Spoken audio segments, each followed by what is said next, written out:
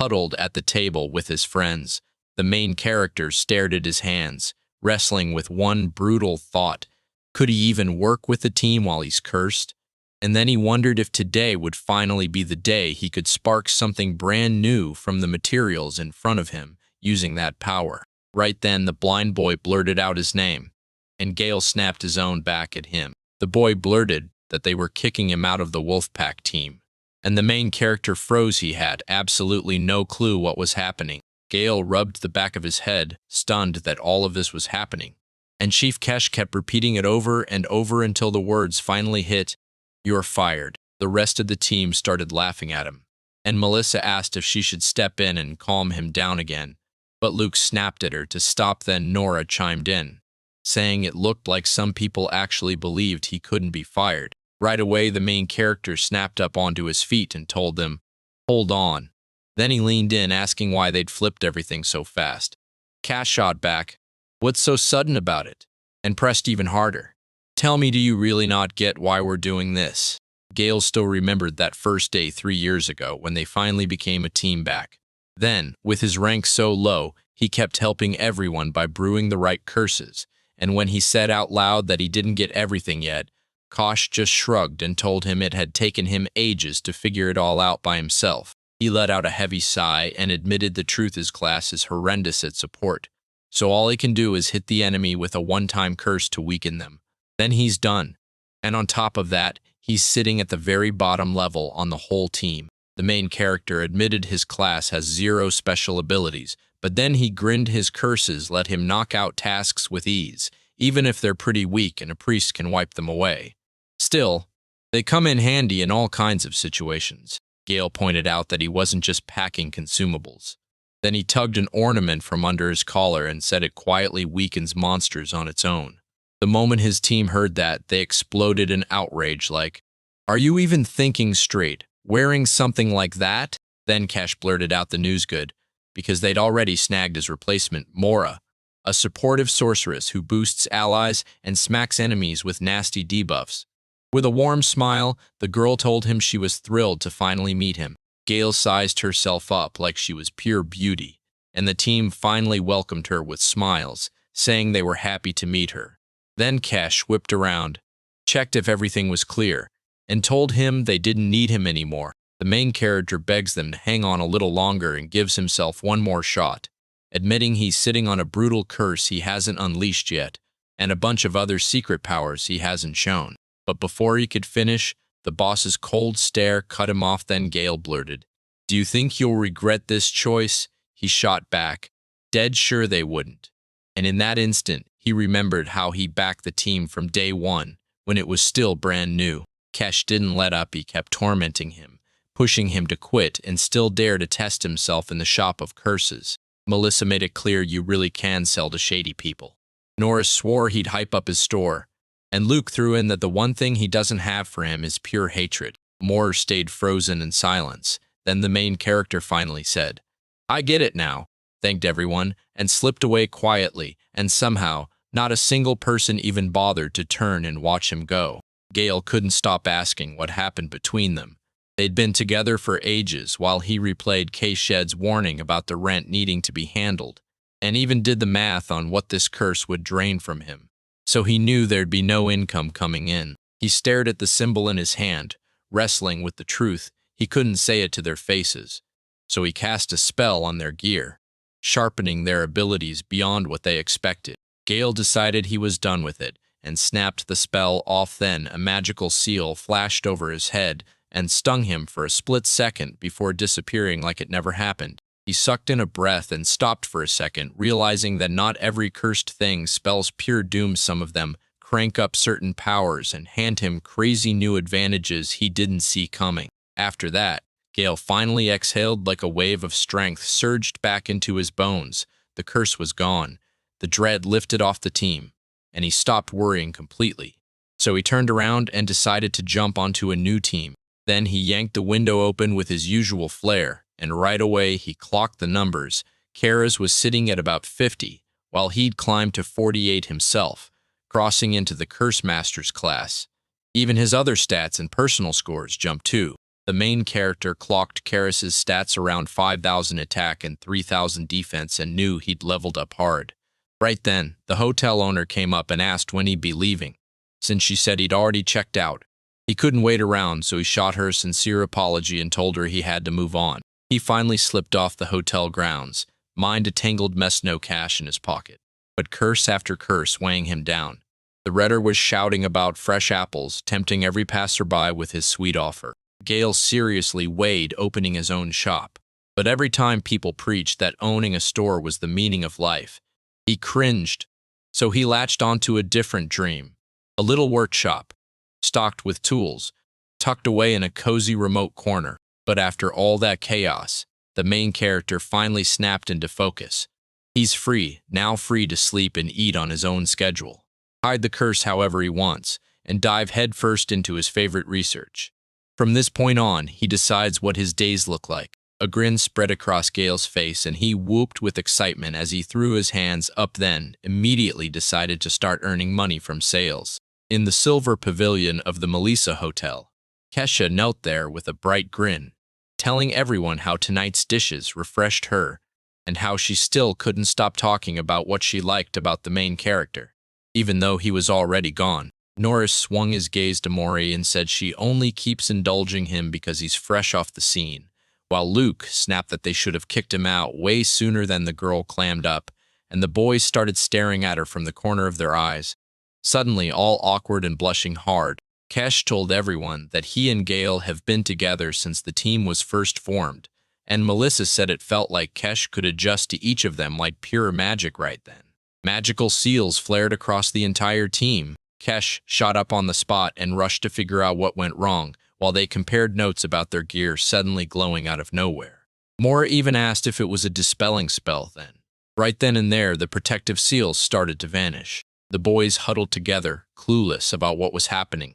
Yet every one of them felt their magic draining away and a crushing heaviness settling in their souls. Mora froze, stunned. She caught the guys mid-convo and demanded what they'd been talking about, then shrugged and said it sounded like some next-level dispel spell, so the guys instantly bombarded her with questions all over again. Kesh shot back, "Is it really Gale?" And Melissa said it looked like he'd clearly reached them somehow. Norris claimed everyone was convinced he was taking revenge, but Luke snapped, "Then why didn't we just kill him?" The more she replayed it in her head, the weirder it felt. She couldn't even swear he'd truly cursed them, because when you break a curse, it doesn't usually leave you with this awful, sour feeling. Kesh finally admitted he has no clue what condition they're in, but he's terrified of what Gale could do right now. Melissa nodded, saying that if he had any plans, they'd move quicker than he ever could. Morok snapped that it wasn't an attack at all. It was a spell, but nobody even looked her way. Kesh then declared himself the leader, saying if someone stands in front of him and he doesn't speak to them, that person becomes the whole group's enemy instantly. He even threw in Tim's words, "When in Rome, do as the Romans do." Norris snapped that if he saw Luke again, he'd torch him right there with his magic, and Luke shot back that he'd already tried to warn him. Yeah, it turns him into a real devil, and it's somehow worse than before. Norris just brushed it off and insisted it was all in his imagination. Luke blurted that if he were in Norman's spot, he'd hack off his own finger just so he'd never be able to cast another spell again. Then he pushed, furious, to see Gale, the one who ended up out on the street, and Norman just watched, like, yeah, Luke really is the kind of person who could do that. The more she replayed it in her mind, the clearer the truth became. This wasn't just her imagination. She could feel it. And the moment she cast the spell, a sharp little premonition hit her. Fear claws at her. Because their status has crumbled, and every time her mind drifts, she can't stop thinking about how they used to sit on top. Thanks to the main character, the plague finally shifted, and Melissa saw it. "Is everything okay?" she asked, then thrust a steaming mug into her hands. The mage nodded, grateful, and as she drank, a thought hit her hard. If this curse can do something so useful, then it's no ordinary threat. Thoughts kept spiraling. What if this world really had a cursor? Like someone was controlling every move. Who would even pull that off? Could the S-rank wolf pack be behind it? She shoved the idea away as crazy until it hit her. that one person from the group who'd vanished back then.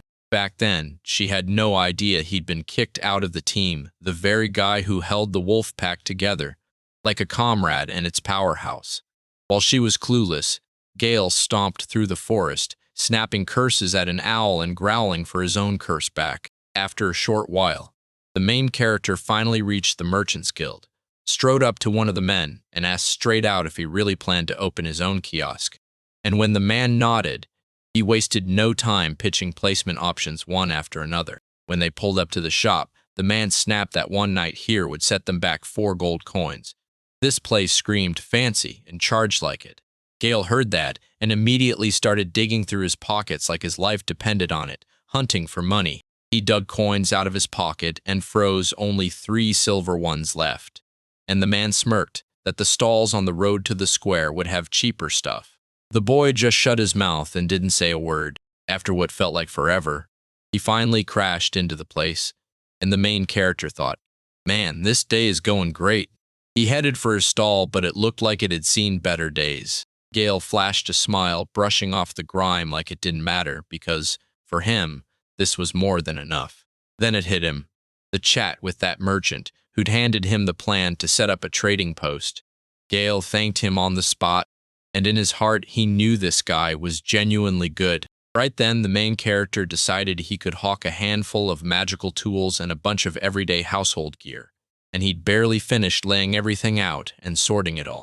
Then Gale started racking his brain over how much to charge for his product, and in the end, he made the call. If he could bring in more than the cost of his materials, it would be profit. The main character stared at his goods and winced. They looked downright awful right then. A merchant barreled up to him and blurted that he'd forgotten to tell him something, and the merchant slammed him again. His stall's appearance was a total mess. He shot over to help at once, promised he'd set everything right in no time, and after just a few minutes, the whole world suddenly looked brighter and better than before. The main character thanked him, and the merchant shot back. A shop can have a personality all it wants, but if it can't spot what it's selling, it'll never move a single item, then the whole place starts falling apart. After training wrapped, the man told Gale he was heading back, and she couldn't help but feel how touching it was, like he was carrying a bunch of painful memories from the team, yet still choosing to return as the kind of good person who really cares. After that, the main character yanked his talisman from his pocket, gripping it like it meant more than anyone would guess. He swore it resonated with his soul, but he couldn't wear it around his neck, so he just hung it on the counter like it was no big deal. Then Gale grinned and decided it was time to sell. Though he'd never run a business a day in his life, so nerves and excitement collided in his chest. He couldn't wait to see what the townspeople did with his spell. Would they welcome it with open arms, or shut it down and stay satisfied? The main character blared at the top of his lungs that this adventurer serves everyone on demand, and if you pay a tiny price, he'll even curse whoever you want. A guy slid up to him and demanded, "Is it really a curse?" Because it looked way too weird to ignore then, the girl smirked and said, "Why waste a curse when you could just cast magic that weakens instead?" Gale said this curse isn't something you keep. It's a one-shot item anyone can use, no magic skills needed. And that's exactly why seekers have been hunting it hard. One of the men snapped that 5 coins for a poison general was a steal, and the main character shot back, "Yeah, buy it." But the truth was chilling.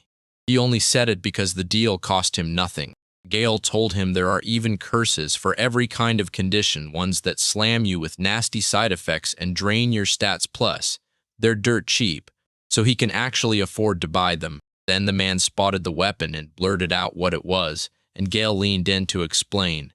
"It's a cursed dagger slash, the monster with it, and you'll shatter its defenses, plus a brutal twist where every one of its attributes spikes to 1.1 times. The man snatched the dagger and, out of nowhere, a deadly clear curse flared across its blade. He froze in pure horror and screamed, while Gale stared at him, totally baffled. The man demanded to know what it meant, so the main character snapped back that its slash is the protection. "Thara's the dagger was cursed," he went.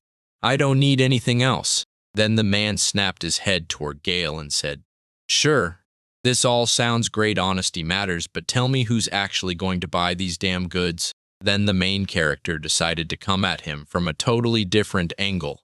He pitched the dagger like it could be the perfect piece for the interior, then leaned in and asked, "Don't you think this handle looks insanely cool?" The buyer said this product fits right in with his interior, and the design doesn't annoy him a bit. Then he grabbed a few more things, swore he'd buy this one too, because it'll look amazing and keep evil forces out of his home. Then the main character handed him an extra dispelling spell up to 3 copies free of charge, and the man snapped with surprise and gratitude, because he couldn't believe how thoughtful it was, just like Gale had laid out when he sold the spell and warned him about what could happen next. If this curse gets used on an object, every detail gets boosted to 1.5 times, but then the curse turns and hits people instead, and he gets it instantly. Yeah, the design is stunning. Pure masterpiece magic, but no matter what, he'll cast a spell to lift it. He's got cursed shoes too. Strap in, and your agility rockets to 2.5x, but the curse bites back. He can shove them onto a servant, or someone can try to rip the curse off, and yeah, he's totally on board. He's still got that cursed crossbow 1 pole boosts every stat by 1.3x and locks in a dead accurate shot, but it comes with a nasty curse, and it was set up for sale like bait for the annual hunting tournament. At last, the main character snapped out of his spiral, and that's when another man asked him about the curse. The guy grinned like, "Yeah, I know this one," because he remembered it all too well. People swore the legendary hero had a berserker riding shotgun with him, always looming in cursed armor, and once word hit the streets, rumors exploded that that weapon could unleash insane power. The word curse might sound brutal, so the spells include one meant to break it plus. He even explains exactly how it can be lifted, what side effects might hit, and how the magic could actually lift your mood too. After he finished telling his tale, a huge crowd swarmed his stall.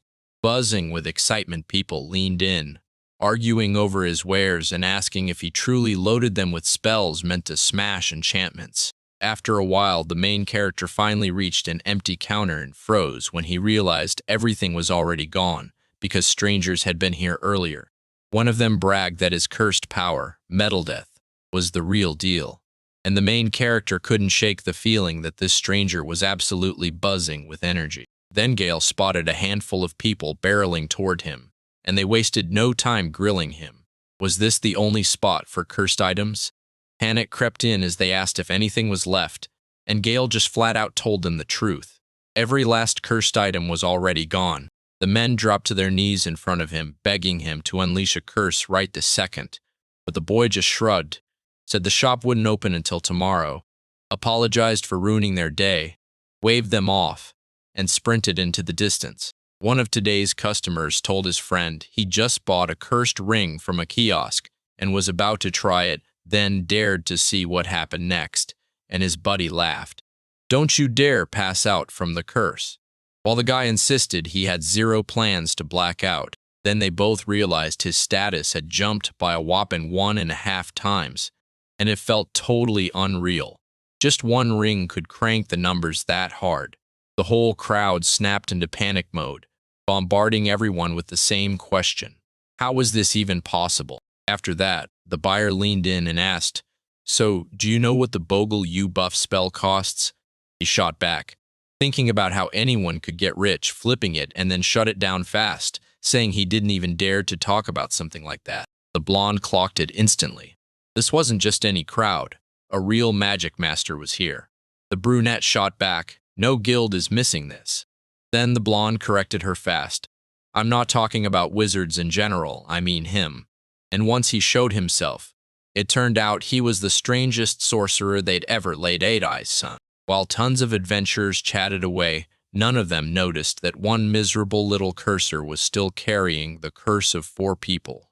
And even with his weak body, he kept pushing on to help his team. And even more terrifying, this was a sorcerer who could forge a curse so brutal it landed in rank S. Yet nobody saw it coming when they kicked him off the team and left him to scrape by on the streets, selling cursed items just to survive. While Cassian's squad battled the monster, their leader launched straight into a tree, thudding his back so hard he could barely crawl back up, leaving the rest of them staring in stunned silence, totally crushed by how fast everything had gone wrong. The moment those words hit the air, Org blared a furious shout, and Kosh, clutching his sword in both hands, begged, voice cracking, "Why won't someone finally beat this monster?" Right after the team hesitated, thinking an S-level quest was too deadly to gamble on some newcomer, everyone's leader stepped in, shot down the doubts, and swore he'd mapped it all out, even claiming he'd heard this new guy was one of the best in the entire guild. Then the boys spun toward Mori and declared, "This is exactly what we need." And just like that, they spotted a massive orc and snapped into action. It was time to crush him. After a while, Melissa snapped into furious yelling at Luke, demanding what he thought he was doing, and calling him a fool, while Luke awkwardly muttered that he wasn't getting anywhere. But before she could even finish branding him a bad person, a brutal hit slammed her back hard. Right then, Nora slipped aside, cracked open a spell book, and started reading while Kesh teased, asking how much longer he'd keep singing. The boy just grinned and joked he could wait a bit longer. And as he spoke, a magical seal flared to life in front of him. When the seal snapped away, all that was left was a tiny flame hovering where it used to be. Kesh stared, stunned, and said this kind of magic meant even an orc couldn't be beaten. Then the monster lunged at him, and he slipped out of the swing with deadly timing. Morris shot back with total confidence that she'd do everything haul off, for revenge for everyone, and chain every enhancement one after another. And she swore she'd fight to the very end, even as her mana reserve started draining at terrifying speed. She slammed her staff into the ground, and right under every fighter, a magical circle burst to life. Then the girl declared their powers were doubled and ordered everyone straight into battle to smash that monster. Kalsh lit up at her words, grit hardening in his chest. Then he burst forward and swung his sword at the monster, but Ord just snuffed the attack with one hand, then picked his nose and asked, in his own language, if Kalsh was really trying to fight. The team commander could barely breathe. His strike got swatted away like it meant nothing.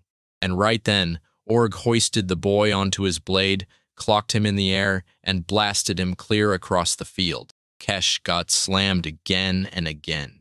So when the monster tried for another strike, he bolted, and Moira snapped together a tiny magical shield. Then Kesh started laying into her, raging that she was a terrible support mage and demanded she double her stats like that would fix everything. She slipped to the side, eyes locked on it, and said she was finally going to use that cursed object the last owner left behind. The girl warned it would weaken the organ, and Kesh snapped up from nowhere, grabbed her by the clothes, and blurted that he needed to know, was she really about to use Gale's curse, or did it just wouldn't work? She reread Gale's letter, where he swore he had something life-changing he needed to tell her, promising to lay out the methods and techniques he'd relied on before, and then warn her about the curses waiting in his past. Morris blurted out what she'd learned. This place had been cursed even before she ever arrived, and it was cursed long before they even fought a soul.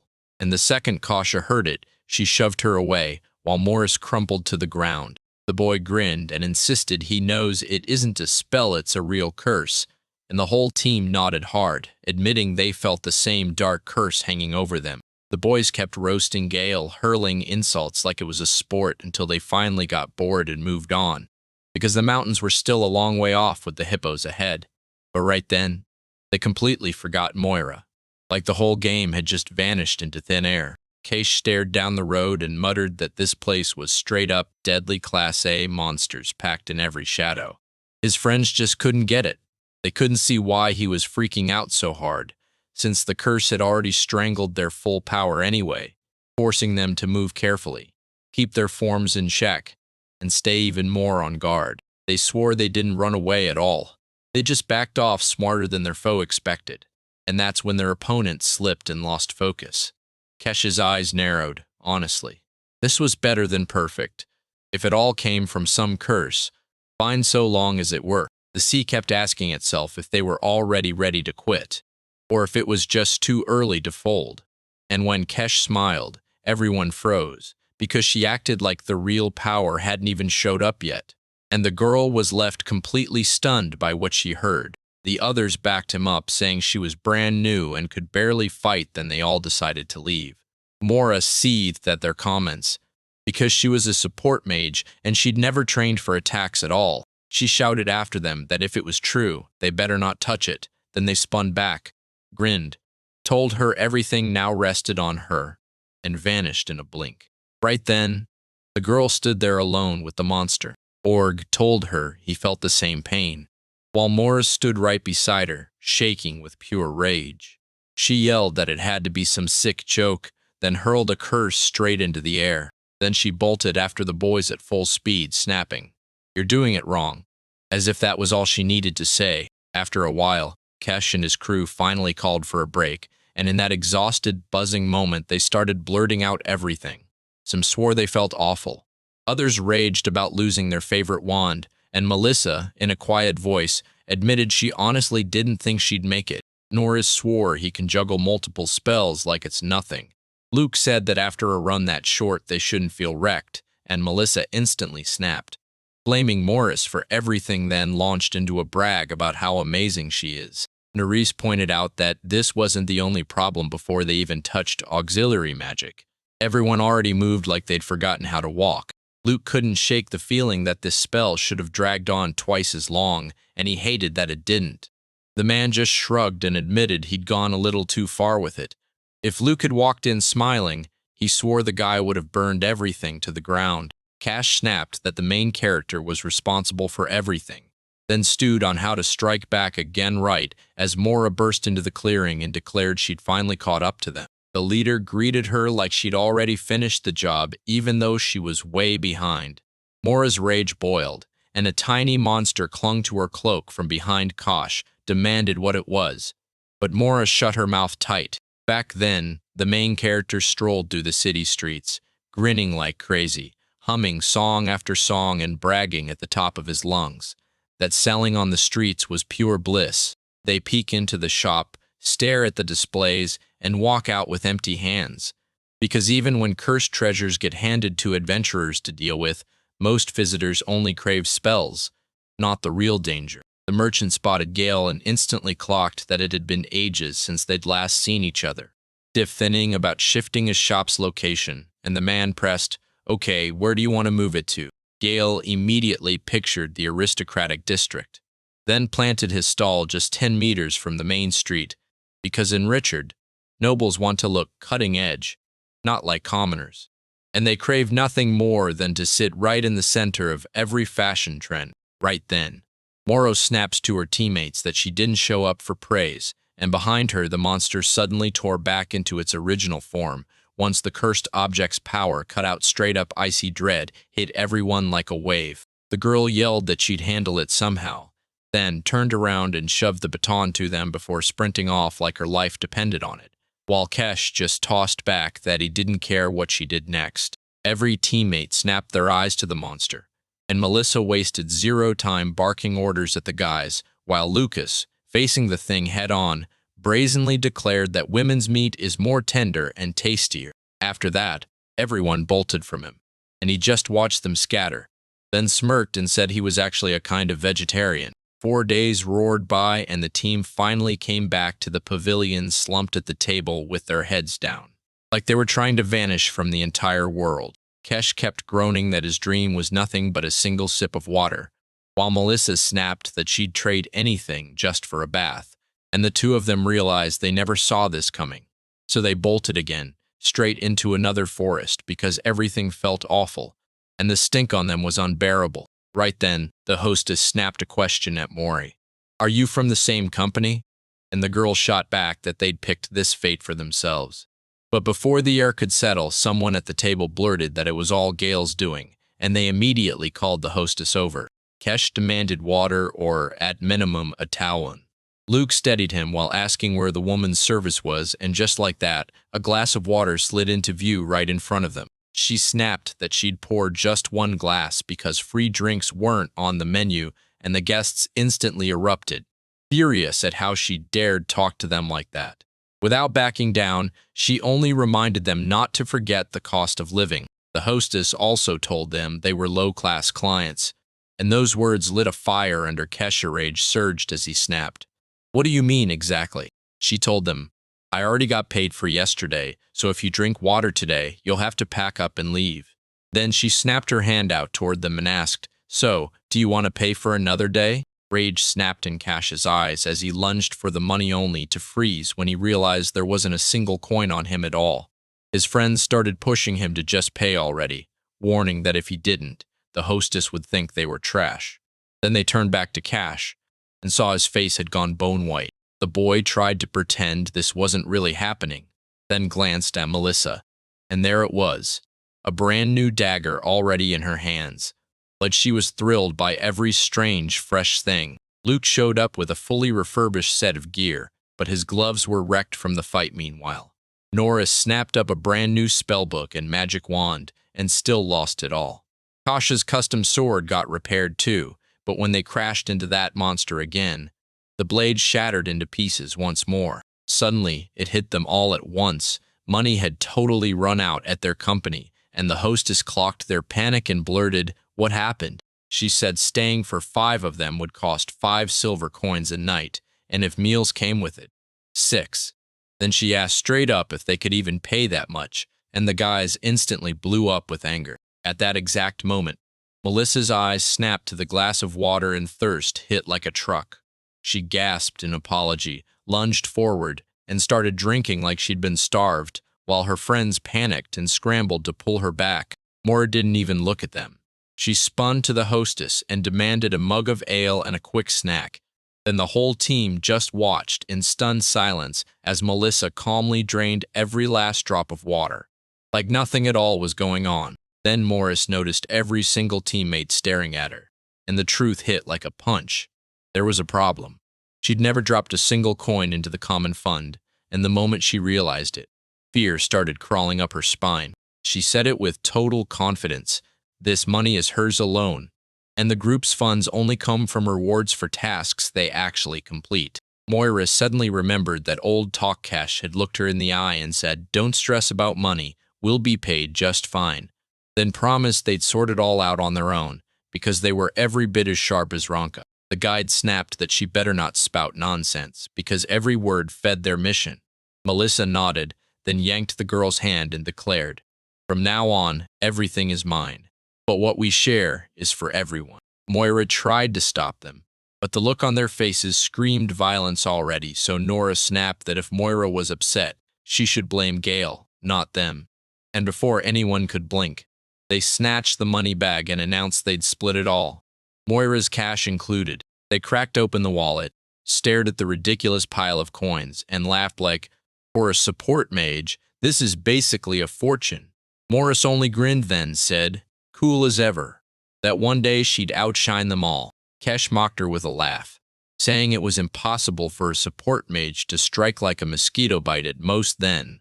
Right then and there, a crushing blow landed out of nowhere. The boy careened sideways, slammed a chair to the floor, and crashed into a barrel, and just as he went down, Melissa blurted after him, then grabbed the chair and swung it straight at Moore. She snapped that they shouldn't let good intentions take the wheel. Melissa lunged in for the save only to find a cloak sitting where the girl should have been. Right then, Mora burst from behind and slammed into Melissa, and Luke and Norris snapped, "Stop," reminding her that acting like that wasn't what a proper girl did. Mira snapped with rage, ordering them to shut up like they weren't even worth her time. But Luke and Norris shot back that she wasn't funny and that it could end badly fast. A fight erupted between them, and the girl handled every one of them with calm control. The Belages to the owner for the mess. Promised she'd cover the damages, but the owner for the mess. Promised she'd cover the damages, but the owner waved it off and told her she wouldn't have to pay a thing. Moro's smile flickered as those words hit her ears. Then she glided over to the boys sprawled on the floor and calmly told them, straight to their faces, that she was leaving their group today. At that exact moment, the main character was hawking his wares, and a blonde woman with a fan swept up to him, then stared at his stash and said she spotted strange antique treasures among his goods. She zoomed in on the lizards right away. Their performance was wild, but it grabbed everyone's attention, and Gale shot back that they were probably basilisks. He even muttered that she had an insanely sharp eye for details, and he blamed it all on his damned Kintera. The moment the woman asked about the cursed one again, panic hit her hard. She said it terrified her to the bone, And before anyone could breathe, a mustached man popped up behind the counter and volunteered to handle it for everyone. The main character was completely stunned by how fast that offer came. The stranger snapped at him. "Did you really dare to sell this cursed thing to a nobleman?" Gale shot back. "No, this is just decoration, meant for the inside." And the moment the man heard that, his curiosity ignited. He leaned in and demanded the full details. Once he spilled every last detail, they took off.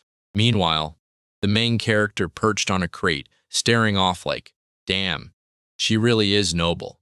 And even if he demanded a price that was way too steep, they'd still have traded her for more than she was ever truly worth, even if people start selling these spells. They're still his original work gear that drains fast, doesn't catch anyone's eye around here.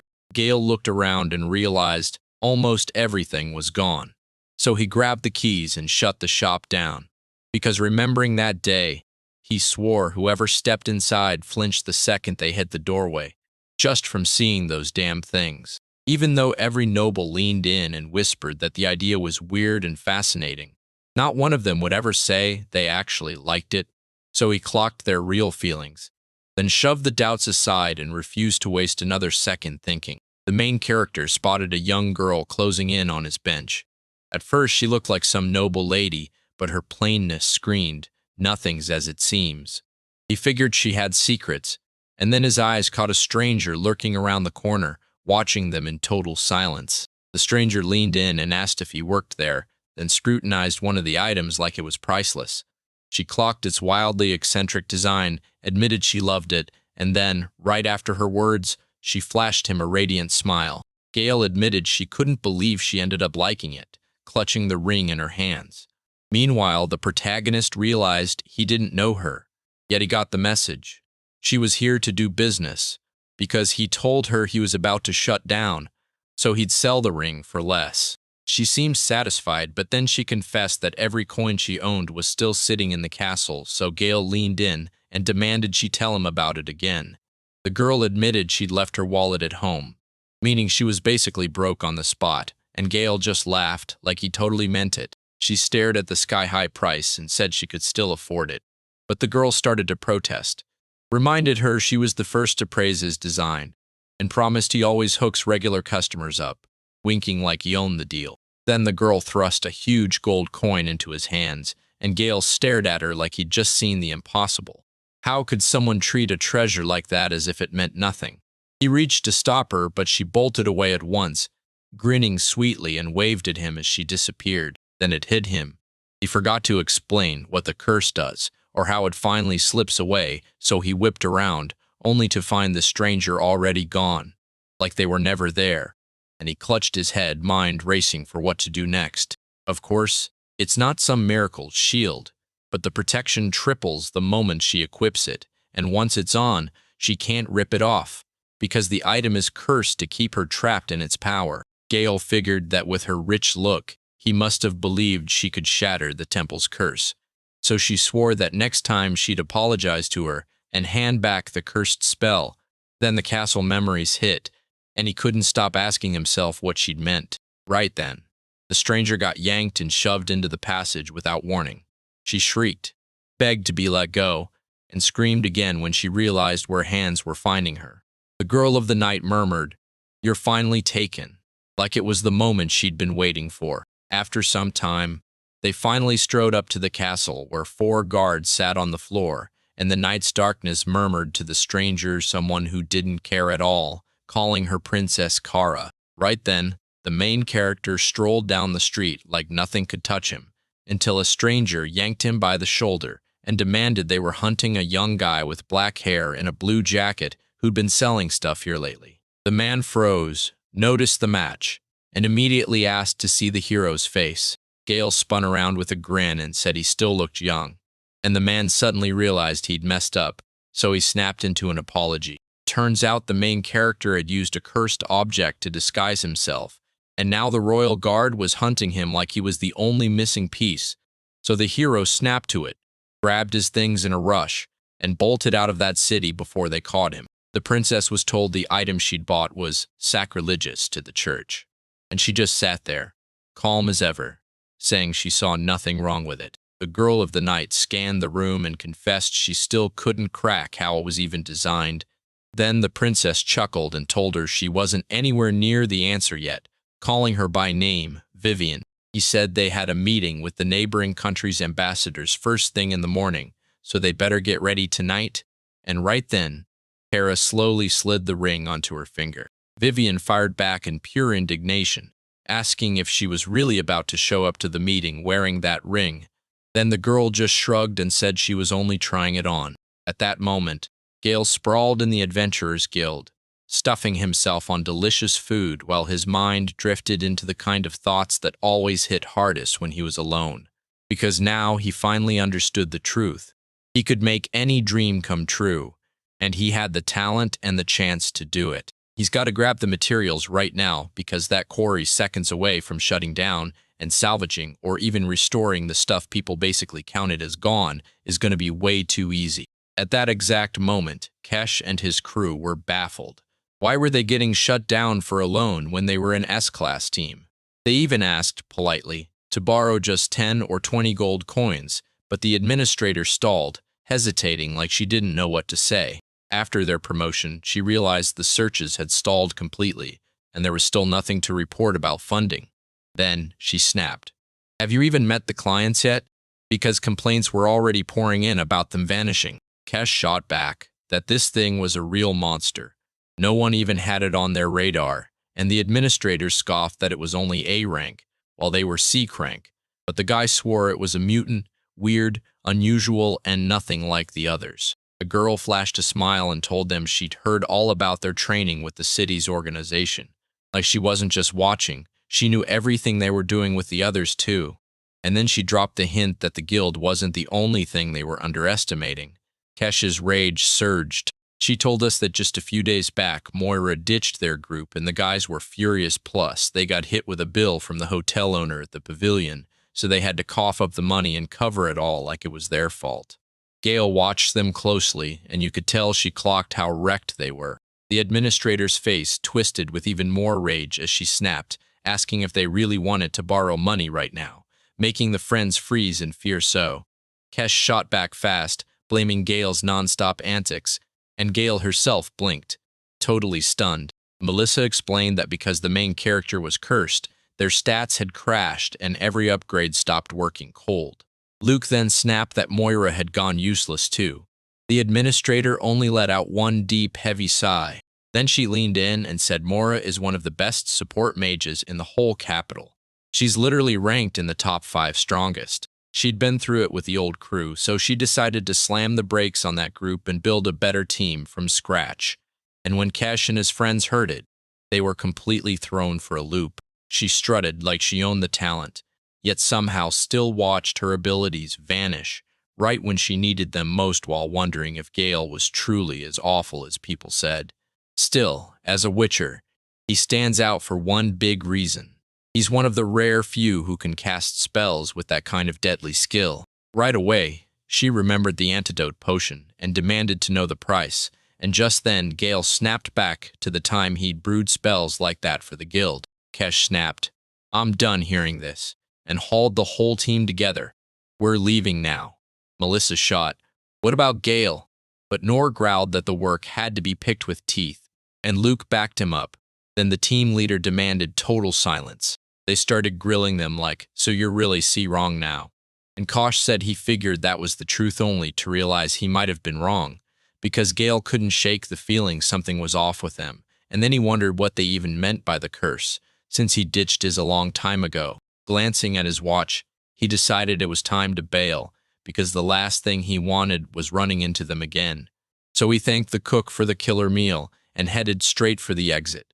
The second he stepped outside, 2 guards were already sprinting down the road. Someone snapped, why is everyone rushing? Are they really getting attacked? And the second guy shot back, I heard the princess is going at it with Vivian again, and this time it's way more serious. They argued about how many adults it would take to stop them, and Gale's mind flashed to one thing.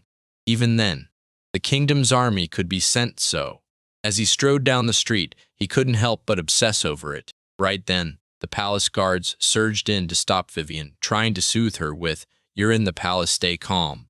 But the princess, wrapped in a blanket, shot Vivian a furious stare. Vivian burst out, loud and shaking, that the ring was cursed and it sent chills through everyone there. That night, the princess' promise rang loud in everyone's memory.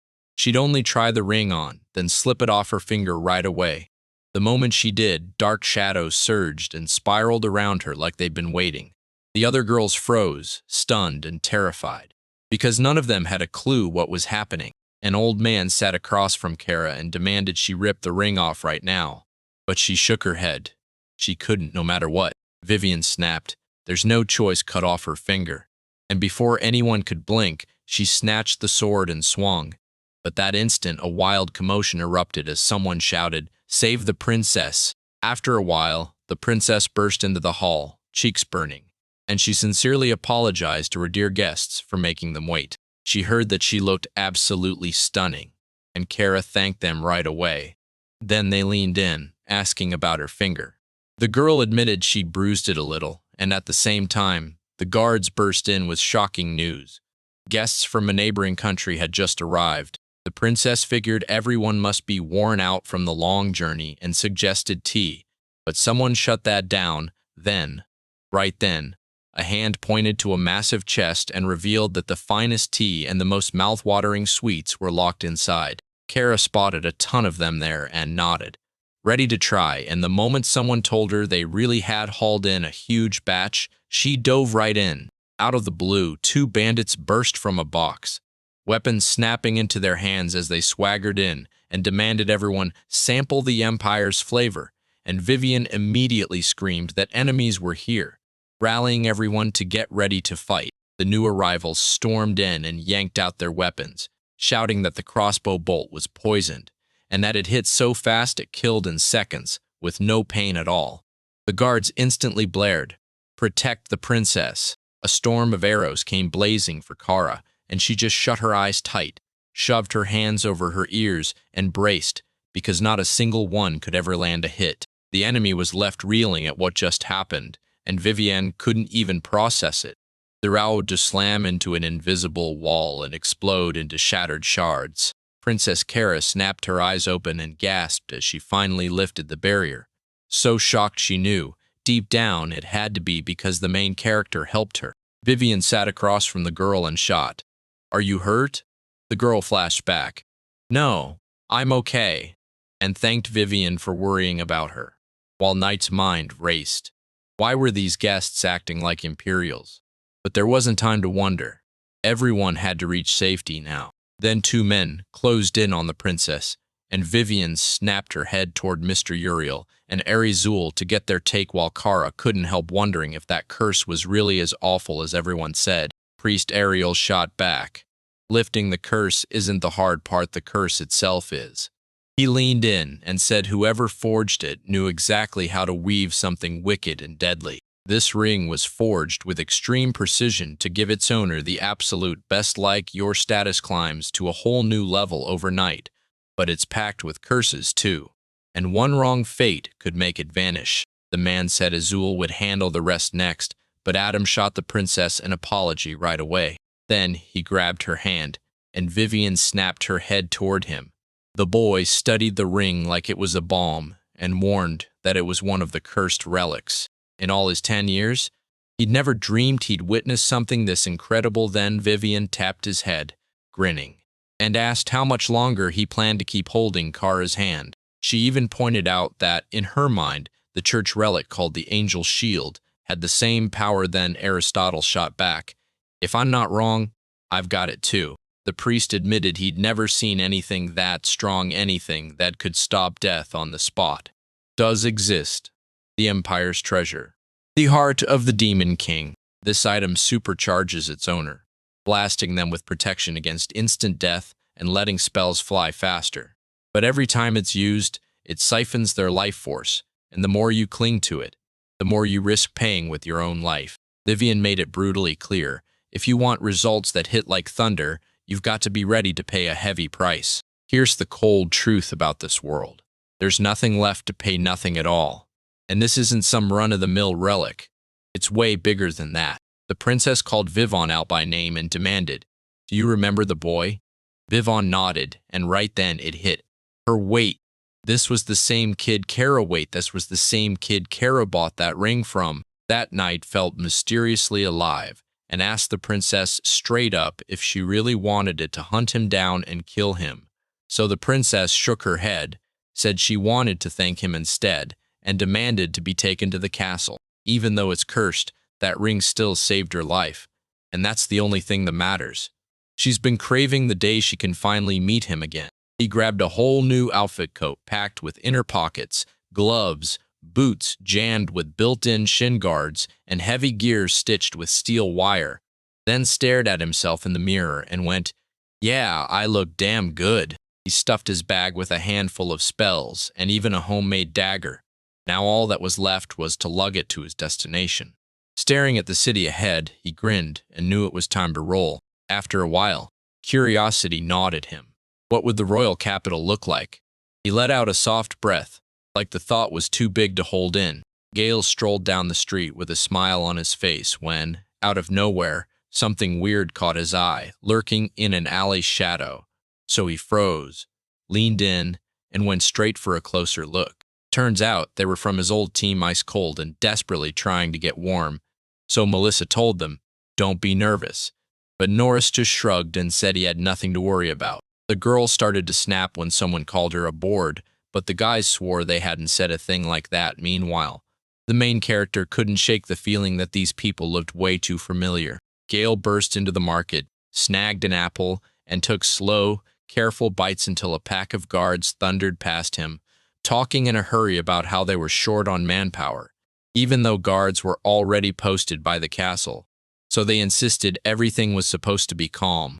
The main character stared them down, trying to figure out why royal knights had shown up here. Then he noticed the royal guard standing right beside them. He spun around and clocked a wanted poster on the wall, dark-haired young man, hawking plain, forgettable jewelry. And anyone who'd seen even a whiff of him was told to run it straight to the castle. Right then, the knights snapped their heads toward the guards and demanded, "Did you check the square?" The guards grinned and said, "We already did, everything's covered." Then added, "And the royal capital's army is patrolling it right now, so not even a fly slips by without them noticing." These men hunted to see if the young guy was in the tavern or the guild, and Gale's excitement sparked every time they stopped him, until this time, when he didn't match their description. Suddenly, one of the knights clocked it. Gale looks just like him. No love for jewels at all. The kind of guy who never would have sold them. And when that was said, Gale shot back that those remarks were downright rude. The knight kept going, clocking that the boy's clothes were a mess, and the jewelry he hawked wasn't just shiny, it carried destructive power, making everything around it feel even more grim. The man told Gale he could leave, and instant rage hit because Gale felt like a fool for letting his emotions run the show. So now he had to get out of the city as fast as possible. As he scanned his surroundings, he spotted a whole lineup of carriages pulled by mechanical horses like fate just handed him options. And if he wanted a job, he'd have to head straight to the big city. He studied the map like it was a treasure clue, spotting how the trading city of Imbalance and the military fortress city of Gracious sat dangerously close, and realizing he could even pick his way to the ancient city of Granshi.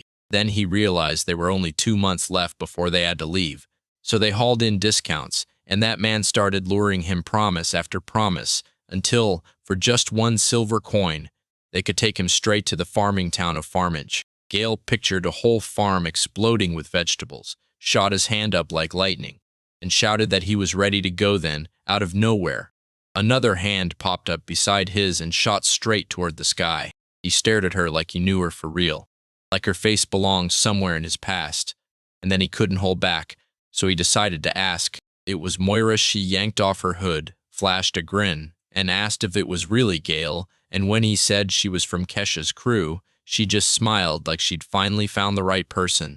Then they slipped into the carriage side by side, him still reeling from the thing he'd blurted out before she slapped him across the face. And Gale figured they wouldn't be stuck there for long, hoping it'd all go fast. He let out this quiet chuckle under his breath, and that's when she clocked he was way too close. They both scrambled back like it was suddenly dangerous, but he just shrugged and said, It's tight in here. There's nothing we can do. She didn't argue. She simply looked away. He scanned the market like a hawk imported goods from neighboring countries, iron hammered into everything. Mercenary guards posted nearby and regular townspeople swarming through it all, while right there stood a fearless girl, and he couldn't forget how she'd left their team so early. The main character craved rest, but peace wouldn't come. So he spilled everything to Moira, saying, "We all see things through our own lens, and we won't pry too much." Then even crossed his mind. Gale was sure his injury had nothing to do with that girl.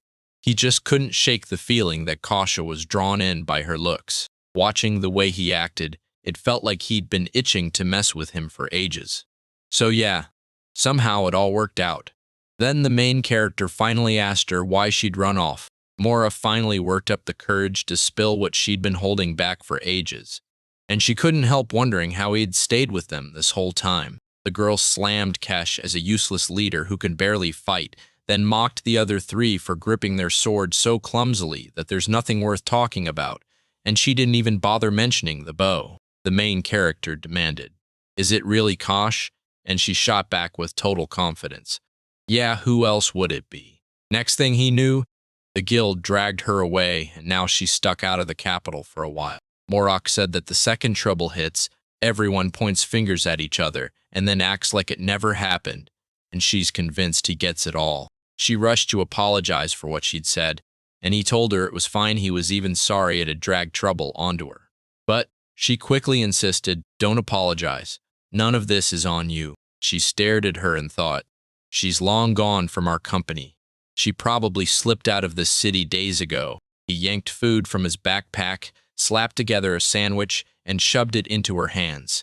Then he told her they'd both been crushed by that company and vowed to learn everything about it. And when she smiled back, the words she said landed so perfectly it was almost impossible to describe. The second she spotted the food, her mouth started watering like crazy, and she blurted out her thanks. Then Gale handed out sandwiches to every other passenger. Morris tasted the dish and lit up, calling it delicious, and she couldn't believe he whipped it up so fast. Then he grinned and said it was all the amazing ingredients and the wine doing the heavy lifting. While she let him wine her up, the girl blurted out what he had in mind, then clocked the price tag and pressed again, asking if he really meant to waste money on something that fancy. He only grinned and said, "I earned it myself," pointing out that he makes his living right from his kiosk. Morok said the whole town is already buzzing with rumors about artifacts being found at that stall. And before anyone could blink, he fired off the question, "Who the heck could it be?" The girl took a sip of wine, then swore like the princess herself was hunting for this man.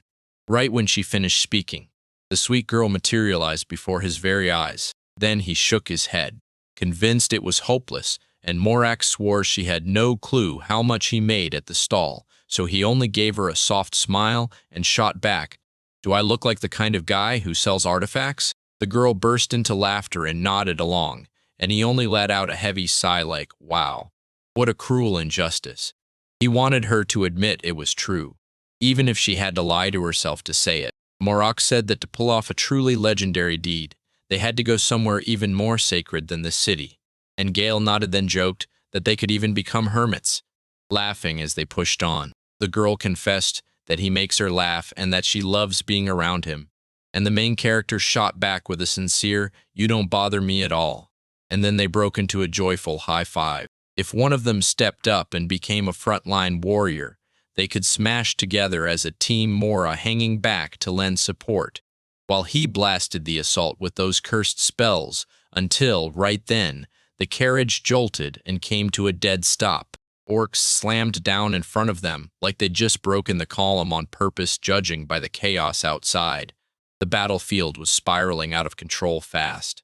One warrior finally shouted that the mercenaries were dead and begged for help. Peeking outside, they spotted a few people from the organization, and Mora's voice cracked with worry because it looked like those folks had already clocked their carriage. The girl figured that even in the rear guard, her and Gale would still be in for a brutal fight. Yet somehow, there was nobody else left to battle. She fired the question at the main character. Did he have any weapons? Then she told him the truth. There was literally no other way out. All she had was a magic staff and a tiny knife. Gale shot back that all he had was a handful of disposable curses and a tiny dagger. And then she urged, "Come on, let's team up and take out those enemies." Mora warned him that dying having done nothing is way worse than falling in battle, then grinned and said she got this with her supportive magic, so he'd better trust her. Gale told her he knew exactly what he had to do up front, so he ordered her to stay sharp, guard the back, and make sure the enemy couldn't creep in unnoticed. She agreed and even apologized for the hassle, but Gale just waved it off and said everything was fine. The hero flashed a grin and dared the enemies to witness what a real rank S lord could do, and they didn't waste a second, instantly charging at him. Gale knew they were still sleeping on their opponents, so he pushed them to strike right away. Then he froze because something suddenly caught his eye. The main character said that the protective wall could take a few more hits, and Mora shot back. "Go, don't stress, I've got you." And he nodded without hesitation. Suddenly, she clocked something dark and unreadable spilling out from his side. She gasped, "What is that?" And then a dagger flashed as Gale yanked it into his hands. Mora warned that the upgrades won't kick in right away, so timing is everything.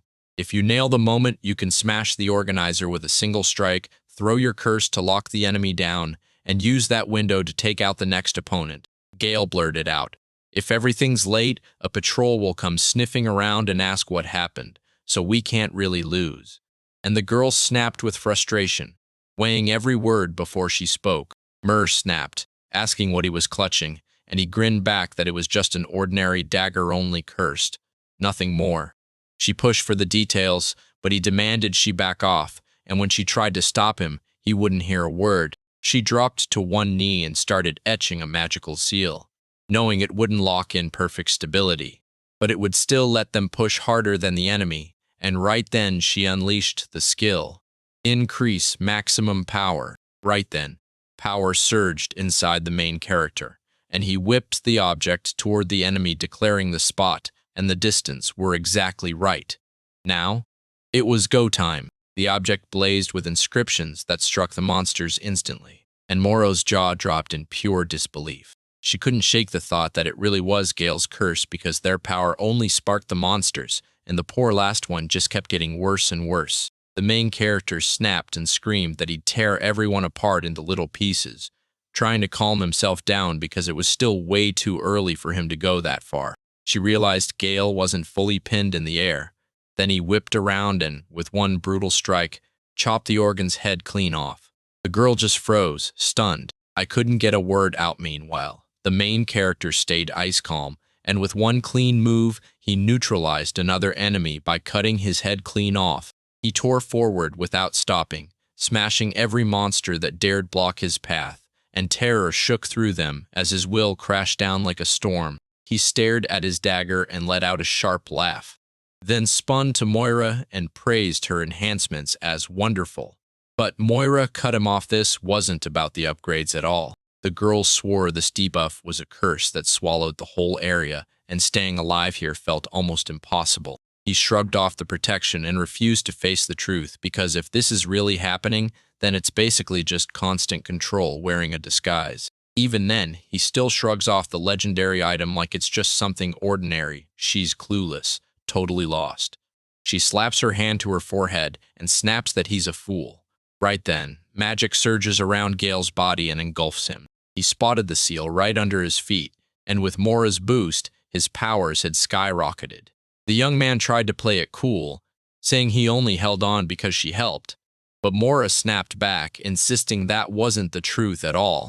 The guy shot her a confident nod he was ready to throw down, and she immediately realized he was holding his own even without any power-up spells. She clocked his power level sinking, but the guy didn't even blink, so she rushed in with an apology and vowed to fix it right away, because the buff was already gone. With a cocky grin, the main character swore that if his team stayed united, fear had no chance then. Mora stared back, stunned, asking if he'd truly lost his mind. Gale burst into battle against the orgs once more. Then Kenny was stuck handling just one enemy, until he spun around and saw more pouring in, eerie screeches filling the air, and the horrifying truth hit him. They were multiplying. Then he hucked the artifact at them. Once it struck their bodies, it carved little cuts into their flesh, and right after, they started dissolving, bit by bit. He shot forward the moment the fight started, dagger blazing in his grip, and when he caught the Mora boost kicking in, the slowing spell froze those orcs mid-step, turning them to stone right there. The girl watching him thought he'd truly summoned a monster, and panic started to bloom in her chest. Then she saw the boy sprint straight at one of the biggest monsters. He cut him down in a flash instant, brutal and with his head gone. Then, out of nowhere, ghostly skeleton shapes seemed to pile up behind him, like death itself was showing the world's most terrifying preview.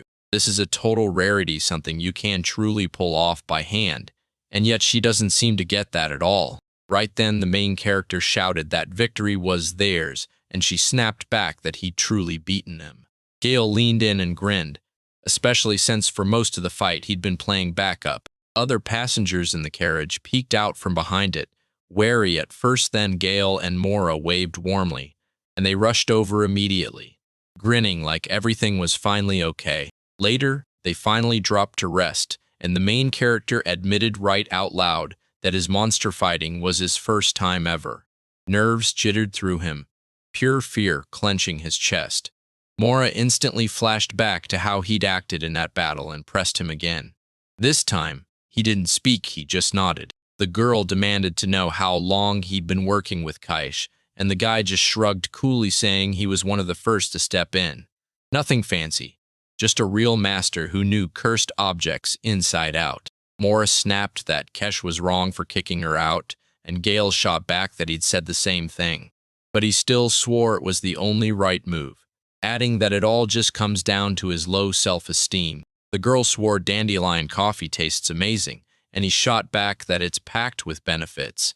Then she teased it, sounds almost all-powerful, and he only smiled, admitting she was exaggerating a little. She shot up, thanked him for the coffee, and told him she was heading to bed. Then he leaned in and wished her a good night.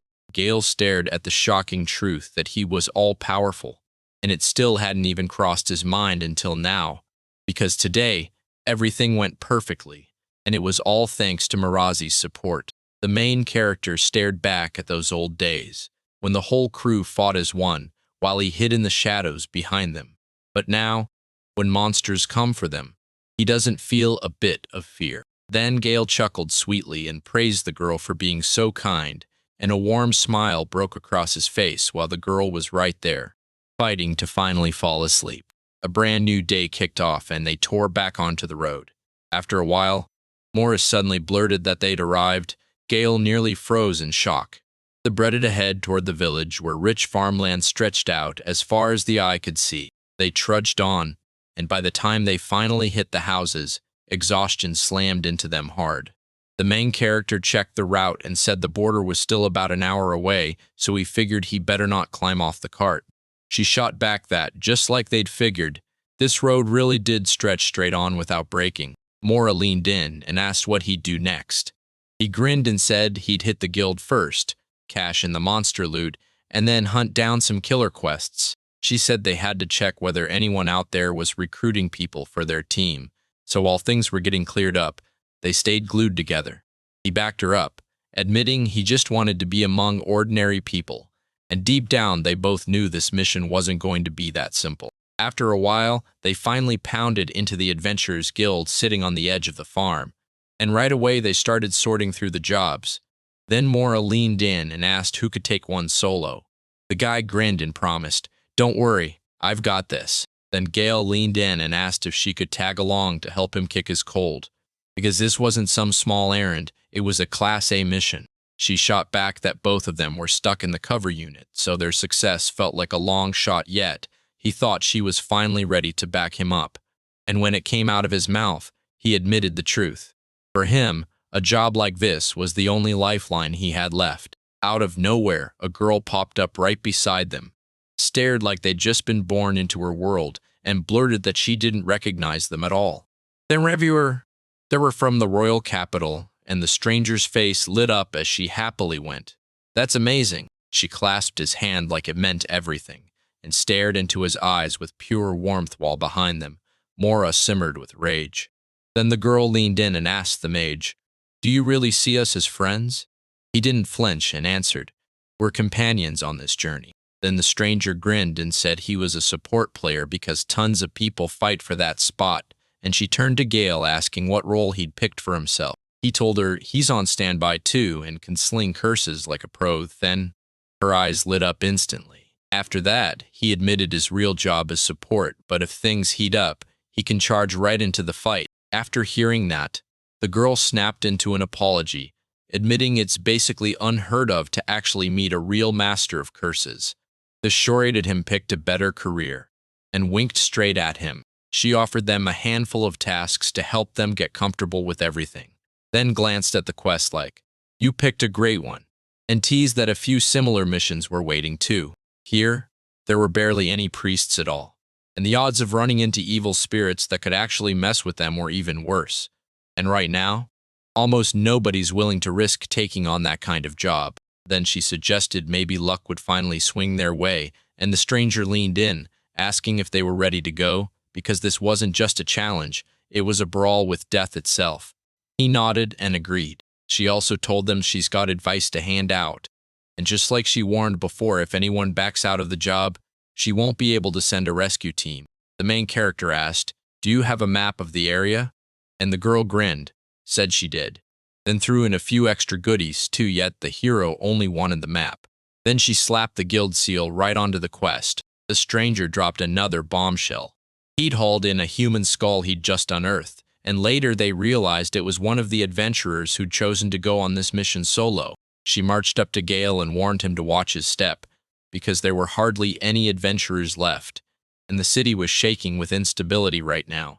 Then she whipped her gaze to Mora, chuckled, and said, "Look at you two good friends, through and through."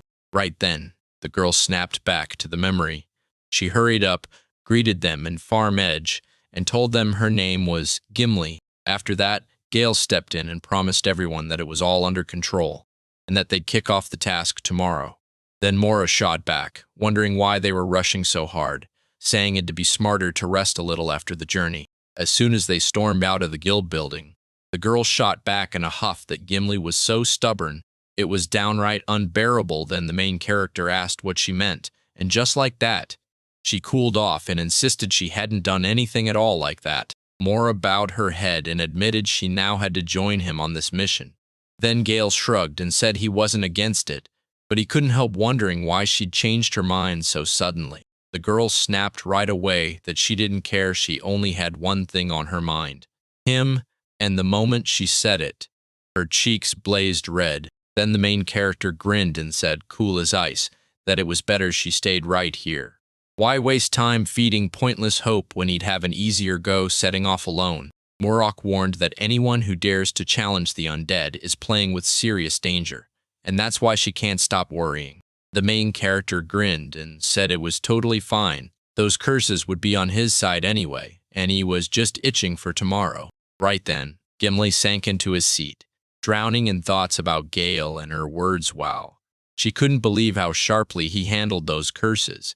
But the real question hit him hard. Was there something else going on, like he wasn't using a normal curse at all?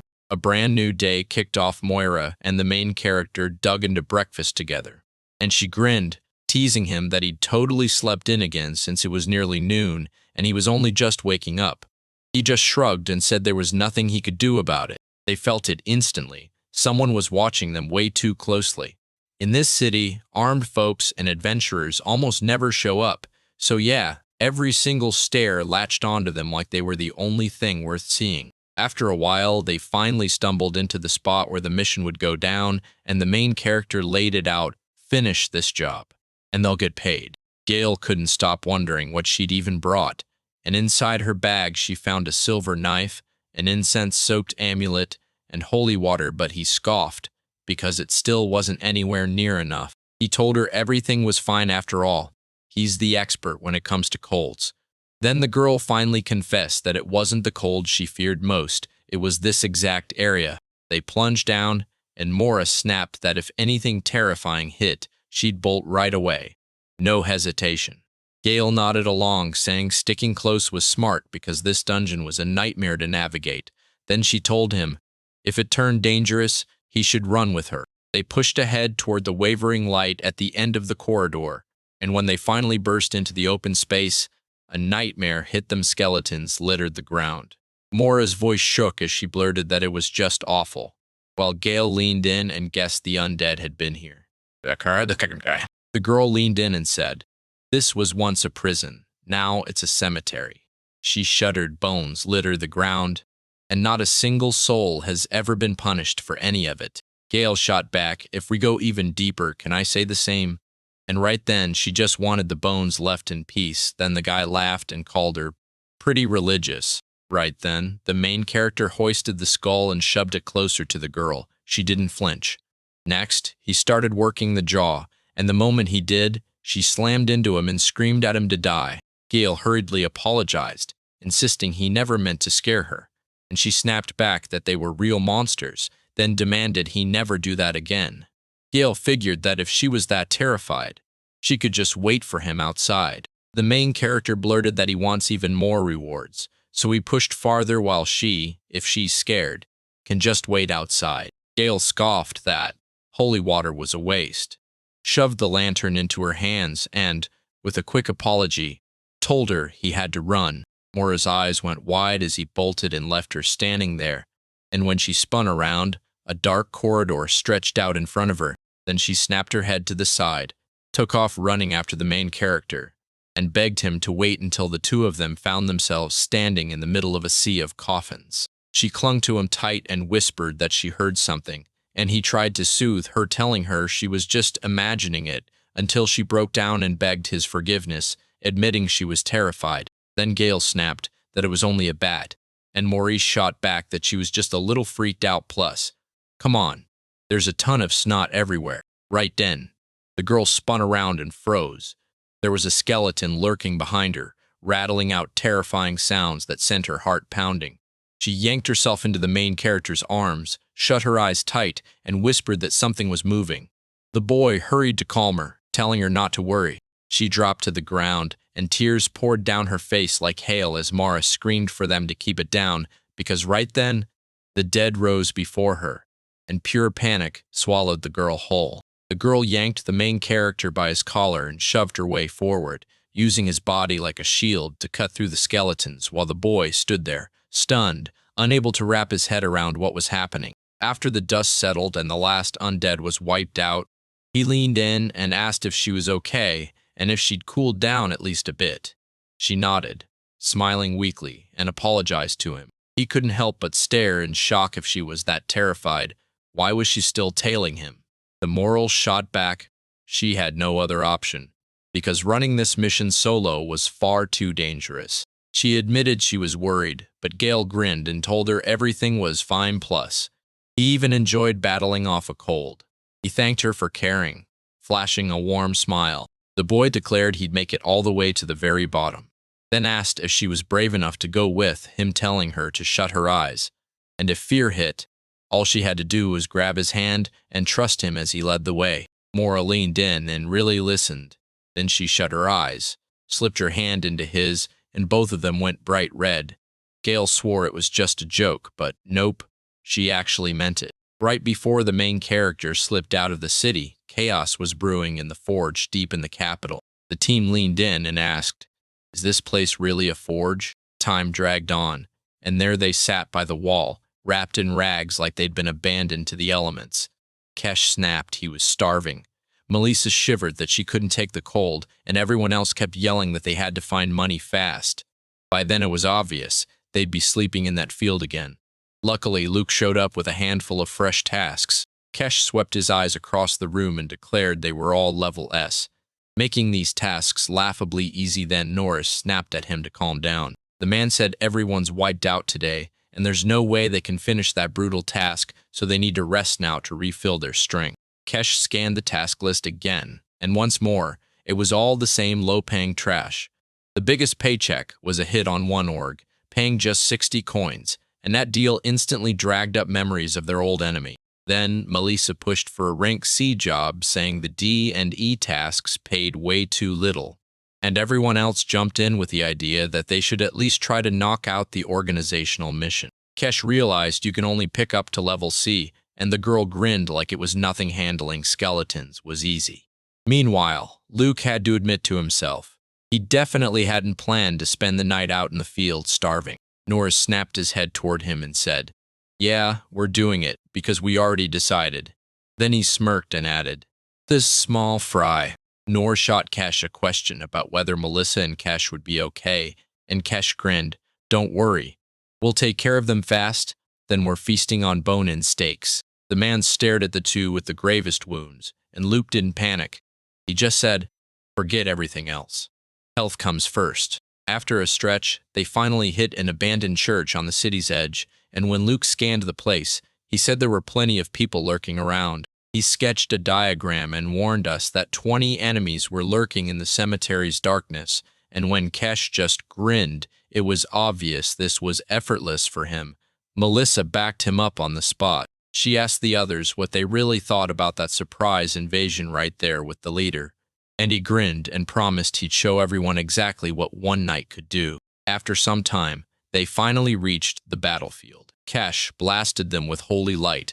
Melissa sprinted straight into the enemies and started slashing with her dagger, and she even waved Norris in to join the fight. He yanked out his book and started chanting the spell, while Luke clobbered a few more enemies, and then both of them erupted in joy at their victory. So did it please Kaishera?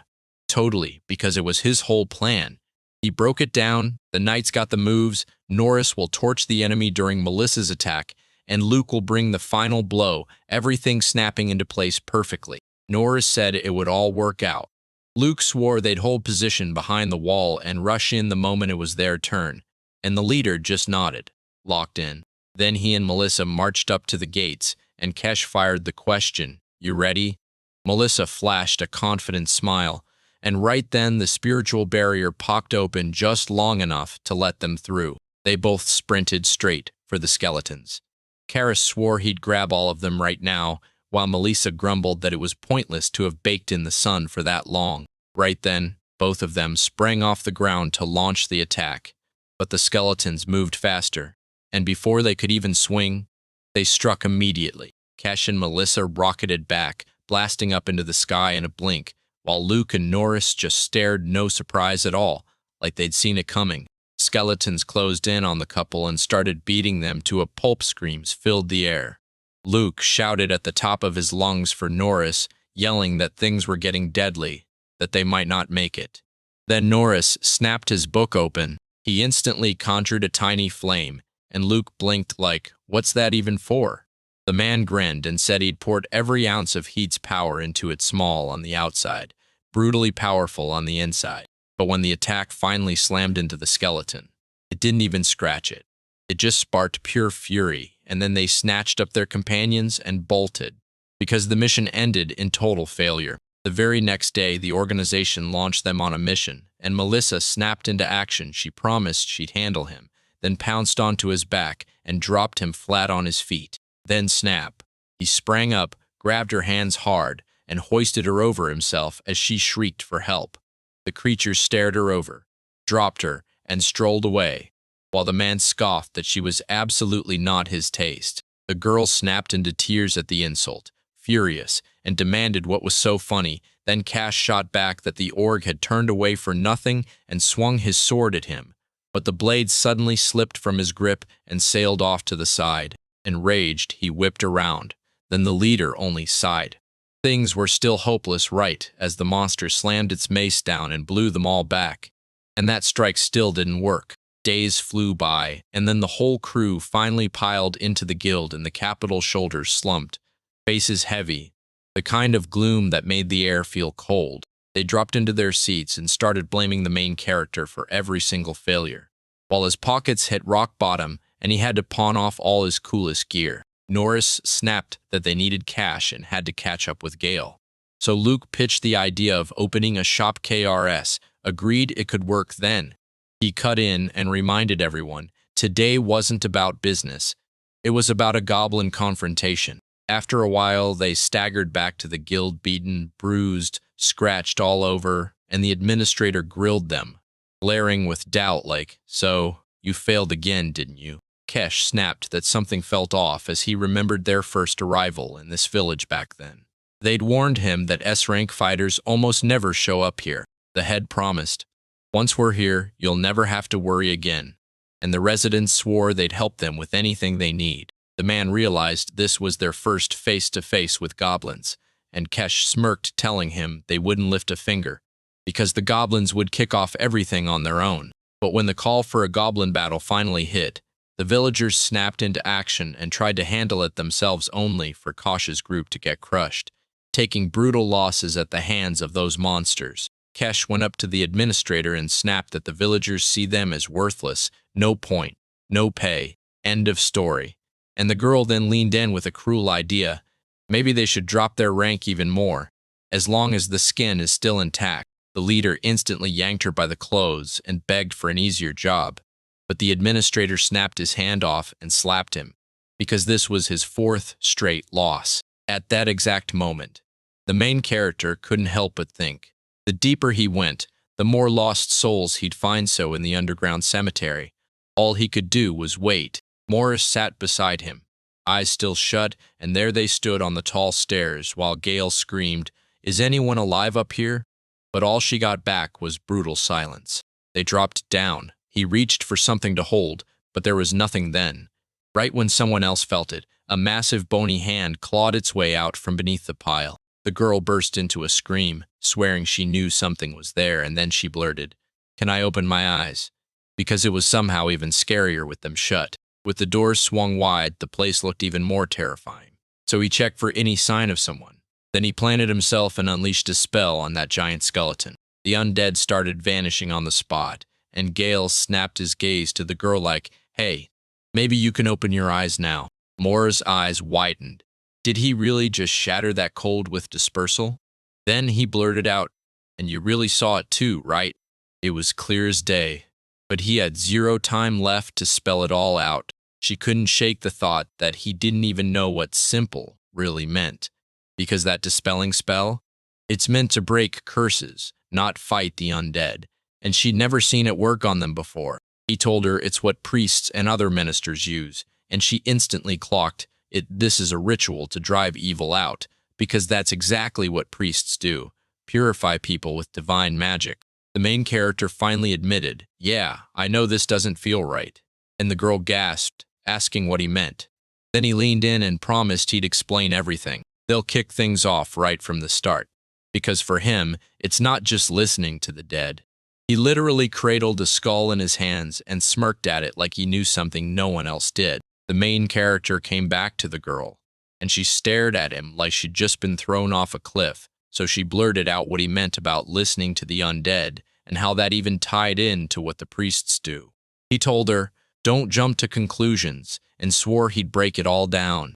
Gale demanded to know where these dead were coming from, and she swore it was pure magic, dark, evil intent, just like Melis confirmed. And then, out of nowhere, another undead slipped in from behind, silent as a shadow. The main character kept talking, working through what he'd been dealing with, and he pointed out that you can spot this kind of urge, especially in cemeteries. Then he asked if the undead really hated the rites of exorcism and purification. His partner just nodded like, "Yeah, that's completely normal." Gale told me that for him, exile hits the moment some random stranger starts yelling at him like he's guilty, yet he can't let go of this world, still stuck here by that old, bitter grievance. Moira snapped, "What are you doing?" And the main character just smiled, saying he was gathering goulash liquid. Then he shot back, asking if she ever cried when someone scolded her as a kid. She instantly flashed back to her childhood. Her dad had snapped that she couldn't handle a traveler's life, and she fought back, yelling that plenty of girls roam the world, until he shut her down with a hard, "Be quiet," because she'd been talking too much. Right then, the main character shouted her name, yanked her back from the haze of her memories, and she hurriedly apologized for drifting off in her thoughts. Gale said he always listens like it matters when someone's carrying a grievance or choking on pain, because if hunger killed them, he can't stop dreaming of filling their plates, and if they died alone, his heart caves in with sadness. And even the people who get mercilessly slandered and tortured haunt him too. He straight up told them that resentment lives in all of us. So he decided to prove he really gets it, and that's when he cooled down the whole room, leaving everyone feeling lighter and happier. Out of the next coffin, a new skeleton burst into the air. Huge, terrifying, and absolutely fierce, and Mora couldn't help but shudder. Terrified again, the girl bolted toward the main character and leapt onto him, then stared at the dead body and realized this skeleton was the Dark Knight. She gripped Gale with everything she had, convinced that even his help couldn't hold off something this monstrous, and if it inched any closer, it turned far worse than leeches. Right then, the guy begged to be let go, because his air was finally running out. The main character surged up, clutching Mora in his arms, and when the girl demanded why he was trying to hug her, he snapped back that she was the one refusing to let go. Right then, she spotted the skeleton about to lunge, and she screamed. Right then, Gale strode up to the skeleton, tapped its skull with one finger, and boom, a magical seal flared into existence right there, and he cast the spell again. The skeleton snapped to a stop, and the main character yelled at Mira to get down, because it was already done. The skeleton snapped into the outline of a young man out of nowhere, hovering right above the scattered bones. Gale grinned at him, while the girl went completely still, staring in stunned disbelief. With gratitude trembling on his lips, the boy's spirit vanished into thin air, snatching everything away until only his soulless skeleton remained on the ground. Mora stared in shock, mouth hanging open, as Gale told her, "This is how it always goes." Then Mora swallowed and admitted she's clueless, because right in front of them a Class B creature was there, and then a young man popped out and vanished like he was never even real. The main character said the guy never even got to say goodbye to his fiancée, and that choice haunted him for years. Moira shot him a, "How do you know that?" and Gale answered, "Because when I forge cursed objects, I suddenly start feeling the souls of the dead." Once he heard every word and got the gist, his fury finally melted away. Moore asked, "So you really mean the cold just wants sympathy?" He nodded and said, "We were ordinary people before it. He tells everyone this is his own special way to purge evil spirits, and in his eyes, it beats what priests do, because his method lets the purest materials get forged into cursed artifacts." The kid admitted that once the magic is stripped away, the curse is scraps and all its remains vanish. But the undead are still a foe you can't truly erase, and that made the girl bristle as she snapped back later, furious that he'd smashed every belief she had about them. The boy and girl strolled down the sidewalk in short coats, and the girl kept a stick-clenched grip while the boy swung just a bag. She stared at him hard the whole time, until he finally snapped and demanded why she wouldn't stop looking. The girl figured he saw the cold as no big deal, something he could shrug off, so he kept his cool, promised her everything was fine, and told himself that for him, these creatures were just everyday work. Rage surged through her, and she snapped around to face him. She repeated his words like they were poison, and demanded he apologize to every priest for what he'd said about the working material, because for some reason she just knew he had to do it right. But the boy couldn't get. He stared at her and blurted, "Why are you so irritated?" The girl and the boy halted at the giant stairs plunging down, and the boy hesitated, muttering that turning this diversion into a way to catch a cold would help everyone, though he couldn't deny the job was brutal.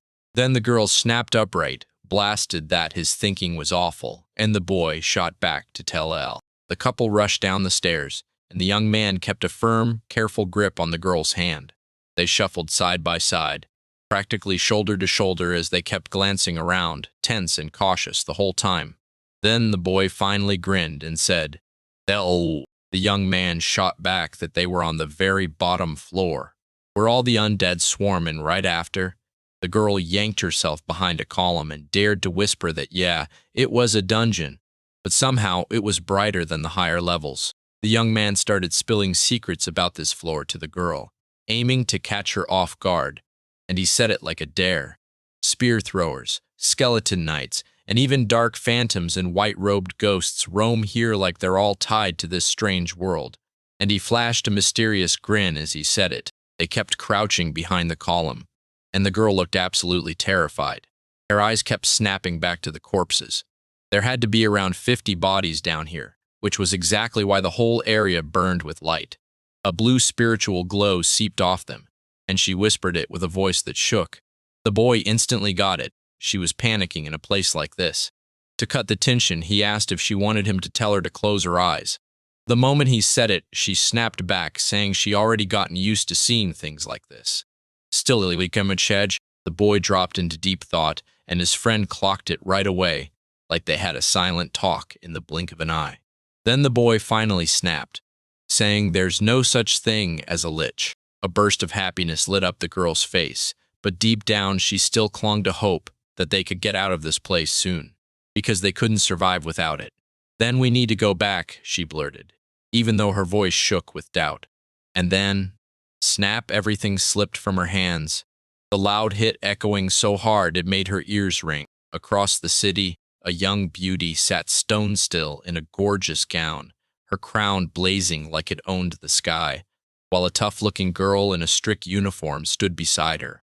On the table in front of the crowned girl, a photo showed a boy fighting off a nasty cold, and she leaned toward her companion and demanded, "Do you know him?" The boys realized the monsters weren't bothering them at all then. The second they heard those threatening growls, the girl shoved the boy in the back and whispered, "Hide now." Out of the dark passage, a terrifying undead monster drifted into view with a staff, hovering inches above the ground like it owned the night. She slipped behind the corner and watched the creature slide into the passage, and the second it appeared, she knew it was nothing like the others. Its every move screamed confidence like it owned this place. One day, the Archmage of Destruction finally surfaced, necromancy's absolute apex, so deadly that just standing there could summon a crushing horde of undead out of thin air. And people didn't just fear him. They called him Misfortune Made Flesh, a walking omen of death. The girl couldn't wrap her head around why he'd shown up here. Then the boy snapped out of nowhere, saying he'd been searching for this very corpse, and it appeared at the perfect moment. And she just stared at her friend, totally lost. The girl snapped in a low voice, demanding what on earth he thought he was saying. Because a wizard that powerful absolutely needs a top-notch priest. And while they were whispering it out behind the columns, the dead had already clocked the intruders and sensed every step of them. Suddenly, a magical blast tore straight toward the couple and slammed into one of the building's columns, shattering it.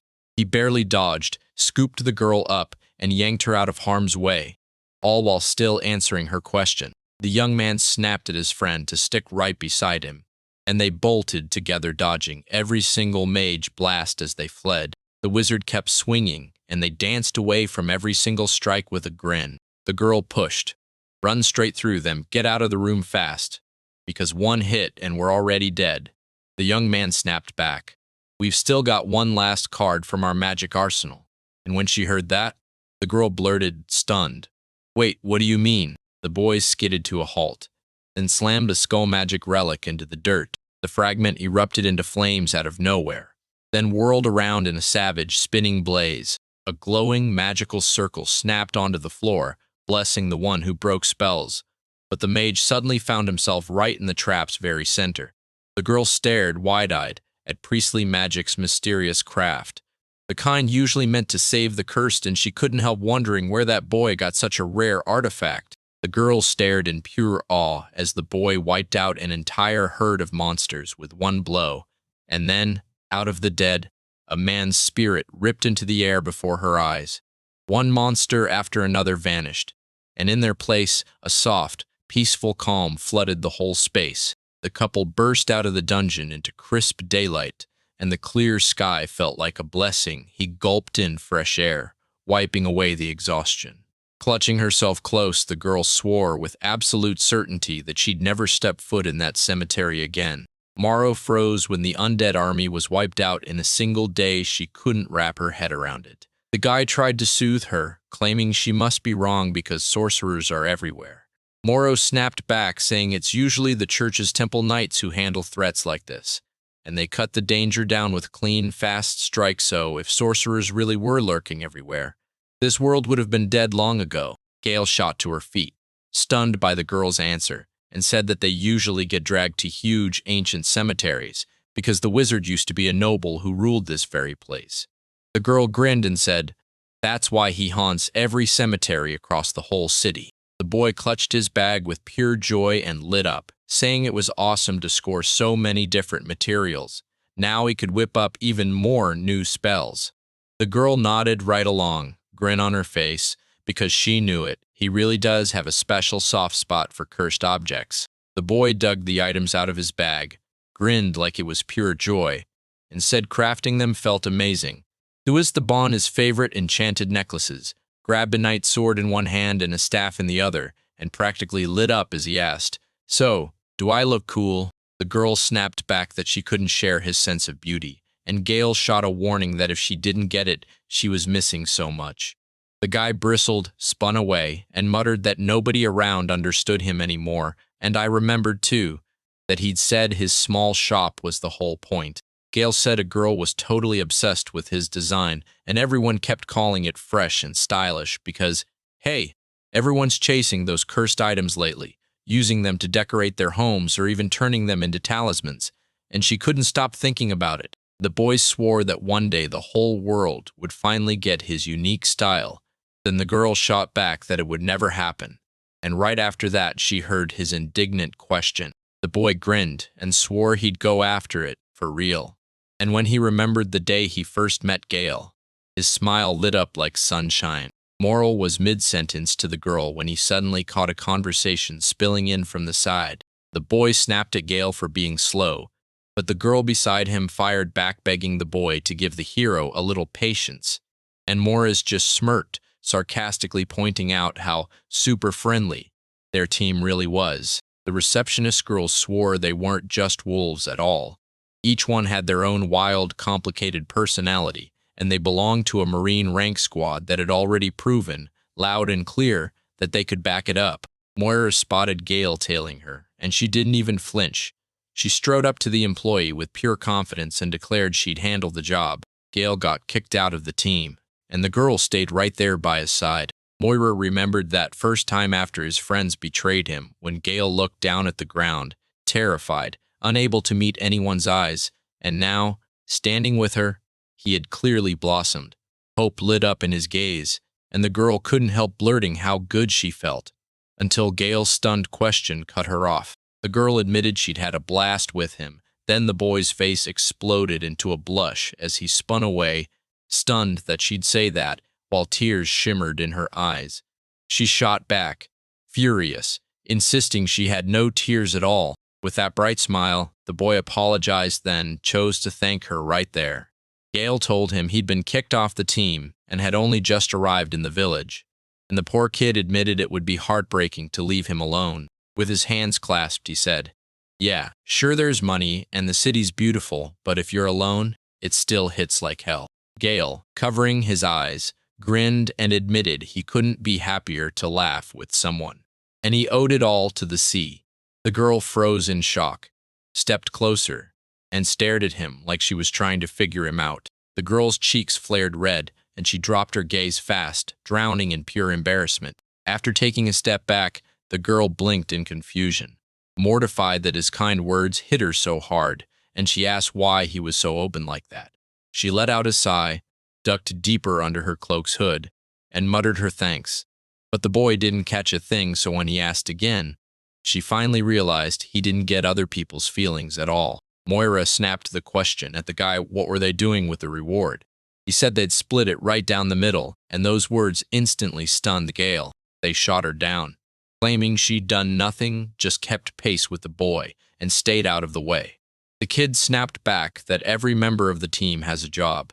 The girl grabbed a bag and swore that, for now, all she could do was carry a few things. Gale snatched up every other bag with the prize, gasped in shock, and demanded to know just how strong her partner was, because even a veteran porter would have struggled to haul all that at once. The young man shot his finger at the skull bracelet and declared that every ounce of his strength came from it sharpening his endurance, boosting his physical power, and letting him haul heavier loads than anyone else. The girl gasped, realizing something like that could flip the war overnight. The boy stayed cool and said, "Yeah, I made it myself." The girl just let out a tired sigh, buried her face in her palm, and the boy blinked in shock, clearly baffled by her reaction. Moore leaned in and asked the boy straight up if he'd ever spotted cursed objects in stores. Tats instantly snapped that the girl was being rude. The boy fired back like a confident expert. He was a master of cursed things, studying what people actually bought, but the truth was, none of those objects really sat right with him. Then the girl snapped back even harder. His comment wasn't about how they looked at all, it was about what they could do. Usually, each cursed object can handle just one property stack more, and the thing might crack under the weights of the girl blurted. I wish we could boost it even a tiny bit. Like by 10%. More tells them that if something has 2 or more properties and hits way harder than the usual stuff, then boom, that thing is an artifact. Gale burst out laughing, claiming it used to be a real national treasure, while he dismissed his inventions as nothing but trifles meanwhile. The girl swore magical objects got stronger as their masters grew smarter, but she couldn't stand the fact that the boy never once listened to anyone else's ideas. The young man shrugged and said it didn't matter what this thing did, what mattered was the ingenuity, because they could mash it together however they wanted, just like wizards weaving spells. And the girl fell silent, replaying his words in her head. If you follow his logic, cursed objects almost sound like everyday toys, but then he snaps back and says it all boils down to the object's quality. The girl knows the deadly cost of cursed artifacts just like everyone else, so she keeps her mouth shut and won't give him an answer. Put on a cursed item even once, and you're basically doomed. High risk doesn't even cover it, because after that, you can't rip it off by yourself anymore. Only someone with the right special skill can. To wield this item, you pay a brutal price. For a stronger strike, you trade away your stamina under the scorching sun. You can collapse on the battlefield, unable to move. And the danger doesn't stop there. Exhaustion can snap your self-control, driving you to attack your own comrades, unable to tell allies from enemies. Maybe the master of cursed artifacts can command reality the way a person moves their own hands. If the curse gets lifted, the hold it put on that object vanishes too, yet a terrifying question hits next. Could the creator pull off such a clean, surgical move, wiping out only the curse while keeping the helpful power for the user? With all that racing through her head, the girl froze in place. Mora leaned in and demanded, the boy calling him a terrible master, whether he was ready to shake the very essence of their world. And the boy eagerly said yes, insisting that's exactly why he had to craft the perfect object. When the girl heard it, she smiled at Riley. The girl snapped back that Gale's arrow couldn't possibly make it here, but the boy fought her, refusing to let go of his hands. Mora jumped in and backed him up. If the cursed things really have a limit, then the world won't even blink before Gale hits. Morris slammed the brakes in the road, and Bull, already ahead, spotted the sod and told him to stop and yank the cart out of it. Gale bolted up to the peasant with the cart at once. The girl stared at those cursed artifacts, trying to figure out who their true owner was. Laughing under her breath, the girl couldn't believe how hilarious the guy was. She just started wondering if, somehow, she'd ever get to stay close to him on this team. A dark-skinned elf named Hemley stepped out into the shadows to greet the guests, smiling warmly as she welcomed them on behalf of the Adventurers Guild, and beckoned them inside. The girl snapped into recognition when she saw him, and called him Gale, then noticed he'd shown up way too soon and asked if he wanted to bail. He shook his head, insisting it wasn't like that at all, and tore open the bags to reveal what was inside. Gale swore it wasn't a fake, told her to look with inside. Gale swore it wasn't a fake, told her to look with her own eyes, and said the LPN would be the one to examine the skeletons. The man hurled the sorcerer's skull onto the girl's feet, the curse of misfortune crashing down with it, and it stunned the elf to his core. Her eyes lit up like fireworks as she blurted, "I'm buying everything for 10% more." And right then, Mora stepped in fast, slamming the brakes on that plan and demanding a 30% price hike. She said the letter only ordered them to clear the area, but the truth was brutal. They'd charged way deeper into the dungeon. Then it hid an actual lich, showed up out of nowhere, and somehow, through pure luck and nerve, they barely escaped alive. The hero's companion snapped that the letter's info was trash, and that's why she'd only demand 10%, which was a hard no for the guild. Hemley stared at the girl, totally baffled. The hero bowed and apologized to everyone, admitting their guild was still fresh and maybe the info landed wrong. Then he pushed for a deal, cutting the reward down to 20, and Moira grudgingly accepted. But her frustration was blazing, and the guy couldn't even figure out why. Then Moira snapped, saying you've got to be straight with the truth. Because the second you take any job, you should already be thinking about defense like if you grab a quest to wipe out fire monsters. Then really, the young man smiled and said Moira was kind, but the girl blushed and shook her head, saying, no, not really. Then Hemley burst in, snapping the moment like, sorry. I might ruin the vibe, and apologized to the young man for her inexperience, admitting she was green. The young man only smiled and reassured her gently everything was fine. The girl dropped her head in shame, admitted she'd blindly trusted the gravedigger's words, and finally realized she'd been dead wrong. Gale's cheeks flamed with pure embarrassment when she caught herself thinking about just how sweet that elf was. The boy shoved down his excitement like it was a secret, insisting the cemetery was his own special path, and that he'd come here alone every so often. Gimli grinned like the sun, flung herself into his arms, and admitted his words had comforted her more than he could ever know. For the first time, the young man realized the girl really looked like a real guildmaster, and it hit him that he was finally being valued, right up until Moira crashed the moment, glaring and ordering them to stop. The elf rushed up to the second floor, saying it was time to start checking the supplies, and swore she'd be back soon then.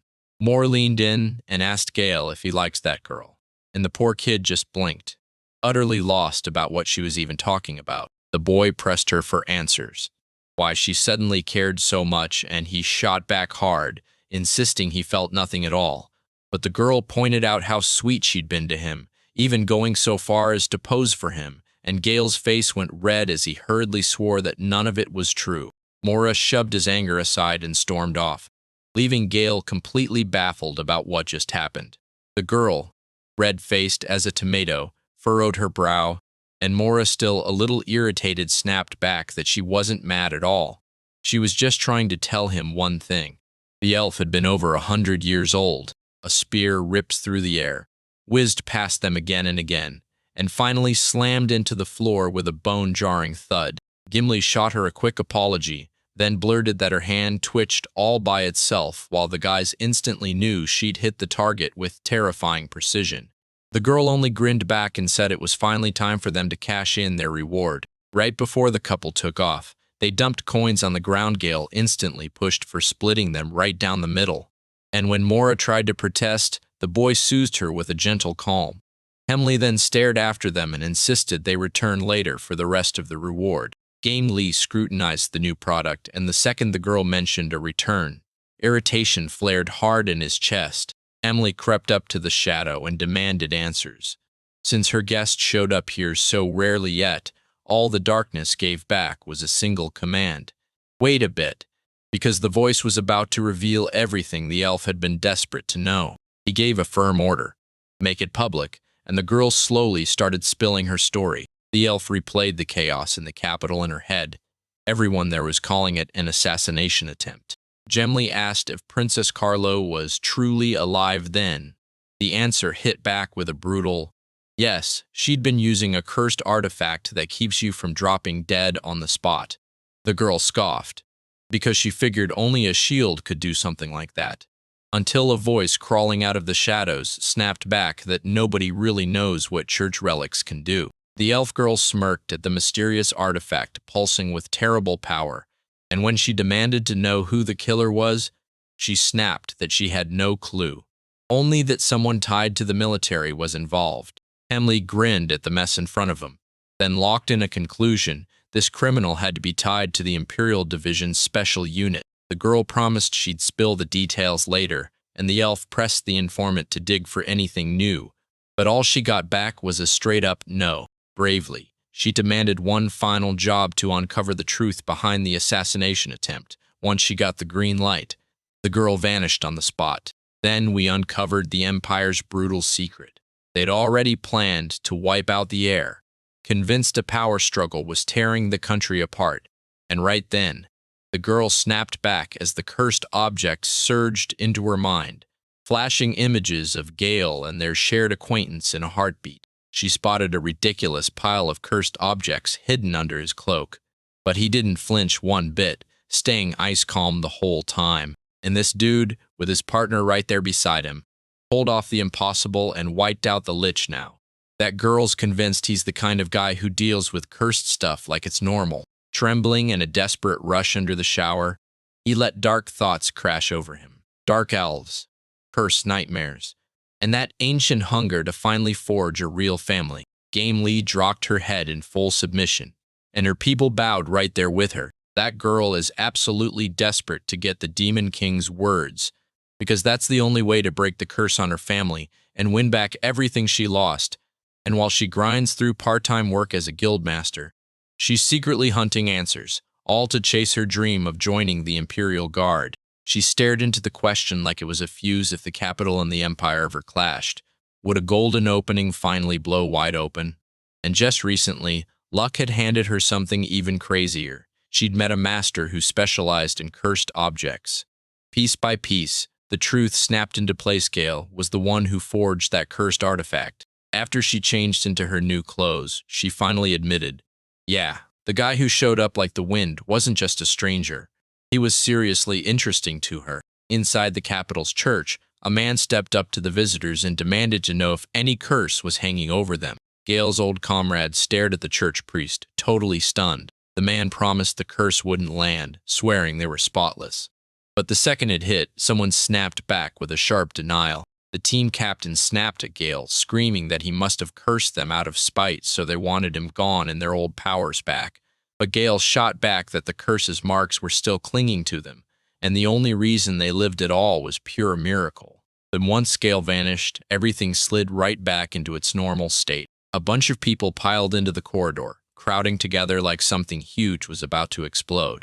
The guys finally clocked at this right here is the real strength they've been chasing, and they've reached their true level. Rage surged through the commander as he snapped at the priest for doing nothing, and the boys kept praying he'd finally act. The hooded man stared at his own hand, stunned like, there's no way this is the ordinary magic he had, not the kind he imagined he'd be destined for. The commander snapped at them to listen close, then ordered a search for Gale, while the boys swore their old comrade was now down in the city alleys, begging for scraps, and the man barked out a shout, praying they'd spot someone with money.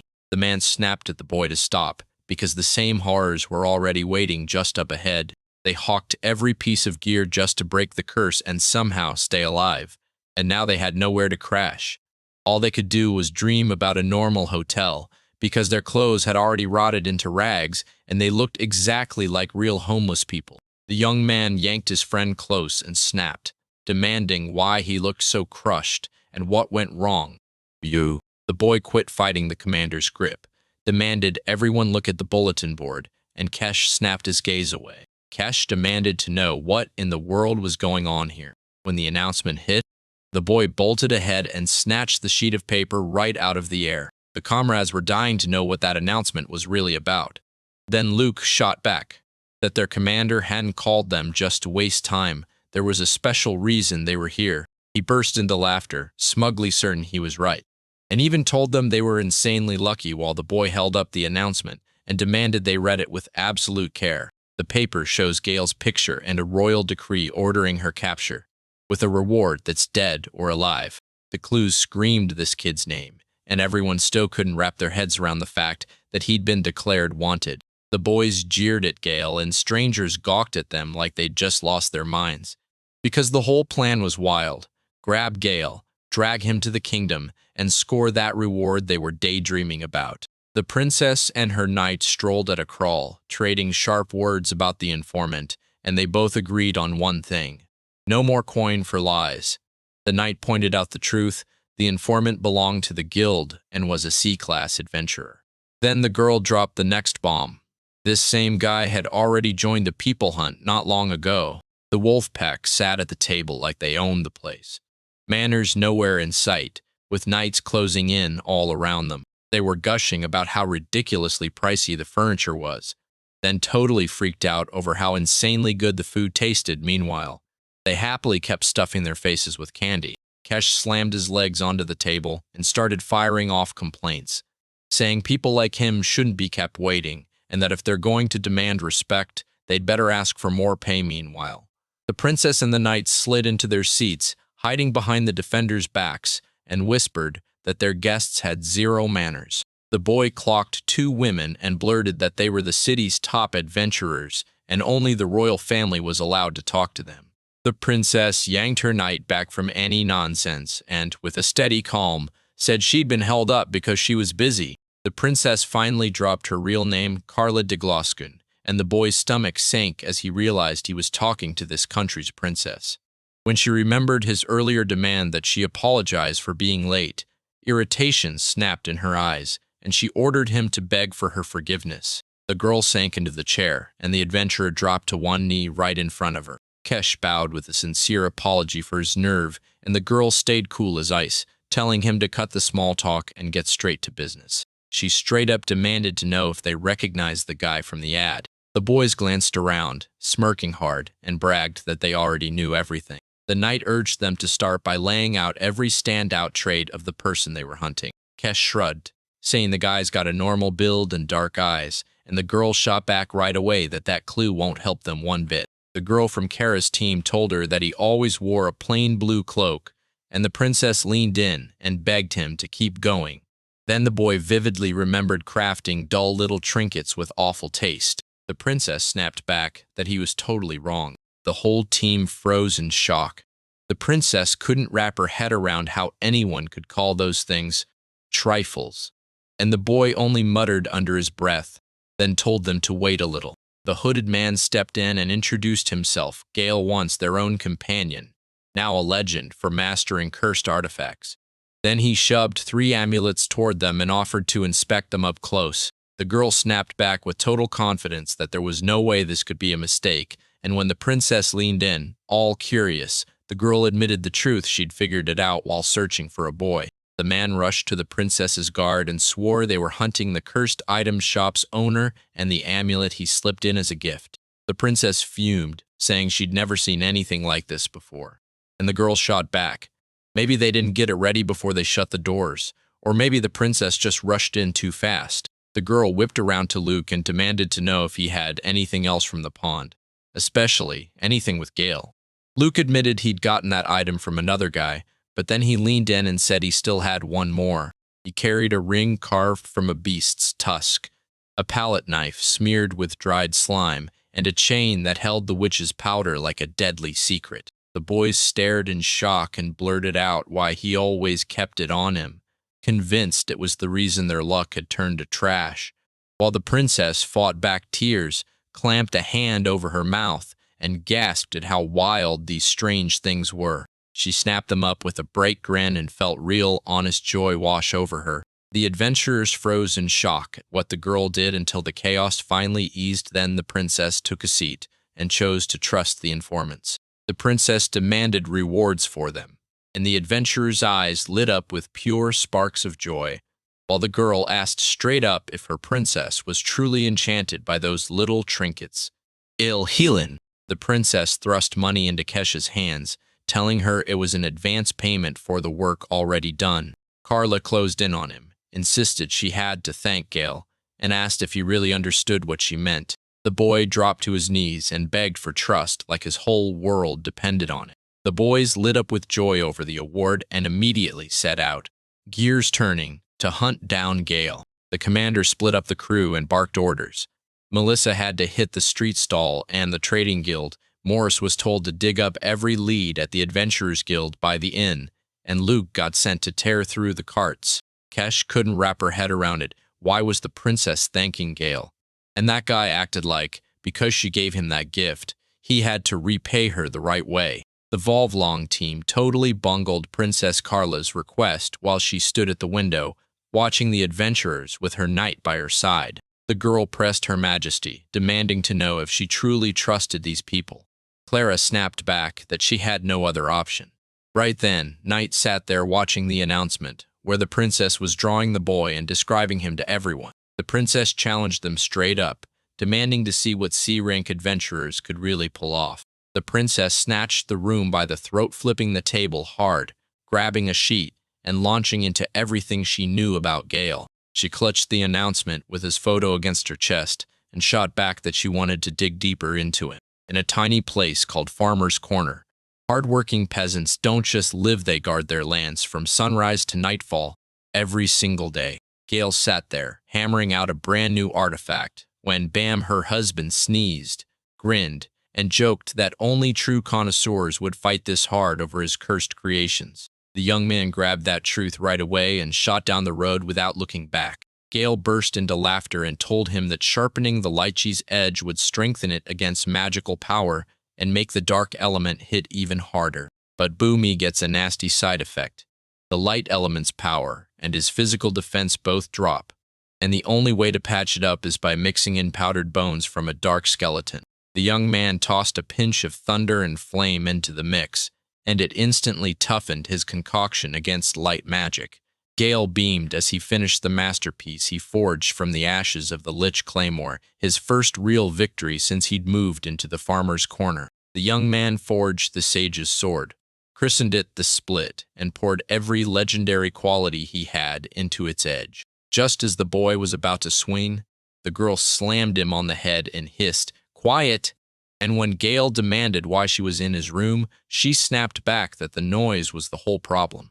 He still couldn't get it, and even though she'd meant to forgive him for the awful living conditions, her resolve flipped fast. The girl leaned in and asked the boy, "So, you're opening your shop today, right?"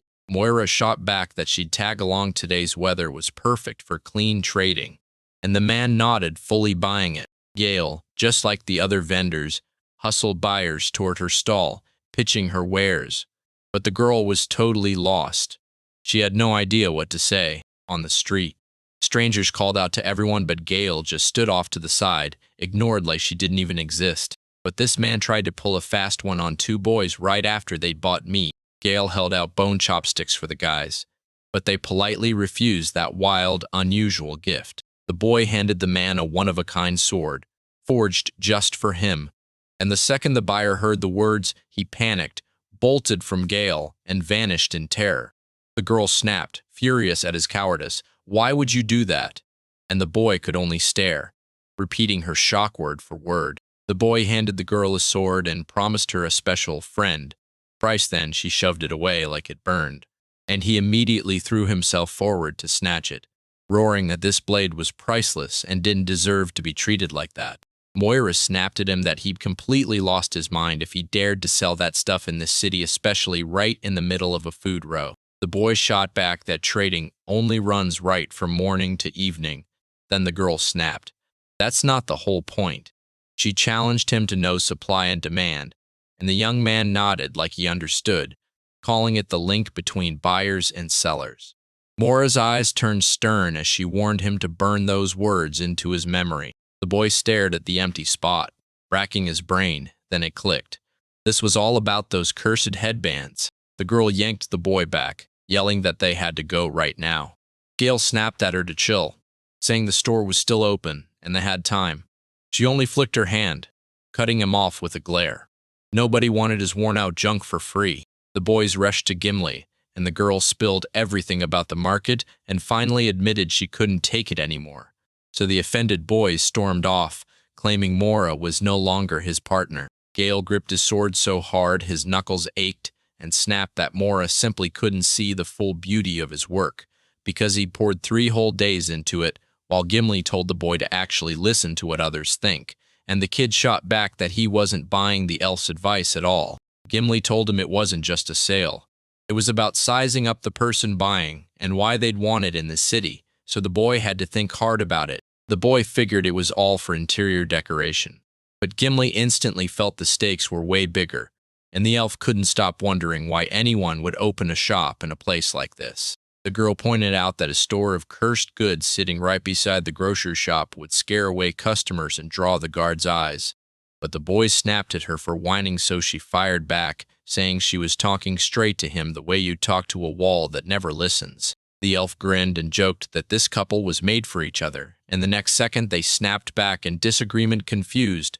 The boy admitted he'd forked over a whole gold piece to the trading guild just to snag a spot in the market, while the girl just froze in stunned silence, completely at a loss for words. Moira exploded at that insane price in the city, while Gimli only shrugged and said someone was just raking in the cash, because that guy still couldn't wrap his head around losing.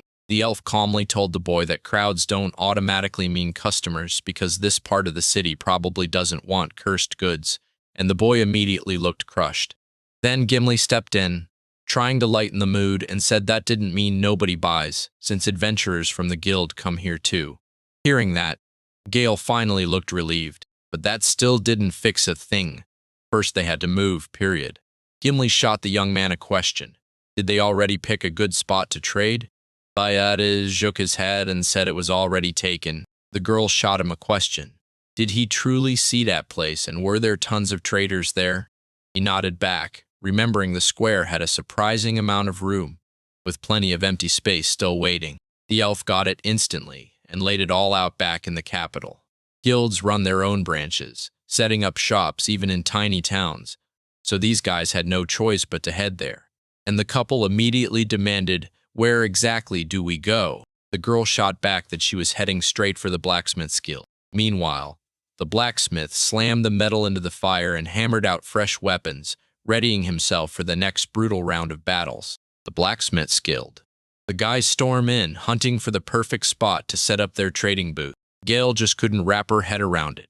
Why the blacksmith had the skill instead of the merchant until Gimli leaned in and said a special balance of forces had locked into place at the farmer's corner. The girl blurted out that there's basically no real authority here, so the guild is bleeding money and manpower while the blacksmith's guild steamrolls them. And then the guys from Glass Forge rolled in for an official visit.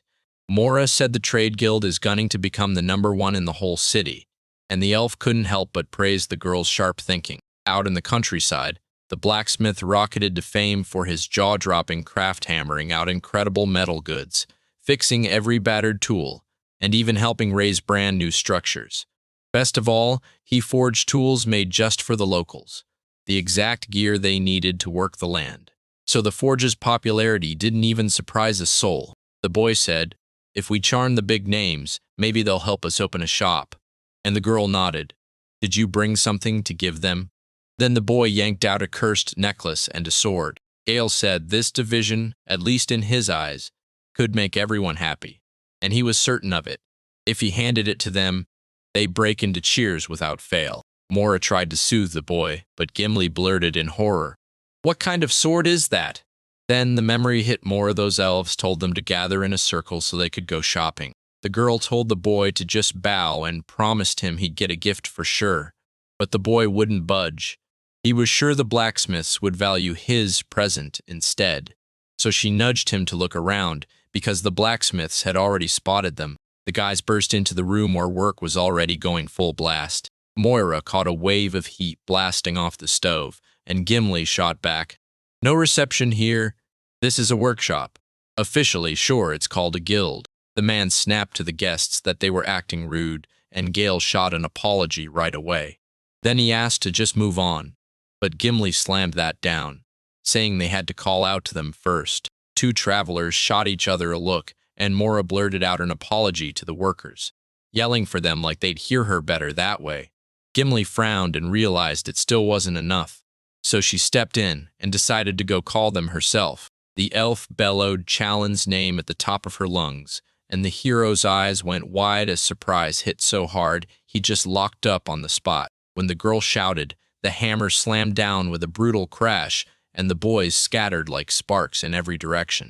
Gimli muttered under his breath at the greeting, but the girl snapped at him to shut up. His noise was wrecking her work. The girl with 2 pigtails and glasses on her nose grinned and said, "Call me once, that's all I need, and I'll be there for sure." And everyone stared in shock when they realized she was actually a dwarf. Gimli plopped herself right on the hammer of her opponent, cackled, and shot back, "Yeah, I called her, but she didn't show up, so that disrespect is on her." And the girls instantly started trading savage words while the heroes felt the air snap with tension. Then Gilly spun to the boys and waved them off like, "Hey, ignore it, this is all just pointless nonsense."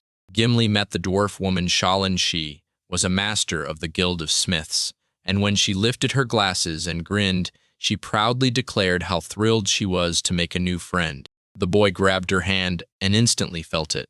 Her palm dwarfed his, scratched and rough, like those hands had survived 1,000 fights. I snapped my head toward her partner and shocked. Gale and Shalin both blurted out at the exact same time. The guys quickly clocked it. Every single one of them was a total pro in their craft. Then Gimli grinned and yanked the master's friendly handshake to a stop, asking why they were staring at each other like that. The master shot the girl down, and Mora pushed her to quit the distractions and get straight to work. Gimli told her that today, an important guest had a dream opening her own shop. And sure enough, she wanted to make it happen. But Shelley just couldn't get it, snapping that she didn't see the point of all those shops and begging him to stop yanking her into the conversation. Shalina figured letting them open a shop would stir up trouble for the trade guild, and the girl didn't fight her on that. But she admitted one snag. She insisted they never planned to take over the city.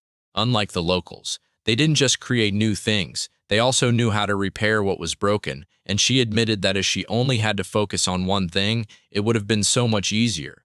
But of course life got messy fast, because before she even had a chance to look around, she'd already been thrust into being the guild master. She asked him for his name again, and snapped that trusting everything Gimli says is a losing bet, because half his words are straight up made up. The boys stayed mute as the girl shot back with fiery indignation, insisting Shalina hadn't treated her cruelly at all, and that she was ready to sign the document right this second.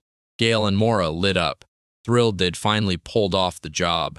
Shalina whipped around to the guy and said, cool as ice, that it wasn't that simple. This world runs on give and take, and if she needs permission, then it's not kindness anymore. It's just everyone chasing their own interests. At first, the boys had no clue what she meant until they brought up the gifts, and suddenly it all clicked. It was her who hauled that barrel to them. Mora crouched into a low bow and demanded a swig of strong liquor. Then Gale tried to gift her, two-handing over his saber only to get met with Mora's furious glare. She lunged in to stop him, begging him not to draw. But Gale just shrugged it off and promised her the master would love the sword. Shalina snapped in shock, demanding to know what the boys had just slammed into. The boys shoved a sword wrapped in cloth into the girl's hands, and the moment she peeled it open, her eyes went wide. She couldn't even figure out what she was holding. Mora and Gimli screeched to a stop and stared at the boy and the dwarf, while Shalina's eyes lit up like crazy, clutching that weapon as she leaned in and said, dead serious, I understand it all. She didn't just call it a saber, she said it was something far bigger than that. With a bright smile, the young man said he got it all, and the girl helped him repeat the word one more time. Dementor, while the girl grabbed him by the shoulder and pulled him closer. The girl begged him to drop the stiff, formal stuff and talk to her like a real person, and the boy, so swept up by her confidence, couldn't keep his feelings in. Joy flooded his eyes with tears because she finally got him. The boy burst into loud laughter and wiped the tears of joy from his face. Moira stared at Shaylin, and the second the girl cleared her throat, both of them snapped into action. Gimli wanted to know what went down, and the boy rushed to ask if she was sick, but with a sarcastic smile, Moira answered anyway, only for Shaylin to snap, shut up, and kill the vibe instantly. Shalina urged the girl to step outside for fresh air since the workshop was choking with dust, but the girl snapped back, refusing to budge and insisting the two masters felt close too. So Shalina marched up to the boy and demanded to confirm whether the girl had said that. The boy instantly reconsidered, breaking into a grin as he realized Shalina wasn't only a master blacksmith, she was a sharp, wise mentor who actually understood him. She couldn't stop staring at the sword because stuff like this doesn't just fall out of monsters, you know. Only when he gripped it did the full power finally slam into him, and she swore it had a vampiric, dark curse baked into it, boosting every cutting strike it unleashed. Gale said the girl had an eye like a diamond, and he was about to break down every detail until Shelley suddenly cut in and claimed this part was way easier. The girl snapped her sword through the air, and the moment it struck, Maury couldn't look away. Gale leaned in to say the master was putting it to the test right now, and Shalina just grinned like, honestly, I wouldn't mind a weapon like that either. When the hero slammed his blade into the enemy, the sword snapped to life and drenched him in vampirism.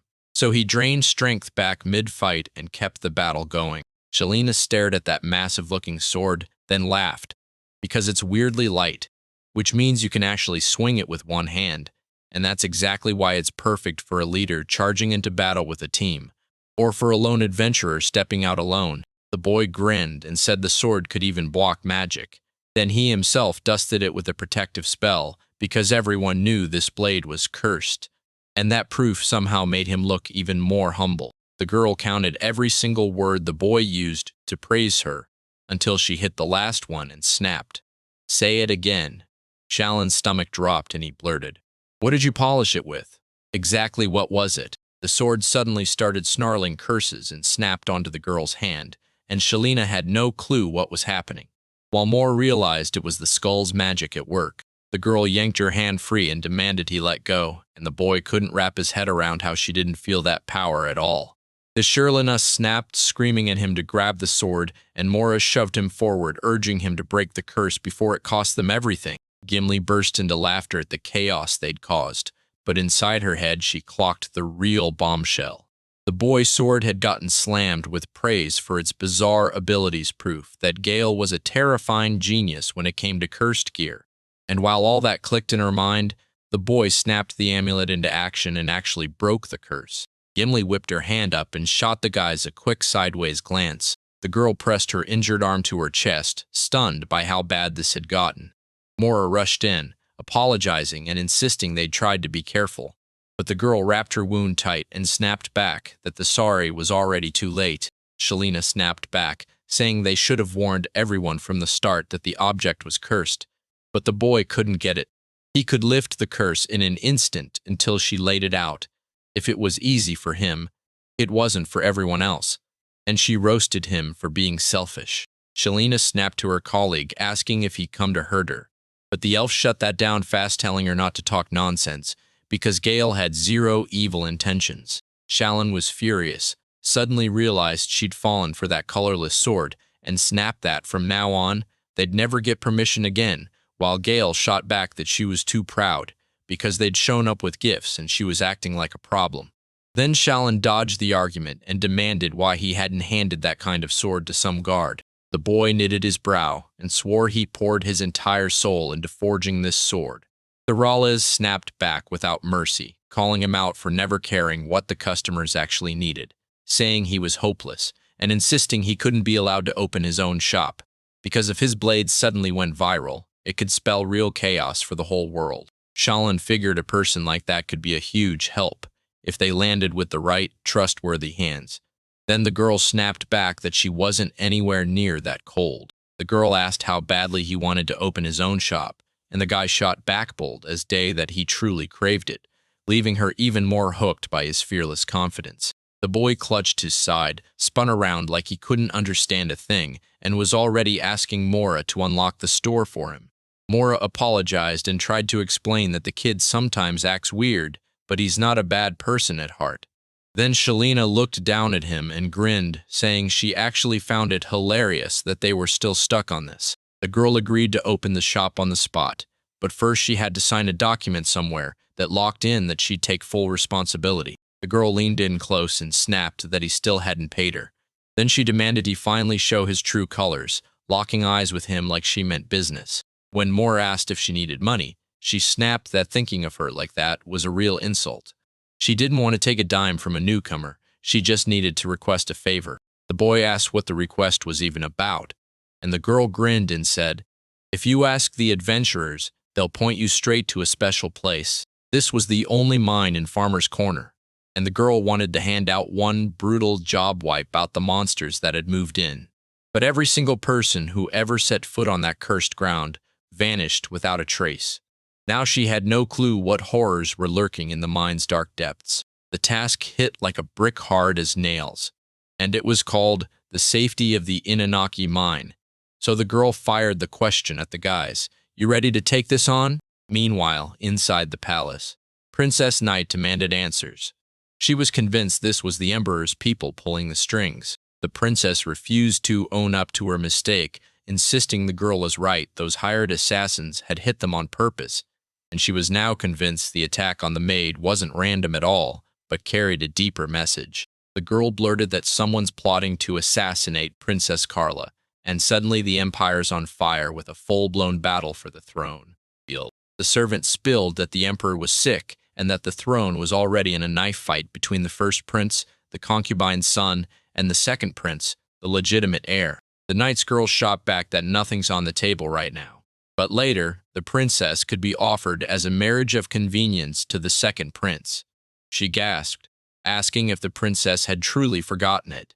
The princess blinked, caught off guard, admitted she had, and felt completely baffled. Princess Carla shot back that saying no to her fate didn't mean she was surrendering then. The butler warily reminded her that this choice wasn't hers to control, because the agreement was sealed at an international level. The girl shot back that the princess's wedding would bring the empire glory and forge a stronger kingdom. So the second prince could rally support, and his cold, calculated attitude made it obvious he wanted the princess for politics alone. Even if the whole plan blows up, the first prince won't lose a thing, because that's exactly what he's been betting on all along. The girl realized the fragile empire is standing at a crossroads. Take this idea seriously, and pay a warm visit to smooth things over and strengthen relations. The knight kept pressing. We have to lure out the assassin the first prince sent. And the girl screamed. But he snapped back that even if they hauled the mercenary in and squeezed every secret out of him, it still wouldn't hand them real proof. If the empire went quiet, the kingdom gains nothing. And all they'd be left with would be raising their voices in concern, unless they were ready to march straight into war. Carlos shot to his feet and demanded they scrap the engagement and tear up the deal. Then he stared at her and said the princess would dump the second prince right away. The girl squared her shoulders and stared down her personal nightmare's shadow without flinching. She snatched the crown off and dropped onto the bed, and the night itself seemed to warn her no matter what, that treaty between the countries would never, ever be broken. Lying on her bed, the princess snapped that she hated it, then stared at her ringed hand and hissed that a ring had already been picked for her. Meanwhile, out on the city's edge, the Anunnaki mine keeps roaring to life workers pushing through, day after day. Gale bragged that she's a master of cursed items and the team's support, but Gimli snapped back that she's the guild master. So Gale demanded they stop counting her in. The boy asked if they needed more participants, since he and Moro were stuck in the back, and the elf wasn't doing a thing. Shalina's shoulders slumped as she quietly admitted it, and with that, they decided to leave everything exactly the way it was, no changes. The girl said she first wanted to throw them a simple CB task, but after a quick think she went, no, something tougher, because the heroes had already survived so much. The boy shot back that they just barely arrived in the city, and Gimli grinned and reminded them the guys hadn't even mentioned Shalina. If she failed, the difficulty would jump. Shalina fought her temper and didn't snap, and her coworkers explained she only agreed after talking it through with them. The more she thought it through, the clearer it got. If she let the task drag on too long, its difficulty wouldn't budge. Then the guy asked, "If we fail, does the quest level jump?" And Gimli nodded, warning her that failure would crank it up to S-class level. The flock told him the same terrifying story adventures kept vanishing there lately. Mura's stomach dropped. 9 out of 10 usually disappeared without a trace. The boys leaned in, staring at that stone shaped like a monster's mouth, and right beside it, a tunnel yawned open straight into the mine. The boys heard a strange sound and prayed it was just the wind. But the second it didn't stop, they knew a monster was living there, until Shalina cut through their panic and asked why they'd just gone stiff. The girl kept staring like, why can't true adventurers smack into a problem and fix it on the spot? She remembered they'd been near that place again and again. The boy snapped back, people from there almost never come back, especially not after applying. The girl fired right away, then this job better be worth at least 10 gold coins. Shalina told the guys this mission used to be easy, but the reward was basically nothing. So Moro shot back that back then, almost nobody would have even bothered. Gale then leaned in and asked if he'd be allowed to try his hand as an attacker, and Moro's surprise hit like a slap to the face. The girl reminded Gale that the guy had just soloed an entire army commanded by Leech, and Gale shot back that it used to be undead, but now they had no clue what monsters were hiding inside. Then Shalina cut in right then. The girl gripped her hammer and declared bold as lightning that this time she'd take the lead. Shalin made the call for everyone, and the guys were stunned at the audacity of it.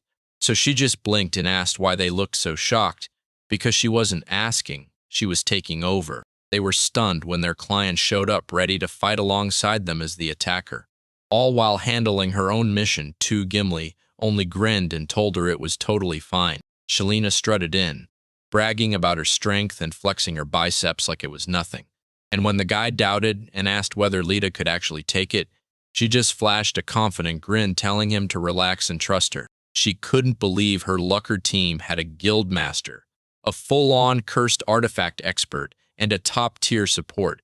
And even with all of that, the girl refused to even entertain the idea of losing. That girl oozed confidence. No monster could shake her, because with Gale's powers backing her up, she always knew she could count on him. The boys pressed on, praying it all ends in the best possible way. While Gimli squeezed out a heartfelt send-off, waved them off and wished them luck, the whole team slipped inside and blasted the dark with flashlight beams, lighting up every crooked passage. The young man snapped his head toward the noise and peered into the black abyss below. The boys started squabbling, but Shalina swooped in and shut it all down fast. The girl steadied the boys cowering behind her, insisting it was only the wind, and she even described the gaps where it whistles so eerie it sounds like a dog's howl, because that's exactly how this place earned its name.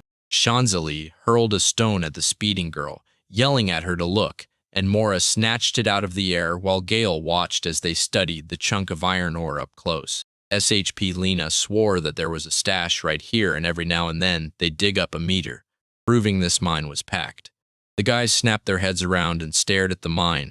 The boys ended up at the mine's absolute bottom, staring down into a crushing, endless abyss. The heroes got completely blindsided by her beauty, so Shalina stepped in and said, "That's exactly why I picked this place to live." It mattered to her more than anything, which meant she had nothing at all to be afraid of here. Moira told herself they were finally out of the cemetery. No more living dead roaming. No reason to panic until she suddenly tripped over something, collided with it hard, and blurted, stunned, "What is this?" The girl stared at the frozen statue of a man, and horror hit her like a punch. She stumbled back, screamed that something dead was right here, while the boy grinned in delight, and Shalina snapped back that nothing lifeless could ever exist in this place. The girl ducked behind the guildmaster as she pressed Gale for why he was grinning so hard, and Gale just laughed back. That catching a cold here was somehow a rare little celebration. They figured it out fast. These aren't statues at all. They're pure masterpieces, where insane jewelry, craftsmanship, and a jaw-dropping look come together perfectly. The boy said it felt like the man was right there in front of him, alive and breathing. Shelley leaned in and asked if he thought it was cool, and the guy immediately called the work masterful until the girl behind him snapped back that it was all total nonsense. Morris spun around, jabbed at the passage, and told the guys, "Check this out," while she and the others broke down the tricky details of building the statue. Moira hustled the boys away and snapped that this wasn't the moment to talk about it, then told them to drop it and focus on something else. Shalin popped up, swept his eyes around the room, and froze in pure shock because Gale looked just as stunned. The room exploded with statues of people out of nowhere, and the girl cursed in panic, totally baffled by what was even happening. Shalina stared at the crowd of statues and wondered why they were everywhere, and the boy pointed out that each one was totally different. "The thing is going on." Shalina leaned in close, stared at the statue, and then, boom, she spotted her friend's face like it was staring right back at her. So she blurted it out instantly, and the others were honestly blown away. The girl clocked a few more statues, and they were the very adventurers she'd spotted earlier, tucked away in the farmer's corner. Shalina couldn't believe what she was seeing because they'd just stumbled onto the missing people, and her whole face tightened on the spot. The boys jolted because right in front of them, people had been turned to stone. Gale finally got why he'd mistaken those statues for treasure, and he admitted just how badly he'd been wrong. Then Shalina, panicking, blurted that it was like being turned to stone.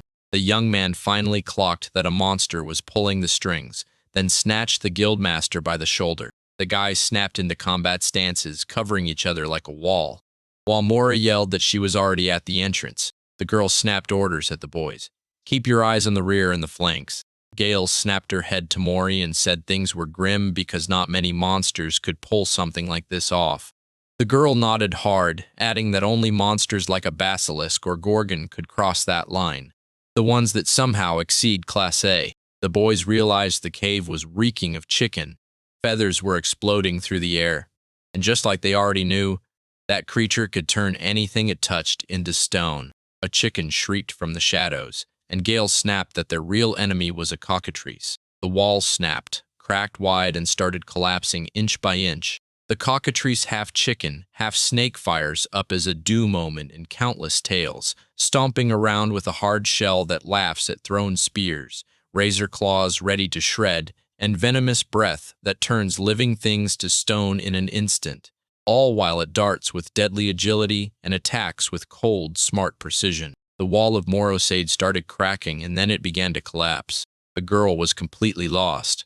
Like her brain couldn't catch up until Shalina snapped, "We have to switch places." The boy shouted back to the girl, then instantly darted into her spot. Gale shot forward and slammed into the cockatrice that barreled straight for the heroes. The monster exploded forward, lunging at the boys like it wanted to rip them apart. But the hero didn't flinch, clenching 3 darts in his fist as he geared up to strike back. Behind that massive chicken, a snake suddenly wrapped itself up tight. Fangs bared. Then the boy snapped his arm back and launched 2 darts. One slammed the snake in the neck, and the other pierced the bird's body. A jolt of electric power slammed the monster, and the boy burst out in joy. At first, that terrifying thing had its sights set on ruining them, beak already flung wide to strike. But then it got cooked instead, and it was the one that fell. Shaoli leaned in and grilled the hero about how he pierced through a monster's brutal defenses. Because if anyone could pull off something like that, you'd expect it from a dungeon dweller, yet the ones standing in front of him were bosses. The boy stayed cool and said it didn't matter who he faced. The only rule was to strike fast. Then he revealed the trick. He tossed disposable darts, and the paralysis spell hit through any defense. Gale warned that hitting a monster like that never lasts long.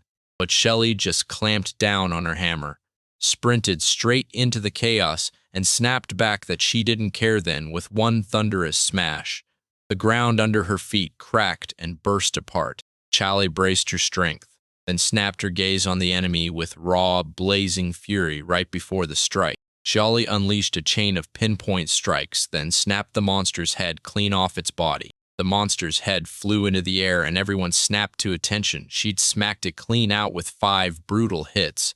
One guy laughed it off like a total head-on collision, but Shelley puffed up and claimed that was her heroic form, and then the guy started rushing to warn the girl, because this was only the start. Shelley tumbled straight into the snake's gaping mouth and let out a blood-curdling scream.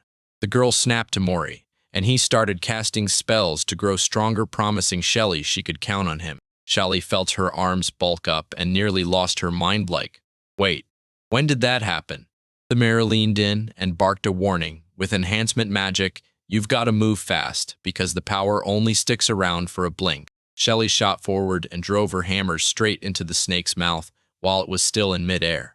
Then she smirked and said she'd take care of it herself. The girl fought to pry the snake's mouth open, and Shelley announced that a true first-class master was about to show them what he could do, while the boys stared, eyes locked on every move. Shalina ripped the monster's jaws wide open, tearing them apart with raw, unstoppable strength. The monster yanked its mouth wide like it was losing its mind, and the girl crashed down beside the fallen enemy. Shally stumbled, hit the ground, and burst into laughter, declaring it a total victory. Shally crumpled on the ground as the boys came rushing toward her, and Mora practically begged her to watch herself, saying they were only saved because Coratrix moved so slow.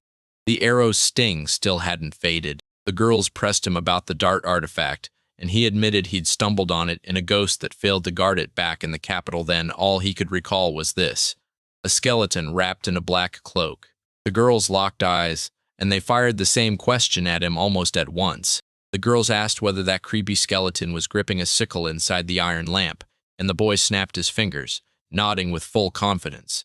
Yeah, he had the sickle for real. That little bony Gale slips right through walls like they're nothing, and the girls' screams tear the air because they've just realized it's the god of death himself. The messenger of evil, the god of death, never showed up among the humans, and the girls practically shouted that to the young man. But Gale just grinned and said it wasn't weird at all, since you could find a skeleton like that in underground catacombs. Then the second the skeleton spotted the boy, it panicked and bolted, and Mora shot him a stunned look at what she'd just heard. The partner yanked the boy by his coat collar and started shaking him, screaming that there's no way he could have seen the deity. But the kid just shrugged and said he'd only seen it twice, so Mora exploded into shouting at him for ruining everything. Gale shot back that he'd only ever built the cursed object using a skeleton, and he insisted there was no other way. Mora froze, stunned, and with her eyes squeezed shut, her mind rewound his words until she finally got it. That's why the dart wrecked the main monster so hard. Shally shot him a sharp, annoyed look and demanded to know who the true main character even was. Moira couldn't stop thinking about her friend, so she grabbed Shally's attention and warned her, because one mistake can shatter your whole life in a single instant. Shally told Moore straight up why she acted the way she did.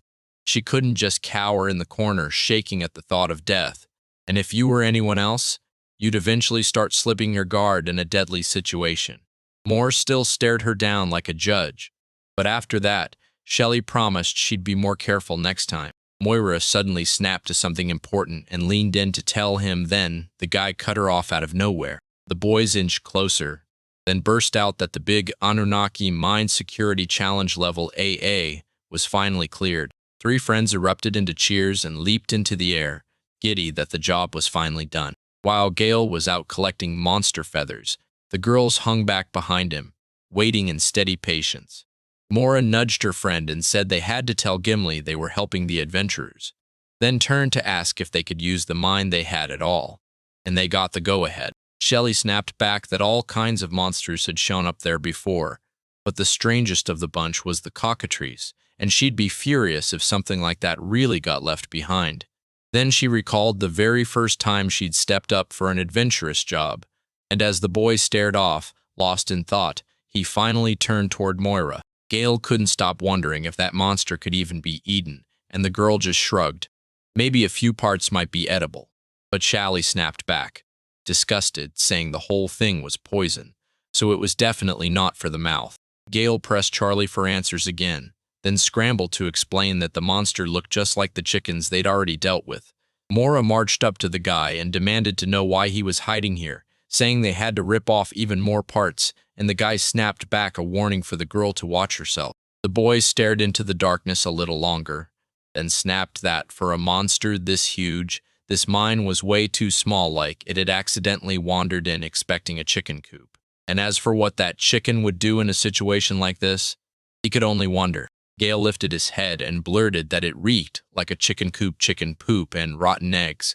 Then crunch went the ground, and the boy snapped, asking what Mora had just stomped on. The girl glanced down and saw something had crumbled beneath her foot. The boy leaned in, studied the object closely, and realized it was just an eggshell. Then the girl asked if it wasn't too big, and the boy shot back a quick nod, agreeing. Gale grilled Mira about why chickens build chicken coops, and Shally glanced around and instantly got it. Mira explained that chickens need a safe spot to lay their eggs. Shally jumped into a fight, and everyone stared like they couldn't believe it. Then she smirked and told them, yeah, there were chicks there. Behind those tiny statues, the monster boss's chicks let out quiet chirps that echoed through the still air. Those tiny monsters greedily chewed through the petrified miners. Then out of nowhere, they snapped their attention to the children, and a whole crowd froze in terror, staring in silent horror as they hunted. The boys spun around, totally baffled. Then it clicked. They'd landed in some kind of nest, and the chicks came at them with non-stop fury. The girls shrieked that it was time to run, but the boy just couldn't get why. Because the monsters had only just hatched, so they shouldn't have recognized the heroes as parents. Yet those little snake-tailed brats were already charging straight at them, clearly rushing to bulk up and claim them. The kid got yanked into motion, and all three of them sprinted to break free from a stampede of monster cubs. Mora snapped that they'd already decided to eat the little ones. Shalina nodded and demanded they bolt before anything gets worse, because if the cubs get eaten, the blame is going straight to her. The boys sprinted through the mine's dark corridor. Then their hearts dropped, because right ahead was a solid wall blocking every path. Shelly shot back that the entrance was jammed shut, and then Gale blurted, "So what do we do now?" Shelly shot back, "The best defense is a full-on offense." And then she charged first, yelling at the guys to back her up. The girl snapped her palm down and slapped one of the chicks right across the face. The monster exploded into shattered bits, and Shelly burst into joy. She practically hugged that hammer, saying she could smash even stone with it. When she stared down a whole horde of monsters, she shrugged like it meant nothing. No fear at all. Mora snapped, "Hold on a little longer," and the girl nodded. Mora already knew the truth. This fight was going to be way tougher than the time they ran into those cockatrices. These tiny cockatiels were almost adult-sized, so their flock could skyrocket past 100 fast because, just like chickens, they're insanely fertile, and they've even got that lightning-quick breeding gift passed down like a snake's secret. These creatures are born ferocious, and hunger turns that rage up to deadly, yet once a handful of adult monsters get wiped out, the kids instantly crumble, lose their nerve, and scatter in a full-blown panic. But the children of Cocatrisa couldn't sit still.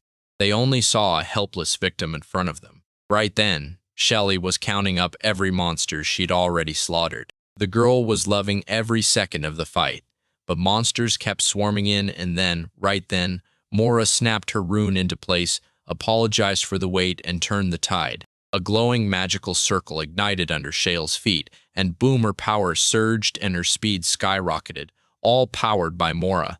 Then wild, ancient rune symbols erupted across her body, sizzling with magic. Shelina burst out with pure joy, practically vibrating with energy while Moro stared in thought, realizing this boost was nothing like the last one. And if Shelina could lock her magic onto that source, her power would keep climbing, even if it wouldn't surge as fast as she desperately wanted.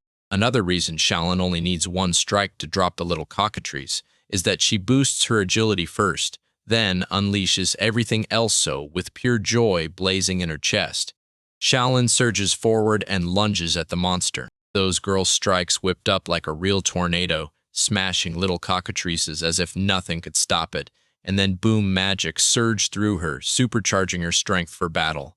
Shelly looked downright invincible, until one problem showed up. Shelly hauled the monsters off and roared for everyone to hear, her mind racing over how many tiny ones were still hiding nearby. The exhausted girl finally blurted out that her power was slipping away, only for Mura to snap back that he was already teetering on the edge too. Then she spun to Gale and demanded, "Do you got a curse tool that can wipe out these things, like the one you used back then to cut down those orcs?" The boy mumbled that he hadn't felt like this in ages, and then snapped that the orc incident was a whole different story, because cursed relics only feed evil spirits, and monsters with weak wills, like tiny cockatrices, barely get affected. Shelly grilled Gale on what he meant, and he fired back that the spell worked like a conditioned reflex flash, a lemon to an adult, and their mouth waters instantly. Then he added, "Chicks don't even know what a lemon tastes like."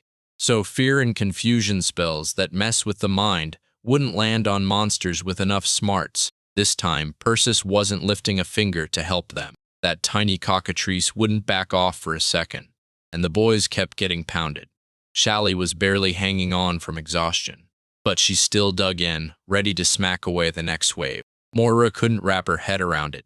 She pushed again, asking if Gale had any personal stuff that could actually help, but the guy only shrugged and muttered that his belongings were totally useless here. The boy grabbed the bag to see what was inside, then told them it was just personal stuff meant to sell until the inspection uncovered a cursed bandage. Inside the bag, a dark mask sat in silence, and a twisted ornament of mournful horns glinted back at you. Gale shot back that making those creepy little things is something to be proud of, because they're built to dress up interiors. Then Shelly stared at that guy's bag, packed to the brim, and still got the chilling reply that these items barely work at all. Gale replied with a heavy sigh that his defense was now 3 times stronger. His agility shot up to double. Fatigue couldn't touch him, and his poison resistance had skyrocketed, so the girls just stared in disbelief that his cursed items were hitting that weak. Shelly shot back that it was exactly what they needed, and Mora hissed a warning. Now she'd throw up a protective barrier, because those monsters were already creeping in from way too close. Shalina's eyes lit up and she sped forward, itching to test how tough this new stuff was. And the guy nodded along, even if he made it clear these upgrades weren't meant for fighting. The girl grabbed the bandage, then froze poles on it she whipped it into the air like it was cursed, instantly terrified, and the boy just stared in shock at Shale's reaction. The girl snapped upright and tried to convince herself it was just her strength leveling up, and the boy nodded along, explaining the charm would triple her protection and cut her fatigue to almost nothing. Then Gale gripped the talisman and tied it to her forehead, while she stood rigid, staring forward, locked in focus. Suddenly, a blazing aura wrapped around the girl, and Shale gasped in shock because every trace of fatigue was totally gone from her body. Beyond the barrier, the monsters waited with brutal patience as Gale lined up one item after another on the girl, calmly talking through what each one did. The girl's whole vibe flipped, and with fearless confidence she claimed she could see in the dark, even though her mask hid everything. And Moira realized the chicks were moments from shattering the barrier, so she yanked the boy and ordered him to put on every piece of gear. The boy shot back that the final artifact was the Weeping Horns, and once they're yours, your agility and strength jump through the roof. Then the girls snapped into shocked looks at each other. Shalina stepped into Gale's cursed armor, fully geared and ready for trouble. The girl shot a question about what just happened, and when 100 seconds ticked by, the boy grinned and said how awesome she looked, while Myrrh only pressed her hand to her forehead, and Shelley stared at her own strength like it was unreal, because that 5-fold boost had her palm buzzing with raw power in every single finger. The shield split with a sickening crack, and Moira instantly spotted it, snapping everyone's eyes to the danger. Monsters crashed in on Shelley, and the sea blasted a loud warning to the girl. Danger was here, and it wasn't backing down. Shalina snapped around out of nowhere and slammed her hammer down with raw, unstoppable force. With a single thunderous punch, she shattered the monster into nothing but bloody pieces. Moira and Gale just stared, stunned as their comrades' new powers lit up everything. Then, out of nowhere, their own thoughts started to shake, even with Galena standing there without Moira's enhancement. Shalina looked stunned for a second. Then she couldn't hide her grin and blurted, "I'm invincible now." Suddenly it clicked in her head. She whipped around in a blur and slammed the hammer down, and Shelley swore it was the attack of infinite spinning. She burst with fresh energy and let out a wild laugh, joy spilling out with zero restraint. The boys watched the girl's moves, and Moira finally pressed her. Any dangerous parts in these artifacts, and the young man admitted, voice shaky, that nothing would hurt them. But the items could clash when they touch, like a combo cursed reaction. Mix cursed pieces with different effects, and the power spikes hard. So a mask plus horns hits way harder together than they ever would alone. The girl clocked that Shelley wasn't even fazed by exhaustion like a real runner through the pain, while Shelley was already lining up the finish, blasting the final monster and landing the hit dead on. The girl halted beside the wrecked body of the final monster. Shelley yanked the leaf off her mask and the curse vanished on the spot. She dropped that protection, then realized she was embarrassed to strut around in something like armor in public. Seeing her reaction, Shaggy joked that she'd just praised it moments ago. Shelley shot back that armor earned praise only because it made her stronger. Gale let out an annoyed sigh and grumbled that all of this was already worn out.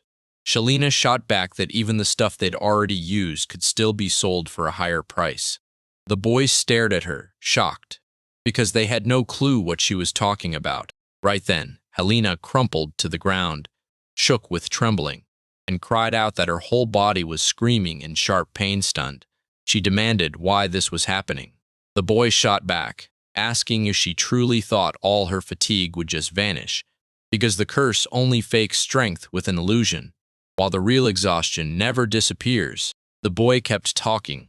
She cranked her strength up 5 times, doubled her speed, and that's what snapped her into a berserk rage, letting her smash through a whole crowd of monsters. On top of that, her body hardens against poison, triggering the moment a cursed item takes effect. But the second the item gets yanked off, the curse vanishes too, and if poison was already running through her veins, it keeps going. In a world where barely any people chase experiments with cursed junk, and most folks swear it's a waste, one monster item can still flip everything. If it can wipe out a whole pack of basilisk hatchlings, you could barely put a price on that. And when Gale heard her, he told the girl to wait it out.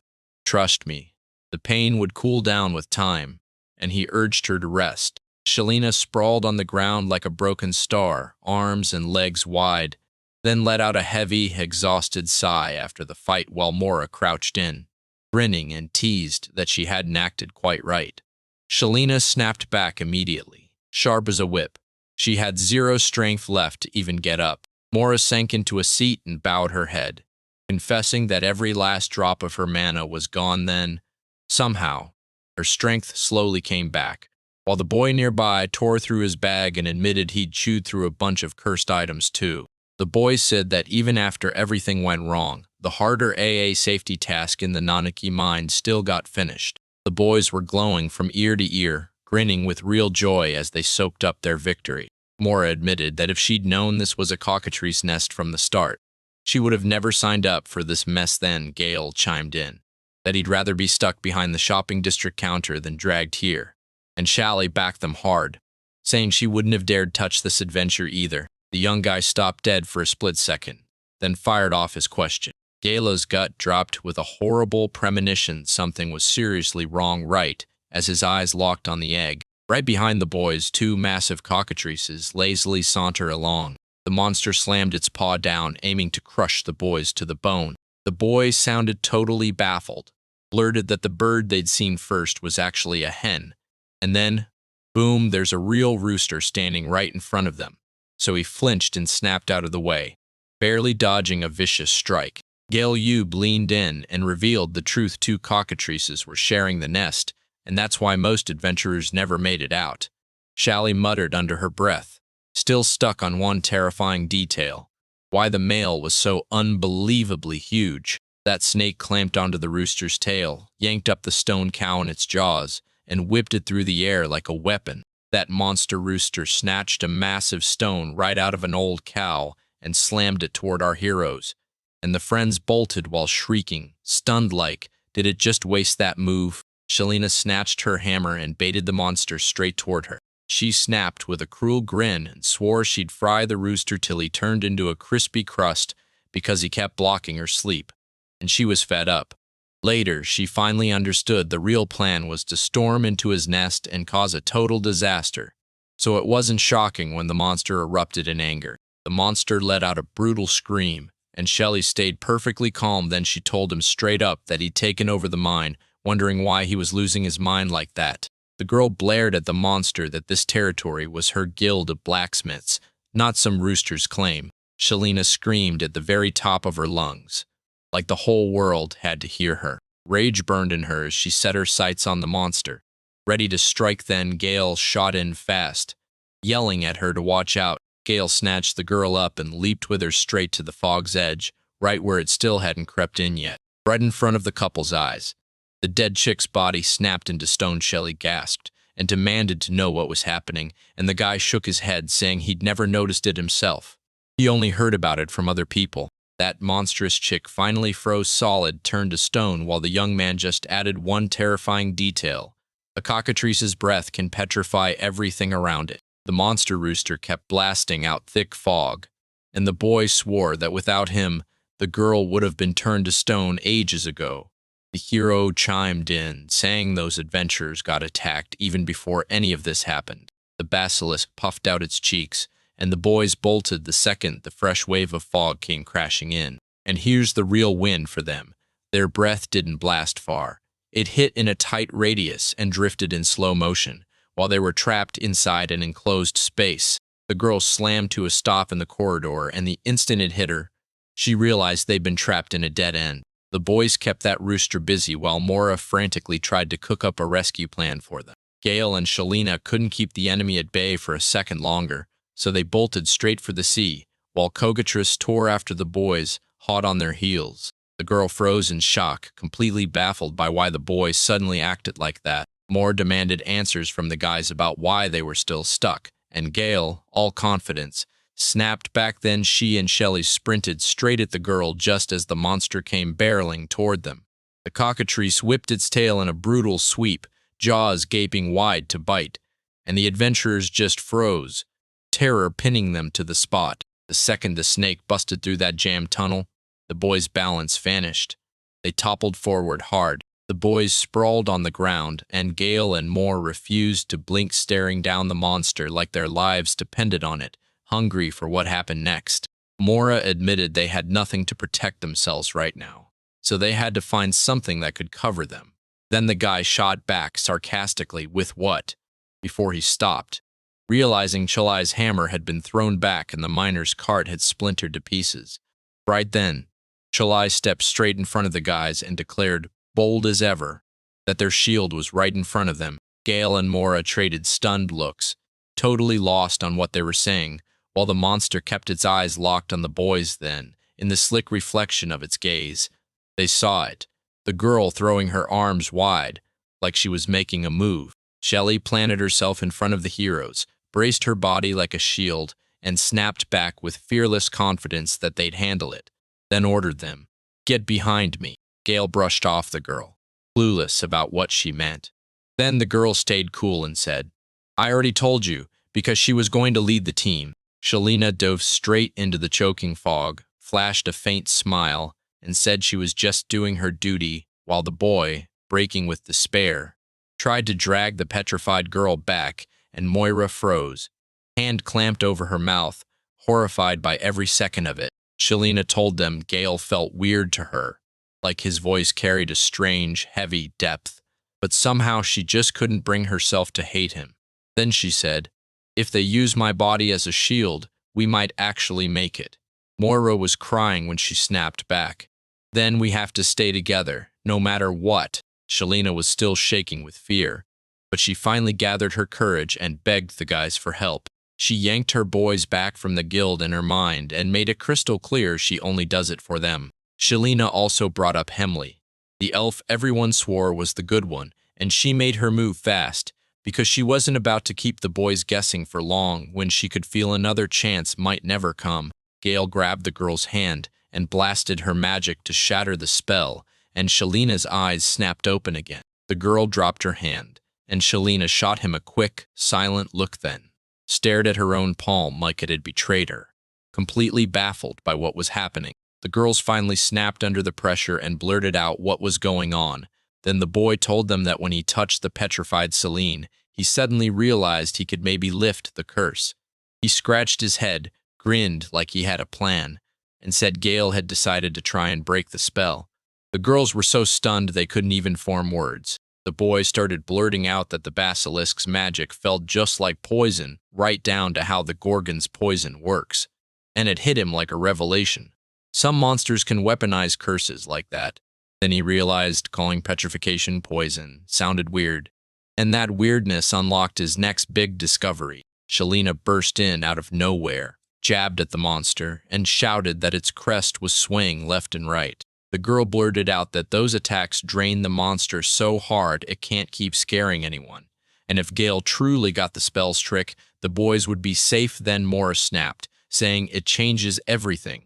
They had to strike before the monster fully regrew its strength, and she even had another enhancement she could use. With a clenched fist, the girl boldly promised she'd help Shally grow stronger, and Shally trusted her completely, agreeing to rely on her. The girl cooked up a plan. Shally would handle that snake tangled around the basilisk's tail, and Gale would rush the final gift to the rooster. Gale and Shuan lunged toward the monster as it struck at them, and out of its shadow it spat a serpent from underneath. The girl dashes straight into the snake's mouth, fearless, and smashes at it with her bare hands. She dropped her hands, snapped into motion midair, and smashed the monster straight in the head. Then she landed softly on the ground. Shally figured their double-sided ambush was genius, because up until then, she'd believed the poison was basically guaranteed to kill, and while that nightmare hung in the air, Gale sprinted along the snake's body, closing in on the rooster. The boy hurled himself at the monster, not even glancing back at the scream he'd rather swallowed. Gale was sprawled on his back when that rooster's crow ripped through the air. The boy shoved the monster beneath his cursed artifacts and soaked everything in weakening spells, praying that at least one of those brutal curses would finally sink its teeth into this monster leader. Still, the young man only grinned and warned, "Today's got a special promotion on monster curses." Then he fired off a move that slammed out multiple strikes back to back, no breaks, no mercy, until the monster rooster was instantly trapped under a brutal curse. The girl stumbled down from that skull-covered mountain. The boy kept battling without stopping, and Gale slipped and crashed downward from the rooster. While he was still in midair, the young man shot out his hand and shouted at the monster, luring it right after him. The rooster sank deeper into the pile of tortoises, screaming in agony as it blasted out spells and curses, desperately trying to break free. Gale stomped down from the mountain straight toward the girls who were rushing to greet him, and Moira caught the question burning in the boy's eyes, so she blurted out if he'd used up every last supply. Gale only gave a firm nod, proving her suspicions right. When he faced that mountain of skulls, the boy swallowed his doubt and figured, "If I can't tell which curse will hit the leader, I'll use every single one." Behind him, the girl stared, frozen in shock, as dark rays tore out of the pile like a storm. The girl screamed at the boy, warning that if he turned on all his magic items at once, it would trigger the end of the world. But he only laughed, insisting she was blowing it way out of proportion. The monster shrieked from the busted mountainside, and dark rays erupted around it. Shally clocked it first, even though the boy had already said it like usual. She figured she shouldn't pull punches, but he somehow always went and overdid it. The boy crammed himself into the shadows, desperate to escape the brutal bright light spilling out of the curse.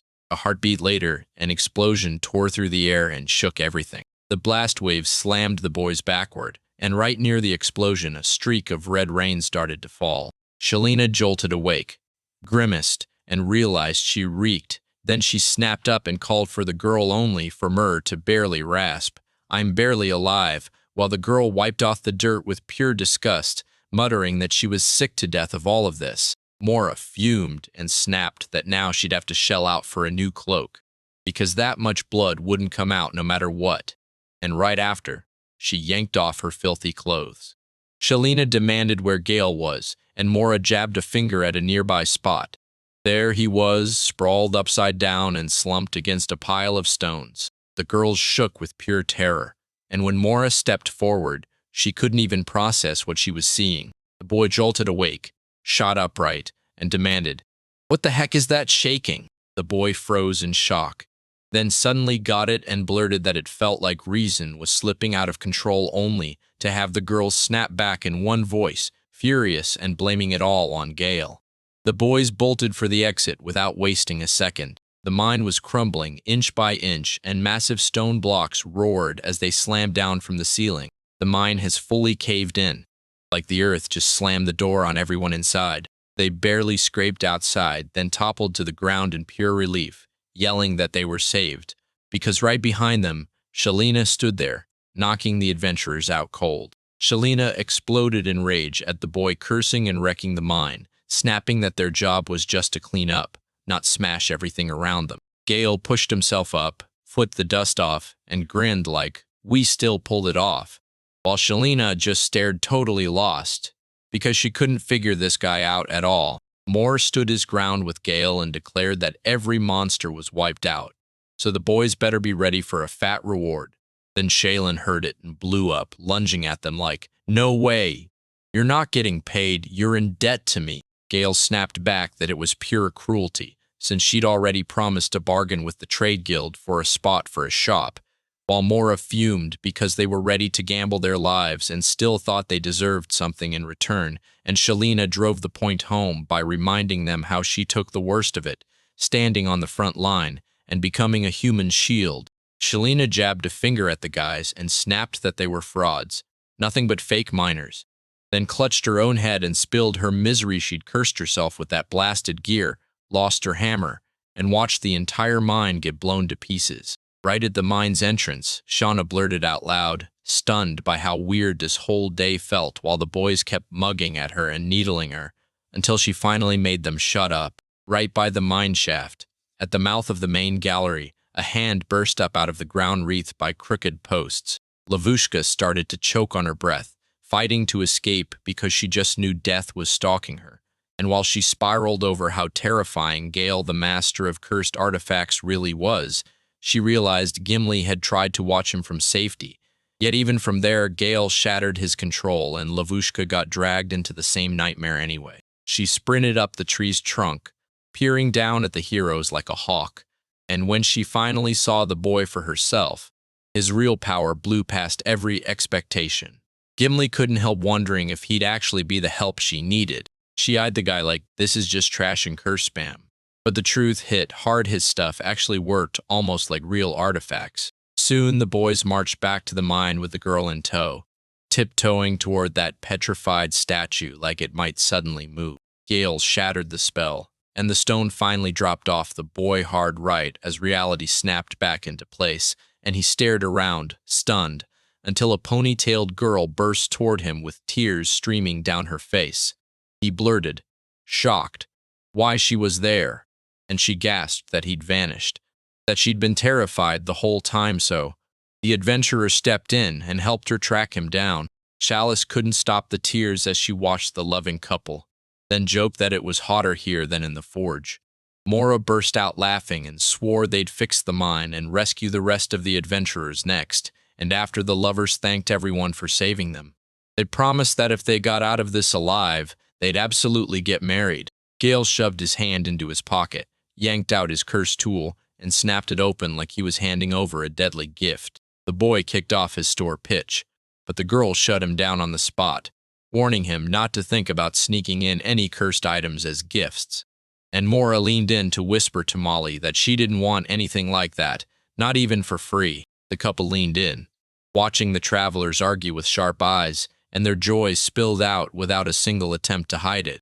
Gimli swung the door open without even glancing at their guest, tossed out his usual greeting, and the moment Shale came into view, she blurted out broken-hearted what he needed, only for Gimli to snap right back and demand what kind of trouble this girl had. The blacksmith dropped into his seat behind the counter, and there was Gimli already waiting standing there, like he owned the place. Shelley clocked how dead the tavern was. Gimli flashed a fake grin and asked if this guest came to sell something, or if she just wanted a punch in the face. Shelley laughed brightly and said she'd happily sell anything as long as they had the right price. Shalina dropped the dart they'd used to fend off the cockatrice onto the table, and when Gimli asked what was wrong with it, the answer snapped back as a warning: get closer and study the artifact. The girl peered through the monocle and blurted in shock what she could possibly see. And right on cue, Shalina fired back by asking what she'd noticed in the dart. The girl shot back that it was the real deal, and Shalina frowned at how Gale hands out stuff like that for almost nothing, then grilled her if she had any clue about it. The girl only gushed, "That guy is unreal," and flipped the question back on what she knew about them. Gimli grinned like he'd cracked a secret, feigned deep thought, and then said, "I only know this: he's from the capital, and he used to play on a sea crank team." Shalina eyed her smiling counterpart with sharp suspicion. The girl swallowed her fear, accepted the reality, and then cautiously asked why a guy like Gale would show up in this forgotten wasteland. Shalina propped her chin in her palm and told her how he'd tracked down the adventurers in the mine, turned them to stone with a basilisk, and then somehow healed them all. Shally said the guy somehow dragged the church into his healing because of a curse. Gimli narrowed his eyes, repeated the word, and demanded to know which curse Shally meant. Shalina shot back that she'd barely escaped becoming stone, because deep in that mine, petrified adventurers kept getting dragged out one after another. And then she made the real point clear. It was Gale who healed them all. The girl said the only sanatorium left in the whole city is run by the church only, and that kind of control doesn't happen by accident. Shalina's stomach dropped because she knew, without a doubt, she'd been tricked somewhere along the way. Gimli clung to the details the girl had shared about the dispersion the boy had used, while Shalina leaned in and listened like every word mattered. Shalina wore a satisfied smile and asked if the other person was into that guy. Then she heard a slightly muddled but definitely yes. Her mind raced, because this felt nothing like her usual run-ins, and the moment she pictured what happened when she got petrified by the basilisk, that curse snapped away instantly. Viral claimed the guy didn't pop a single elixir and didn't even ask the church for help. So Shalina stared into the silence, then muttered a quiet curse. Shelley couldn't figure out why he, of all people who had abilities like that, still kept roaming as a nobody adventurer, and Gimli just shrugged, saying a novice stays a novice. But then the girl remembered how he crushed that salt curse with zero effort and even saved other adventurers, and she couldn't stop herself. Did he plan to apply for a rank upgrade too? Shelina shot back that she wasn't going to change at all, and then pressed, "So why should I even bother?" Gimli leaned in to ask Shelina what she planned to do next. But she just met him with a deep, thoughtful stare, then turned around. Shelina said she'd take the boy into the blacksmith guild to see if his talent is real and whether he truly loves the craft. Then Gimli shot back with a grin. "I trust him 100%, and slammed home the truth. No rule says you're forced to be in two guilds at the same time." The girls traded warm smiles, then the room went quiet as their minds raced, and with that, they each headed off on their own. Right then in the mine, Gale and Mora were chatting when the guy suddenly let out this massive, unexpected sneeze. The girl spun away from him, irritation blazing in her eyes, and told him to cover his face when he sneezes. The boy shot back an apology, blaming it on all the dust down underground. The boy clocked that Shelina was treating her own people with straight-up disrespect, and she brushed it off by saying that if she forgave them for everything they'd done, it could actually turn out to be a gain, though, to the boy. She was seeing the whole mess way too bright, like nothing bad could ever happen. The girl unloaded a storm of accusations on the boy, yelling that it was all his fault, because he unleashed every curse at once, and in the same breath, the truth flipped. He'd saved the adventurers, but he also became the villain who destroyed the mine. Gale just sat there, silent. Mora asked the guy whether he'd joined the blacksmith's guild, and he just nodded right away. Around his neck hung a band with a tag declaring he belonged to both the adventurers and blacksmith's guilds. Then Gale said that, along with Shelley, they'd already decided Moira would team up with him and help run the shop. The girl remembered the blacksmiths and thought it was downright weird the guild only welcomed real masters, never everyday adventurers, even when they were out mining. Mora fired questions at the guy, demanding to know what he was even doing there, only for him to stammer that it was nothing big, that he'd just handed the guild a few cursed items he'd cooked up. Mora pressed again. "So your work got approved?" He gave an awkward nod, but his voice betrayed him as he remembered how his creations came straight back for revisions the moment they were first judged. The girl replayed it all, how Shelina blew up when the boy handed her that cursed sword. Then he shrugged and said he treated her request like a decoration order, so he crafted something in that same style. The boy thrust a vase shaped like an upside-down skull into Mori's hands, brimming with flowers, and she recoiled in horror, thinking, "Why flip it like that and turn it into ikebana?" Mori shot back that he shouldn't bring twisted little skull crafts like this anymore, and the boy's face crumpled because he'd spent all day on that thing. The girl, baffled, pressed him, "How do you possibly waste a whole day just fixing a vase?" But he protested that he was chasing a special shine, polishing it for hours straight. Then Mori snapped, "Cold and goo, it's it." Gale cradled the vase to her face, studied the swirls like they were clues, and asked the guy straight up if it was beautiful. He leaned in and said that set in a room, it would bring a steady feeling of renewal, and drink from it, and wounds would knit back fast enough to be unbelievable. Gale's eyes lit up. For a mage, this was a dream come true, because that recovery speed could mean life or death. But the guy just shrugged and turned it into a plain decoration, and Gale was shocked he didn't even realize what he made was extraordinary. She threw her head back and laughed, saying that the truth is way more complicated than what had but happened. Restoring mana feels a lot like bouncing back after exhaustion. Good food and real sleep hit different, and how fast you recover can swing based on whether you've been drinking alcohol, stuffing yourself with sweets, or indulging in all kinds of treats. When you're sick or just not feeling right, mana comes back slower, which is exactly why mages guard their health like it's life or death. The girl clenched her fists, remembering how she'd chugged those potions to refill her mana like they had zero taste, just to spite her, then spent hours meditating in that gloomy room, even though she could have just tucked a potion in a vase and walked away. With her hands over her face and her knees on the floor, she finally snapped into the thought that it was straight up impossible. Mer said Shelina would hate a vase like that. Right then, Shelina walked up from behind, clutching a bag, and demanded what the guys were up to. Shalina saw the mind support start to fall apart as the boy screamed, and he confessed it all. He'd shown Mira his brand new experimental invention, and that's why the girl got sick. Mira, slumped against the wall, decided it was time to get some rest. Shalina stared at the vase in the boy's hands, and the girl snapped that if he tried to sell it in the city, they'd toss him out on the spot. The boy shot back that he'd done exactly what she asked, then shoved his creation into the girl's hands. Shalina erupted in annoyance, yelling that she'd told him to make something useful for her. They flung the bag at him. Gale dropped to the ground, wedged the bag between his knees, and asked what this was. The girl grinned and said, "It's the head of the basilisk you killed." Shelley shot back that she could sell Gimli's head, then snapped that the monster's body still wasn't buried while Gale pressed her again about how she'd handled it solo. Shelley insisted she hadn't even killed the full monster, just its tiny offspring and a chicken, so there was no reason to freak out. The boy pointed out, sharp as a blade, that she still hadn't delivered the reward she promised, and the girl froze, stunned, speechless. Shalina yanked the boy by his collar and snapped that a simple "thank you" just wasn't going to cut it anymore.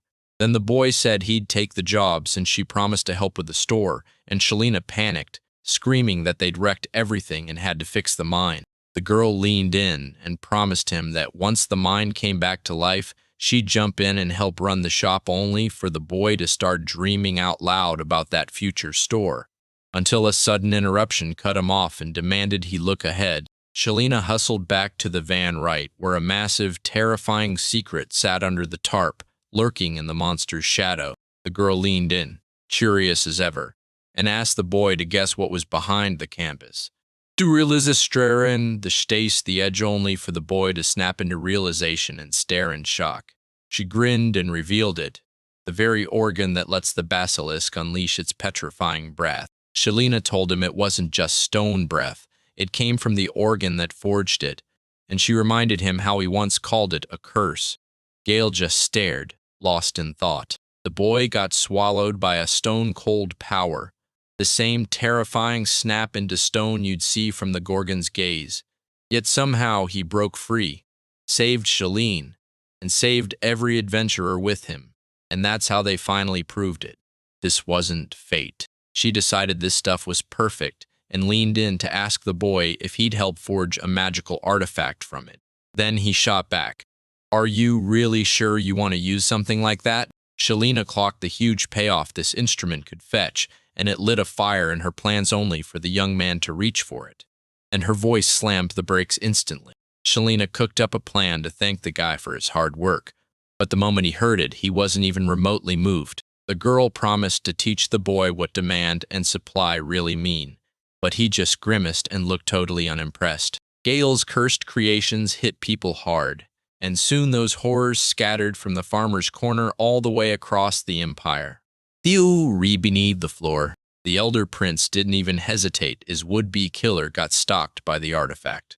Then the young man dropped to his knees, seized the girl's chin, and held her tight. The prince brushed off every excuse and drilled into her why were false rumors about him spreading in the first place. He reminded her he was the empire's first prince, sneered like she should know better, then snapped with full fury and threw savage curses at her, the Assassin's Guild leader. The girl blurted out an apology, then the boy yanked her by the hair and dragged her across the tiles. He claimed she was just bragging, but then she botched the job, and he ended up saying they were nothing but useless killers, just making everything worse for him. The boy guided the girl to the chest, and the moment she saw it, fear slammed into her and she froze. The prince snapped that this was the most cursed instrument in the entire empire, the devil's true heartbeat. Long ago, just the rumor that someone was carrying it sent the whole world into panic, and the thing itself still dripped with a chilling, sinister gloom. The prince blared a warning that this heart-draining curse will suck the life out of humans, then demanded to know if the new food finally made him happy. The boy leaned in and admitted his favorite dish is people just like her. Her whole. The boy yanked the girl by the head, straight into the devil's own core, demanding to know if she finally understood why he'd dragged her here. She didn't, so she swallowed her fear and begged for forgiveness in a quiet voice. The girl threw herself on her knees and begged for mercy, but that poisonous haze kept sucking the life right out of her. The prince warned that one touch to the heart could drop even the bravest warrior, and the girl sobbed, begging him to stop as tears streamed down her cheeks. The prince backed away and swore this was the moment he'd draw the line, then the chest shut with a soft, final click. The boy demanded, "So how did it all start?" And the girl kicked off her story saying the operation was a total win, right up until she slipped her spies into the elite. The girl said the princess wants that artifact above all because it shuts down every technique out there. And the prince demanded she say it again just to make sure. The boy couldn't believe it. She'd said the princess personally shut down several of his attacks, so he immediately shook his head and swore it never happened. Until she explained the artifact protects you from instant death and has a bunch more tricks up its sleeve. And that's when the boy's jaw truly hit the floor. The girl finally said it's almost impossible to believe what just happened. The prince couldn't wrap his head around it because even if the princess really had been murdered by hired assassins, nothing would change. The real problem was way darker. Nobody in the empire knew which exact artifacts were out there. The princes snapped to attention when they realized things were getting deadly, then demanded to know exactly what that artifact was doing to everything around it. The moment the boy learned the kingdom had snagged that priceless artifact, rage exploded in his chest. The prince couldn't care less about Carla, like if his brother married her, it wouldn't even scratch his plans. The bit more time and begged for permission to spill even more secrets. She shot back that she didn't just find it. She actually bought the artifact from a young merchant herself. One evening, deep in a quiet corner of a tavern the capital's adventurers always swore by, a squad of top-tier heroes huddled up talking in whispers as they stared at the question, why on earth did Gale go to such insane lengths? Melissa clocked that they were being way too loud, so they had to play it safer. Then the dark mage lifted his mug and, with a grin, goaded, "What if someone hears this and swoops in to grab the reward for capturing me?" Luke pushed the team back into the conversation, then dropped the bomb. "Taxi drivers have wild rumors," and Kesh snapped back instantly, asking what they were. Like, could this be about whether Gale finally paid for that ride? The paladin slammed his mug on the table and barked at the waitress, his face set in pure disgust. Then he sat there glaring while the girl hurried over the moment she heard his voice. He snapped in fury, slammed his fist on the table, and demanded ale-spitting complaints about how painfully slow everything was, while the girl kept apologizing. She couldn't calm him, because he kept pushing for a whole barrel and arguing even after Luke's soothing words. The boy kept insisting that one of the carts had sped straight for the village until, mid-journey, orcs ambushed it. They say every last one of them was slaughtered, and they claim it was someone from the rear guard who did it. The paladin shot up from his chair in a split second, fury blazing, because there was no way that could be true. In his eyes, if the guys in the back could hunt monsters too, then there'd be zero reason to split the unit into vanguard and rear guard. Robert snapped with rage and cut Kesha off, right in the middle Bilboa, because he was desperate to finish, and he'd just learned something else that mattered. They say this man crawled out of the distant past in filthy, tattered rags, waving a dagger like it was possessed, slashing through everything in his way. And yeah, they swear that blade was a cursed artifact. After finishing his tale, he snapped his gaze to the team captain and demanded, "Tell me, does this sound like a cannon to you?" He finished his dinner like it was nothing, slow, steady bites, and no rush, then said, dead serious, that he'd never pull off anything like that, since even they could barely handle the orcs, and hunting them himself was basically impossible. Luke shot back against Kesha's take, saying they'd just go ask what everyone else had figured out, and Melissa chimed in with a new lead she'd heard, that someone spotted a man who looked eerily like Gale. The thief sprang up, slapped his palms on the table, and demanded the next details. So the warrior said the kid kicked things off exactly like you'd expect.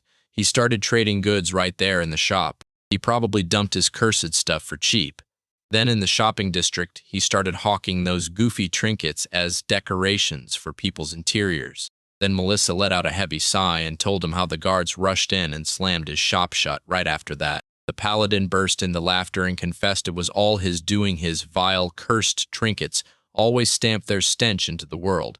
wrecking people in ways that sparked non-stop complaints. But one detail haunted him. Gale had cashed in on him, big time, and Norris swore he'd heard the same thing. His stuff was flying off the shelves, and somewhere in this hotel, another guy just like him was hiding in the crowd. Luke also clocked that the boy was wearing brand new clothes, which made him think, all right, he's definitely got money to pay for that carriage ride. They decided this for sure. No matter how relentlessly the royal soldiers hunted him, no matter how many tricks they tried, the squad would still come up with nothing, not a single trace. From Melissa's words, it became clear he raked in serious cash show. Of course he had to blow it on something. Kesh couldn't make heads or tails of it at all yet. The Black Mage already had a clue and told him to slam every fact together into one answer. Norris realized Gale had switched up his whole routine, and suddenly his work wasn't just confined to the capital anymore. The whole team couldn't shake the feeling he was masking his real intentions. Gael always drew eyes with his wild, off-the-wall antics, like he was trying to hawk something to everyone watching, and the moment people finally talked it out, they all agreed on the same thing. He wasn't really in town at all. Then the warrior leaned in and claimed he had ties to someone in the Merchants Guild. Maybe he'd even applied for a permit to run that shop. When the girl slid the document to him and showed Princess Carla's order, the trade guild man reluctantly cracked and spilled a tiny piece of info only to admit it was confidential. She even grilled him. Did he see her as a friend? How was he holding up, and what mood was he in? Luke then snapped everything into one clear summary, and it turns out he's not new to the trading game. He might even be running deals across multiple cities at the same time. Kesh stared into his empty mug, muttered that the whole thing didn't matter what he was selling, and then snapped that if he had money, he'd open a store packed with his damned trinkets. The young man snatched the mug with both hands and roared, "Everybody drink with me." The paladin bellowed that he'd had enough of waiting for his beer. Then right on cue, the waitress's footsteps hit the floor, and every eye snapped straight to her. While Kesh insisted every single expense was Princess Carl's problem, Melissa and Luke stood there, utterly stunned. Behind him, a girl heaved 2 massive barrels of ale into place, and he shouted to the whole crowd, "Tonight everyone drinks to the bottom." The waitress slammed those massive barrels right in front of Kesh's face, and every dish and mug jolted up at once, sloshing their contents everywhere. The paladin snapped at the girl as she bolted, furious and demanding what mess she dumped on the client. Then she was gone, leaving only one chilling line behind. "This is your ordered item." Luke stared at her, shocked at how insanely strong she was, because even lifting a barrel like that solo wasn't something just anyone could do. She rounded the corner and let out a breath of relief when one of the crew caught her, telling her the team was all buzzing about where Gale could be. The girl with tired eyes snapped her gaze to the young man who'd just spoken to her, and 3 waiters stood there, already thanking her for her hard work. Liznet was her name. And when she tore off her wig, she went quiet for a moment, like, why in the outskirts of the capital? Why drag herself through info runs and surveillance like it was just another job? One of the guys grilled her, asking if these really were the people they'd been hunting, and Liznet shot back with total confidence, yeah, they were. She dropped onto one of the barrels, kept her cool, and said their behavior matched everything she'd uncovered perfectly. One of the guys shot the question, did Princess Carla hire them? They smirked and pointed to an agricultural town, then named a man named Gale. The Wolffangs are on the hunt for Gale Hamilton, and Princess Carla is scrambling like crazy to reach that very man before they close in. The girl finally spills the truth. He's the one who forged that artifact, and now it hits hard. He's the creator of the exact relic the S-rank team is hunting right this second. But who he truly is, yeah, that part is still a total mystery. But Liznet clocked how ruthlessly cunning he was. Every move he made in that team left nothing behind, like a ghost with a plan. She was certain it was all a slick cover-up, an attempt to bury the artifact creator's real name. And the rumors about him still haunted everyone like a ghost, because nobody had any clue what he'd even done before. At the very least, they could follow the wolf's fangs as long as they wanted then. Somehow, they still pieced together Gale's rough location, so it wasn't all for nothing. The girl barked orders at the boys, and they bowed their heads as the adventurers were rushed out, because she and her crew planned to stay put and snatch Gale by force later. Then, boom, the manager burst in and snapped that the kid couldn't slack off because the orders were stacking up and the dishes were still dirty, and Liz Ned just grumbled under her breath and tossed the wig back on. Meanwhile, Gale was inside the blacksmith guild when, at that exact moment, the heavy doors creaked open and a girl slipped in. The boy hunched over his work, snapping together a brand new device, while Mora Glaris loomed by the entrance, watching Gale build it silent as stone. But then the boy finally snapped. The quiet he said he had one more thing to say, and that instantly lit up the girl's curiosity, wondering what Gale was really after. He spun back to the girl and thanked her for helping him finish the mission to protect the mine. And the truth hit hard. It was his fault she got pulled into this whole mess in the first place. Gale reached out, grabbed her hand, and thanked her from the bottom of his heart because just having her there instantly soothed his nerves. At that confession, her cheeks flared red, and she stared at the master of cursed things, completely thrown off. Mer clasped her hand and thanked her, because it was her help that finally got his shop opened. In a prime spot, she's truly one of the best supportive mages around. The kind who never fails to step in no matter what chaos hits. Joy burst through the boy's chest thanks to Morris. His dream was finally about to become real. She was still cringing over everything he'd said to her. Then she shot back that, since he kept pushing, she was ready to keep helping, until he suddenly sneezed right in her face. Moira told the young man to sneeze, then turned her face away. He apologized and blurted out in shock, "Why do I sneeze so much?" Now he couldn't stop wondering if someone was really talking about him that often. Shalina popped up beside Mora and blurted that the entire mess started with dust drifting out of the mine. Gale realized it was all going smoothly for him, all because that rented workspace was finally paying off. So, when Shalina clocked it, she leaned in and studied his work. Noticing he'd already pulled off something big, the boy said, "I did everything they told me, but it tastes like nothing." And the blacksmith shot back, "If you think that, then society will swear the exact opposite." Shalina snatched the device and blurted, "How do I use this?" while Gale lunged forward, hands out, demanding, "Give mine back!" When he raised his device, he flipped it on in a heartbeat, cranked the knob, and the machine roared to life, humming and bursting with blinding light. Shalina had a cockatrice organ-made device that blasted a beam strong enough to freeze anything into stone. So the moment it fired, she dove for cover and begged, "Don't aim that at people." The blacksmith snapped back fast, then cautiously asked Gale if he really wanted to get turned to stone again. Yet Gale just shrugged and said he could break the curse again. If it had to happen, he only wasn't sure anyone would ever really need it. Then Shalina leaned in and told everyone, "This is just practical," reminding them she'd already laid out how supply and demand work, and all around them stretched only meadows, mountains, and forests, with barely a scrap of stone to build anything. The girl slid on her glasses and launched into a sharp explanation.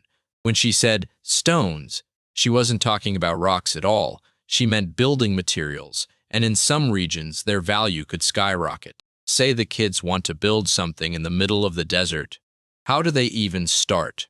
They might smash and pack the sand into bricks, or dig up whatever materials they can right where they stand, or haul everything they need all the way from somewhere else. Most folks try those methods, but digging the ground is a grind, pure exhaustion. Plus, you need water to compact everything, and there's no way to bring it in.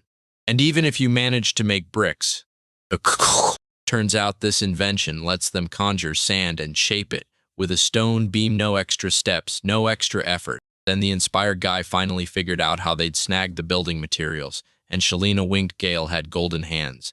He just hadn't learned how to swing them yet. The boy grinned as he listened to Shalina keep laying out her story. Mines let you dig and haul raw materials, but somehow farmers always come up empty. The girl clung to the boy and burst out, "With this invention, we'll finally grab all the building materials fast."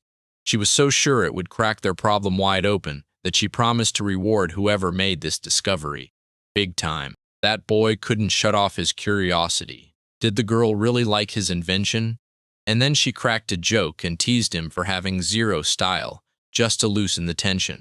Shalina tried to tell Gale she'd never cared about cursed stuff before, but he showed her a whole new side of it, and now she can't see it the same way again. The boy grinned and chuckled again, but the girl let out a heavy sigh and thought, wow, how clueless can you be? Because she hadn't even praised him. She'd only gushed about those damn things. Suddenly, Shalina switched gears and asked if the master could forge another one from what was left, only for him to shake his head and admit it was probably impossible. Little creatures haven't grown the organ that breathes stone yet, and even the snake's tail poison isn't a curse. So the girl latched on to the idea that it'd be amazing to have a tool that could brew poison. Gale wasn't ready for this. How could a machine that makes poison actually help? Shalina cut in and explained it.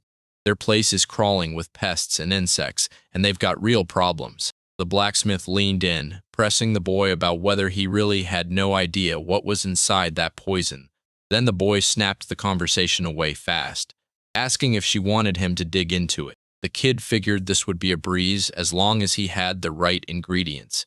He'd made amulets laced with lethal poison 100 times.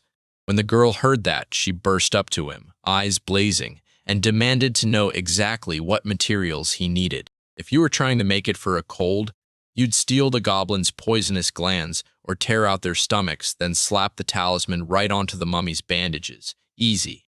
But those materials aren't for sale anywhere.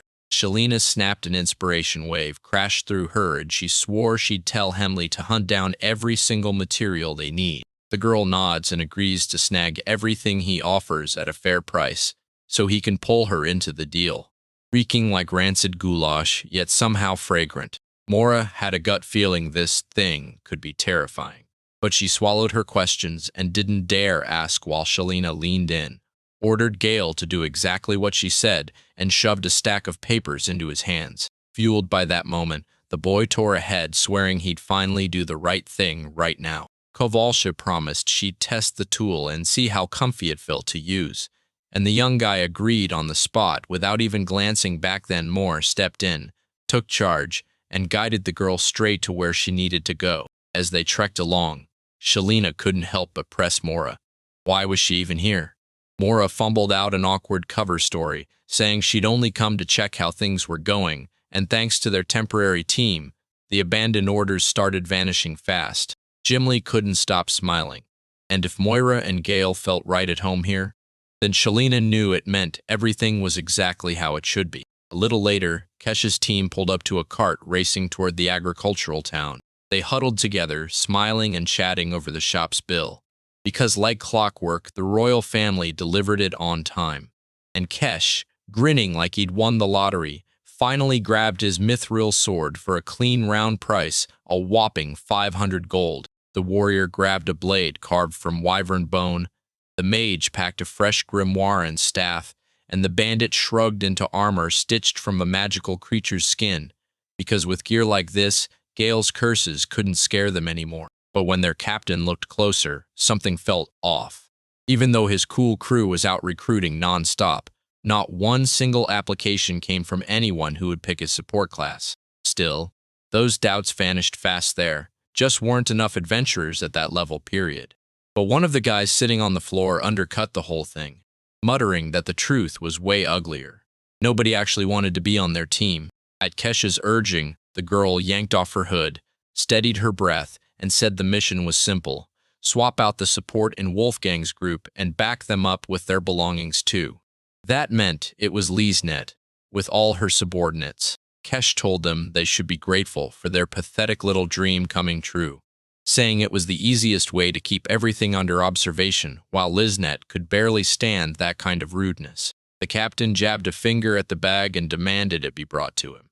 Be vile their energy until they finally hit their destination. The guys dug into delicious food and drinks at Carla's expense, all while soaking in the stunning views. Then Liznet snapped everyone back to reality, reminding them not to get so wasted because they had to keep guard over this caravan. Kesh hated it immediately. He barked at the girl to shut up, then shoved her to wrap herself, cloth over her clothes, so she wouldn't catch a glimpse of their grim faces, because even the wine tasted dead in that kind of cold silence. The Liznet team burned through money and somehow never had enough, and nobody, Liznet included, thought about sharing food. So they pushed hard for part-time work at the tavern, and then right in the middle of it, a sharp whistle tore through the air. Liznet and her whole team didn't hesitate.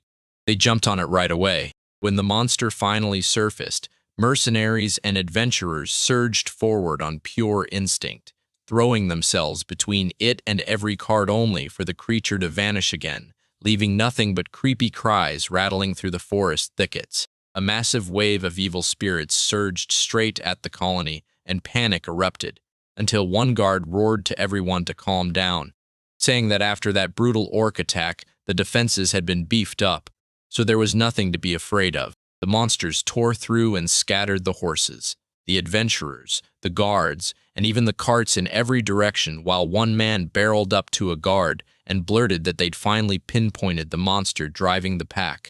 Right in front of them loomed a gigantic hippopotamus. The head of security snapped to it right away. An S-rank monster was standing before them, and those beasts were supposed to be locked down at the border between the Empire and the Kingdom.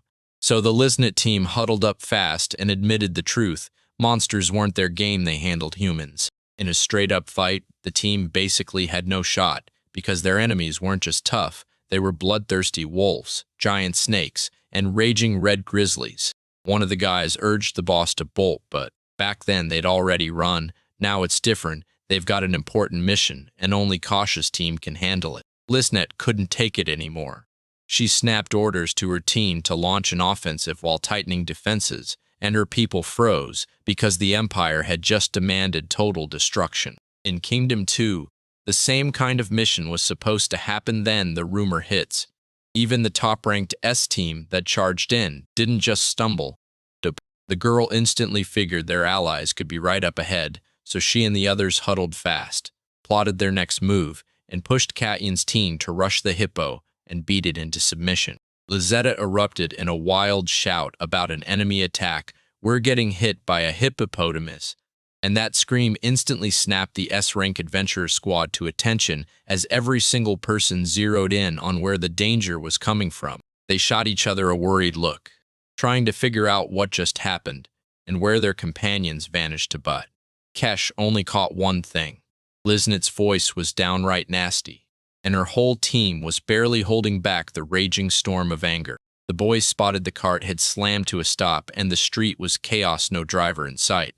Then the bandit peeked out, and right in front of him, the giant monster's terrifying mouth, nothing else, came roaring into view. The boys shrieked in pure terror, while Liznet stayed ice-cold, saying the orcs went after them because the hippopotamus had chased them out of their homes, and now they were stuck out on the road. This giant's power is so vicious and unstoppable that only a handful of people can even hope to stand against it. Kesh snapped his gaze to the street, but everything in front of him felt impossible. Then the monster tore the moment away with a brutal roar, and in the blink of an eye, it smashed the cart carrying the highest-ranking team. The Liznet team stayed razor-focused, slipping past every strike and dodging the monster's attack like it was nothing.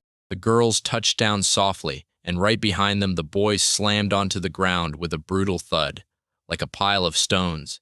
Then the enraged hippo spun around and bellowed so hard you could tell one thing: he wasn't backing down. The air felt like it ripped open, and everyone snapped into stillness, staring in horror, realizing this thing wasn't just brutally strong, it was shockingly fast too. Liznet shot them a confident grin and insisted it was a hippopotamus, no doubt about it, and that it was exactly the target Kesha and his team had come for, while everyone else only traded terrified looks. The warrior snapped to his feet, mind racing. How did she even know about the monster he'd be forced to fight? But it didn't matter anymore. He planted his stance with grit and swore this opponent wouldn't stand a chance. Everyone in the other taverns clocked what was coming. An S-rank Wolfang squad riding with them, so they couldn't just slip away anymore. The crowd roared the team's name, and Liznet, along with her assistants, jumped in to cheer too, while Kasha and the whole crew stood proud and declared themselves the strongest adventurers before they launched their joint attack. Even Liznet could feel the team's raw power blasting through the air, and for the first time she truly saw how terrifyingly strong the S-rank crew was, until the hippopotamus snapped its tail in a furious sweep and sent the whole team tumbling, crushing both their earnings and their confidence in one brutal hit. Right as the adventurers split up and bolted off in every direction, the people watching them just froze, staring in shock while the girl let out a crushing scream. Because in her dreams she'd pictured an S-ranked team that looked nothing like this. Panic hit the crowd as monsters burst out from every side, and Liznit knew right then this place was a death trap. But her team was locked in, ready for whatever came next. They weren't about to bail and sprint away. If she failed, bolting would have been pure nonsense. Then the girl blinked at the whole ridiculous mess, yanked a gun from behind her back, and shouted that they were the best killers on the planet. She stormed in the battle with her team on lock, and together they charged straight at the monsters, ready to wipe them out, fast covering each other the whole time while staying hidden from anyone outside their circle. In the heat of battle, the whole team showed real courage. Then Liznit spun to the guy and demanded he prepare something, because the girl decided to tackle the brutal job of taming a hippopotamus, while her assistant just quietly prayed she'd be all right. The girl slipped into the forest shadows, springing from branch to branch with deadly grace, ready to burst out on the hippopotamus from nowhere and strike before it even knew she was there. But no matter what he tried, nothing worked. Then it hit him. He finally spotted her. Those animals, especially the ones with razor-sharp noses and night vision, never get caught off guard. So there was only one move left: strike openly and go straight for fast-acting poisons. The hippo snapped its tail aside and knocked the dagger away.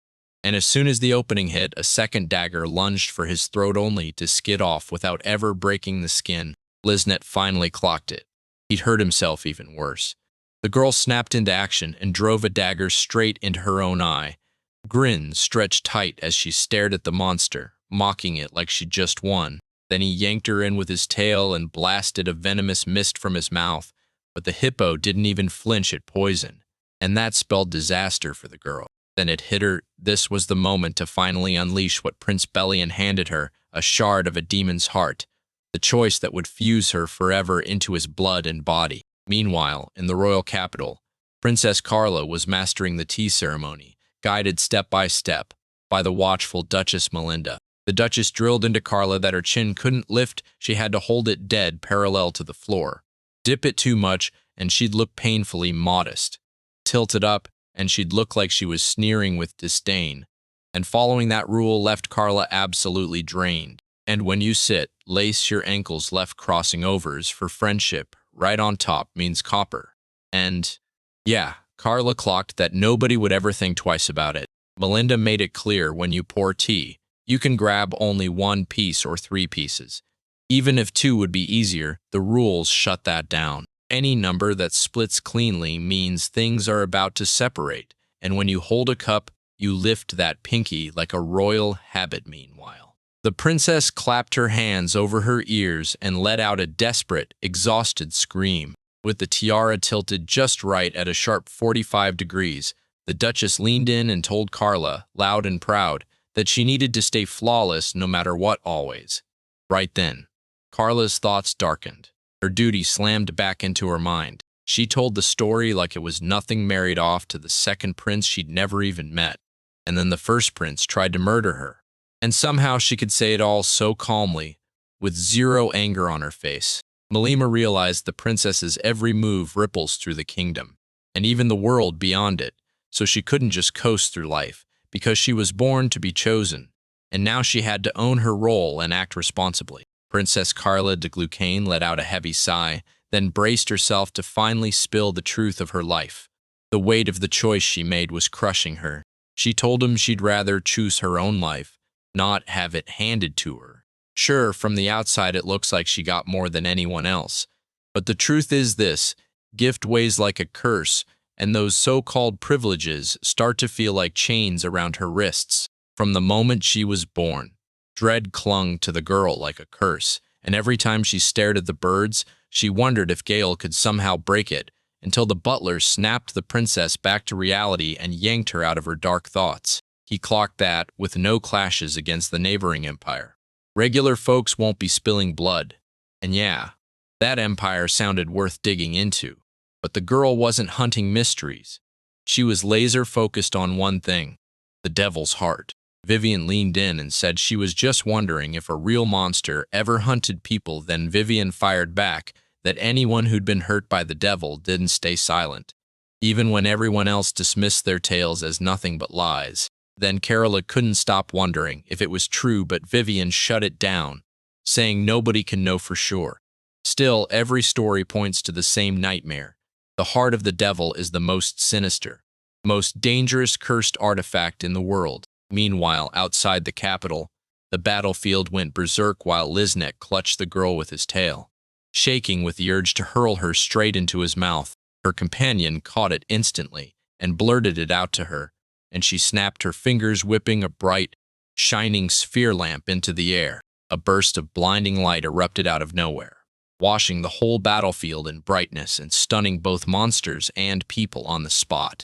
Liznet suddenly roared back to life, lunging for the monster's tail and yanking it clean off with a quick, almost effortless grip, skin and muscle tearing as she ripped through. Exhausted, the girl spotted it. One flash grenade hit the monster, and in those few, heart-stopping seconds, she snatched the bracelet onto her wrist, sealing away 1/6 of the devil's heart. The girl snapped out of the way at the last second, but that only lit the hippopotamus up even worse. Then it bulldozed straight toward her at terrifying, breakneck speed. The boys were freaking out over their mistress. Right in front of them, a giant was tearing forward at insane speed, and those horns looked like they could pierce anything. But the girl stayed cool, lifting her hands straight out in front of her. Liznet slammed into a raging monster with her bare hands the moment it rocketed toward her, and the impact hit like pure shock, fast, brutal, unreal. The guys had known her forever, but they were still stunned, because nobody saw that coming from her. That demon heart bracelet erupted with power inside her, too wild to even put into words. And when she looked up, her eyes turned into a bottomless black abyss. The monster kept pressing forward, snapping and growling through the air. But everyone could feel its power was fading fast, and this way it wouldn't hold out for long. The girl clenched her grip on the monster's horns like she owned the moment, yanked hard and flipped its massive weight off the ground. The relative ounce of strength and slammed it down, ripping one of its horns clean off. A hippo was gushing blood, and the other monsters just stared in terror while Liznet's assistant froze mid-step in sheer horror at the feet of that powerful lady, who then erupted into a loud, bright laugh. The hippo's monster minions scattered in panic, and suddenly it was impossible to tell who the real nightmare was, because that demonic heart's power was absolutely terrifying. The girl finally clocked it.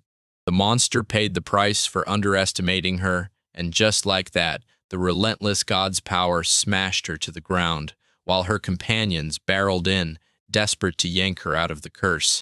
Her hands bulged with veins, but her assistants didn't crack after dumping a mountain of money.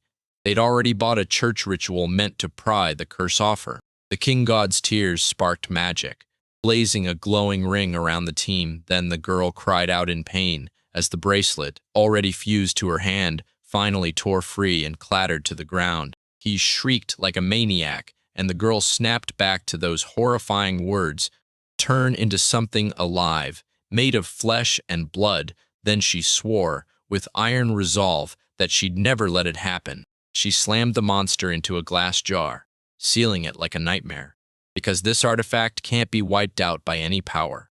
Yet Liznet swears she can still feel a piece of the devil's heart lodged in her, burning to be found. Now it finally clicked. She understood why the prince never handed her that amulet that could break the curse. And the worst part was this: she couldn't believe she'd sunk her hands into something that dangerous. Now she felt her nerves settle because they'd finally beaten back that hippo attack, so they could breathe a little easier, even though the caravan was wrecked and battered. Among the few who made it out alive were hard-bitten adventurers and mercenaries. But most wagons were wrecked beyond use, so the road died right there. And all they could do was sit tight and wait for the patrol. The Lady Astro assistant pressed them on how badly they'd been hit. But everyone only had eyes for the girl, and still Kay and his crew were absolutely wiped out. As the sky finally dimmed, the artifact got sealed up tight, like it was never going anywhere again. And the guys couldn't stop staring, because that kind of power could rein in even the strongest artifact makers. Only Liznet knew this was draining her life with every second, and when she balled her fist tight, hatred for Gail Hamilton flared brighter the longer time kept ticking. While everyone at the Blacksmith Guild was busy forging, Gale couldn't stop sneezing so nonstop that snot chunks kept clinging to his face. The boy finally decided to show his creation to the girl he built it, using Shalina's drawings and advice. But what he made didn't shine the way he dreamed, because it turned out to be a lantern made of bones. The boy lifted the lantern and demanded to know if that skull-shaped contraption could really spit out ghostly flames, only to hear that its power comes straight from the souls lingering in the air, even the souls of insects and plants. Shalina told me street lamps burn either firewood or magical stones, an insanely pricey habit, while phantom fire, you can use it non-stop, it never gets used up, and it's perfectly safe. Mer couldn't help but wonder if it was a little tragic that they were only skulls until Shalina straightened it out and told him straight up that practicality mattered most to her. The girls didn't bother explaining a thing to the guy. They just told him to replace every single bulb. The blacksmith leaned in and asked what the boy had actually built that could help, and the kid just flipped out another cockatrice plus a stone ray emitter and a whole stack of fresh farming tools. He started rattling off his creations. The cursed thresher, the weeping grinder, the saw of sorrow, the trembling sieve of souls, and Shalina just stared, absolutely baffled by how he even managed to make all of it. The blacksmith leaned in and asked if Gale and Moira planned to check out the commercial premises. Then the shocked couple snapped around and stared at the girl. The boy finally nodded, and Shalina leaned in and told me and Em that there was the perfect spot for him. Right off a quiet little side street, just a step away from the main road. Gale grinned and asked if his shop would truly go right here, and the answer came back loud and certain, yes. And this building had once belonged to an alchemist, which fit his plans perfectly, so to scrape together the deposit, they sold off some of his cursed items. Moira and the guy both nodded like they'd found the jackpot. The resident grinned and said once they finished cleaning, shuffled the goods into place, and swapped the sign, the store would turn into something truly amazing. The boys erupted in cheerful laughter, and the blacksmith grinned and told him, "As long as you're here, go ahead, use the forge in the guild any time. Consider it your home." Everyone already knew the deal, and just a bit later, that battered line of wagons finally lurched forward again, 10 long days after the giant beast tore through everything. Almost half the carts headed for the agricultural town were wrecked. Then a patrol squad hauled the travelers to safety, and they surged back on the road toward their destination. And the wildest part, Kasha and his crew were finally hailed as real heroes, because they'd battled that hippo and the other monsters, and they saved everyone from total destruction. The whole team erupted in laughter, soaking up their well-earned praise and daydreaming about endless riches, while the mage and the rogue stood tall and bragged that they'd become the paladin and warriors must have support. Melissa swore they never could have pulled it off without their help, though she couldn't remember it for the life of her. The guys blew up with outrage. Turns out Cashin and Melissa couldn't recall how they even won either, but one thing was screamingly clear: without Luke and Norris, they never would have made it. Kesh was bragging like crazy because in the end, they'd dragged off a hippopotamus's eye, tore its tail clean away, and even scored its ridiculously strong horns. Now they were rolling into a farming town with all that treasure crammed onto one cart. The team figured the eye was ripped out by Melissa's shaking dagger. But that tail and those horns were plainly hacked off by Kuka's hard, unyielding sword, still remembering every savage swing. Almost nobody could even piece together what happened to that giant monster, because the adventurers and mercenaries were battered so badly they could barely stand. Then Liznit spotted something chilling. The sword was spotless, with not a single trace of blood.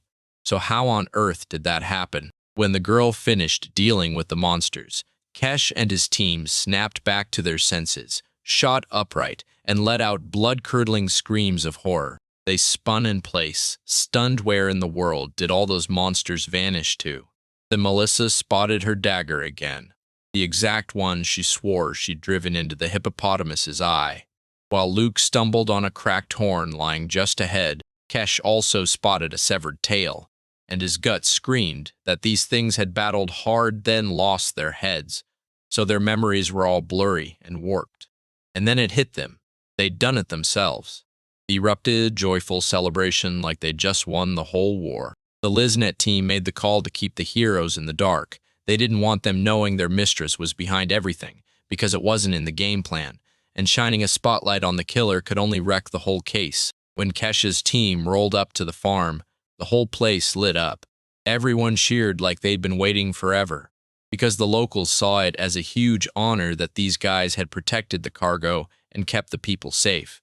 And Kesha grinned and joked that to them, hippos were basically like nuts. Exhausted, the teams of Listnet stepped back with heavy hearts, realizing the world crowns the loudmouths who promise everything and leaves the silent workers stuck in the shadows, even when their legs ache. As Kesh's crew debated their next move, Melissa blurted, "Find a tavern," and right then, the wizard and the rogue were itching to dive in, while Liznet fumed, snapped her throat clear in disgust, and insisted they should hit the guild first. That cat grudgingly agreed to swap the reward, just so the desperate folks who dragged him into this job wouldn't bolt off with the loot, and the girl on the edge of losing it still somehow kept her cool.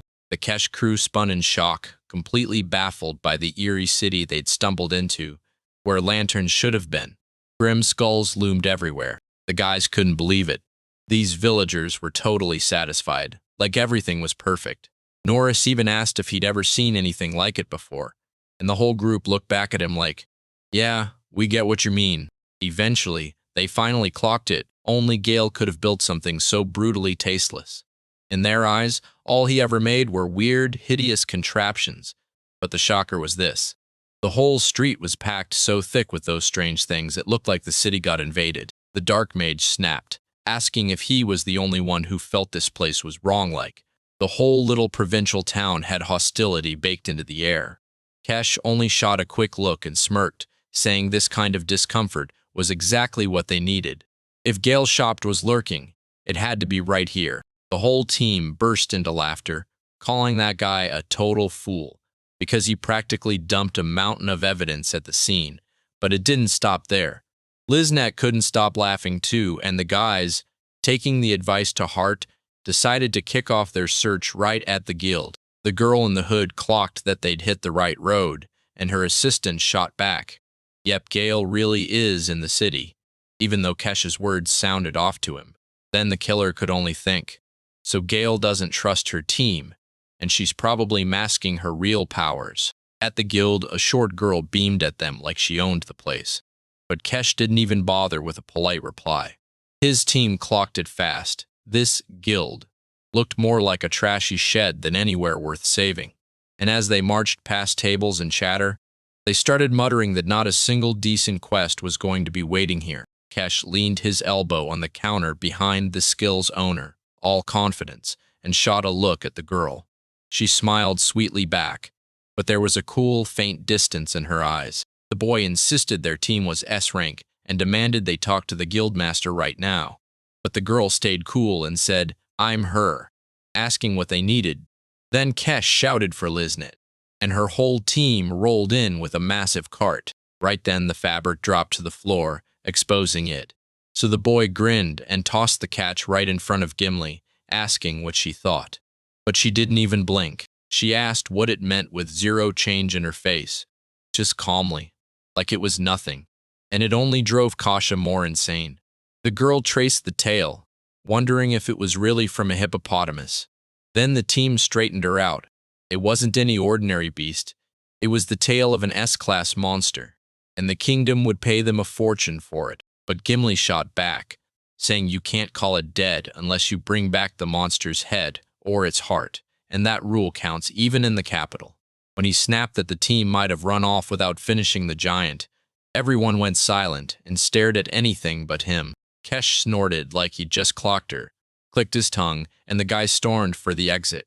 Gimli grinned and told him they'd have to finish off the hippopotamus next time, while the Liznet team hauled all the gear along with them. But right then, the master snapped his head toward Liznet and demanded to know what organization she belonged to, and fear hit her like a truck. The girl snapped to stillness, and Gimli demanded, "Why are you acting like we finished everything when it was you the whole time?" If Liznet truly wanted to pull off the deception, she wouldn't have left a trail all over the jewelry. But it's already done, and there's no turning back now. Liznet sprinted to guide her people away from the girl who'd been working the field with them. Gimli felt a surge of relief. Convinced these guys hailed from the same capital as Gale, then his excitement kicked in, screaming that something wild was about to go down. While Hal and Shalina were already off, they raced toward the brand new little shop that was freshly set for opening. Gale slid the sign right back into place and fired off a question to the girl. How did she pull off this work? She watched the girl with a calm edge, saying there was nothing fancy about it, yet even that kind of simple touch still suited the master of the curse. The boy thanked the girl and called her a real professional, but you could tell that hit a nerve because they were right outside a shop dressed up in skulls and horns, and the sign screamed in giant letters, Gale's Cursed Things Shop. Shalina told him the best way to show gratitude was to keep listening to her orders, and when he nodded, because she was a regular and had backed him more than once, he finally promised he'd swing by the Kuznetsov Guild. Gale blurted that the store would open tomorrow and pushed for a celebration today.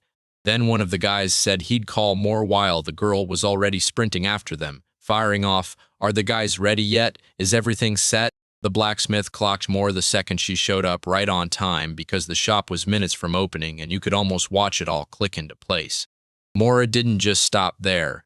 She wanted to jump into the opening prep too, but she slid in a little late. This shop used to belong to an alchemist, so the renovation went way smoother than anyone expected, and then the boy leaned in, asking if Mora was recruiting a team again for fresh missions, while the girl nodded, saying, yeah, she was. Even if he was still locked up doing his usual solo grind, that young man snapped, said he had to grab some materials, but nobody would join him, because who in their right mind would ride out with the master of cursed things? Gale was over the moon about opening the store. But he wasn't about to slow down. His wild, adventurous life still had more chapters to chase. In the future, he imagined hiring a salesperson while he focused on hunting down materials and forging new things. But right now, that chance wasn't there. Still, it looked like Mori had cooked up an idea, and she was ready to share it. She pitched an idea, come back to the team, and sell their products. Then the girl basically said, yeah, we're both back-end types, but when we team up, we crush every task. Moira blushed hard and snapped her gaze away, then boldly swore that together they could take on anything. Just as the girl kept pressing for an answer, the boy twisted toward her like he was about to step in. Gale sprinted to the display with his invention, and the moment he spotted the mummy's bandages slipping loose, panic hit. Mora sank into despair, pressing her hands over her face as she realized, once again, he wasn't listening to her. The wizards swore they'd meet that very evening the moment darkness dropped, so the blacksmith wasted no time. He brewed up strong drinks while the young man busied himself clearing and setting up the dishes for the festive table. The girls headed out, laughing and chatting like it was the best day ever. Mora asked Shalina if she'd picked that name, and Shalina just nodded. Then the blacksmith cut in with a grin, saying no one would stumble in here without a real reason. And meanwhile, Gale was practically glowing, thrilled he'd opened his shop with true friends. Now he finally had a place to be fully himself, and that rush of happiness so powerful it filled his whole soul that no words could ever capture it. A bell with a crisp, haunting chime swings from the shop door. People swear it once belonged to the keeper, who soothed the restless souls of kids near the cemetery and led them to the other world. Folks say that same melody carries on for miles, and wherever this bell rings, the shelves suddenly fill with special cursed artifacts. When the sky turned dark and the stars finally blinked on, Gale heard a strange noise outside his window, and it snapped his attention like lightning. The boy heard the door chime and, like he'd done it 100 times, greeted the newcomers and told them the shop wasn't open. Yet then the visitors turned out to be something else entirely. Right in front of him stood a real paladin. The thief strode in with his chin up, took in every corner like he owned the place, and swaggered up to the master of cursed items, then hit him with an insult to seal the deal. Gale stumbled back, totally lost about why the team was all here. But Kay snapped that he'd wrecked countless lives and still tried to live in peace. For explosive off its hinges with a brutal kick, the whole squad stormed into the room, cash in hand, and shoved in 4 mystery guys like they were part of the plan. Gale snapped, asking what they needed since his shop wasn't even open yet, while the dark wizard demanded they head out to listen at street. The 4 stormed out, and Gale's mind raced. Why do they keep dumping so many fresh faces on them? Now we can finally talk. The master froze in shock. They shoved him out with a single line about opening his own shop, and that was supposed to be the end. So what are they after now? The young man's voice shook, and he couldn't move an inch. His legs pinned to the ground like they'd been welded there. Kesh told him they only showed up because their praying Gale can break the curse off them.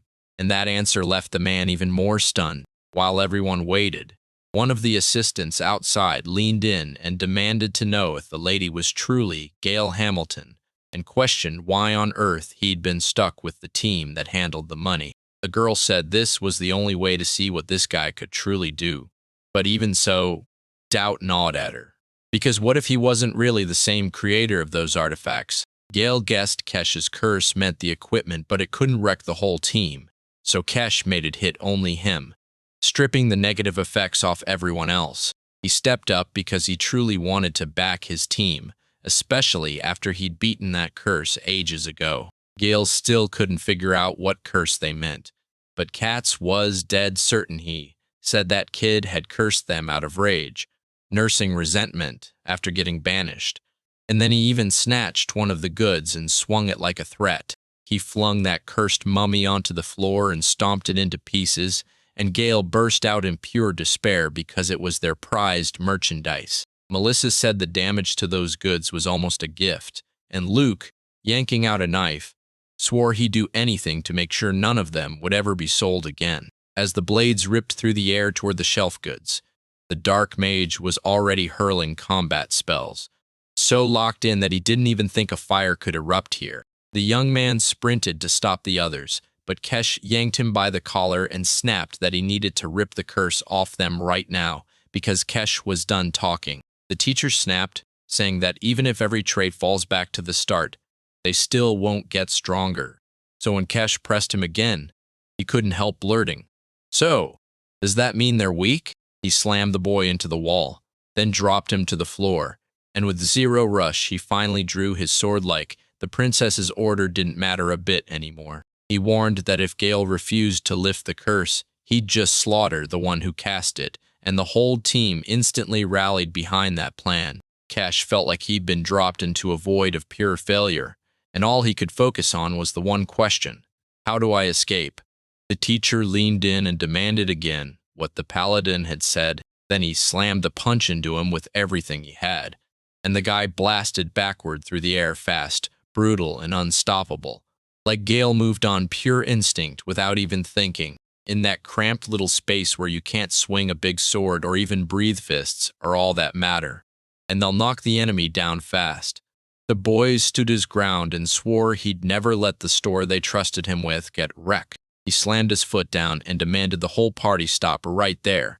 Gale could take the barbs aimed at him, but he absolutely wouldn't let his friends from the farming corner get dragged, so he gave them a quick, subtle nod like, "Relax, I've got this." Towering over Captain Wolf's fang, the master boomed that the fight was over, and the moment those fists clamped tight, his convulsing rage spilled out in pure fury. Everyone spilled out into the street, and Liznit was already mapping her next move after this fight.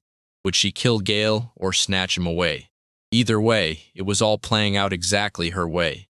She let the wolfish fangs finish their final job, sneering at them like they were nothing but smiling dogs. Kesh swore he'd never quit, and Norris snapped back that if they were going to be this bold, then there was no back to go to. The captain pulled a bottle from nowhere like he'd seen this exact moment coming, because with the crew sailing smoothly, he treated himself to a top-shelf elite drink back in the capital. Every crew member downed the drink, and Melissa snapped that it'd be a crime to waste something that pricey. Then a searing burst of light exploded around the four of them, and Gale immediately threw her hands over her face. He squinted, zeroing in on everything, and there it was, an object that could supercharge every ability.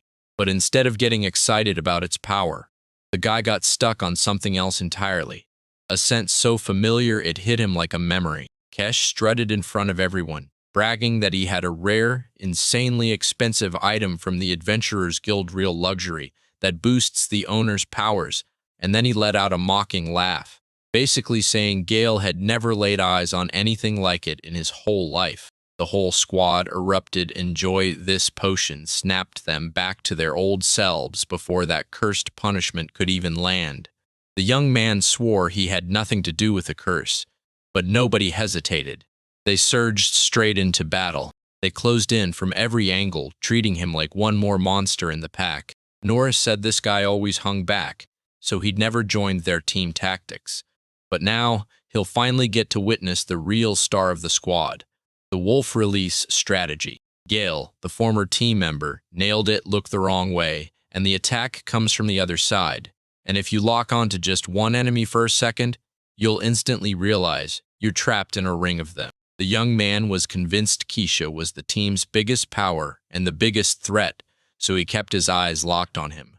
But just as he stared, Melissa slipped in from behind and wham snatched him in a surprise attack, while grinning and asking, sweet as candy, where he'd been looking. He clocked the upgrades in her faster, sharper, way quicker than he'd expected.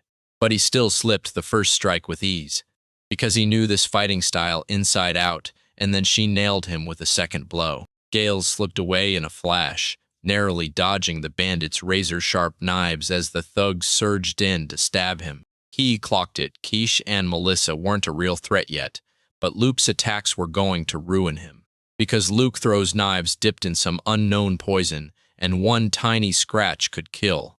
Right then, the captain of their team had already slipped in behind the guy, right where it mattered, and the young man dodged again so clean, so sharp, that Takasha just stared in disbelief, like he'd already guessed every step and move before it even happened. But the real mission for Gale was simple: watch Norris's fire like a hawk while he cast his spells, because he had to dodge fast and keep those flames from bursting into the city. Kesh hated how bold Gale's dodges were, so he snapped into action using Summer Rain, then barked orders for the others to box Gale in so he couldn't slip away.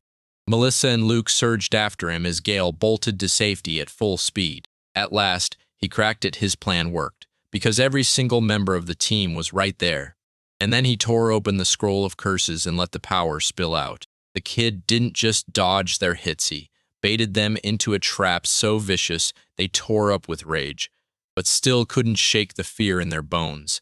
And if Kosh and the crew had pulled out those amplifying artifacts, even a tiny dip in their effect could have flipped the whole battle. He forced them to taste the curse's brutal power, turning their own hated force into a fight where weakening kept getting slammed by strength. Gale clutched the amulet of the innocent prisoner, and right over their heads, a massive grate slammed into place.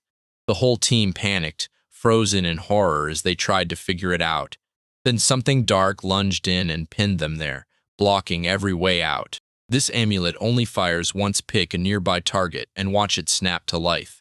Then it hits your opponent with a crippling weakening effect the moment it activates. This wild artifact was forged from the ashes of a prisoner who rotted in chains, his whole life dragged in as a kid, thrown away unfairly behind bars. Even though the field isn't huge, step inside and you'll instantly get slammed with the prisoner's bitterness, sadness, suffering, and crushing weight. In one of the abandoned houses monsters had driven everyone out of, Gale stumbled on a zombie bricked into the wall by accident, and that nightmare just grabbed his attention so hard he couldn't walk away. She was pouring out an insanely powerful curse, yet she couldn't move a single inch, and in that exact moment, Gale started panicking, trying to figure out what the heck caused this terrifying situation. He leaned toward the skull and begged it to come closer so he could spin a heartbreaking tale to the lifeless. Then he unleashed his dispersal, and the corpse straight up dissolved into the air.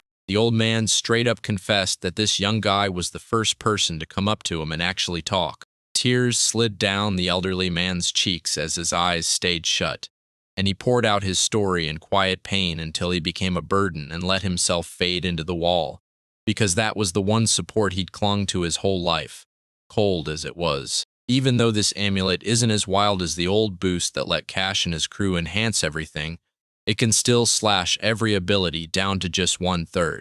Cash and his crew were shouting that these curses were pure nonsense, but Gale didn't slow down for a second. He bolted the other way, fast. He shot him a call and waved him forward, pushing him to keep the fight going. because the rules were clear, don't hurt the locals, so they had to drag the brawl to a new spot. He'd only just arrived, but he already knew this place inside out way better than the Ketion team, and now he was already plotting their next stop, the catacombs, the abandoned church, or maybe that deserted hospital. When he looked back, he saw 4 silhouettes closing in, and sure enough, those wolf fangs were hunting him. So he yelled at his companions, "Don't lag behind. Keep running." Right then and there, a stranger started talking right outside his shop. They were a cautious bunch, barely advancing an inch like their bodies were dragging anchors behind them. They'd poured serious money into fancy amplifiers. Yet something twisted the results sure. Their performance looked better, but an awful, unexplained weakness still crumpled them from the inside. The captain seethed, baffled that Gale's curse wasn't hitting like he planned, and he was about to demand an antidote from Liesnet until he spun around and found Liesnet and the others had vanished without a trace. While Kesh fumed over where their backup vanished, they barreled through the night forest, hunting Gale down with zero mercy so he couldn't slip away or disappear. Right before Gale's escape even kicked off, Liesnet spotted an amulet on the prisoner's neck, and the shock hit hard. It wasn't just anyone. It was Gale Hamilton, the one with a whole stash of artifacts. The assistant asked what they'd do next, and Liesnet snapped back, "Don't you dare make a sound guards can show up any second, even in a village this tiny." They had to rush and stop the crowd from forming because it already felt like they were running late and you could hear the guards' footsteps closing in from far away. Liesnet told her assistant to handle the audience, started to push forward, then snapped still like someone threw invisible shackles on her. A snake of dread wrapped around her body, and she couldn't even take one step. The girl hugged her shoulders tight, and right then she felt it, something devilish lurking close by. Yet her mind screamed that this couldn't be real, that it was all nonsense and lies. She snapped out an order to fall back on the spot, even if it meant abandoning everyone else. Because to her, survival was everything, and she had to save herself and her own people. The seal on the demon's heart was gone, and the girl crumpled to the ground, gulping air like she'd been drowning, coughing hard, desperate for breath, while the assistants hovered nearby, watching in worried shock. Even though the seal she planted for her subordinates was locked away and sealed tight, breaking it wasn't a simple task still. Some strange unease wouldn't let her go. The girl snapped a glance back at the Kasha team, and her heart dropped when she saw the Devil's Core react to the Gale artifact, like it recognized it as a true equal. That pitch-black magic surged back for the girl, and she shoved her assistant to run with even more urgency, screaming that the darkness was already clawing toward both of them.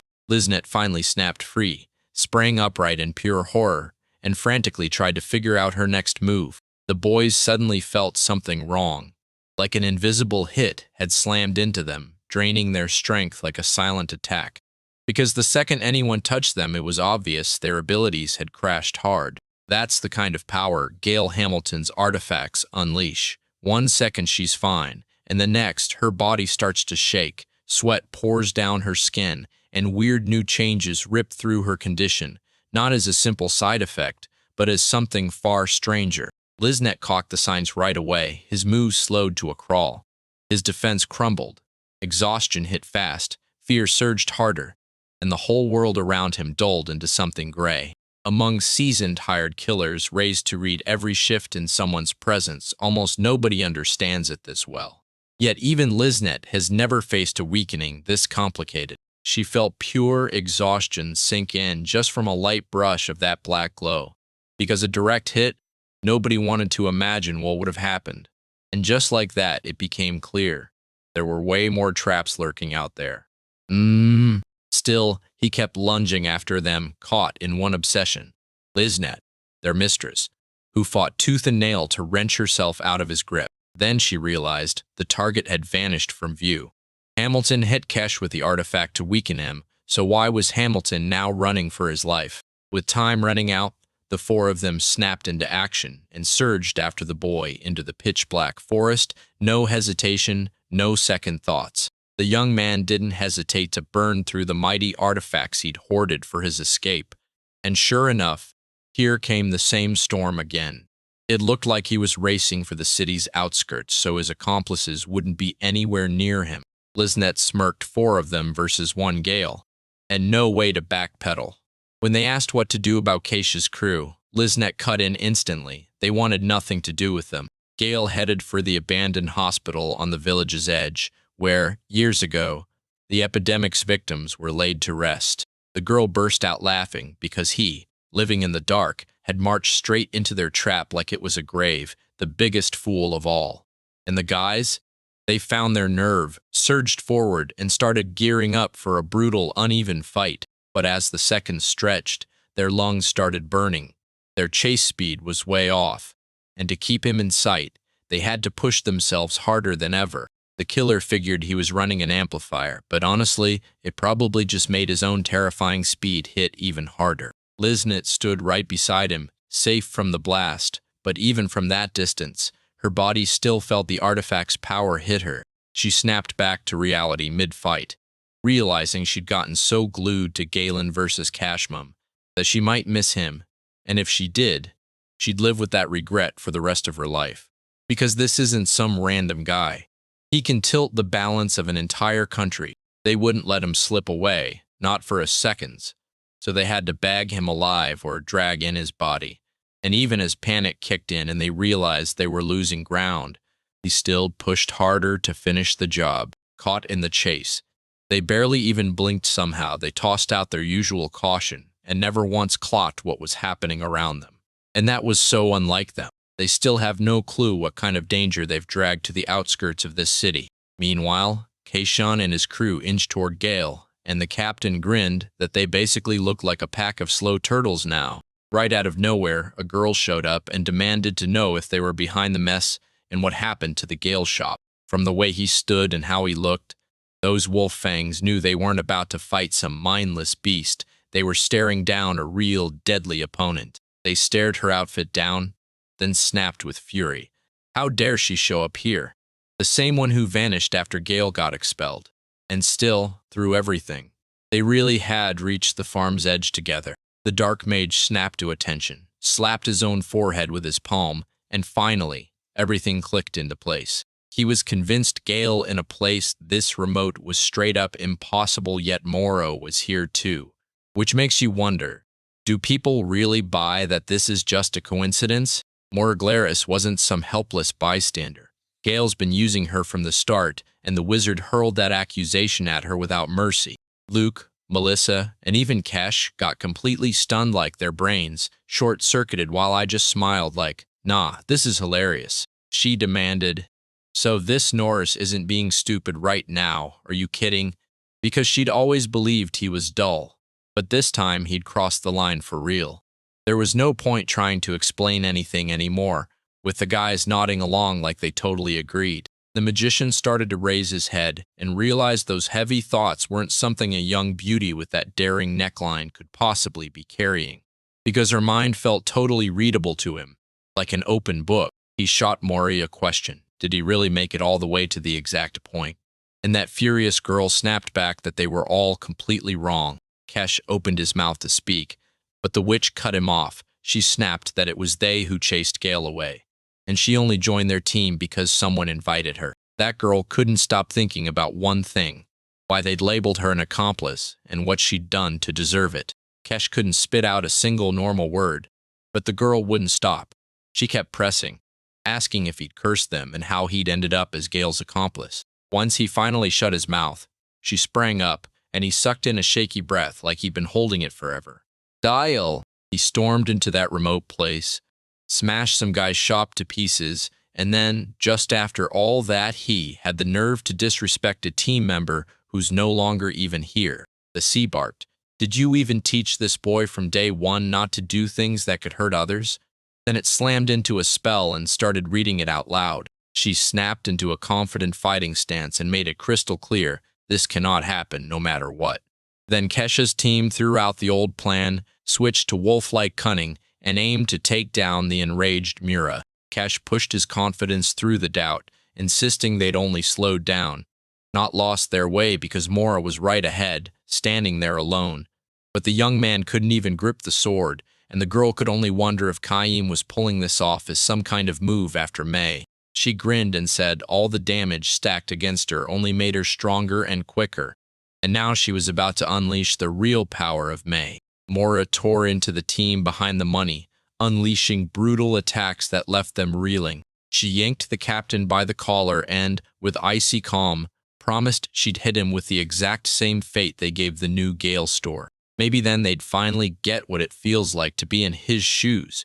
Yet right then, Melissa crept up behind Moira, raised her hand like she owned the moment, and swung to strike, smirking because Moira was completely clueless, staring somewhere else. But Moira wasn't even nervous.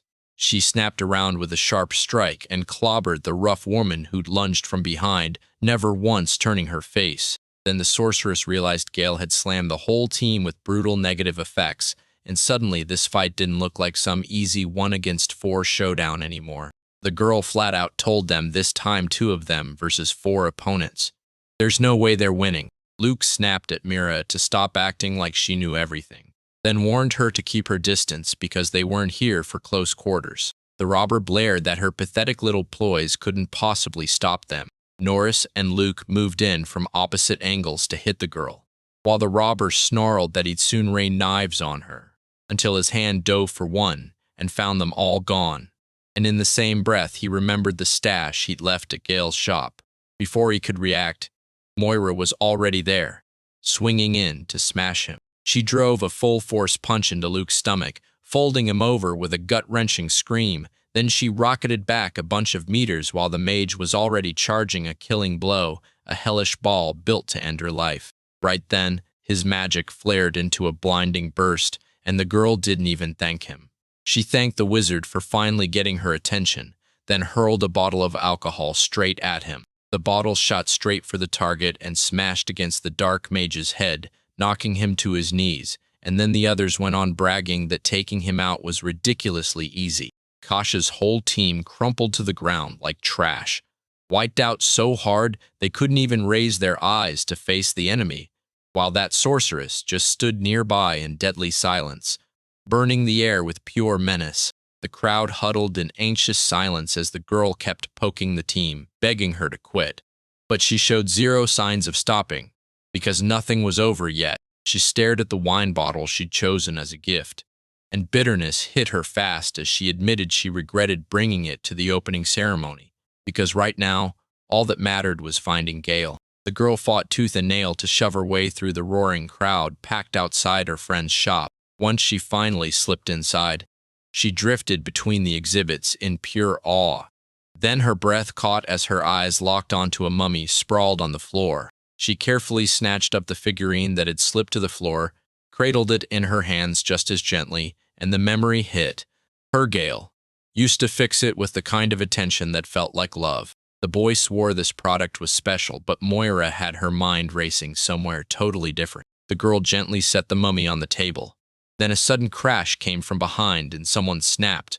What happened? It was blacksmith Shalin, who hauled that brutal heavy barrel on his shoulders, and she showed up too ready to celebrate the grand opening with everyone. Moira flinched the second it hit her she had to find her friend. Right now then the blacksmith yanked her by the arm and demanded she explain exactly what happened. Gale vanished, and he had to be found right now because Kesha's team couldn't beat him. Yet Moro still couldn't shake the fear of what happened. She knew the boy was probably pulling the enemy as far from the city as he could, just so the townspeople wouldn't get caught in the blast. Right then, Gimli burst onto the doorstep and blurted that the boy had slipped clear across the city to the abandoned cemetery. The girls lit up when they saw the craftswoman and bombarded her with, "So how did you know where to find Gale?" She hesitated, then admitted, way too awkwardly, that she stumbled onto it by pure chance, and when she finally looked away, she muttered that woolly fangs are seriously strange people. That girl marched the collected materials right to them animal organs, and the smell was so brutal it made your stomach twist. Gimli blurted that a crew far more battle-hardened than Kosh and his friends is already hunting down the Lord of the Curse. Terrified, Moira thanked the girl, ignored her own clothes, and sprinted straight to save her friend. No time to swap plans or hunt weapons, not with everyone watching and knowing it. The blacksmith's wife begged Moira to wait because it looked like she was gearing up to go with her, too. With bright smiles, the girls took the weapons from Kesha and Norris, because in their minds having anything was better than walking away empty-handed. Then, with their heads held high, they launched on a do-or-die mission to rescue Gail Hamilton. Gimli stepped up to ride with the girls and said, "This is the time where every second matters. Maybe Shalina hasn't caught on to that yet." Then the girl realized a weird, gut-pulling anxiety creeping. Inmora said it could be from the people hunting Gail, but her mentor shut that down fast, insisting she could feel something inhuman lurking nearby. She gathered the girls around, spun them a wild tale, and handed them a horn that once belonged to a hippopotamus. Then she told them exactly where it all came from. Then she went on to say that anyone chasing Gale right now came straight from the capital, tried to wipe out the giant behemoth, and still watched it break free and escape. And these beastly monsters don't just survive, they shrug off damage, especially the smart S-rank ones. That's why they can launch those strategic strikes and guide the whole herd. So it's no shock they stuck with them this long, trusting their razor-sharp noses and waiting, teeth bared, for the perfect moment to hit. Turned out the girls could run into a hippopotamus, and that mission instantly went brutal. But after tangling with the basilisk, they weren't about to face another monster like that again. Meanwhile, Gale had already barreled into the abandoned hospital-turned-cemetery, scrambled up a tree to catch his breath, and stared into the eerie hush listening hard. Like the silence might speak first, the boy dropped down, spun on his heel, snapped into a fighting stance, and loudly dared the opponents to show up and throw down. From the bushes, the killers crawled out one by one, then sucked in air and demanded the boy hold up for a moment while they got their strength back. He didn't even fight it, just nodded and waited. Gale stared at them like, "Wait, I know you from somewhere." And it finally hit him. These were Kasha's partners. And the moment Liznet got the news, her stomach dropped. Anxiety and rage surged as she realized she was tied to these heroes. The girl jabbed a finger at the boy and demanded what was wrong, then blurts, "No, wait, Tay, how is he running that fast?" Before the boy snaps back that he's sure Katyan is either part of a gang or somebody's hot on his trail. Rage flared in Liznet's eyes as she growled that no matter what, they still wouldn't be able to catch him. The girl let out such a brutal scream that her throat went bone dry. Then Gale shot her a steady look, told her he totally understood, and pushed for her to calm down by offering a drink. No water sat in his hands, and he didn't even get to explain what he brought before the woman grabbed it and swallowed it eagerly straight from his fingers. She finished every drop, then went, "Wait, what was that?" Because the smell was weird and her throat burned with a nasty aftertaste, and the young man told her it was a prototype potion made to stop petrification. Then he swore it was basilisk amniotic fluid. And with those words, he froze Listenet on the spot. The moment it hit, Listenet bolted upright and tried to spit out what she'd just swallowed, and the boy was completely baffled by why she was panicking like that. She shot back with an irritated, "Why did you make me drink that?" But the assistant snapped that she should have checked exactly what she'd been handed before. Swallowing yet, she dug in her heels and refused to hear a word anyone said. Gale was furious because he couldn't wrap his head around it. Why would she spit out the petrification cure, even if it was monster fluid?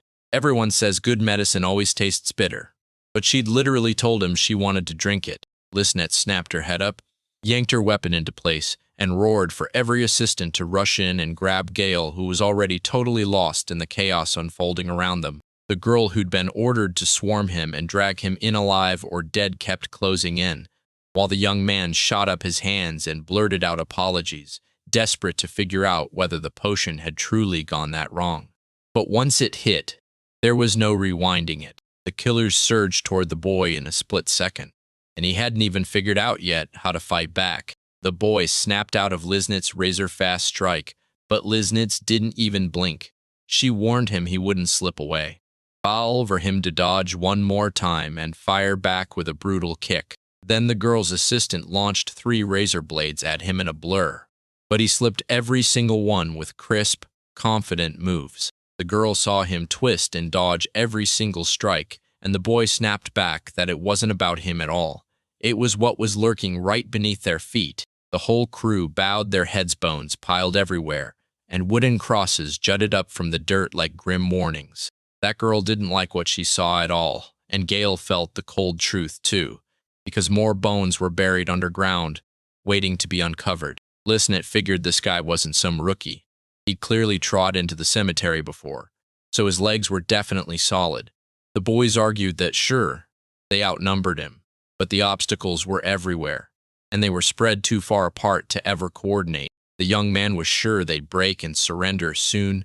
No brutal hits, no slick joint attacks could save them, because the snap of bones and the roar of collapsing debris immediately exposed every move this team was ready to make. The girl hurled a knife and it sliced the air so close to Gale's face he had to clamp his breath shut. But what really floored her wasn't his dodge, it was his calm. He wasn't rushing at all, like he was just watching the chaos play out, waiting for the perfect moment. Old graves sprawled everywhere, hastily stacked long ago, while rain and relentless wind slowly shredded the hospital until it became nothing but dead ruins. It had me dying to know what on earth could be waiting for Gale in a place this brutal. That young man snapped out of his thoughts, blurted that he didn't want to come off rude, and still told them to leave though. The team clearly knew their way around these spots, and that wasn't why he'd picked the cemetery. For him, this place looked like pure jackpot hidden value just waiting to be pulled out for profit. And he'd been here so many times that every corner felt familiar.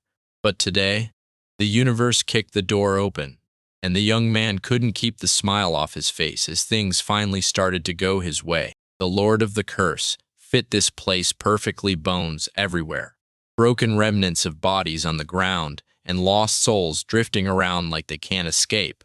So that's why the Lisnet team had to bolt back home, because the reason they were here was already crawling up from the earth. The boys swore the team was already being led out then. Right then, the dead started clawing their way up, rising and crawling out from every side. The young man, no fear in him, threw his arms wide and beamed, celebrating his victory like it was the greatest moment of his life. Lisnet and the crew thought they'd stumbled into an ambush. Then the truth hit fast. The smell in the air, the filthy tracks, and the ghastly way everything looked, screamed, Walking Dead, because none of it could possibly belong to the living. Princess Carla sprawled in her chambers, staring at a postcard about the search for Gale, and in her head she was already counting down to the moment that boy would come standing right in front of her. Vivian strides up to the high priest and demands he examine the princess, because all she can think about is Gale Hamilton. She had no clue what was going on. This guy was basically a stranger to her, since she'd only seen him once. But then the high priest stepped in and said the truth. It was this young man who had saved her life. The priest and his assistant suddenly concluded the princess had fallen for this young man. So Vivian stared in shock and blurted, Wait, during the attack, she didn't brace for death. She fell in love. But before he even answered, the man clocked how Carla and Gale fit together perfectly, like their special tastes were made for each other, even though they hadn't met yet. In his mind, the ideal person picture was already finished. Meanwhile, the men were still failing to calm Vivian down. Meanwhile, in the farm corner, Lisnet and her crew kept a brutal watch, making sure not a single undead slipped out of the cemetery, where a hospital used to stand. Then the girl finally clocked it. This was all the cursed artifact master's scheme. He tricked them into thinking someone was tailing him, and while they stared into the dark, he closed in by swarming his enemies with undead, snapping shut a trap right where they stood. Back to back, the guys stared in horror. This was the first time they'd ever seen an undead horde this huge. As he dodged a flying monster, he snapped that even if he had to take on one against four, the odds of winning were basically zero. And the four he'd been talking about? They were Kesh and a handful of others. So Gale couldn't help but wonder what was going on. Lisnet snapped back that they were nothing alike and had zero in common with those fools. Turns out they're killers, who've lived in the shadows their whole lives. So when the fight against the undead begins, there's no room for failure. The moment those words hit, the entire team slammed forward to attack, and it totally shocked their master. And the undead wouldn't back down. They swarmed Lisnet's team, outnumbered them beyond belief, boxed them in from every direction, and fought tooth and nail on every single foe. The boys threw everything they had into the fight, covering for each other without hesitation, scanning every angle and shutting the enemy out like there was no way they'd ever get the upper hand. Lisnet barked for his men to lock into a circle, baiting Gale step by step until he was trapped inside, and then they planned to end him right there. Out of nowhere, a colossal monster crashed into view. Then the girl struck instantly, slicing it clean in half with her sword. She grinned. Sure, this was the boy's ultimate trump card. He was so close to winning. But even then, Lisnet even kept her secret weapon ready, the heart of the Demon King. But it came with brutal limits, and she couldn't afford to waste a second. Then it clicked right when the lifeless finally crumbled. She could seize the artifact as her perfect opening, while Gale's reinforcements tore through the night forest, sprinting straight toward the fight. The girls huddled fast and whispered that a crew of seasoned hired killers had shown up near the gates, about 4 of them, and they knew they had to move immediately to tip the odds. The blacksmith didn't even pause, just stared you down and said, "You don't realize how much someone mattered until the moment they're gone." She screamed that the storm was under her control because they still had to churn out tons more cursed objects and kick off a full-on agricultural revolution right here in this farming town. And he's her partner. So the guild leader bowed, admitting it. With Gale around, she has way less to juggle. And now I'm dying to see what she says at their next meeting, because she'll probably laugh and point out that even a clueless cursed item master like him is still needed by someone. She swore to herself she'd tell him every truth, no sugarcoating. Shalina didn't even slow her pace. She shot out the question, what would they do if an injured hippopotamus showed up on their path? Moira grinned and said that a killer plus a hippopotamus was already pushing the universe too far. And while they talked, Gimli just got swallowed by his own thoughts. She told him that anyone who owns cursed gear can unlock abilities. Regular jobs never touch Mo. Endera leaned in and asked, "Which one?" And the master smirked. "A reroute of bad luck. That's the perfect dodge technique. The one they call asterisk. Unexpected fortune." The girls gasped, asking what kind of insane luck this was really about, and when they realized it meant turning disaster into your advantage, they knew that was pure genius. I mean, if it could help you dodge death, then honestly, everyone would scramble for that power. But here's the brutal truth. This is an absurdly rare gift, one they can't trigger on command, so the girls can only clench their hopes and pray it works out. Meanwhile, Lisnet and the team have already smashed through a mountain of undead, completing their mission with pure guts. The girls stared in shock as they somehow wiped out every last corpse. Then Gale's presence crushed her so hard she couldn't even stagger close. She threw her hands up in surrender, admitting defeat as she watched too many creatures swarm the area, while Gale kept pulling more and more from nowhere without breaking a sweat. Lisnet swallowed the loss and bowed out. The assassin captain shot her hand out for a handshake, and that alone screamed, "You're accepted." Gale didn't freeze. He lunged right up to her and snapped his hand into place. As he closed in, Lisnet flashed a sweet smile, shrugged it off as a joke, then ordered him, "Toss me the jar." And she caught the sealed curse like it was nothing. She told me this was their trump card, then popped open the jar and unleashed a weird creature out of it. She finally had the creature secured, then hurried to tell the boy all about it like, "Bye." She slapped the artifact onto her palm and said it could crank her physical power to the breaking point, but it drank life force to do it, making it the most terrifying weapon ever. And right then, Gale spotted something lurking behind her. She whipped around just in time to see a hippo slam out of the thick bushes and charge straight at them, the very one with a horn gone and an eye missing. Lisnet had no clue why that monster showed up out of nowhere, but there was zero time to wonder. It was already diving straight at them, and Gale, betting everything, finally made his move. To save the killer, the boy snapped the girl out of the way. She stalled for a heartbeat. Then he squared up, ready to eat the full hit himself. You, understanding how deadly the enemy really is. With the roof torn to rubble after his fall, Lisnet tightened her fists and stared it all down, because after his wild quirks and nonstop chatter, she couldn't ignore the truth anymore. It was him who just saved her life. A shadow of sadness still clings to her face, and in her mind, she can't help but feel bad for him. This guy has gotten hit with bad luck again and again. no matter how you slice it. She stands tall in front of the massive horned nightmare, chin up and eyes locked. No fear in her. Even the enemy can't deny it. She's been stubbornly chasing them down, grinding through every setback with pure, relentless perseverance. And all these shattered ruins and scattered debris, they're just screaming one thing. The girl pulled out the artifact, rolled it between her hands like it was alive, and then, mysterious as a whisper, started telling her story. The artifact in her grip shimmered like her pulse, and she didn't waste breath on threats. She just shot an icy look and casually said she loved persistence, and suddenly everything felt crystal clear without a single word. Black vortices of energy burst out of the artifact, spinning and snapping through the air. Then the heroine grins like a storm and lifts her hand as the thing glimmers ominously, shouting at it to devour her and rip open the heart of the Demon King. The artifact erupted the moment it touched her, swallowing her whole in dark magic head to toe. The artifact's power snapped out of control. Everything around Liznit tore loose with chaotic, terrifying energy, and she clenched her lip hard, fighting the rising tension. The heroine got pinned by a swarm of choking dark tentacles. Then power surged through her in a rush. Stunning couldn't touch her, fatigue couldn't slow her down, and her strength kept climbing, blasting her combat potential wide open.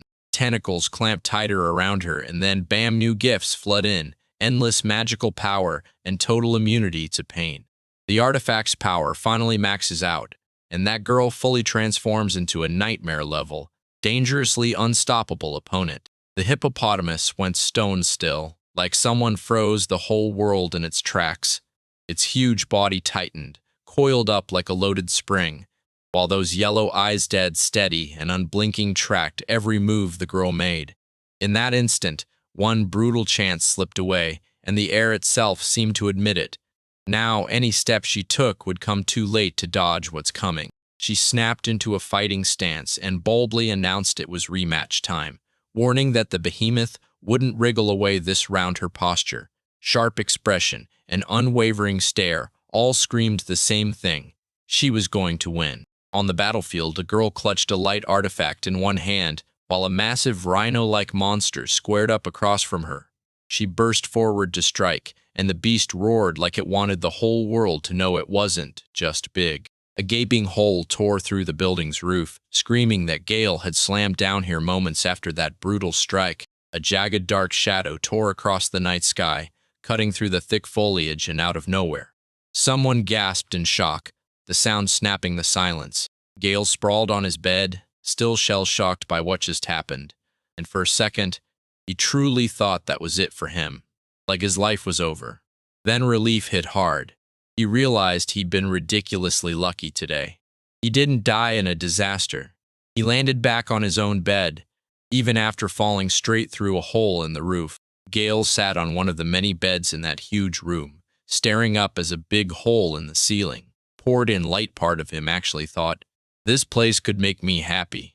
But the next thought hit hard. If he slipped and dropped through, he'd get seriously hurt. In a dim, flickering room, he sits there and rips through everything that just happened, head spinning, thoughts crashing non-stop. Certain he never got a real good look at that monster.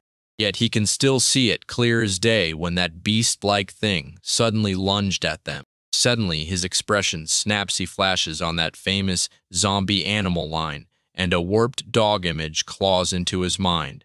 But then he shakes it off fast, because the truth hits.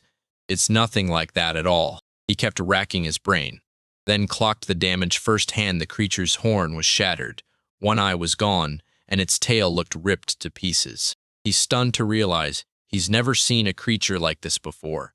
But when it matches the description of a zombie animal, he drops onto the bed, sprawls out, and tries to wrap his head around what he just witnessed. Once again, he replayed everything in his head, clinging to Shalina's warning about how the villagers panicked when that creature started tearing up their fields. First they blamed a wild boar, then it turned out to be something undead. He jolted up in an instant, realizing the clock had already run out. Gale had warned him that this monster could tear Liznit apart. With a confident grin, he declared that as a master of curses, this was his job to handle, and that keeping the undead in check was his own responsibility, no one else's. Kosh jolted awake, tiptoed to the dark room's door, and cautiously peeked out, his anxiety crashing in as he muttered that he felt miles away, surrounded by nothing but darkness. With zero clue where to go next, Liznet didn't back down for a second. She lunged into the fight, wrestling desperately with the monster's creepy grin, refusing to retreat even as death closed in around her, while Gale barreled toward her rescue. And the terrifying question was simple. Would he arrive before it was too late? Gale grit his teeth and pushed ahead until he vanished into the distance. Then the air turned razor tight, and one terrifying question hit.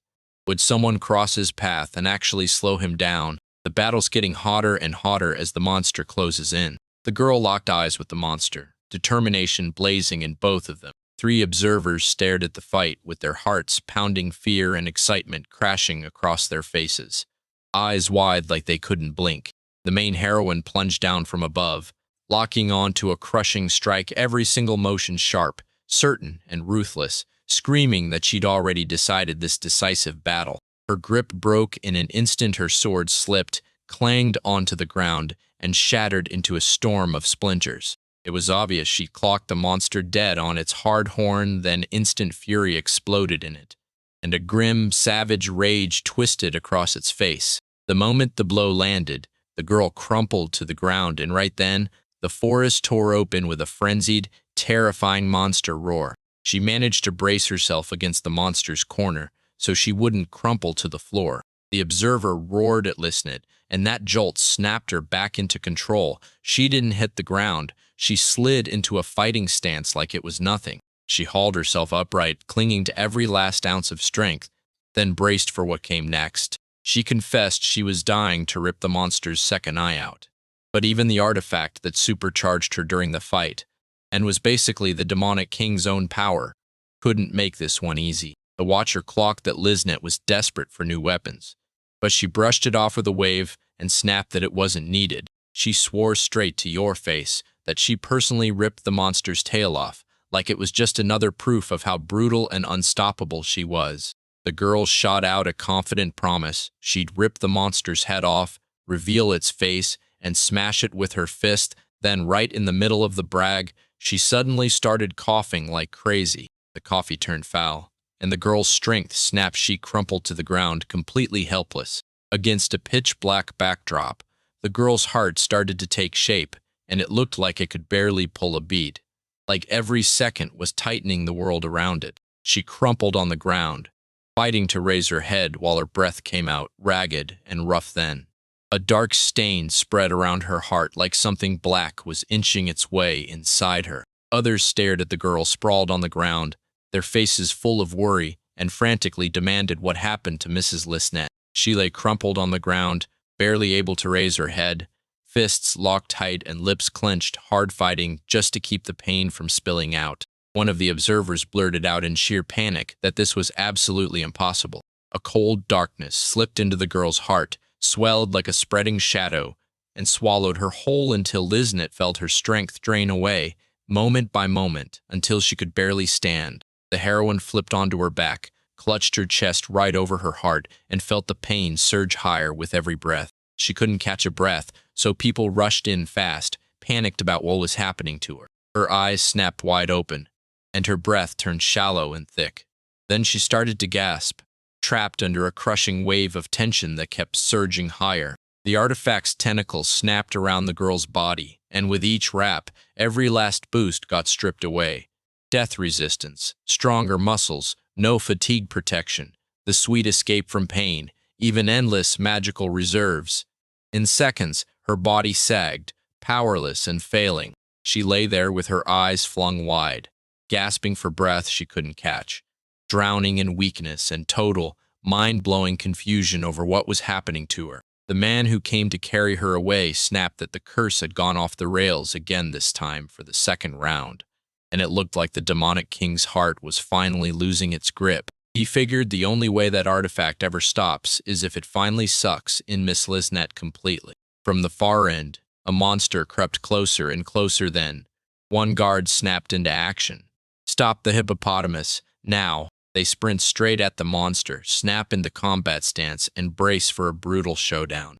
Liznit threw herself in their path, swearing they couldn't possibly survive this monster. That monster's brutal smash detonated them apart, both of them flying off in separate directions, while chunks of stone exploded into the air and spun like a storm. She was half-sitting, back pressed into someone's arm, and every single gaze burned with pure anxiety over what they'd just witnessed. Her eyes bulged wide, sweat beads gathered on her forehead, and you could practically feel her fear crawling up her spine as she stared at what was happening. Two of them, stone in hand, rocketed to the air with a blood-curdling scream, spinning through a flash of red, and when the blood at the corners of their mouths dripped out, it instantly showed just how badly they'd been hurt. The monster let out a brutal roar, but Liznit snapped. She shoved her fear aside and screamed, "That's enough." She snapped at someone in the crowd, barking orders for him to wake up and pull himself together. He shot back through clenched teeth that nothing he tried ever worked out. He blurted in pure despair that the Divine King's tears didn't do a thing.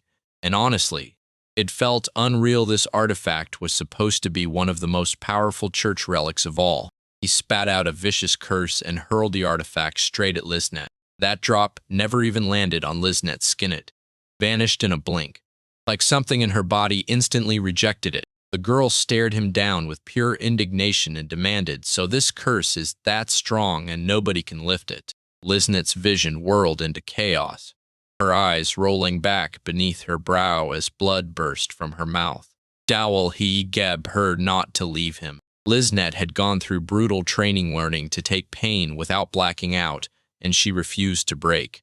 She clenched her teeth, fought the agony tooth and nail, and would not let herself faint. Her whole body jerks and shakes, convulsions ripping through her arms and legs, death throes roaring from deep inside her, while the Demon King's cursed heart pounds like it's one heartbeat away from bursting out. Dozens of fallen undead were sprawled everywhere, piled on the ground in twisted, unnatural poses, blankly still, with warped faces and lingering darkness that made your blood run cold. The battle kept escalating, like its raw ferocity was a magnet pulling in more trouble, not just the hippopotamus, but even other dangerous foes for this royal showdown. Suddenly, a dark thing started to form its shape, twisted and evil, like it was the afterlife's closest shadow, bending nature just by existing, while the air went thick and suffocating with dread. From the brutal hill of lifeless bodies, a shadowy figure started to climb, slow, unstoppable, crawling up out of the pile of rotting, death-soured bones. The creature hauled itself into the light, and the sight of it screamed nothing but certain doom. The skull-faced silhouette raised the praise like a battle cry, calling the whole spectacle magnificent, and admitting he can already feel that delicate aura of death starting to swirl around him. That dry, almost elderly voice hit her ears, so she snapped her head toward the sound and hunted down the person speaking. She spotted a figure so dark it swallowed the thickest shadows, crawling over the dead bodies. In the middle of all that crushing darkness, the heroine spotted a bright lantern glowing with a faint but unmistakable light. The dark figure clutched a massive, terrifying weapon. Its long, curved blade caught the lantern's dim glow like a warning. A flicker of doubt ripped through Lizette's eyes. She never even imagined it could be true.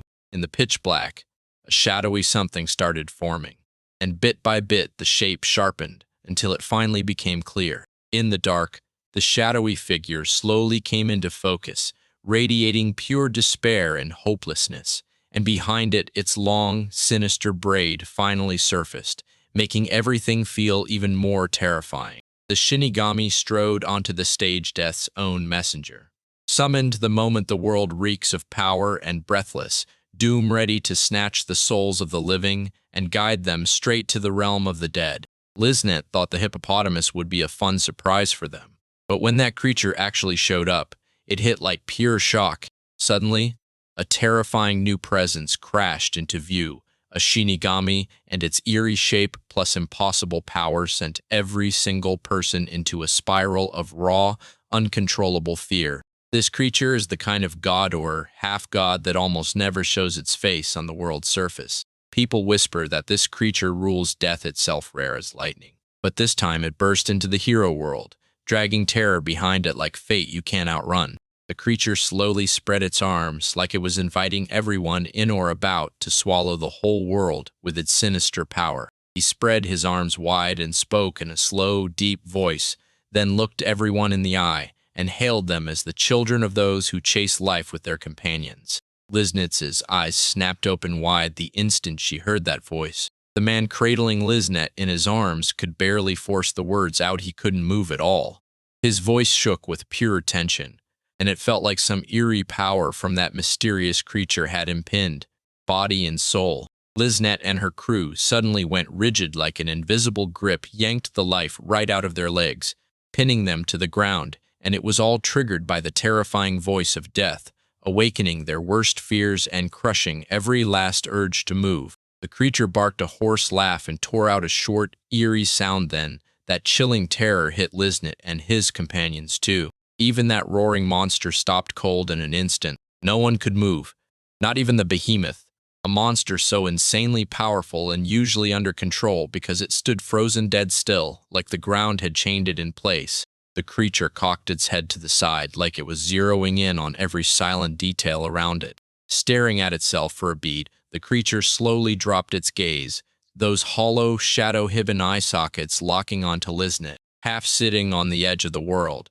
Liznet shook from head to toe, barely managing to breathe, but she still forced herself to lift her head, her eyes blazing with pure pain and tension as they locked onto the creature's empty stare. The creature narrowed its eyes at Liznet, then spoke like it was judging her grit, its voice dripping with quiet, icy sarcasm, teasing the idea that it was dying to know why they were even there. The creature let out a low, eerie chuckle, then its eyes snapped to Liznet's chest like it was studying the Demon King's heart, teasing that something dangerous and powerful was about to burst out. It felt like even the Demon King's own heart had frozen, like he was clenching every breath and refusing to let it out. The Shinigami snapped his eyes from Liznet to the hippopotamus over and over, sizing them up like they were the next move on a deadly board. With his arms flung wide and his eyes lifted to the sky, the Shinigami burst out in pure awe, unable to believe what he was witnessing.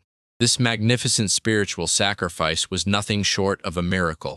Lizen clutched her chest with both hands, and the darkness on the other side felt like it was yanking at her soul, because even after she dodged that strike, the demonic king's heartbeat still wanted to swallow her whole. She pictured it. Once the Demon King's curse vanished, the hippo would spot a real monster and snap into a furious rage, ripping her apart on the spot. She dropped her eyes, and the truth hit like a punch. If the Demon King's curse was broken, that giant monster would stomp her world into dust. She finally started to feel it right there, in the pit of her stomach, realizing exactly what was happening to her. A Shinigami hovered over the battlefield. A hippo stood right beside it, and Liznet sat there pinned to the ground. She could already feel death breathing down her neck. Like escape was basically impossible. Then, out of nowhere, a mirror appeared behind the demigod. He said that this mirror doesn't just show your face, it exposes whatever you're really thinking. He turned to Lizetta, locked eyes with her, and told her he was about to show her two absolutely critical things. Then he leaned in and promised her that this moment would turn into a memory she'd carry for the rest of her life. Liznet remembered the last thing she ever wanted, one final look through every memory she'd ever lived. She slowly pieced it all back together, born into a poor family, then shipped off to work as a maid so her home could scrape by and stop the empty plates from multiplying. She remembered how they broke her like an animal and treated her with pure cruelty. Yet she was still forced to serve a noble family. She was certain someone her age lived in that house. She'd even spotted the girl once when she went to draw water from the well. Lizette remembered that girl about her age staring at her with ice-cold eyes, and it made her skin crawl. Every time her hometown got brought up, a girl dressed in pure luxury would pop into her mind over and over, like her birth city held the strings to everything she'd ever become. Lizette snapped back to the moment she lost her patience, lunged forward toward freedom, and chased a life she could finally choose for herself. She plants her feet on the muddy ground, drenched in a thick, dark liquid. As the heroine said, her road to freedom didn't just open up, it dragged her straight into a murder case. In the mirror of her mind, her own face flickered into view, pure terror, blazing with fear. When the memory snapped shut, reality slammed back into place. and Lisnit stood there in silence, head bowed, not saying a single word. She remembered standing atop a mountain of corpses, crushing pain and brutal loneliness, swallowing her whole. Then she clinched her choice and swore, wherever and however her life ended, she'd never regret it. Lizetta didn't even lift her eyes. She let out a grim, resigned whisper that her life had no meaning at all. She thought it was real karma, because there's no way she could have guessed her life as a hired killer, someone who always stole other people's futures, would end the moment the Shinigami showed up to take hers. The Shinigami locked eyes with her and, with cold calm, declared that the second part had started, then said nothing else. The Shinigami kept painting her future in vivid strokes, laying out every road that might open for her. Then Lisnet crushed fear down to the bone, gathered every bit of courage she had, and shot up into a fighting stance. She jolted in shock when her life here got yanked out from under her, refusing to believe Shinigami's warnings about what's coming next. Lisnet stared hard at the demigod, weighing every word he said like it might decide everything. Even after the murder case got shut, the noble family didn't let up. They kept squeezing the life out of her, stabbing her with pain and humiliation. Like in the background scene where a man drags her by the hair. She kept talking, and then she dropped the bombshell. She'd been sent to a funeral even while the Empire's first prince was still alive, and ever since that day, she swore everything had barely changed. Lisnet remembered the moment she bolted from everything she'd always craved: freedom, and she couldn't stand being trapped by any rules. She sprang over one fence after another, replaying the past in her head and staring at the brutal truth that she'd trapped herself in the same old limits again. She stared at the place she'd arrived in and couldn't stop thinking, what if this wasn't just a stop, but the start of her real home? She lifted her head, stunned, and demanded to know what on earth had just happened. She suddenly remembered how she wound up on this farm, then planted herself by an old tree and stared at the village from a distance. Lisnet figured the farm might be broke, but the land's got more soul than anything the city could ever offer. She said you can still find real happiness in a life that's simple, quiet, and humble. Lisnet shot a quick look at the door, hope sparking in her chest while nerves tightened like a trap. The heroine reached for the door, hesitating. What if? Somewhere out there, someone was waiting to love her just the way she is. From that moment on, she started dreaming of a peaceful life on this farm, stretching her hand toward the door, ready to yank it open. Even with her nerves screaming and the future still a blur, she clenched her courage and pushed the door open. Her dream of a peaceful farm life gets yanked away in an instant, and it feels like calm will never come, because everything crumbles before it even has a chance to start. Her memories snap in an instant and a Shinigami shrieks, demanding she forget every last bit. The Shinigami saw it clearly. When death is breathing down your neck, the future and the past don't matter anymore. Lisnet shot a look at the shattered mirror. Right then, the demigod pictured the soul like a perfectly cooked feast, layered with the finest spices, and yanked his braid tighter like it meant something. He lifted his sickle, stared down at the tiny figure of Lisnet, and uttered his farewell words. The Zeta's tears and fury spilled over as she snapped, "That's it. I've had enough, and I'm done putting up with all of this." She locked eyes on the lifted Sith, and when her partner sensed the danger, he stumbled a step closer on instinct, desperate to be her protector. The moment she shot her hands up to shield herself, a totally unexpected person materialized right beside her. Gale was the one who stepped in between Shigami and Lisnet, thrusting both hands up to wrestle the scythe to a stop. He still gripped the siphon in his hands, then snapped around and stared straight at her. The Shinigami stared at him in shock, and the heroine couldn't wrap her head around the fact that he was truly alive. Lisnet stared, stunned, and demanded how on earth was he even managing to move under all that pressure. Gale blurted, stunned, "What kind of pressure is that?" And right then, the cursed bracelet snapped to life. With a grin, he admitted the cursed things are freakishly useful. The Shinigami's eyes widened and shock, then irritation snapped through him like lightning. The demigod leaned in and demanded to know what dragged the hero here. The hero, still burning with irritation, snapped back, "It's me again, huh?" His opponent seethed because Gale always barged in right where the sniffles started. Shinigami hoisted his weapon and launched himself straight at Gale. You locked eyes with the demigod and shot your hand up with fearless confidence. The hero unleashed dispersion magic on the Shinigami, and boom, raw energy detonated through the air like a thunderclap. Right then, the demigod started unraveling into thin air. His body turned see-through, pixel by pixel, and vanished like he was never there. All three leaned in, eyes locked on the debris as it shattered in midair, trying to piece together every strange detail of what they were seeing.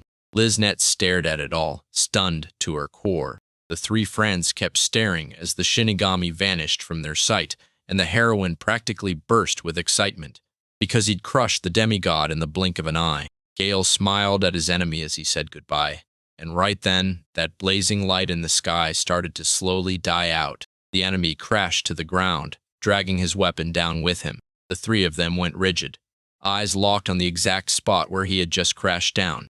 Liznet stared at the lifeless body in disgust, and then her stomach dropped. Because yep, there really was a corpse right in front of her. Staring at Shinigami's body, she demanded to know from Gale if a demigod could even be killed, even with his status. And at the same time she pointed out the truth, Gale had already wiped out Shinigami. Gale spun toward them and told them he just lifted the spell. He told them that if he goes after the demigod and gets the kill, he'll still lose out on top-quality materials, no matter how hard he fights or who he beats. He planted himself beside the Shinigami with nothing but bare hands and shocked everyone in the room. As the hero lifted his scythe, a nightmare skull wrapped with a crawling spine snapped into existence around him, pouring out pure dread. He stared at one of the skulls, and it always seemed to pop up out of nowhere, and Lizetta couldn't shake the thought of why it had hit him so hard. She realized something terrifying. The Demon King's heartbeat didn't move at all, dead quiet as a grave. Right then, the heroine suddenly burst into a cough, and the boy beside her snapped, "Are you okay?" before sprinting closer with worry. While Gale stared on, stunned, she insisted she was fine and that she had to take down the hippopotamus then. Right then, the moment hit her.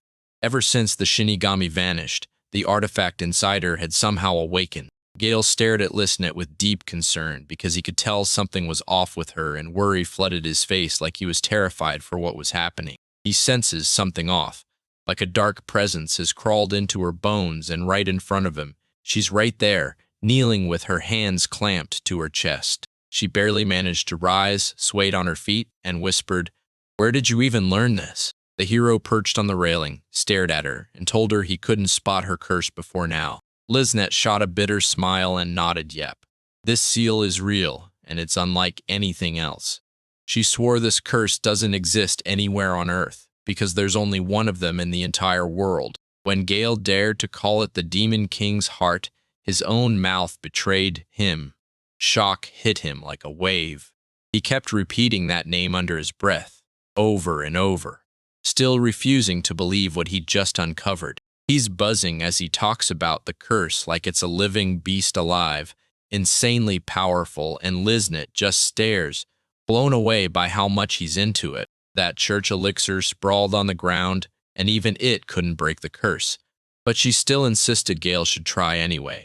With a stern look in her eyes, the heroine snapped at Gale touch that creature, and it could snatch control of him. The hero shot back, loud and fearless, "I'm ready to take that risk," then instantly warned, "And I'm keeping the artifact for myself." Suddenly, Liznet was hit by a brutal coughing fit, and she could barely stay upright. With barely any time left, Gale snapped into action. He locked in his focus and poured every ounce of power into prying that artifact off Liznet's chest. A shadowy, smoky sludge started seeping out of Liznet's chest. Slow at first, but unmistakably there. Gale didn't slow down. She kept blasting her power out right to the very last second. Liznet froze in disbelief, staring at her chest as a dark whirl of cursed energy crawled up from within, and her eyes went wide, because somehow she still couldn't wrap her mind around the fact that this was really happening. The curse finally snapped out of their bodies and shot up into the air above them.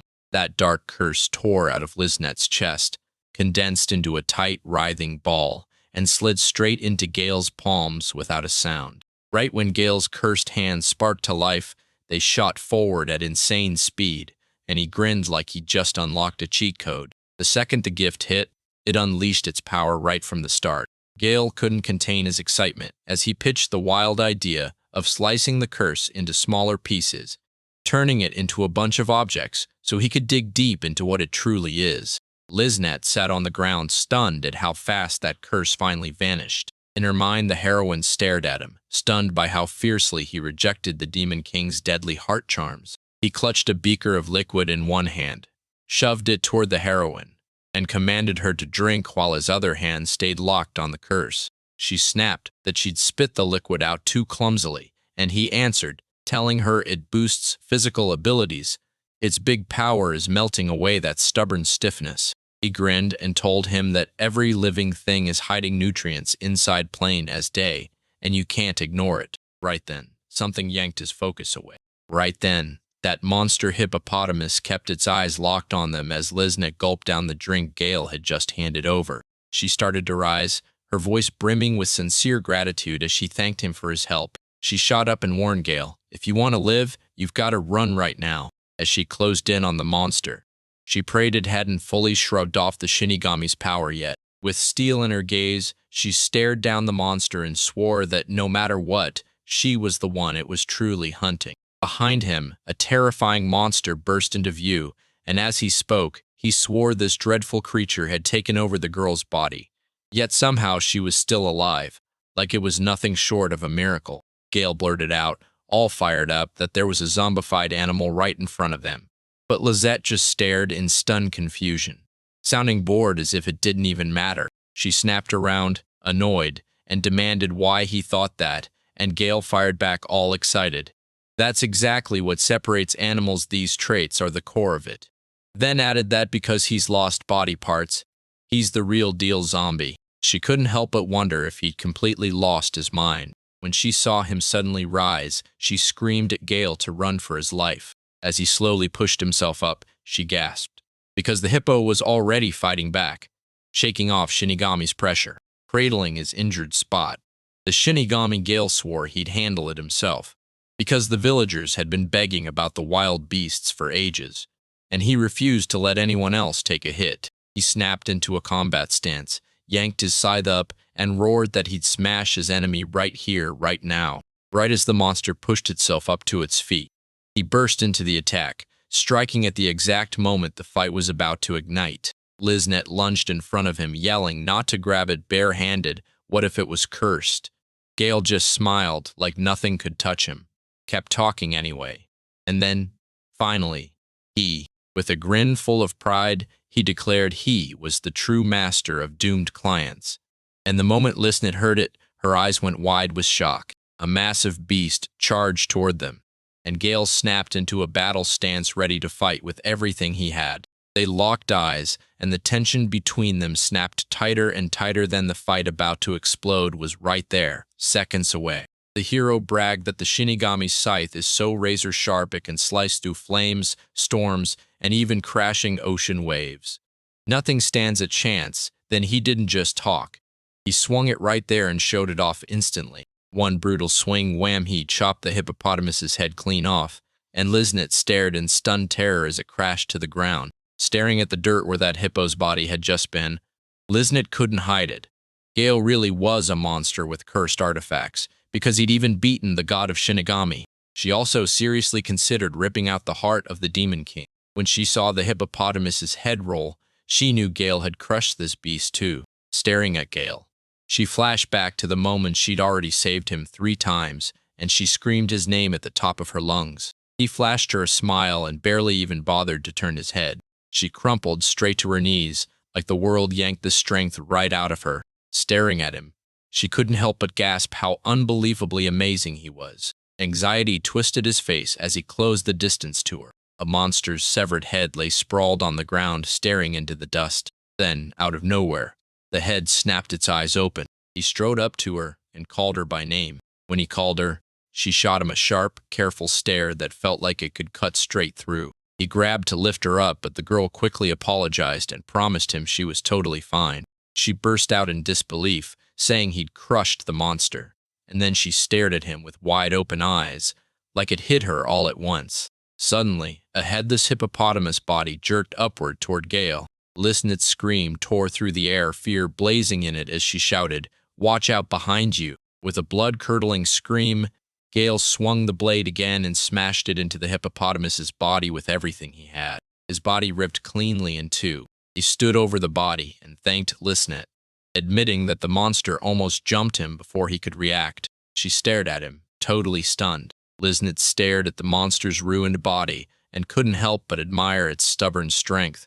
Because even headless and dying, it refused to quit, driving its body straight into the attack like a fighting spirit still burned within, hunting by smell alone. Staring at his body, she realized, enemy or not, he still deserved her respect. As she replayed that monster fight in her head, she realized their first clash ended in a deadlock, and it was Gale who pulled her out the second time. She thought, if they clashed 10 times, he'd probably live through 9. Staring into those lifeless eyes, Lisnet said goodbye to the fallen beast, praising him as a brave warrior whose whole life was battle, and prayed he'd finally find peace. The heroine seethed with the thought that if things had gone wrong, she could have been dead. Still holding you by the hand, Lizetta blinked, totally baffled about what to do next, while Gale stayed cool and started pouring Cocatrix liquor and the rest of the potions. Seeing him laugh with the others, Lizette's shoulders finally dropped. Her heart lit up, knowing he was alive. When she stared at him, it hit her like a punch. She'd totally forgotten her mission, because she was supposed to kill him. The 3 friends they just hauled back up stood shoulder to shoulder, and Gale watched them with calm, steady eyes from just a few steps away. Lizette stared hard at his smile, like it held a secret she couldn't afford to miss. The heroine leaned in, studied the quartet in detail, and told them straight up that Prince Burial's mission had blown up in failure. Gale's eyes went huge with shock when he stared at her, and then she dropped the words that they were giving up. Hearing him say that, 3 people dropped to their knees and bowed to the hero. Right when that surprise bow left him frozen, a voice behind him shouted his name. Gale blurted out Sharina's name. Stunned, then Sharina snapped back that she wasn't alone, because another girl was staring at them too, just as shocked. She snapped her eyes off Gale and locked on to the other girl. Her gaze went wide, like she couldn't process what she was seeing. With tears spilling from her eyes, she quietly exhaled, thankful he was alive, and clung to one heartfelt dream, seeing him again. Gale stared at the girl in disbelief, and the moment she locked eyes with him, she felt like the time they'd been apart stretched into a lifetime. With her feelings spilling over, she bolted toward him, desperate to close the gap between them. She bolted toward him, already sealing him in her heart, swearing she'd never let go again. Because right now he was close, alive, and that meant everything. She spun around and found a giant monster sprawled out, undead swarming around a pile of mercenaries barely clinging to life, and the Reaper's blood-soaked scythe, proof of the brutal fight she'd somehow crawled out of alive. Mora was bursting with emotion. She reached to hug Gale, then snapped back, because the eerie, strange air around her made her freeze dead in her tracks. 2 girls traded urgent thoughts, and the whole world around them felt brutally tense and wildly dramatic. Gale held up the sickle for Sharina, bragging that it was razor-sharp and that it could slice through anything, from weapons to brilliant farm tools. The sword girl stared at the monster's hacked body, and a grim thought hit her: no blade, not even the sharpest, can cut forever. Gale kept going, hammering out his story to Sharina, and every time he spoke, he tossed in fresh details. He started spilling everything about Sharina's store, and she leaned in, hanging on every single word he said. Gale told me how his old buddies smashed up the girls' shop. He rushed in to stop them and kept the damage from spreading. But it still didn't save him from the consequences that came next. He apologized, and the girl grinned like, "Sure, just take whatever you need from my workshop." After her words hit him, the hero finally simmered down, and she rewarded him with a warm smile that made her sincerity impossible to doubt. Sharina and the sword girl practically swarmed Gale, cheering because he'd actually come back to his eerie style, and they were so blown away by how fast he nailed that terrifying look that they patted him on the back nonstop, like, "Yeah, since keep going." The craftswoman kept her eyes on Gale, trying to figure out if she was scolding him or praising him. Then the girls broke it down. It was a reproach and a compliment all at once. She snapped her head toward Lisette. Yeah, fate just threw them together again. And then she leaned in and called her Miss Killer. She told him the truth: her journey had already ended. The girl started telling them about a recent event that flipped her whole view of life upside down, and her three friends immediately bowed their heads, gripping the seriousness of every word. Liznet admitted her whole outlook on life has been flipped upside down. Then she bowed her head and said, "Yeah, things changed, but it doesn't mean I'm suddenly brimming with new ideas or plotting a new future." The craftswoman leaned in, locked onto every word, and her eyes lit up like she truly got it. The girl told the guildmaster, "We won't be stuck here long, we just need to heal," and admitted she and her crew were badly hurt. The master shot back, "Don't worry. I'll get you clothes, meals, and a safe place to stay until you're fully recovered." Gale stepped up and offered her and her team temporary work in his store, giving them a safe place to heal without feeling like they didn't belong. The girl gulped and asked if she was really sure about her choice, and the hero flashed a warm smile, then admitted the shop was in a rough spot, so he couldn't promise a big salary until things finally turned around. Gale flashed a confident smile and swore that Liznet would recover with time, and that getting back to work as a saleswoman wouldn't wreck a single one of her wounds. She stared at him in shock, and hope lit up her eyes like a spark catching fire. She secretly believed that somewhere in this city, there had to be someone who'd accept her just the way she is, and live those quiet, peaceful days with them. But now, she couldn't stop herself from wondering whether her wish finally came true. Liznet stared downward, and her feelings threatened to spill. Tears surged in her eyes, and she clamped her lips shut hard just to stop herself from blurting out a sob. Tears poured down her cheeks, and without thinking, he surged forward, staring at her with raw worry. His hand lifted like he'd reach out, but he stopped cold, frozen. At the exact moment he didn't know what to do, he hesitated for a heartbeat, then started pacing around her like he couldn't breathe, firing off anxious questions about what happened and whether she was hurt anywhere. She wiped the tears off her face and watched him spiral into a frantic fuss, insisting he'd totally run out of Coca-Cola. She flashed him a smile, soaking in his kindness like it warmed her from the inside. Even through the tears, she burst into laughter and snapped, "You're really a fool." Sharina leaned in just enough to smirk while she watched their conversation unfold. She figured she'd always known Gale's true goodness, and the second she realized it, a warm smile broke across her face. She remembered how he always tuned in, hanging on every word even when the tale was just about something cold. But honestly, something felt off. She frowned hard, knitting her brows like she was trying to crack a mystery. You could tell something had just barely thrown her off, like it hit her harder than she wanted to admit. She told herself she'd spill everything a little later, while the sword girl beside her burst into laughter at how indecisive she was. She flashed a grin at the mistress, like, "Yep, it all worked out the way it should," and she watched the mistress nod right back, approving everything. Gale strode up to the three and tried to show them what she had, and the moment the mistress saw it, her eyes snapped wide with shock. The mistress pressed Gale with questions and leaned in, listening hard to see if he really held the Demon King's heart. Then Gale nodded and swore it was the real deal. Liznet dropped the bombshell. The Demon King's heart is split into 6 pieces, each tied to a different empire, and one of those pieces is buried inside her. The girl told him how Gale ripped the Demon King's heart shard out of her, almost devouring her whole, and the teacher hung on every single word. The mistress spotted the object in Gale's hands and instantly knew hell. Even a single sixth of this cursed weapon, soaked in the demons of Pold, could slaughter anyone who touches it. A normal warrior would drop dead on the spot, and not even a priest could withstand it. The craftswoman stared into the distance with sharp focus, her serious expression screaming that she was thinking 3 steps ahead. She stared at Gale's stunned expression, artifact still clutched in his hands, and realized this guy wasn't just any curse user. He was a real master, wiping away even a power this deadly. The night was already on the ground, and the mistress stood there, staring hard at it all like she was piecing the chaos together in real time. As the first sunbeams spilled over the village, a furious shout exploded. Someone snapped, full of irritation, that they were a rank S team. 4 guilty men cram into a tiny cell, furious to the core, and they can't keep it in. One prisoner snaps with rage and shouts, "What is this horrific, unbelievable treatment they're putting us through right now?" Meanwhile, the girls lounge at the table, trading calm talk as Morak lets out a heavy, worn-out sigh. rumbling that it's way too loud in here.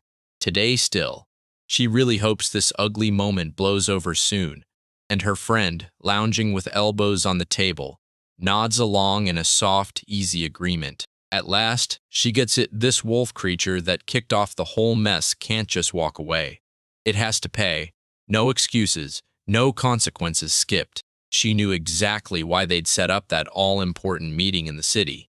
Because the court session was about to begin until the royal capital threw a wrench into everything, and those powerful outsiders changed the whole course of events. Seeing how those stacked debts dragged Kosh and his whole crew into trouble, she nods along with the city's decision to delay their punishment. But then it hits her hard. These people never had to obey that order blindly. The girl stared at the message and went, "No way. This is from the Capitol Palace, and it's urgent, and it's totally unexpected." So even though nobody wanted to, they still swallowed their doubts and went along. She realized she could refuse the order, because the official statement promised they'd be fully covered for any damages, and she still remembers how Sharena, the estate's representative, swallowed her rage and managed to cool down, at least for a little while. Jimmy leans in and asks if she thinks Gale is in his workshop right now. Locked in on something huge, she grins and says, "He just told everyone he got hit with an idea, and now he's sprinting to grab that moment before it slips away." Noticing her partner wasn't even listening, the girl blurted out her name. Loud and clear then, Jimmy chuckled and tapped Moira's nose, teasing, "Where'd that heavy expression come from?" Moira shot back, asking if Gale's absence had her bothered. The girl's cheeks burn as she starts to backtrack, mortified and asking why she even brought it up in the first place, until the person at the table reassures her that she's got it all perfectly. No need to stress.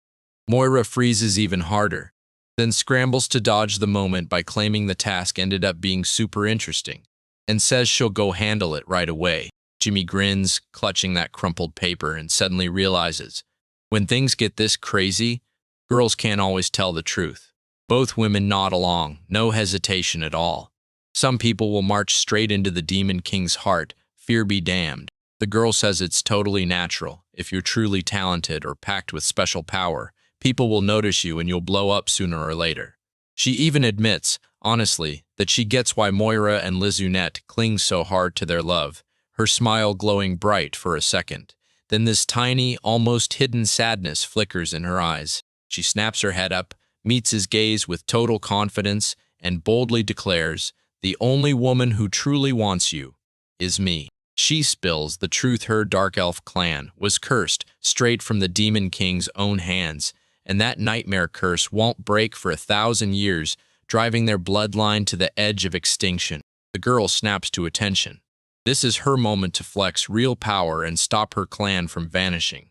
She recalls that blazing mission to snag the Demon King's heart fragment they'd chased so hard, and how, thank fate, it finally landed in their hands. The woman is sure that somewhere a person exists who can break this brutal curse, and Gale, working without mercy, admits he hasn't slept or rested once, just kept grinding forward, because the finish line of his hard work is finally right there.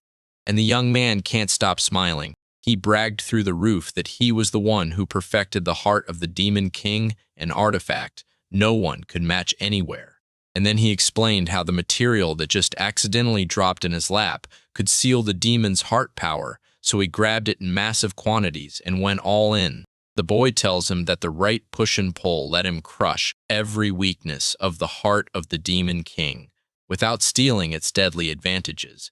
Because he learned the dark side can only be dulled, and to keep those crazy tentacles from going out of control, he peppered it with tons of tiny spells. The man bragged that he finally mastered the artifact's raging appetite, the same thing that once sucked the life out of its owner. The Bellators the relic and declared it the heart of the Demon King, a Gale-forged upgrade so enhanced it felt brand new. Beaming by the stove, the boy soaks in real pride for what he's pulled off. And then he blurts out, super pumped, that this is his newest and best creation yet. A man shoved a letter toward the guy at the table, and he devoured the message in seconds. Then fury exploded as he snapped, demanding what it meant and whether Lizunette really sent it. In her letter, she said she was stepping down for personal reasons, and that choice detonated her husband's rage. He snapped out of his chair, roared that she couldn't just betray his gift to her heart as the Demon King. Then his eyes whipped back to the page, and he spotted something new written there. The letter claimed she was taking the sixth part of what they called the heart of the Demon King as pay for dumping him when he read it. Shock hit so hard he crumpled to the floor, completely baffled by this insane compensation. The man swore that once Prince BLL finished reading Liznet's letter, his face drained of color, in an instant so pale, he looked worse than any corpse these parts had ever seen. On a pitch-black night, the girl and the princess stared down the bound criminals in cold silence, fury and righteous outrage blazing in their eyes, while the criminals shrank with shame and looked away, too afraid to meet their gaze. The princess calls the sailors Wolf Fang, and with no hesitation admits they still haven't cracked every mystery. Then she stares at their mixed faces of joy and nerves and drops the truth. She's been secretly watching them this whole time. The girl admits she knows every single thing that's happened, then fires back, asking who they think they are. Watch her personal stash gets smashed as the whole security system goes up with it. The girl fires off her opinion, and the knight snaps back with full-on indignation. He insists this was an official order. Then he grimly traces what happened on the farm to the kingdom's sheer irresponsibility and incompetence. The girl says every problem on the farm is finally fixed, so it's over, and now they can share the info they need. The guys stare at her in pure shock. She snaps that she doesn't care what they feel because nothing is going to let disgrace wreck the glorious history of their kingdom. The boys bristle and shout back that they're not to blame. They only tried to smash those cursed items that look like trash and were sitting in the shop. The girl stares at them in total shock. She buries her face in her hands, crushed by Gale's brilliant creations, and begs him to hold on. Then she whips around with a hard stare and snaps that if we're going to use that logic, it's worth asking what kind of punishment they deserve themselves. The boys swallowed hard at what they heard. One of them, eyes darting around, blurted out whether they'd really been handed guilt and if they'd be let go.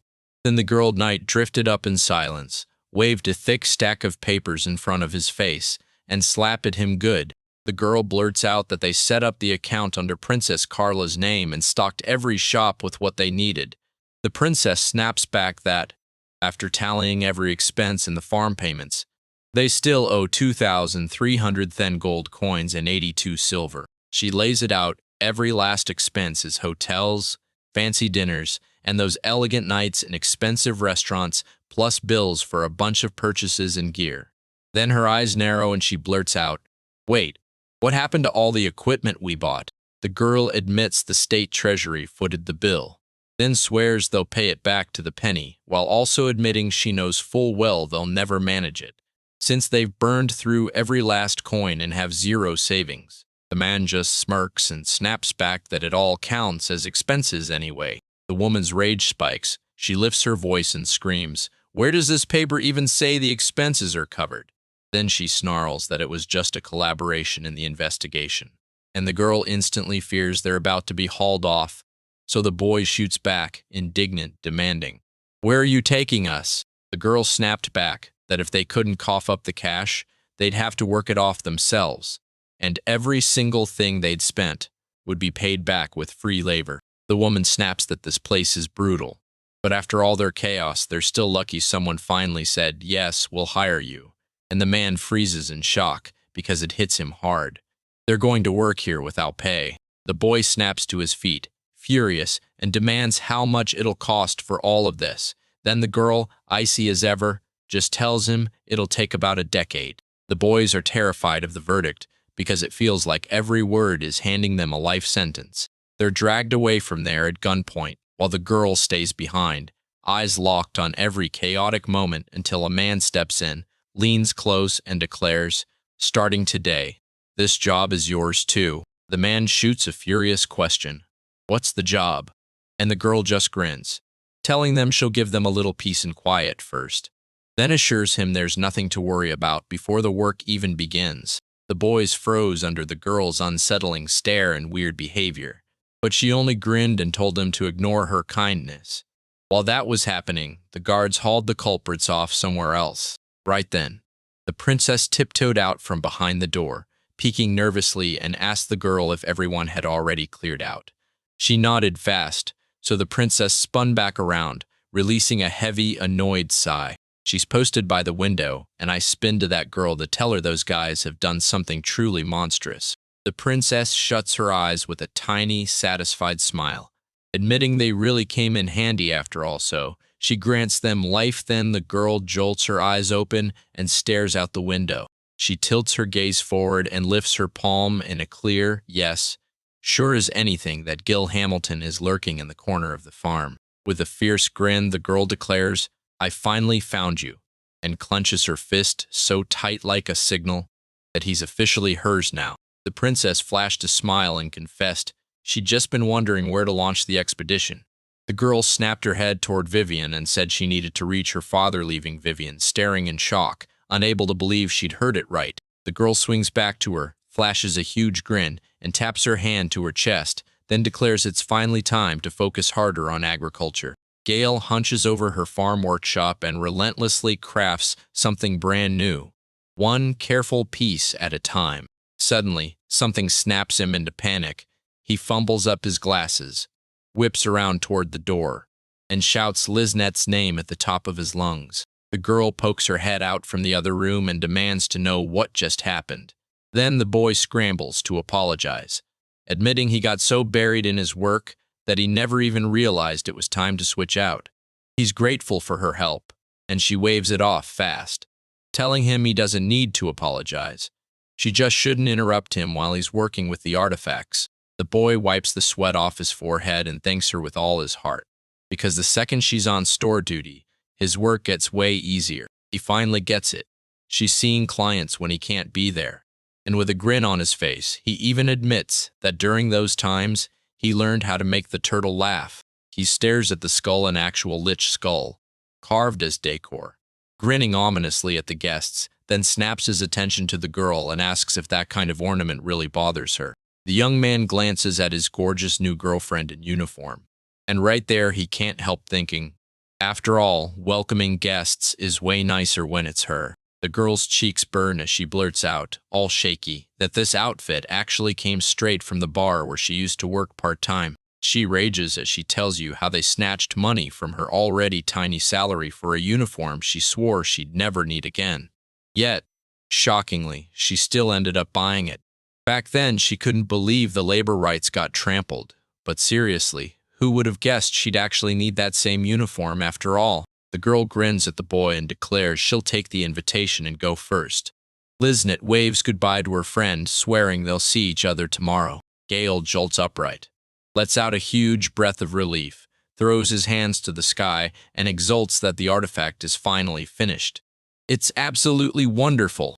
He insists that he's finally mastering every ability safely now, because those same tentacles that once wrecked the human body are being redirected to hit the right special points and supercharge them without any harmful side effects. He cradles his work with loving care, grinning as he admires every inch, and he flat out says the real point is how damn cool it looks, because the whole tentacle idea is pure genius. He studies the artifact like it's a ticking bomb, then shrugs and says it's cursed, no doubt about it. But this curse isn't silent. It comes with a musical solo, and now and then, a soft whisper slithers up to the owner. That young guy dances like a real skeleton, grinning as he admits he's never bored. Never, even when he's alone.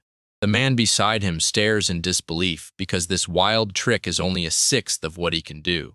Then the boy pauses, eyes widening, thinking, the world is massive, so what other amazing stuff is hiding out there? He stares out the window and grins like crazy, suddenly realizing the world is packed with mind-blowing artifacts he never even knew existed. The man swore to himself that from now on he'd chase fresh materials and forge artifact after artifact. And the young man stared into the monster's head as it finally clicked, now that the upgrades were done. It was time to turn this thing into something brand new. The young man, lost in his own thoughts, meticulously lines up every single ingredient, one by one, and wrestles with the question, what could possibly become the mysterious, irresistible heart of the Demon King? That obsession won't let him rest, and now he's already spiraling into what he'll do next, because he still has to hunt down the rest of the materials. The boy thinks, if anyone wants this, I should sell it, then shrugs and plunks it on display for now, while wondering if the demon lord cooked up an upgrade for something similar, since dangerous stuff usually gets destroyed or sealed. And honestly, he's shocked he's even thinking like this. For him, it's still just a hobby. Suddenly, while his mind was racing, he felt something creep up behind him. Then he whipped around and froze, because there she was, right in front of him, just as lost in thought as he was.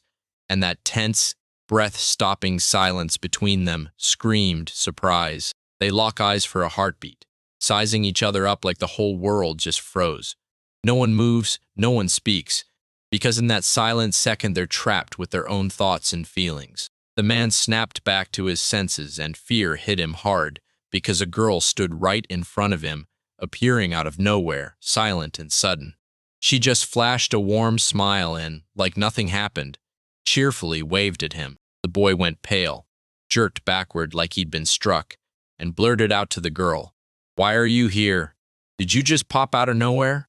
The girl stayed cool and shot back, "Maybe you should ask when I started standing right beside you." Then she rattled off every single word he'd managed to say, proving she'd heard every breath. The boy cringed harder, threw his hands over his face, and gasped, "Wah, you really heard all of it?" The girl gives a small, sly smile and admits she totally caught his conversation, then decides there's someone else around because she's seen it all with her own eyes.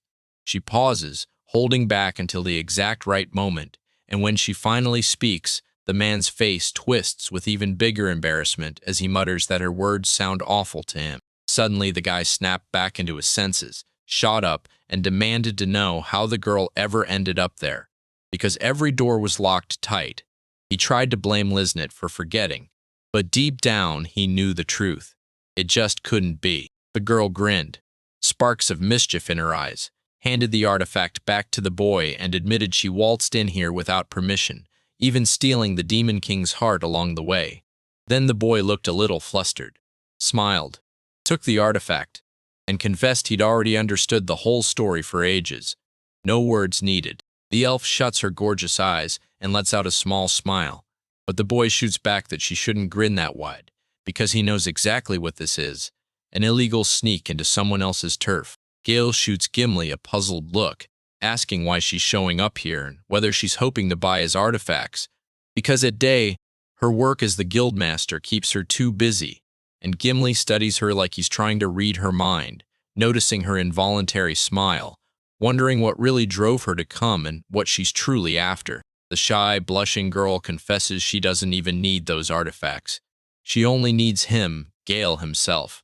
Then the boy whips his head around, stunned by her words, only to catch the moment she bows to him. The man watches the girl's every move, drowning in confusion and shock, because he still can't figure out what she's trying to say while she stays locked in silence.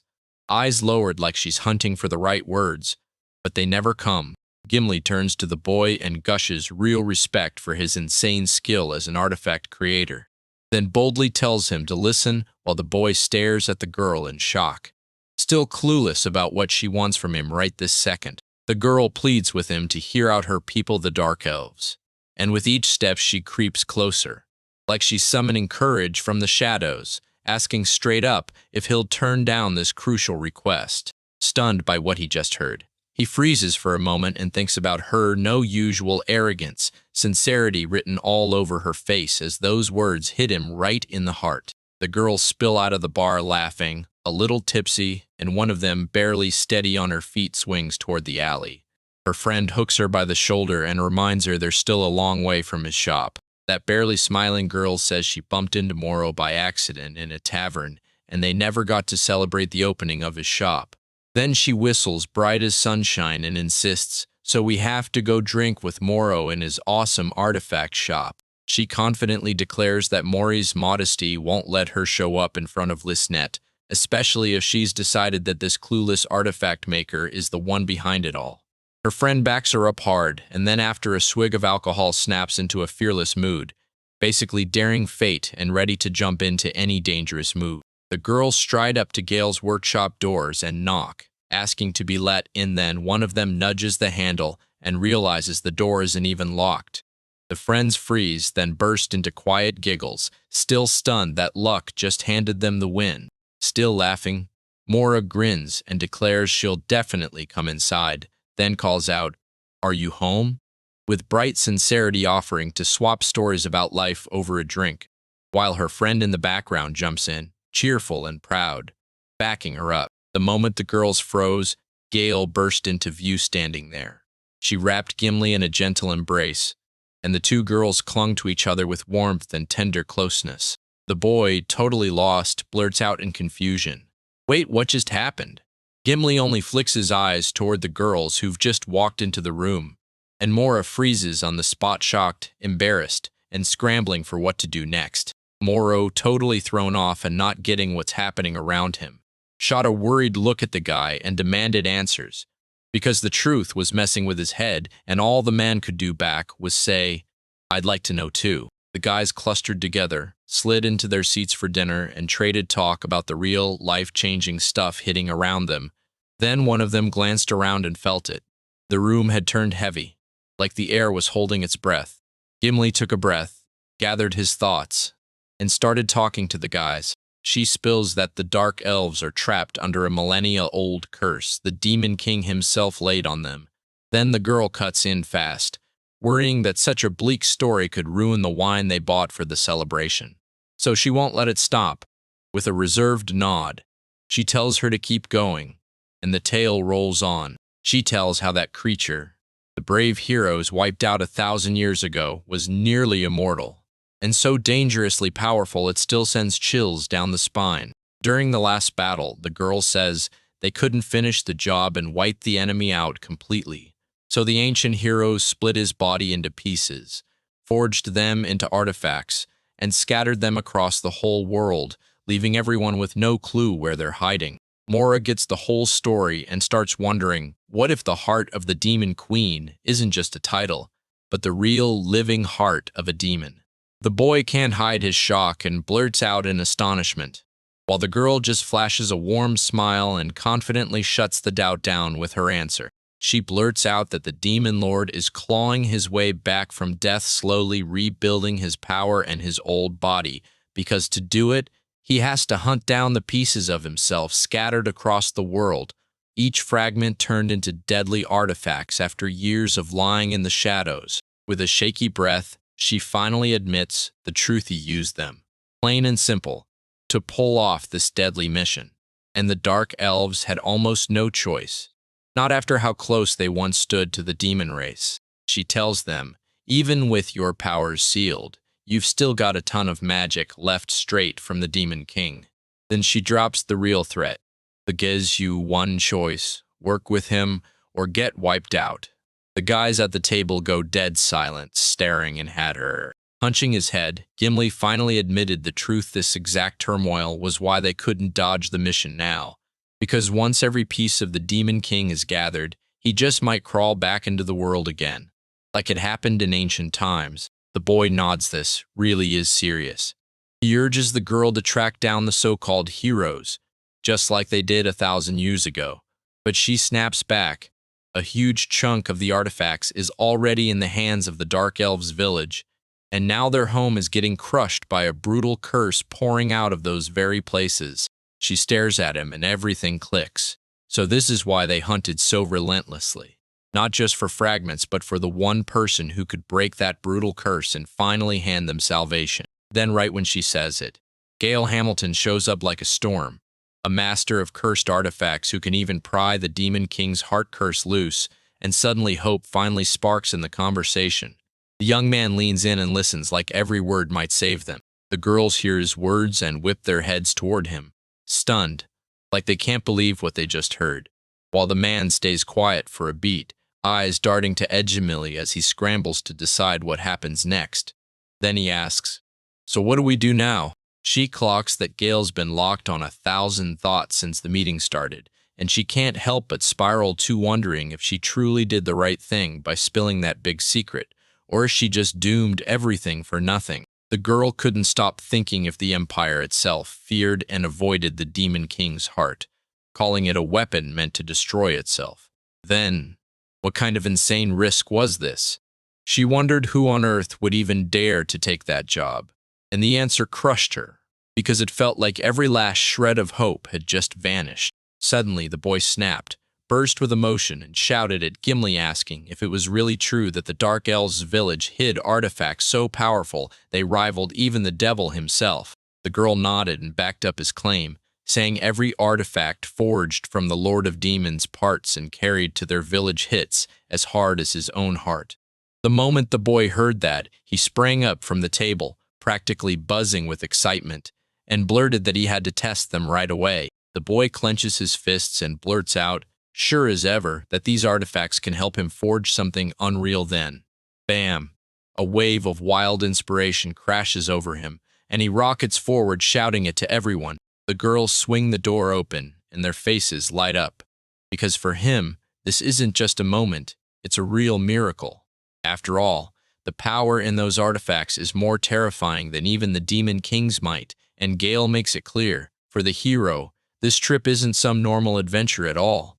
It's something bigger and far more dangerous. The girl realizes something huge. The Dark Elves never pledged themselves to demon power, because long ago they fought right alongside regular folks and demons against that same force, and it was just one more brutal interracial war in their history.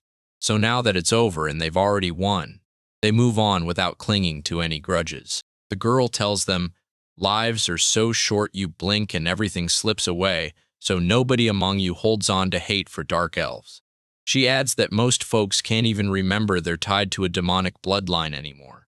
Then Gale steps in. So what question does he throw at the girls? Morris says the Demon King's very existence feels like a fairy tale to the non-human folks, and her elven companion nods, saying that's exactly why her relatives can't wait to welcome him. Then a boy steps in, grinning, and backs her up with a friendly smile. Suddenly the girl snaps, wait a minute for me. Then she pushes upright, eyes blazing, and grumbles that she hates this story so much it makes her sick. The guys just stare at her in total shock. She locks eyes with Gimli, her stern gaze daring him to argue as she declares she doesn't trust a single elf. Yet the girl only flashes a faint smile back, and Sheeran admits she and Gimli have been in each other's lives for ages. She demands to know why she's been shut up for so long, and if that lucky run-in with a friend hadn't happened that night, she'd still be completely in the dark right now. So she clenches her teeth as the girl across from her keeps spinning the story. She told Gale that every bit of info about the Demon King's parts was sealed tighter than a locked tomb only beyond the village, and anyone who even dared threaten it would be crushed. So before she spilled a single detail, she studied Gale's skills like her life depended on it. Sharina's fury spiked. She bared her teeth and snarled like a cornered beast. Then the boy standing beside them suddenly froze, hit by this eerie feeling, like he'd seen that exact moment before. Sharina grabbed a sip from her glass, then turned to the guy and asked how he was doing, and whether he liked living out on the farm's outskirts. The poor man froze, stunned. She'd suddenly asked something like that, and shot back, why are you asking all of a sudden? She tells him she only meant to say how beautiful life is here, then asks if he's finally gotten used to it. He leans in and says the city really is great. The food hits hard. There's genuinely cool dungeons, and there's never a shortage of materials from the dead, and that's what matters most to him, so the girls stare at him, shocked. The boy points out that if his shop's goods started selling better, life would get way easier. Then Sharina shoots back that even so, thanks to Gale, the city's whole infrastructure has turned way more exciting. She tells him straight up that she's seen plenty of masters this whole time, and there's zero doubt about the boy's work, which throws the man for a loop. When he presses again, she admits she's been teaming up with him for a while, but she first met him as the master of cursed objects she had to handle. Gale says this job gets ignored because anyone with real talent blows past one level of mastery and jumps to something else, and the guy shrugs that there's no skill so sacred you'd keep polishing forever. Kyle looks at him and nods like, yeah, same. She snaps back that she's not useless at all. Every job matters, and every worker deserves respect. and Maurice leans in, saying maybe she's trying to make a point. Once you watch other adventurers up close, you finally see just how brutal her life really is. The boy gets it and admits, straight up, that this profession can't really be called useful after all. A cursed object master mostly supports everyone else and can't fight alone. But the girl snaps back, insisting he's the one who steps into the battlefield. His eyes drop, and the man finally confesses that Kesh and the others kept telling him the exact same truth over and over. Gale remembers the shock of it. She confessed that man couldn't fight at all. He was just a plain craftsman, and the only thing he could do was sling knives over his back, no fancy tricks and zero mercy for his opponent. The man admitted he'd been warned, "Don't step forward, and don't act like you're an advisor here." And the moment Mora heard it, she grinned to herself, silently boosting their gear with spells. Then the man let out a tired sigh, feeling it wasn't worth walking in alone until they basically told him to go. Gale's frustration kept boiling as isolation slowly dulled his spark for everything around him.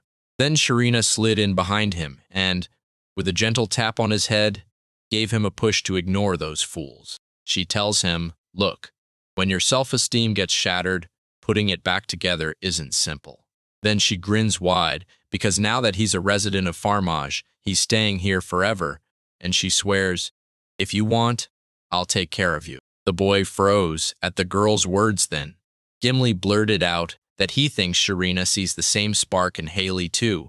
Right then, the girl pushed them back to their talk, admitting she needs the boy as much as Gimli does, and she absolutely doesn't want him to walk away. The girl asks if they should just run to the church when this happens, but the other person snaps back, regular priests can't deal with it, because they've had to beg the church for help themselves. And even then they swallowed it out of pure shame. She admits they once kidnapped and forced well-known priests to try breaking the curse too, and it still didn't work. Morok presses whether that even counts as breaking the law, while the boy can't stop thinking was anyone ever freed from it alive. The girl can't believe she has to drag Gale to the Dark Elves' village. But Gimli shuts it down, no other route exists. So Sharina backs him up, saying Gale's too valuable, too specialized, to risk, and she tells Mori they'll follow strict conditions, and the girl nods right along. The girls crowd behind the boy and Mora declares she's jumping in to support on deck. Sensing the pressure in the air, Sharina steps forward with total confidence. She'll be the fighter charging right to the front lines. The boy shoots a look of shock at the girl's words, spins around, and demands what she means. But Gimli just smiles softly and asks if they truly want to form a team of 4 to lift the Demon King's curse. The man grins, satisfaction blazing in his eyes, though he can't believe how big the team is. Meanwhile, Sharina steels herself and asks permission to roll out their new group again. The girl calls out the names of their crew, Sharina, Gimli, Mora, and Gale, then lifts her glass high and rallies them with a toast, burning hope into the air and wishing them all good luck in their brand new adventure. The brand new team, Asterisk, Ken clinks goblets.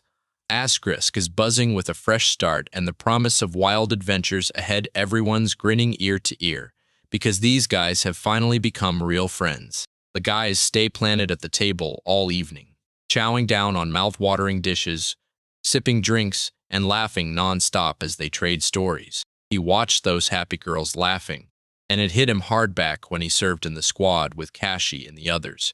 He was barely ever allowed to sit back and chill like this. Suddenly, Mora slips in from behind, eyes sparkling with surprise, and asks the guy if he's had too much to drink. She watches him like he might be in trouble, wondering how he's really feeling. Yet he only lets out a small sigh and mumbles that he's fine. It felt like forever had slipped by, even if only a little time had actually passed. And honestly, it might be worth talking to the girls, saying what must be brought on the trip and what should stay behind in Raqqa. Because either way, he had to forge brand new cursed items, and one of the girls shot back that she was counting on him. Gimli crept up the stairs late at night, slipped into her room, and flopped onto the bed ready to finally shut her eyes for a breather when she suddenly felt like someone was calling out to her. She blurts out an apology, swears she's exhausted, and begs the neighbor for permission to take the chest with her. Then he snaps his head toward it, picturing a mountain of treasure inside, even as a cold, sinister dread crawls up his spine, like the chest is cursed, and anyone who reaches for that wealth will regret it. The girl stares at the woman sprawled on the bed and demands, "Are you really sure about this?" Gimli finally speaks. Uppy heard how hard she tried to get this out of the village, but all that effort was for nothing. The girl leans in and says, the curse item boss, Gale, is a total weirdo, then promises that if she wants to grab the treasures, it'll all run smooth, so she orders her to step up, get everything ready for the meeting. And the second she mentions the reports are already sent like always, she shoves a whole stack of papers into her hands. Gimli snatched up the sheets, scanned every detail, and then it hit her. Those monsters were crawling back into her life again. And the worst part, it felt personal. Like everything happening around her was connected to her for a reason she couldn't ignore. The second the girl finished the letter, a wave of crushing memories flooded her. Gimli hurried in, telling her she remembers every word perfectly, so they'll be okay. But right then, the cockatrice attack struck, and some of them stumbled awake while the hippopotamus snapped its chains free. And even death stepped in, looming now to claim a role in the demon lord's plans. The girl tumbles through every moment from the very start and realizes there's a secret thread tying it all together. Then she smirks and says it was obvious, because there's no way the king could have stayed calm for a whole millennium. Now her doubts are gone. Something bigger is pulling the strings. Gimli knows she has to crack the best plan using the guild network's data and the Dark Elves' hard-earned intel. Because Gale is a total corset artifact genius, and his skills are maxed out, but one wrong move could set everything off, so they have to act with extreme caution. The girl writes that he's got almost zero fighting skill, yet his curses can wreck even the most terrifying creatures, because he's weak and ridiculously strong all at once. And when she finishes, Gimli snaps his pen in rage. Rage shook through her as she snapped that it was a blatant contradiction, because she knew she couldn't safely escort Gale by herself. And now she was relieved she could finally take Sharina and Mora along. She knew their adventure would kick off on winding roads, then slip into the river, cross the seas aboard a ship, and end with a brutal trek through a pitch-dark forest, because real terror and deadly danger were waiting for them every step of the way. The girl gets, if they head in unprepared, they'll get wiped out on the way before the millennial curse even has a chance to hit. And honestly, nothing weird about that. Gimli snaps his attention to Minerva and vows he'll bring her Gale for sure. Gale marches up to Lizetta and tells her it's time to go, he's leaving. Lizetta shoots back that if her wound had already healed, she'd follow him without hesitation. Gale admits the Demon King's curse still hasn't fully burned out of her body, so she's going to need more time. Then Lizetta thanks him from the bottom of her heart for caring. The boy studies his artifact and proudly says he built an upgraded Demon King's heart one that Liz once wore, and now it won't randomly attack its master anymore. But he admits he hasn't had the time to dig into it deeply yet. The young man told her that for any normal person, one brush of the curse is all it takes to obliterate their body and soul in an instant. Gale finally understood just how terrifying and brutally cruel this calamity was. Gale snaps his gaze to Lizette and blurts out that this shop is basically his soul. He treasures it like it's his own life, and the only thing that'll keep him calm is knowing she'll stay right here. All he worries about is whether the goods can hold out until he gets back. The man steps up to the girl and says, "All right, grab the old orders from the customers and tell them we'll make a fresh batch later." And the girl nods along, but her mind screams that ever since she started here, sales have crashed hard, so probably won't happen. Still, she flashes him a sweet smile and waves him off. She knows that even with those terrifying curses coming for him, he's still brimming with inspiration, and she can't help but admit to herself, Gale Hamilton is truly one of a kind. She meets his eyes with a heartfelt smile and hopes, for real, that luck stays on his side forever. The boy strolls through the city when bam, some girls spot him, and right in the middle of it, Mora yells out to him like she means business. When he clocks his girlfriend, he breaks into a warm smile and waves back. Shalina calls out that everyone's already gathered, and the boy presses her. "So you're really a master of the blacksmith's guild, and you can hold that department together for that long?" She grins with total confidence. The guild won't crumble just because one of them has to be gone for a while. And the moment she turns, she spots Gimli closing in on them. The girl fires off a reminder, don't you dare forget your promise, because it was her that made the Belgians agree, but only on that one condition. She snaps her hair straight, declares, I remember it all, and the boy, completely lost, blurts, wait, what's this about? Then Gimli steps in and lays it out. She chose to send ore straight from her village to Shalina's forge. She told them this product's export is usually off limits, and the guys didn't see it coming. Shalina snapped that the girl might have lied too, so she grabbed the truth and checked everything herself. Mora couldn't shake the thought that this mine was so valuable. Shalina was willing to chase it too, so the man leaned in, curious, and demanded to know what this ore really was. Gimli stared at both of them and basically said, if we're going together, I'll tell you the truth. Shalina flashed a sly smile, and the boys just blinked, totally baffled, like they had no idea what was about to hit them. The girl shrugs like it's no big deal, flashes a smile, and tells Gale it's Orshokum. Then Gale asks what kind. Mora pauses for a breath, and in a knife-edge, threatening tone, fires back. Are you sure that this is really Orshokum? The man is thrown off by the girl's reaction and blurts out, why are you so shocked? She shoots back, then why are you acting so calm? And it clicks. Gale has no clue about rare materials that can't be used to craft magical items. Mora's eyes spark with excitement as she looks at him, already getting ready to explain what oraculum is. She swore that this legendary ore strong enough to forge a sword was so valuable it could bankroll an entire castle, and armor forged from it would make every battle feel harmless, because its hardness was unreal. The boys snapped the truth into place. This treasure would become a priceless magical weapon for Gimli, and for Shalina. It was pure, untouchable fortune and ore worth more than words. Gale says it'd be awesome if more people could gain something valuable for themselves. And while the guy listens, the girl turns away, smiles, and tells him she'll go after something useful too, so he shouldn't worry. Gale's shock hit hard at the girl's nerve, then Shalina cut in and declared it was time to go. The boys piled into the cart and Mora grinned like she was finally getting her chance again, since she hadn't ridden one in ages. The young man caught the girl's eyes and realized, with a jolt, that she mattered to him more than any orc alchemy. The boy settled into the carriage and Mira kept her eyes locked on Gale, because she could feel it. This was the moment they finally set off together. Wheels groan down a road that hugs the edge of the field as a caravan of wagons slowly grinds northwest, chasing the towering great city and leaving the kingdom far behind right toward Eblitz, a trading city tucked near the imperial border. Gale and Mora trudge down the road, bored out of their minds, and the girl finally snaps, asking why this non-stop rattling makes her want to sleep, only to hear that, for Mora's friend, a drink hits way better when the world's in motion. And with a sly smile, Mora adds that her reaction totally doesn't surprise her. The boy reassures her, no big deal, because they've basically booked an entire carriage. So Shalina sighs and admits half the space is crammed with cargo, meaning comfort's a joke.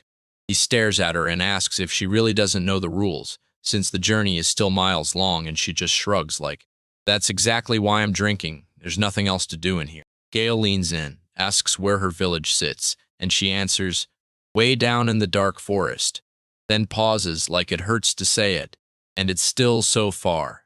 Even if they sprint, they won't reach it for a few more days. She suddenly stops dead, eyes sharp, and demands, is this the dark forest? Gimli nods, but admits he has no idea which one she's talking about. Unless there's only one with that name. Then yeah, it has to be it. Mora yanks his head closer and leans in, while the boy worries, asking if she's heard anything about this forest before. The girl snapped with rage, demanding if this wasn't the very legendary forest where the kingdom's army died, and Gimli answered, yes, exactly. She insisted it wasn't just a tale anymore, but real history. Then she pressed again. So tell me, doesn't the ancient dragon still sleep in here? Gimli shuts her down, insisting they aren't sleeping at all, they're busy building nests, and the girl snaps right back, cursing, demanding if this is the same forest where nobody comes back alive, and pushing. So you really want to march into that death place? Gimli swears the kingdom's army got wiped out by ancient dragons, and then she admits right to Moira's face that she watched them stalk people and slaughter them for their pups. And now Moira's terrified, begging her to confirm she really saw it with her own eyes. She blurts out, voice shaking, how brutal this mission could be for adventurers, and Shenli tells her they can judge the threat just by rank. Gimli jumps in that it's definitely not below rank C, and it might even be worse. The girls realize this might be the end for them, but Gimli snapped back that they wouldn't follow the trail where ancient dragons once nested, swearing they'd pick the safest way to reach the village of the Dark Elves. Still, the girls stared at her with zero trust. The girls snap with rage and declare they're crawling into bed, but the guy suddenly jolts back to his senses and demands they wait. Shenlina's eyes widen instantly, because she just knows he's about to remember something big. Gale warns them that if they take this road, they'll crash straight into hordes of undead from that dead army. And Shelina's rage spikes. Mora just grabs her by the brakes, tells her to cool off, and says the only way to face that guy is through a dream. After a while, the boys finally crashed into sleep, and Jinli swore she'd get them there by the safest route she knew. No doubt, not a chance. She knows safer still isn't a sure thing. So she rallies everyone to stay sharp, because it's for everyone. And just like that, the first leg of their journey shuts down. Gimli's face lights up. He calls the boys awake, grins, and cheers. All right, up you go. This is where we switch places and make our move. The boys leaped off the cart and stared up at the massive ship, while the girl told them she'd already handled everything for the trip and warned that when they unloaded the cargo, they'd still have to sit like they were riding in the cart. The boy couldn't stop himself from wondering if she'd already booked the ship tickets ahead of time, and the girl beamed as she confirmed, telling him it would be way more comfortable on the ship than that cramped carriage, while happy, flickering glances passed between her and Gale. Gimli grins and says next they'll blast down the Cactus River, a roaring current sliding past lush towns. The boys rush up to the ship, shouting that fresh adventures are waiting, and they're so thrilled they can't stop smiling. Gimli bellowed for everyone to swarm the ship right now. Shelina begged them not to shove, insisting she wasn't trying to bolt. And as they sailed off, Gale took his first ever voyage at sea, just like Mora. As soon as the young man stepped onto the ship, the deck lurched under his feet, swaying like crazy. Then the dark elf grinned and said, "Don't freak out. It always feels like this at first.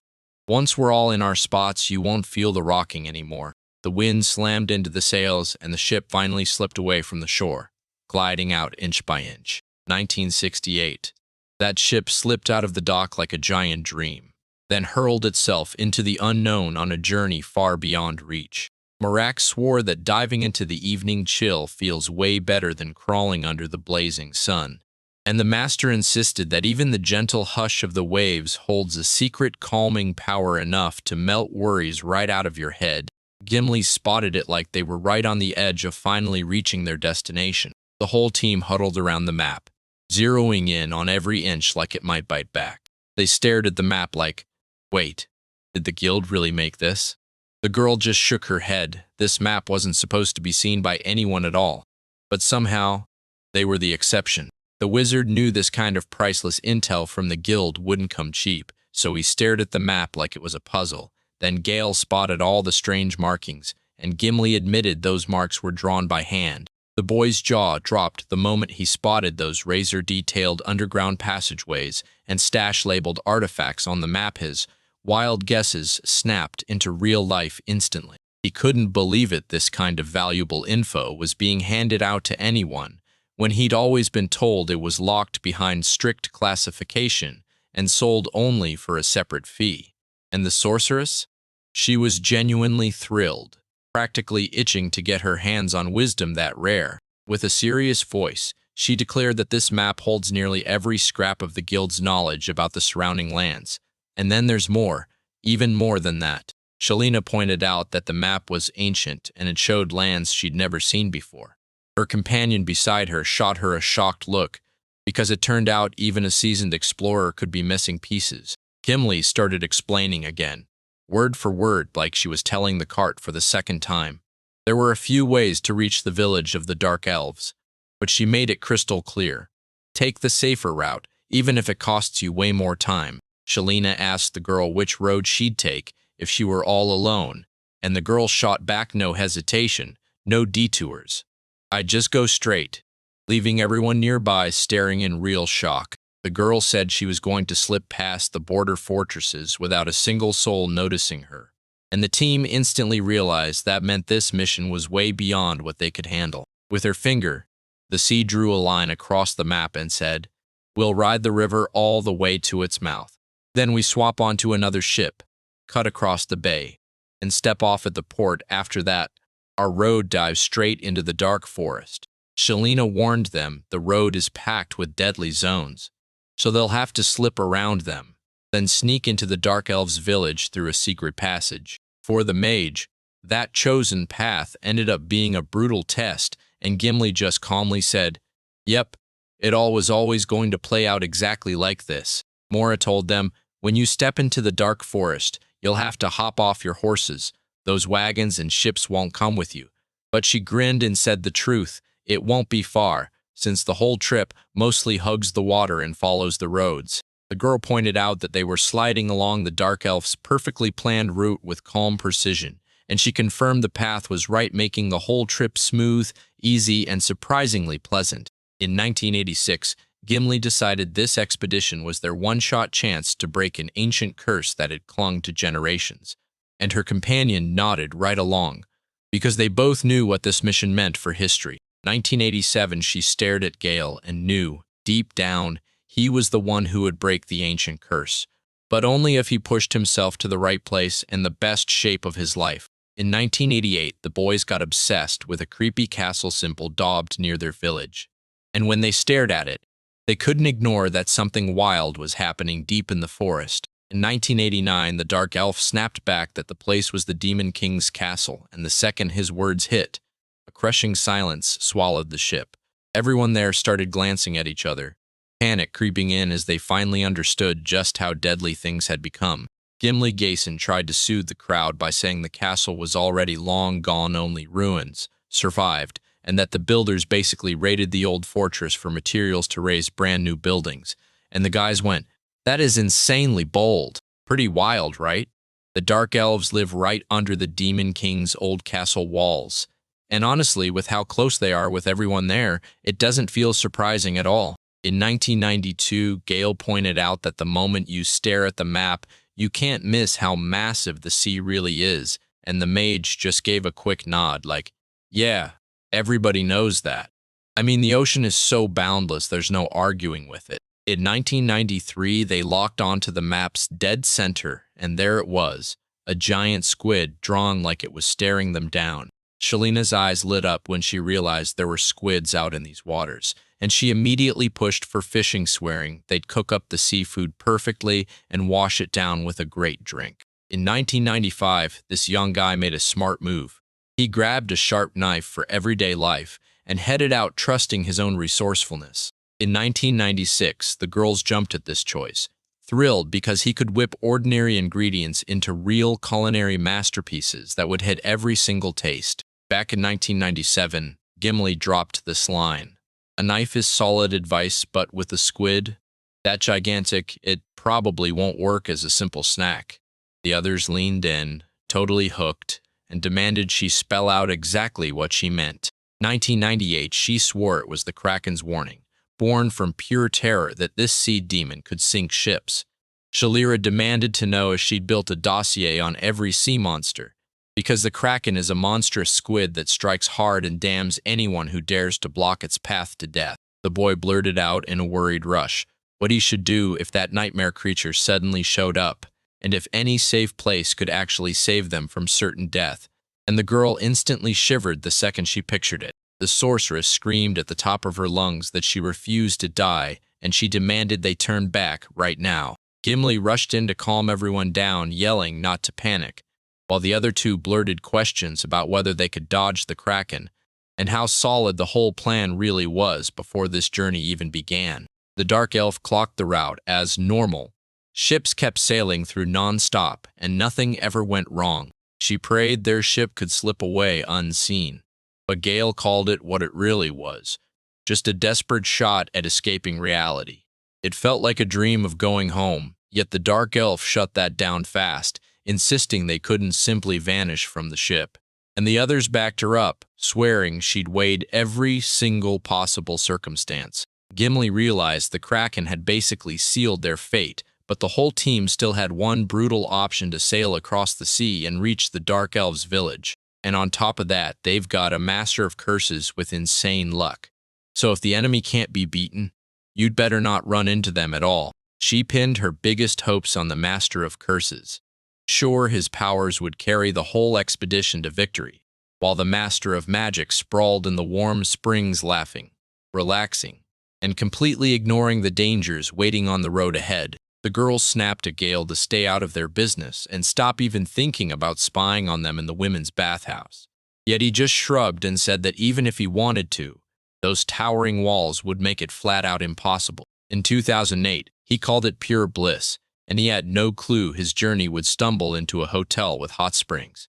The guys clocked it right away. The young man was absolutely in love with the place, because here you could sip drinks and soak in the baths at the same time. Back in 2009, folks still swore by the oldest truth. Wherever people gather, money and supplies pile up right along the Cactus River, where boatmen hauling cargo keep stopping at dock after dock. They grilled him name and where he was from, and Gale shot back that he hailed from an agricultural town on the outskirts called Farm Edge. The men told him they were traveling merchants, rolling between cities to sell all kinds of goods. And when the young man heard that, he said he'd just opened a shop under his own name, and admitted trading is brutally hard. Inside his shop, you'll find rare treasures you can barely hunt down anywhere else. But trouble's brewing, because business is dragging hard and sales are painfully slow. And one of the people talking there bluntly said, even the richest wares don't always find the buyer they're meant for. He also made it clear great products and skill still don't automatically equal success. The real edge in trading is knowing how to pitch your product and hook customers. Gale thanked her for the advice and swore he'd take it to heart in his work. Then he added, quietly but clearly, that the shop is being run by a girl who's been dealing with health issues. Good news is, she's not buried in work right now. Yet everyone's spreading that the guy ditched his wife over trading, like it's proof of a messy family life. But he fires back. He only went to fetch goods, and the woman seen with him isn't his wife at all. He thanked them for the help and asked their names only for the men to smirk and brush it off, saying they were nobody special. So he didn't need to know who they were. A young man confidently claimed that everyone can act however they want, and the moment people heard it, their faces lit up. They huddled together, whispering about the perks, buzzing with excitement for this incredible place. With zero doubt, they charged straight into the young seller's shop sitting right at the farm's edge, ready to tear through every item on display. Gale had no clue that right then he crossed paths with the Bandit Brothers' slick merchants, who slipped into different cities just to rob people. They decided their next target would be the very shop Lee's net was running. Shalina straight up confessed she's got major doubts about Gale and Mora's relationship. And to send her friends into full outrage, she grinned and said, late-night romantic stories in a hotel room are the ultimate classic of women's talk. In 2023, the moment she spotted them together, she swore they were a real, secretly escaped lovers pair from the capital until the truth hit her, and she was told it was all just a coincidence. Mora broke it down. Gale didn't have some big mystery. He just bailed from his awful old team to chase a better life. And by pure, crazy coincidence, they both ended up in the same carriage and rode in together all the way to Farm Edge. One friend snapped that these events were stacking up way too fast, like suspicious coincidences were everywhere. She also said it looked like they'd truly run off together. But Mag shot that down fast then, told me the guy wasn't a bad person at all, because he'd helped her again and again. Gimli told me they'd survived deadly danger together, and somehow straight from the heart real affection sparked between them. Moira was fuming at those assumptions, snapping that her friend was just making nonsense up. She swore that if anyone demanded the fine details of their relationship, it was simple, just loyal friends. The wizard burst out of the water and boomed, Don't get the wrong idea, we're just friends. Her friends stared at her, shocked. Something in her mood had totally shifted.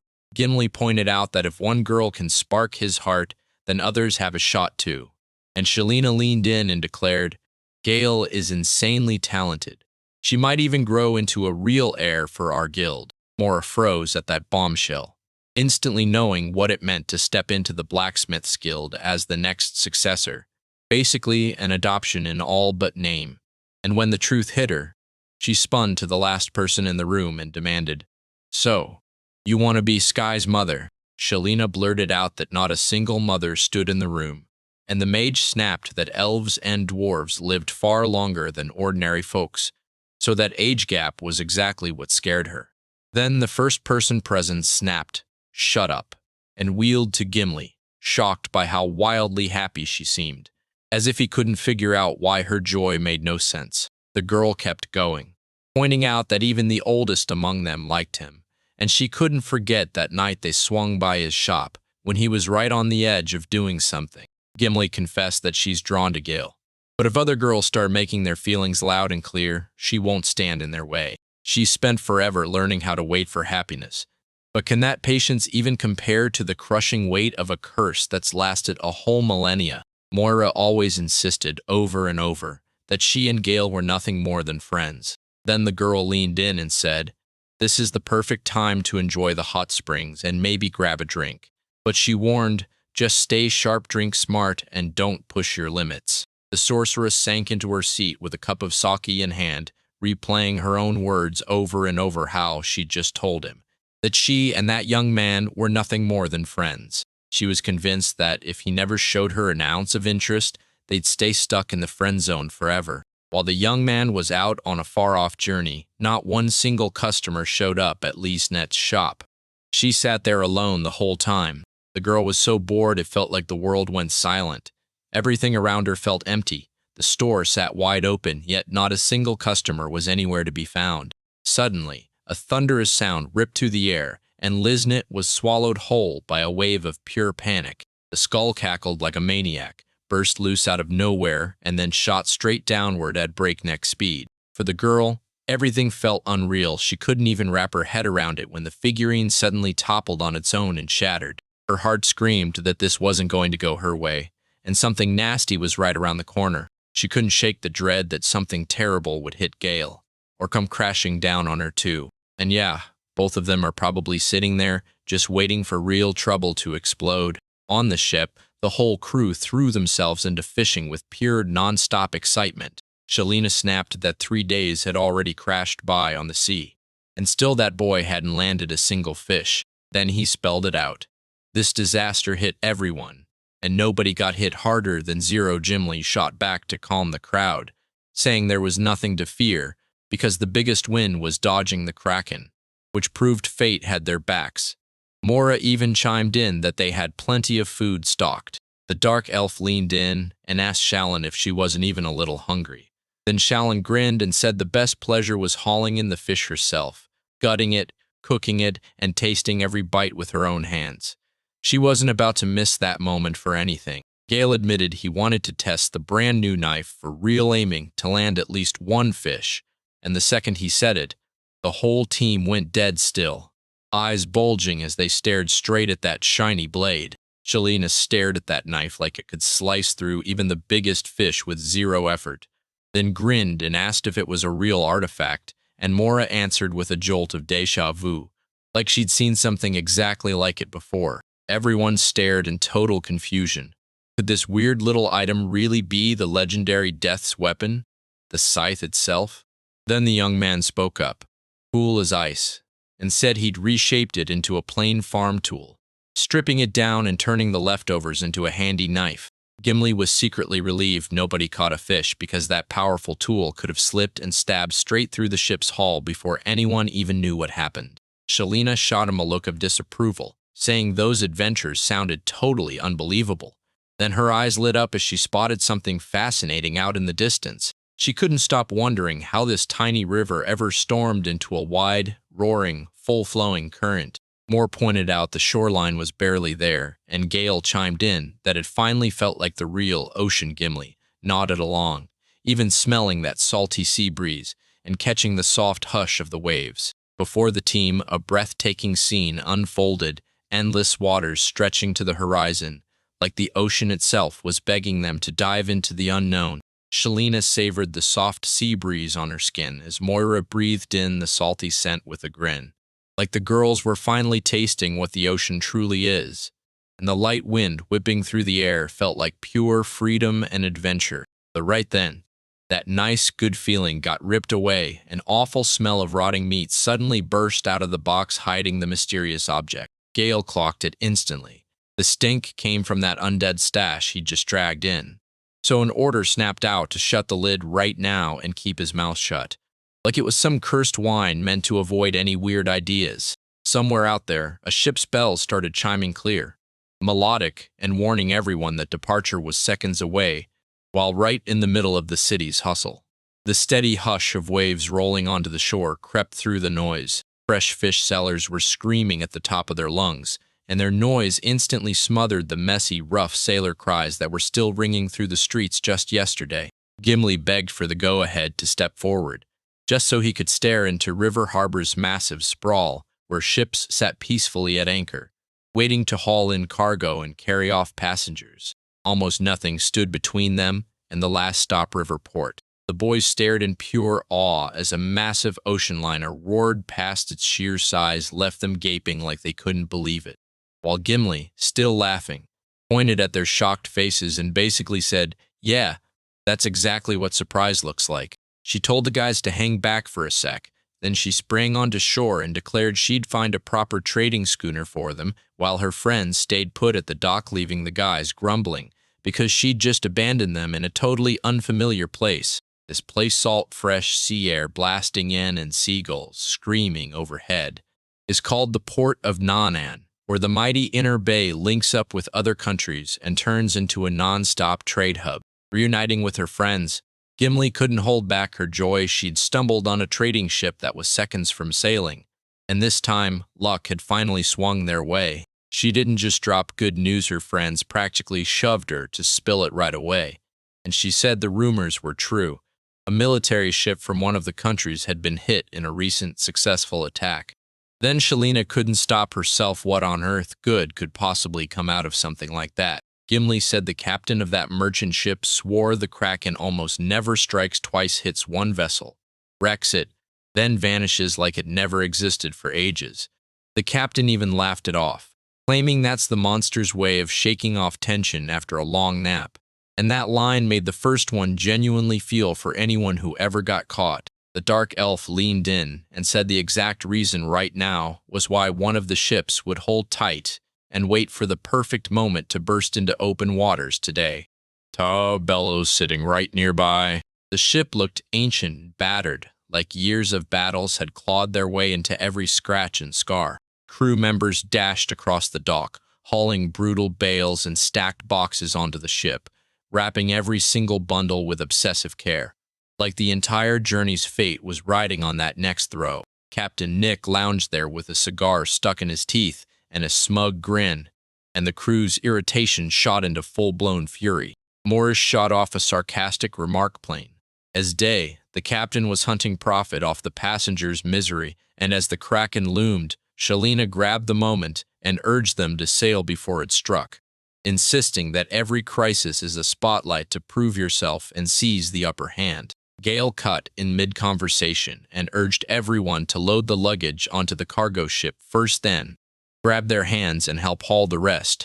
Shalina cut through the useless fighting and pushed them toward a real talk about what to do next. Even with every obstacle stacked against them, the sea route stayed their only lifeline. So as guildmaster, she handled transport like she'd done it 1,000 times. Mora finally admitted she still couldn't wrap her head around the whole mess. So Shalina stepped in and retold everything in full detail from the start. Like, right then, she said nobody with a shred of sanity would dare cross that border unless Gimli kept pushing them forward. And even if they'd file the proper request, they'd still never get the okay, not when their real destination was the Dark Forest. Lately, the kingdom's army has swelled like never before, and now people are whispering that the soldiers act downright weird, like they're gearing up for something massive and deadly. The sea asked, shaking with nerves, where all this tension could possibly lead. But her friend grabbed her attention and soothed her, saying, "Right now, it's only rumor and whispers, and there's not a shred of solid proof." The guildmaster leaned in and said rumors are flying about multiple hit attempts on top officials in the capital, and it's starting to look like a brutal political war between the Empire and the kingdom is on the verge of exploding. Shalima wrapped up her tale and said, "Right at the center of all these political schemes sits a brutal artifact one that could shatter an entire state's foundations. Honestly, it's wild to even think something like that could really exist and hit that hard." Moira blurted out that her friend should talk simpler, without all that extra noise, and she confirmed this never-before-seen artifact is already being handed to other people. Shalina dropped the rumor that the kingdom and the empire once clashed in a legendary battle. Then Gimli pointed to the sunken fleet and said that sight alone pretty much proved it. Moru, meanwhile, couldn't shake the dread that it had all spiraled so far that even the naval army had stepped in. The dark elf clocked it instantly. Both sides were going all out to keep a single scrap of information from slipping out. The girls say this is exactly why they beefed up security at the border. The fleet's main job has shifted to one mission: stop the export of priceless artifacts. The situation is terrifyingly serious. Land routes near the border are now a total no-go. So this trading ship is our perfect way to make the upcoming journey. Shalina broke it all down and made it crystal clear right now. The only move left is to take Path C. She also said the road to the Dark Forest will cut right through the borders of a bunch of countries, and that normal travelers shouldn't run into trouble unless the rules suddenly shift, because then trade between those nations will grind to a halt. Mora, lost in her own thoughts, blurted out her take and admitted she was shocked by what was happening now, because just a while ago she'd always heard the kingdom and the empire were getting along just fine. Gimli nodded, like her friend hit the nail on the head. Maybe the states really were running secret political chess, hiding their real moves even from their own people, all while keeping the power balance from tipping. As she finished her thought, she said the moment that balance snapped, rare artifacts would flood the market overnight. And the best part was this: even the two states' military power, which used to be perfectly matched, could now tilt either way, rewriting the whole strategic game. Now it's crystal clear. Two unstoppable titans are clashing for dominance, and the whole world is caught in the fight. Fate drags one of the main characters into becoming the Demon King, and with every heartbeat he's consumed by one burning goal: reclaim his stolen power and crush every country and territory under his absolute rule. There's also a mysterious creature lurking behind it all, and it chooses exactly who gets artifacts across the world. Shalina had zero clue who that mysterious player really was, or what he wanted, while Mora slammed the door on any interference between the states, and Gimli was sure of one thing: all three were chasing the same prize, the terrifying Demon King. Even the three of them who'd felt Gale's magic items rip the world apart firsthand couldn't swallow how someone like that could actually grab the throne, because in their eyes the looming global nightmare was bigger than any washed-up mage people dismissed as a total failure. Turns out the hero the girls wouldn't stop talking about was none other than Gale. Gimli snapped to it. It was time to pack up, while Shalina called out how messed up it was to make that poor guy sprint back and forth. Moria chimed in that they had to load everything before the ship left, then begged for a little more time to wait. They froze in total disbelief, staring as the young man barely kept his hands from letting a mountain of gigantic bags spill everywhere. Two companions just couldn't wrap their heads around it. How in the world this kid hauled luggage for 4 people at once and somehow kept standing under all that brutal weight. The sea told him straight up this young man was rocking a handmade artifact bracelet, built just to help him haul a heavy load without getting crushed. She kept talking, and the more she explained, the clearer it got. Gale didn't just haul people anymore. She became a full-on rolling warehouse, and with every new trip the luggage kept piling up, until the whole operation swelled bigger and bigger. Shalina realized the journey never really stopped morning to late evening, and the jokes the young man kept getting piled on started to grind her nerves into powder. The boy shot his friends an irritated glare as they mocked him. And right then, Gimli leaned in like even the tiniest scrap was something magical. She already knew it, those laughs at him, weird kid everyone dismissed. He could flip the entire world upside down with his cursed stuff, Gale blurted out, worried out of her mind. What happened? The girl was totally stunned, not even trusting her own thoughts. She snapped to action and decided it was all just her imagination messing with her, trying to shove those scary ideas away fast. Gimli hurried over to apologize, admitting she'd drifted into her thoughts, then reassured him, "Don't worry, I'm right behind you." The soldiers were furious, snapping that the day before they'd pushed too far and it cost them everything. Holding the line under the blazing sun became a brutal test of endurance. Right before the ship took off, the warriors ordered the team to recheck every piece of luggage, and Gimli fumed, because now she'd have to suffer another inspection. Even though that was the very last thing she wanted in that moment, Yelena pushed the soldiers to begin the inspection with her, and the soldier bowed, praising her work as a blacksmith before thanking her for her understanding. Then they moved on to examine the young man. Gale left everyone speechless when she unveiled a room packed to the brim with bodies. The soldiers couldn't decide if Gale was a ruthless curse-crafting master or a bloodthirsty serial killer. But their fear melted fast because his creepy little artifacts were already locked away safe on the ship. From here on out, the whole crew's survival hung on the mysterious, dangerous artifacts Gale forged, and the other members snapped, furious, demanding they throw those weapons away. But the boy heard it as an insult, and it hit him hard. Pure offense sparked in his chest. Gimli flashed a polite smile, then admitted they'd never really gotten a chance to talk before. The stranger leaned in and introduced himself. He claimed he was the bosun of this very ship. The bosun leaned in and told him that this merchant ship had been carving up the seas for years old, as it gets, but still a hard-earned sea veteran that's burned through countless maritime routes. Even though the sails look battle-worn and packed with years, they still snap to life the moment the good wind hits, and the crew keeps the tension dialed in so perfectly they can ride every nasty side gust like pros. The bosun leaned in and swore that this merchant ship had been pounding the waves for ages, an honest-to-the-sea veteran that had run route after route across every kind of ocean. The young man showed the girl his deadly crossbow, then told her he prayed they'd make it through their journey without ever needing to fire it. He got yanked in at the last second, shot off an apology, then bolted to leave, while Gimli stared at the ship like, "Wait, it's way better than I thought." Mora and Shalina started to feel sick as the sea churned beneath them, and the girls groaned that these waves shoved them way harder than the calm river current ever did. They seriously missed their peaceful boat back home. The girl shot the boy a worried look and asked if he was okay, still stuck sitting right there in the middle.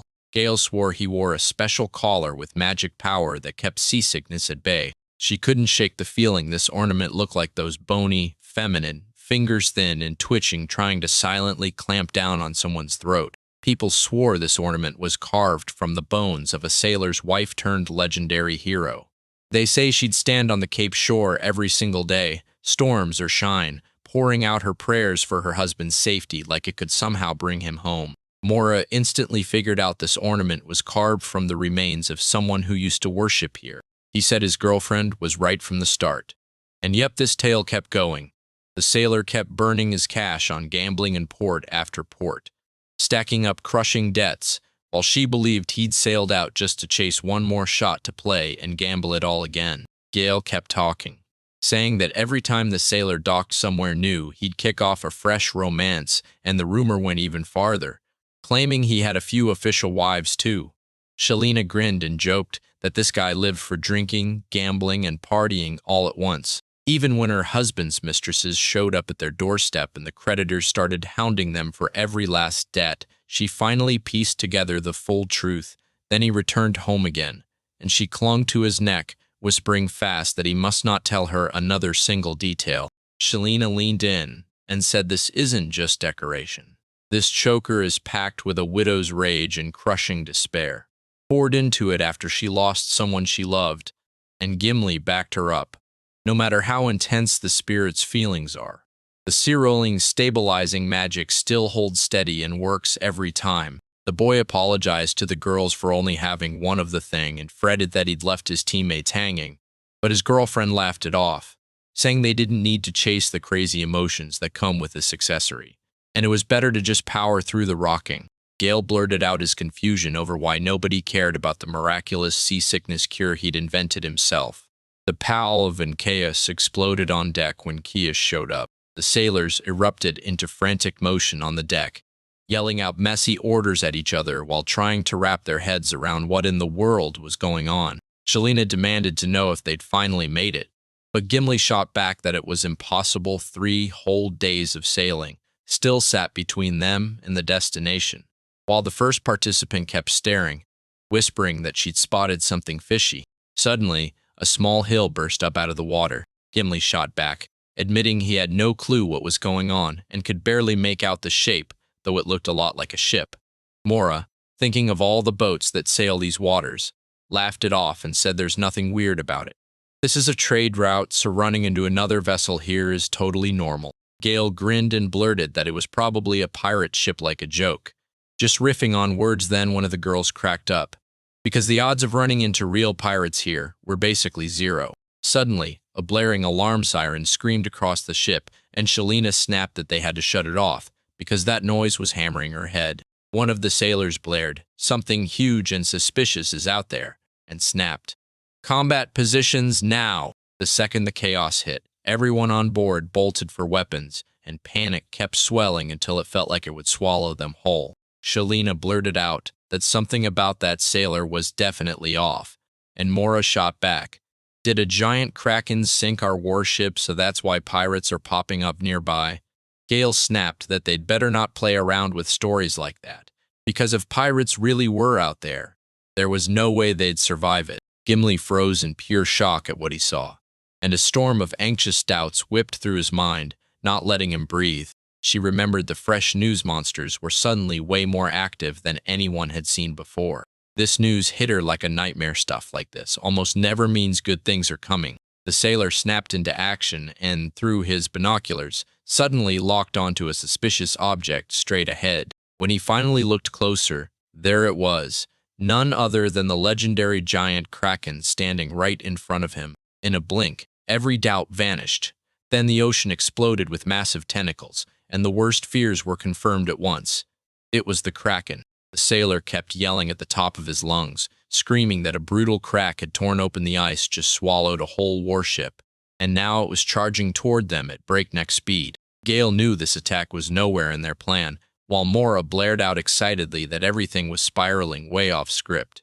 Meanwhile, Shalina sat locked in, tense and razor-focused, tracking the monster as it barreled closer at terrifying speed. The whole team went ice-cold with fear, barely daring to breathe, staring in stunned curiosity as that giant monster smashed up through the sea's surface with a brutal, thunderous heave. The whole crew went rigid with terror as a massive crack split the water and the creature's brutal tentacles slammed the side of the ship, shaking it with every savage hit. When the crew spotted the kraken, their jaws dropped in pure disbelief. Somehow it wasn't bigger than their ship, yet it loomed almost just as massive as the vessel itself. They say the revived Demon King's power isn't just messing with the land dwellers, it's reaching the deep-sea monsters too. So the sailors barked strict orders for everyone to huddle together. The young man barked a loud, no-argument order to haul up the sails and get out of the danger zone fast. Captain Nick's hands shook with adrenaline as he blurted the big questions to himself. Why was that monster striking more and more lately? And why was the kraken hunting ships again right now? Gimli snapped with irritation that assumptions were the last thing they needed right now. Survival in this deadly mess was the only priority. The girl snapped that pointless arguing would get them nowhere and could cost every crew member their lives, so everyone needed to lock in and hammer out a real action plan to stop that deadly monster. The sailor leaned in, insisted that running was their only sane shot, because rescue was gone if they hesitated. So the captain listened, then shouted for everyone to push forward at full speed. The ship slammed on the gas, ripping away from that terrifying monster before it could catch them. Suddenly, the kraken dove headfirst into the sea and vanished into the black depths. The kraken shot forward and lunged straight at the ship, and the sailor shrieked that it didn't just catch them. It blew past the vessel and slid ahead of them, leaving the captain staring in pure horror as he realized the thing was moving faster than they ever could. Gimli snapped back to the truth. Octopuses are some of the fastest things swimming out there. This creature can lock itself in place on the spot in the water, then snap into instant motion with its powerful fins stopping dead or darting hard in any direction. Suddenly, a massive crack split the sea right in front of the merchant ship, and panic exploded. Passengers and crew alike froze in terror. When they finally saw a gigantic sea monster looming with a horrifying presence, helpless dread swallowed them whole. From the black depths below, the monster surged up and snapped out its monstrous tentacles, lurching them toward the ship like a deadly threat. It felt like those non-stop bendy limbs were going to keep moving forever. The monstrous thing tore into the ship, smashing it again and again with its brutal tentacles, until Gimli's rage boiled so hard it felt like it hit the very depths of his soul. A sharp crack tore through everything. The main mast snapped, the sails ripped to shreds, and the ship went helpless, unable to steer or even push forward. The sailor, crushed with despair, shouted that all hope was gone. Then the captain roared for someone to race in and save the day. Shalina blurted that the captain has to carry out his duties no matter what, and Mora shot back that the crew wasn't armed for show. They're sworn to fight now, so they can smash the enemy and drive them out. The sailor shot back, panicked out of his mind. That's pure madness, claiming the ship's gear was built just to fend off tiny predators like sharks, not to give a merchant crew any chance to stand toe-to-toe with a giant kraken. Gale, drained but determined, demanded everyone's eyes on the one fearless soul who dove headfirst into the storm-slashed sea. Shalina clung to her husband with all her strength, begging him to understand that those freezing waters would spell certain death by hypothermia. Yet Gimli only let out a sad sigh, knowing the poor man's terror had already shattered his mind, and reality was slipping away from him. It looks like he'd rather die all by himself than get dragged down by that brutal kraken. And now the friends are stuck with this nightmare, forced to rely on their own strength. The whole team locked arms and stood shoulder to shoulder, fighting for their lives against that monster. Gimli declared she'd climb to the very top of the mast as the lookout, then beam back every move the kraken made so everyone could react. Shalina jumped in with a grin, backed her friend's plan, and signaled the monster to get ready to strike. She could feel the monster staring her down heavy, unblinking, and her heart sprinted straight into panic, terrified beyond reason. The girl shrieked in full panic when she caught those massive, terrifying monster eyes, and pure fear locked her body in place. Right then, Gimli snapped that the monster was about to strike from the side, and Moria immediately kicked on her special enhancement power, pouring energy straight into her companion. The Guildmaster unleashed a rare double activation skill, and the whole team froze in shock. Every single person looked at him with awe. They couldn't hide. Mora suddenly snapped to it. She'd tapped into a fresh ability from that special mission, the magic of evolutionary enhancement, and its power hit her twice as hard. Her friend's strength skyrocketed, but the energy drain surged too, so Mora clutched that belief in victory and poured her whole heart into backing him up. Shalina rushed back to her friend and lit a spark in her memory. Their epic win over the cockatrix then. Trusting what she'd lived through, she fired up her weapon's enhancing power and unleashed the combat technique, Scorching Flame. With a fearless grin, the girl promised that, side by side, they'd blast the hated octopus out of the ocean, and then slam it with the full fury of their blazing hammer. She cheered, shouting that the kraken underestimated them and that arrogance would get it nothing. Shalina initially vowed to rip out those pesky tentacles that were clinging to her legs and blocking every step forward. But the attempt flopped. Somehow the skin was shockingly tough, and the girl froze in disbelief, crushed by disappointment. When the others saw that that crushing hit did absolutely nothing to the enemy, shock hit them like lightning. Gimli realized the monster's slick, grippy hide was like living armor, soaking up every strike, and the shock hit her hard as she started to fear her attacks simply couldn't touch it. Shalina didn't hold back. She snapped, spit out scorching, angry words at the monster, and made the whole place hear her fury. The response came instantly right away. The kraken snatched the girl's hammer with a tentacle and yanked her high into the air. Gimli shot her friend a panicked look and practically begged her to drop the weapon, because that next tentacle would snatch the hammer's owner clean out from under her no mercy. She warned me, the Kraken isn't just grabbing or smashing people, swear it can open up and swallow its prey whole. Shalina forced a grin, teased that she was way too muscular to be tasty, and told the Krak it better not try to eat her. Realizing there was no escaping it, she clenched her courage, let go of the hammer's handle, and plunged into freefall downwards. She suddenly realized she was in deep trouble. And when her friend saw her dropping fast, he couldn't hold back his excitement and blurted out a shout. The sailor and the captain snatched Shalina just in time, stopping her fall dead in its tracks, and Shalina blinked in shock as she realized it was a battered, ancient rescue rope that had saved her. The boy let out a breath of relief, smiling because even something this small could truly make a difference. Gimli confessed she'd heard a ton of stories about S-monsters pulling moves like this before, but nothing prepared her for seeing a full-on showdown with her own eyes for the first time. The dark elf caught on fast the real threat wasn't the Kraken's bulk, it was those long, wicked tentacles, the way it lashes out, traps its prey, and crushes everything into destruction and death. In the blink of an eye, the monster's tentacles whipped forward and then slammed shut around its victim with brutal strength. Right after that, the victim shatters into whisper-thin dust, billows through the air, and vanishes into the sea foam. The girl finally got it. If the monster grabbed her, she was done for. She practically screamed at her friends to back off, keep their distance, and never ever let a single one of them get near those tentacles. Mori's legs shook with raw terror, barely holding her up as panic froze every move in her body. She knew, cold and clear, that the enemy looming in front of her was far bigger and far deadlier than the giant basilisk they'd already crushed. The hammer of Shalina, once so deadly it could drop even full-grown cockatrices, did nothing this time, because the new monster hit with terrifying power and turned every foe into a cloud of dust. And once they were out on open water, the monster felt totally unleashed, moving however it wanted, gaining every advantage it had, and making it almost impossible to beat. The Kraken fixed the girl in place with its massive, saucer-wide eyes, and fear froze her solid pure terror clamped down on her body so she couldn't move an inch. Gimli knew that squids weren't just insanely strong. They were geniuses too, soaking up every new thing they were shown in the world in seconds. Then it hit her. Those smashed sails and torn mast weren't random at all. The monster had planned it all out, proving it was smarter than anyone ever expected. From the moment Kraken first met them, he just knew Mora was the name that mattered in this whole crew.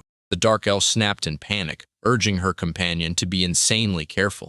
The Kraken's tentacles snapped around the girl, holding her like she was made of glass. Shalina knew her trusty hammer was gone for good, so she had to dig deep and rely on pure ingenuity. She knew if she tried to fight back without weapons, the only outcome would be her getting dragged straight into those stubborn tentacles. The girl was burning with urgency, trying to figure out what choice she had to make next right now. Out of nowhere, Gale burst beside them and snapped at the monster to free the captive girl right now. Gimli clocked the knife's edge and snapped into the truth. There was no way even the clever Kraken could have predicted what the wildest fighter on their team would do next. Gale lunged and carved through the monster's tentacles with a razor-swift sword swing, and the girl was freed the instant it hit saved from that deadly grip. Moral was shaken to her core as tiny chunks of the Kraken's flesh drifted and spun around her, turning the air into a terrifying little spiral, her heart hammering with pure fear and wild relief. She lived, but the next fight was already waiting. The young man locked eyes with her and realized the sword he'd forged with his own hands was shockingly useful.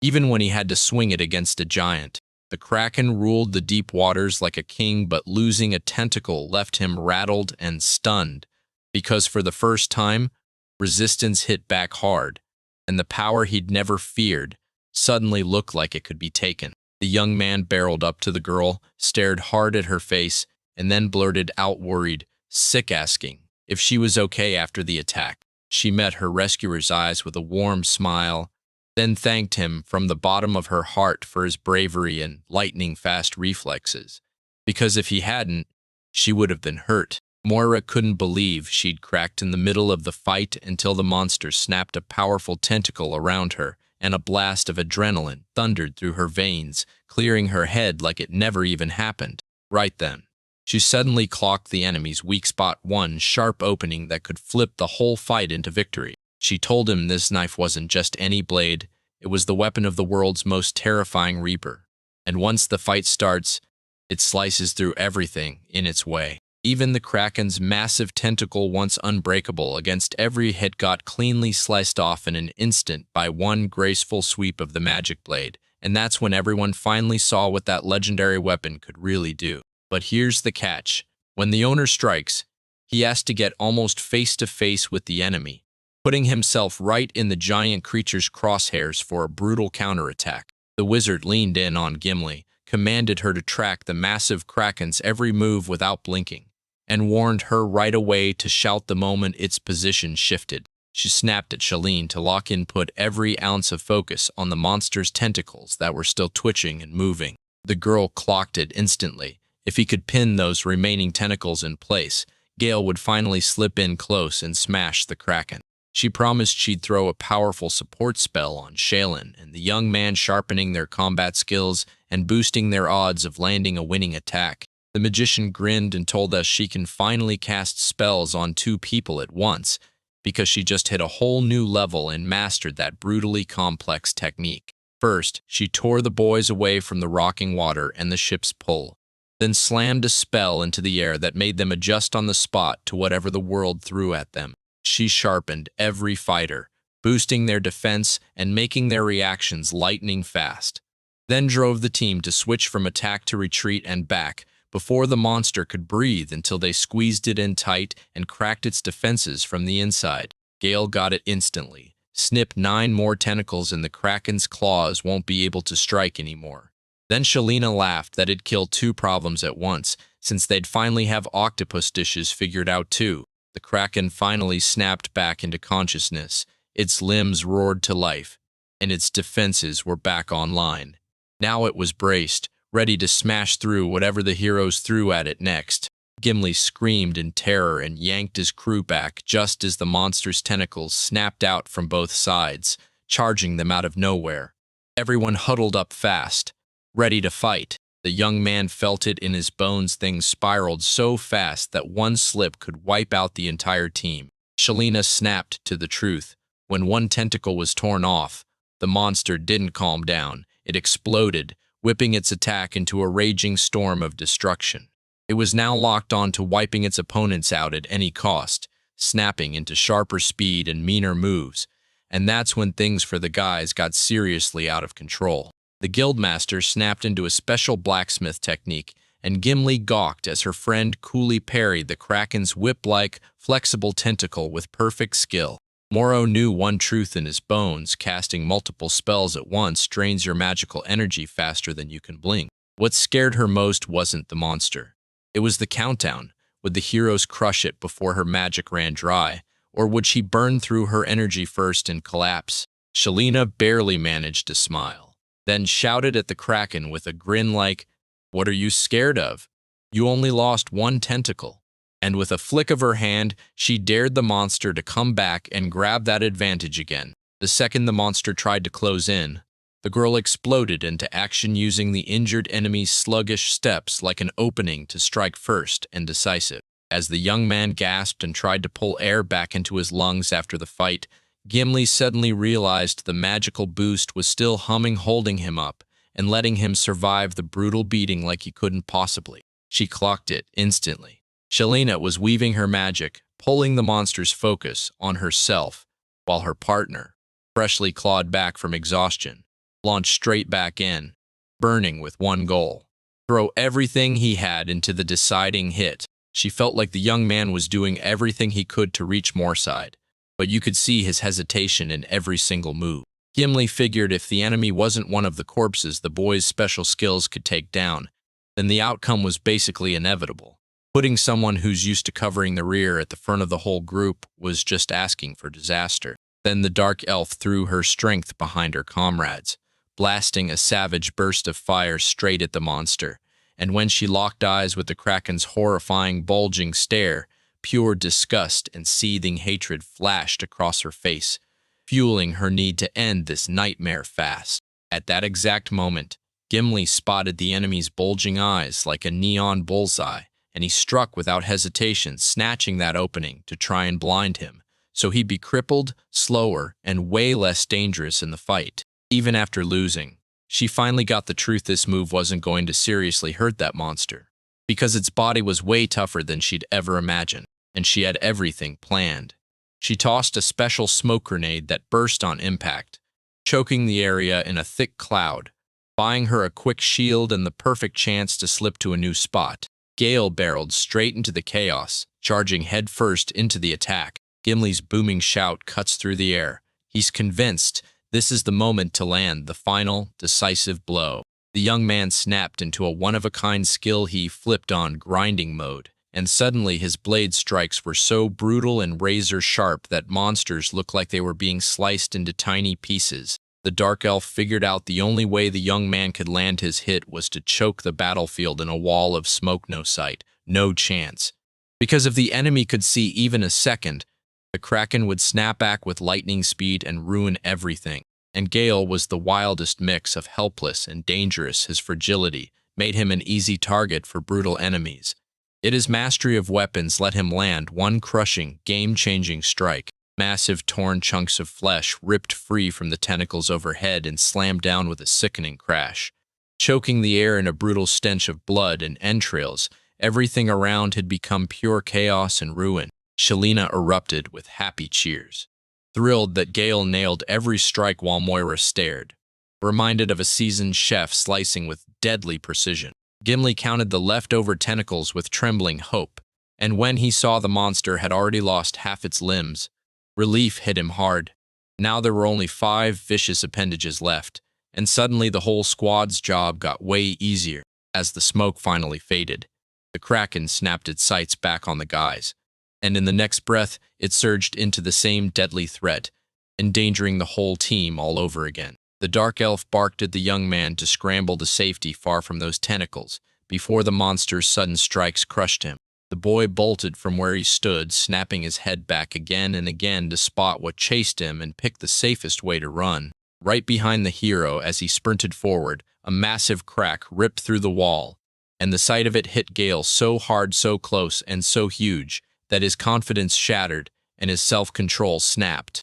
Anxiety slammed into Gimli, and he blared the boy's name at the top of his lungs, screaming for him to look, because danger was closing in. The Kraken erupted in one violent burst, blasting a massive cloud of black ink into the sea. The strange creature spat black ink, and it detonated into a raging wave that smashed across the ship's deck, grabbing everything in sight, then swallowed the whole vessel in total, impenetrable darkness. That wave hit like a wrecking ball, yanking the sword right from the boy's hands, spinning it through the foamy water before it crashed helplessly onto the deck. The girls screamed in pure terror the second they spotted Gale trapped under that crushing, deadly wave. The young man jerked into violent coughing fits, frantically clawing at the sticky ink choking his throat and lungs, while his head spun and every breath turned harder and harder. The boy snapped awake to the ink digging deep into his eyes, burning the lining and stealing his sight for a moment, making everything feel even more dangerous and impossible to predict. Gimli remembered the Kraken's dirty trick. Just like a normal squid, it blasts clouds of ink to scramble the enemy's sight and throw them off its trail. The boy saw nothing more. His vision crumbled to darkness, and for now he had to lean on everyone else until the burning liquid finally stopped messing with his senses. The sailor went rigid, eyes locked on the blade, as a brutal wave of ink slammed into him and shoved him back. Seizing the moment, he grabbed the mysterious blade and lunged at the Kraken until his partner yanked him back, shouting that the thing was leaking a nasty dark aura like an ancient curse was already waking up. Gimli realized that even after its owner modernized the blade, it still carried the same terrifying bite, so if that knife ever slipped into someone else's hands, nobody could guess what it would unleash. She warned them that this blade could slice through anyone in the room, friend or foe, and if it ever came down to it, she'd even cut off her own head. Bosun studied the scene with a steady, sober mind, and he realized this artifact was the strongest weapon he'd ever seen, and the deadliest too, because it could unleash massive good, or unleash something that can't be undone. Shelina shoved her way into her friend's focus and blurted, "Look, something's changing with the Kraken." Because this wasn't a warning anymore. It was a call to act right now. His massive frame started to shudder, like something deep inside was tightening up for a fresh round of violence or a totally wild move. To the hero's shock, the monster ripped back its lost limbs, then sprouted a fresh, menacing cluster of tentacles again. And suddenly, this fight felt like it was about to get brutally worse. Every fighter in that battle suddenly stopped cold, drowning in confusion and pure nervous fear. They felt their monster fighting grind hit a dead end. Then Gimli clocked something big, even though the Kraken sprouted new tentacles. It was clearly running on fumes, weaker and drained of life energy. The team nailed their battle plan, baiting the creature into a perfect spot where its moves got trapped, so it had to slam into multiple attackers all at once. Shalina's voice cracked with worry. Gale was trapped. The ink had stolen his sight, and nobody could safely use the blade anymore. And Moira nodded hard, saying the team had just lost their only real way to hurt that monster. The Kraken's fury hit its breaking point right on a young hero whose stubborn grit and insane talent tore into it, piling up suffering and humiliating the beast. The young man kept scrubbing his eyes hard until his sight finally started to come back, still foggy, still not crystal clear. But it was enough light to fight for his survival in the battle waiting right around the corner. Just as the boy felt his blurry sight coming back, he slowly cracked his eyes open and blurted, shaking, what happened while he was blind, and how he could jump in for what's coming next. Right as the young man opened his mouth, one of the Kraken's long tentacles whipped around his body and crushed him tight, trapping him so hard he couldn't break free. The Curse Master dangled high in the sky, pinned there by a sea monster's crushing tentacles, and he fought with every ounce of magic he had to smash his way out of that iron grip. Suddenly, Gimli realized the Kraken had unleashed its special power, deadly destruction, and every single snap and sweep of its tentacles turned into a lethal threat to anyone standing nearby. Moira's blood ran cold when she realized the same nightmare was about to hit Gale, right down to the hammer. Shalina's anger and panic surged at once as she shoved her voice over the chaos, screaming at the monster to let her friend go because he was hanging by a thread. Just as her fury peaked, the Kraken slammed in. One loose tentacle snapped out and hurled the girl aside so violently that everyone else started wondering what happened to her friend, all while dread swallowed them whole. Gimli got slammed by guilt and regret, and doubt swallowed him whole. Why did he drag his dear friend into this brutal, unknown death ride, where he might lose someone he loves forever? Memories of that past kept ripping at her, because she was the one who pulled that strange young man into the Dark Elf clan's secrets, hurling him straight into a deadly conflict where one wrong move could cost him his life.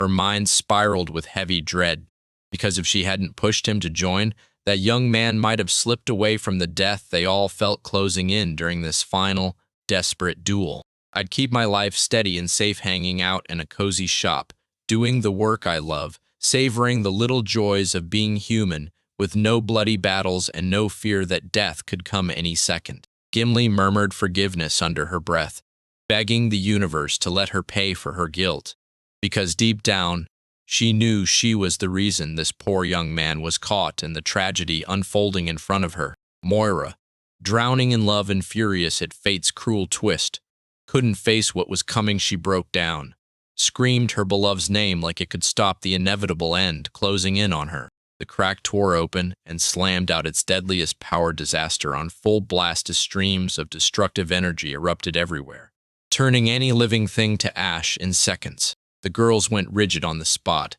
stunned as disaster ripped across their very ship, and they could do nothing, no movement, no control, just helplessly watching the fatal chaos unfold. Then Gale snapped on his weird, terrifying power, the reverse death effect, and those brutal shockwaves slammed back into the Kraken, shredding it from the inside and grinding its protective barriers down fast. The girls stared in total shock as everything exploded in front of them, scrambling to figure out what was happening, until they realized their friend's sharp mind and fearless guts just flipped the whole situation into the unexpected. Gimli nearly fell out of shock when he saw it work in reverse. The burst of energy snapped back and slammed the destruction right onto its own maker, and she'd just moments ago sworn that was impossible. Moira stared in pure shock as the Kraken exploded into a swarm of tiny fragments right before her eyes, while Shalina sat there stunned, scrambling for answers about what kind of power just pulled off that miracle and what it could mean for their team from here. Both of them snapped their eyes to the young man. The boy slowly spun around, locked eyes with the girl's eager gaze, and shot back a soft smile, steady, confident, like he already knew he'd win. Gale leaned in and told them the whole mess started with a dangerous artifact he wore hanging from his neck. With trembling care, he slit the ornament free and cradled it in his palm like it mattered more than breath. The moment he finished his sentence, the necklace exploded with a brutal crash, splintering into tiny pieces that skittered across the entire deck of the ship. Moore suddenly snapped to it. The wrecked artifact wasn't just any relic. It was the legendary cursed necklace. Gale broke it down. When a hit lands that devastating, the damage gets doubled and snapped right back at the attacker.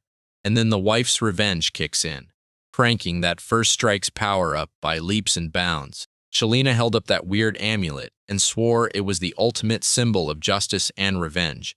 One snap could fling the wrongdoer's evil right back at them, multiplied 100 times. The boy kept talking how that crack first healed its broken limbs by burning up every last ounce of its power, and then it hit back by handing it a deadly technique, twice over. This is exactly why it died on the spot, no matter how terrifying a sea predator he was, and how many ships ended up rotting at the bottom, because everyone feared him. Fate flipped the script. When the dust settled, he got swallowed by small fish, proving the circle of life can turn on a dime, and nature never lets up. Shalina asked the young man if he ever saw this wild turn coming, but all she got was a flat denial. He insisted every win and spark of success in this fight was pure luck. Gale made it clear his focus was razor sharp on the mission. All he could think about was saving his comrades and pushing them toward their shared goal, and he never, not once, saw this shocking end to the fight coming. And he made it crystal clear. If the Kraken had attacked another way, like a straight strike, or trying to drag its victim under, then activating the artifact would have barely mattered, and the whole fight could have flipped in an instant. Moira couldn't contain her joy and relief. She was sure every one of her friends was alive and safe, and that the danger had finally blown over, leaving nothing but hope for a truly happy future. As she closed the distance, she wrapped her arms around the young man, and in every word and every touch, you could feel her honest love and the real joy flooding in because he'd passed the trial. He shot her a look and reminded her those ink stains weren't gone yet, so if she leaned in too close, she'd get messy too. Then he told her to be careful. But for Moira, none of that bothered her at all, because the joy of being close to the one she loved drowned out every little annoyance. She told Gale honestly and right from the heart that those creepy tentacle touches had sparked anxiety and unease, but she pushed it all away by wrapping herself in warm, comforting hugs that finally gave her peace and confidence. When the girl brushed her hand to the man's shoulder, his composure shattered for a split second.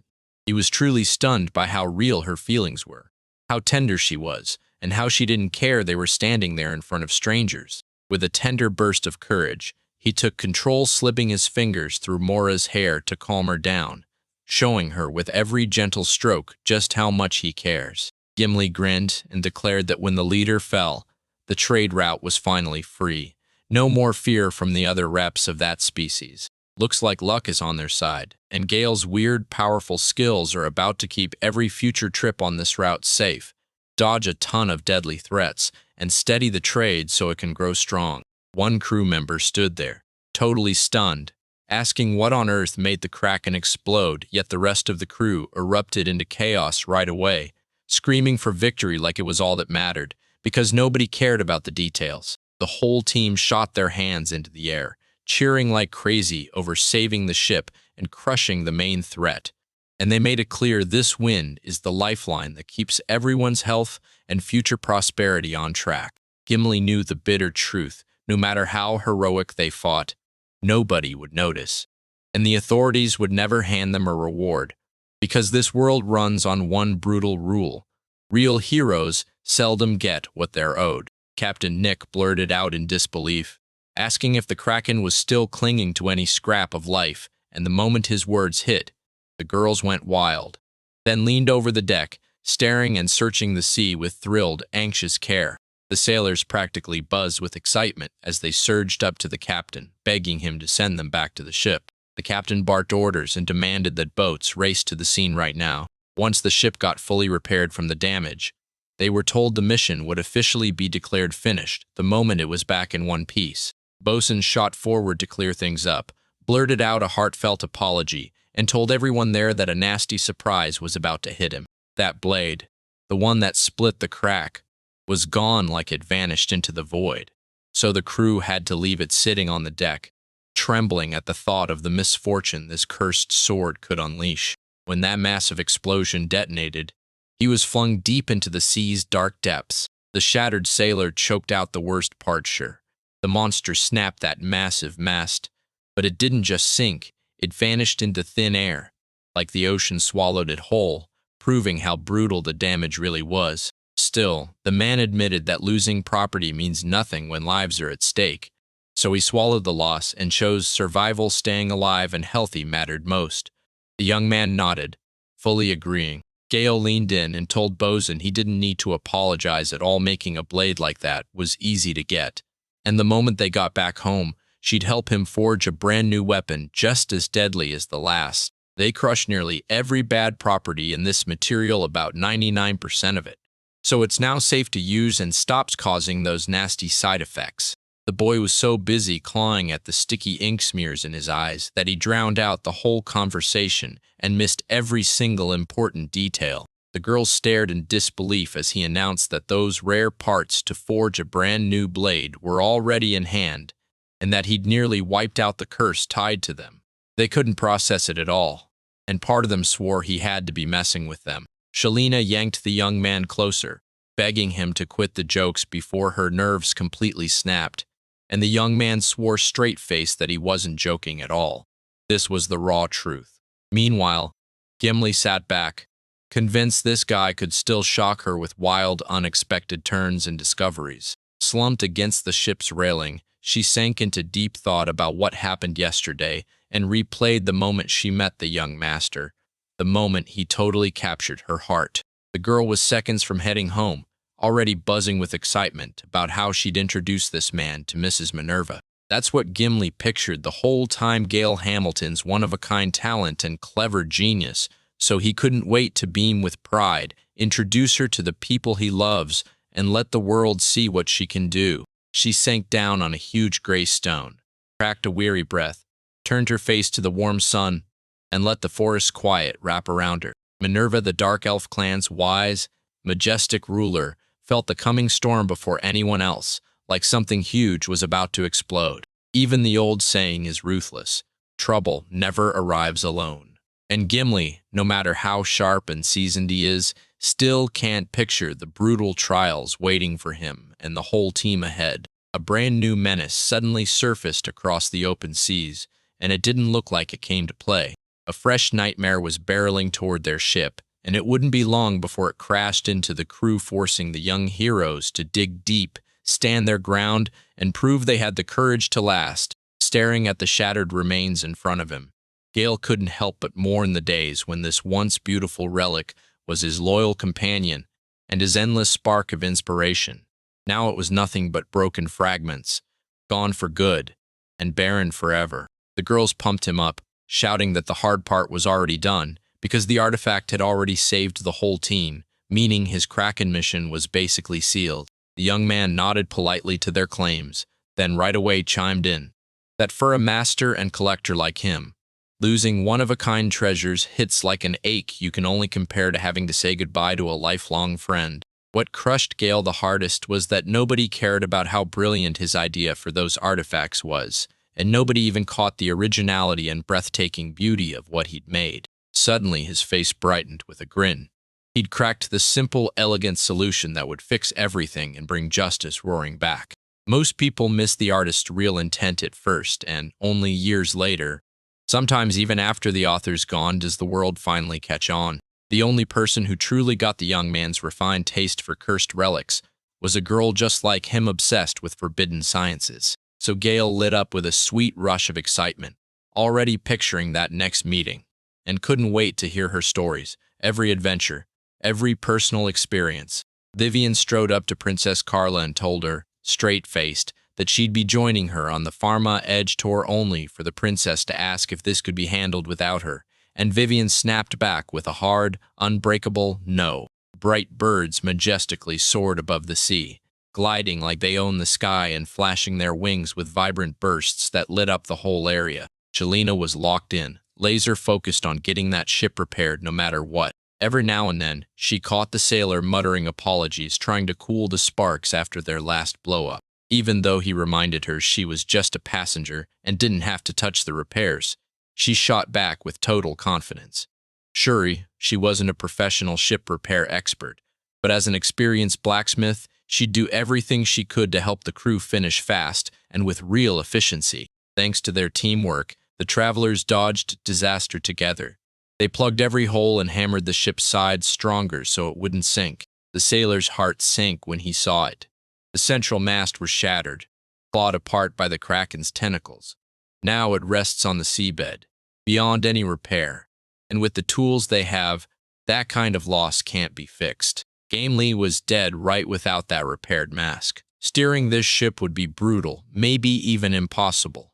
So he knew they had to scramble for a different way to reach their destination fast. The crew got hit with the worst fate, stranded on a wrecked ship in the middle of the endless ocean, cut off from the world, and begging for help and supplies just to move forward. Gale pointed out that their vessel now looked more like a real ship than a sailing boat, and the others fired back that after all those trials, at least they should be thankful it's still floating instead of rotting at the bottom of the ocean. Gimli, the real one, threw his whole weight behind his friend's opinion, no questions asked. Loneliness and alienation crept into her heart, then spread through the whole team, because they were stuck in the middle of an endless ocean, alone with nothing but fear, doubt, and brutal questions about the future and whether rescue was even real. As time grinds on, that feeling keeps roaring louder, and the hunger ramps up with it, because the food finally starts running out. Yeah.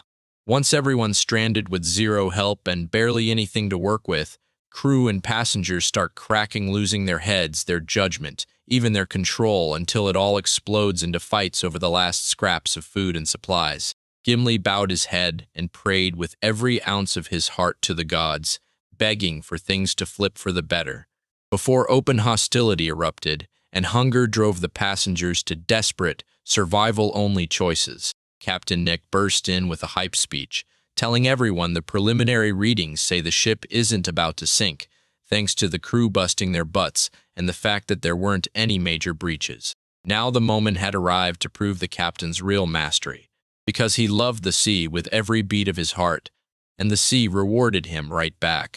Mora eyed the chaos and wondered if anyone could truly steer a ship in a moment that wild. But the man flashed a fearless smile and vowed that everyone would witness real navigation magic and leave convinced his call was the right one. In the end, it turned out the captain didn't do anything wild at all. He just fired off a smoke signal and left it at that. The man said only a passing ship could save them, and it all came down to luck. Mora warned them not to waste time lighting signal fires, and Shelina couldn't stop thinking about how slim the odds were that the right ship would finally show up right now, out in the endless sea. Gimli snapped that the only comfort left was that the sea stayed calm, but with the sails shredded to nothing, they couldn't follow their normal route.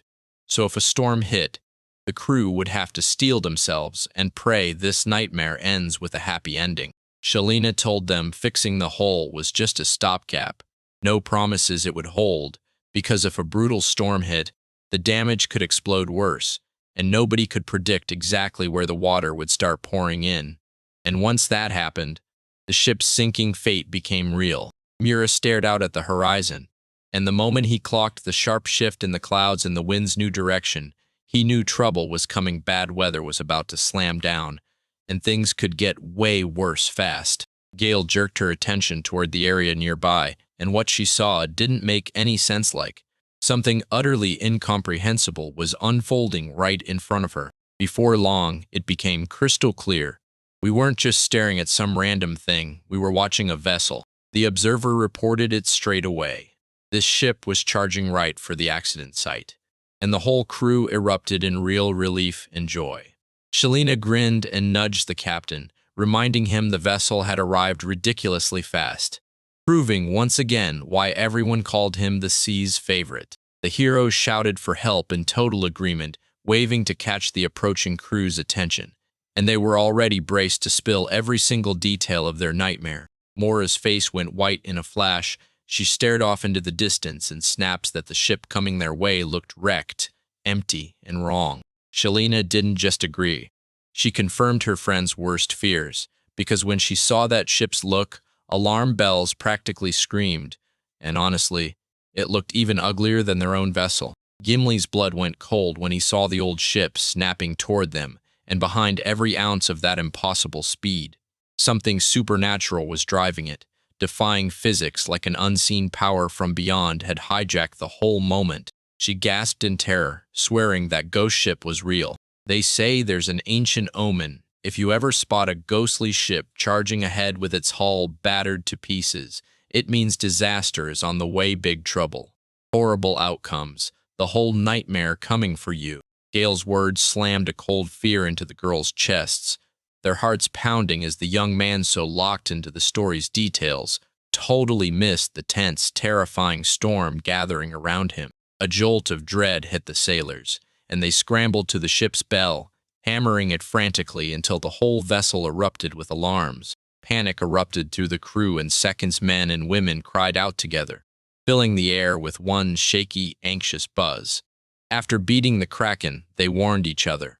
A nightmarish ghost ship was closing in, masking an invisible menace and hauling in fresh suffering and new trials. Gimli's eyes snapped to a glowing, familiar emblem on the ship's mast, the Imperial Army's official flag, and instantly the past hit him like a punch, stirring up a storm of mixed memories and emotions. When she looked back on their past talks, it clicked: those warships the Kraken tore down were from the Imperial fleet, and that meant one terrifying truth. The Relic Drew's ship, resurrected after its crew died, now drifting the seas as a living phantom. Captain Nick kept his eyes locked on the scene, and there, right on cue, the mysterious ship slid toward them bow first, like it owned the ocean. He prayed the mooring ropes would steady everything and keep the crew and their vessels safe during the meet. Boston broke it down for them. Ramming is when a ship rockets at full speed and smashes its horn-like bow straight into an enemy, while the usual naval chaos rolls too. Cannons blasting, ballista and catapult volleys raining down, and boarding parties storming aboard. Captain Nick warned, "If that ghost ship slams into us, it'll tear a massive hole straight through our hull." Gimli's gut dropped. This wasn't just drifting anymore. The monster ship was hunting their trading schooner. And just like that, the proverb hit him. Enemies strike from every side, never giving you a breath. She realized this wrecked ship couldn't outrun them. The pursuers wouldn't back off for a second. After the Kraken fight drained every bit of her defenses, survival came down to one risky move: bargain with the attackers and beg them to stop the assault. The Dark Elf swore that the phantom ship's souls were Kraken victims dragged into the ocean abyss, meaning they'd already paid their tormentor back, and revenge was pointless. Then the captain just smirked, told her not to invent stories, and insisted there was no way to talk to ghosts.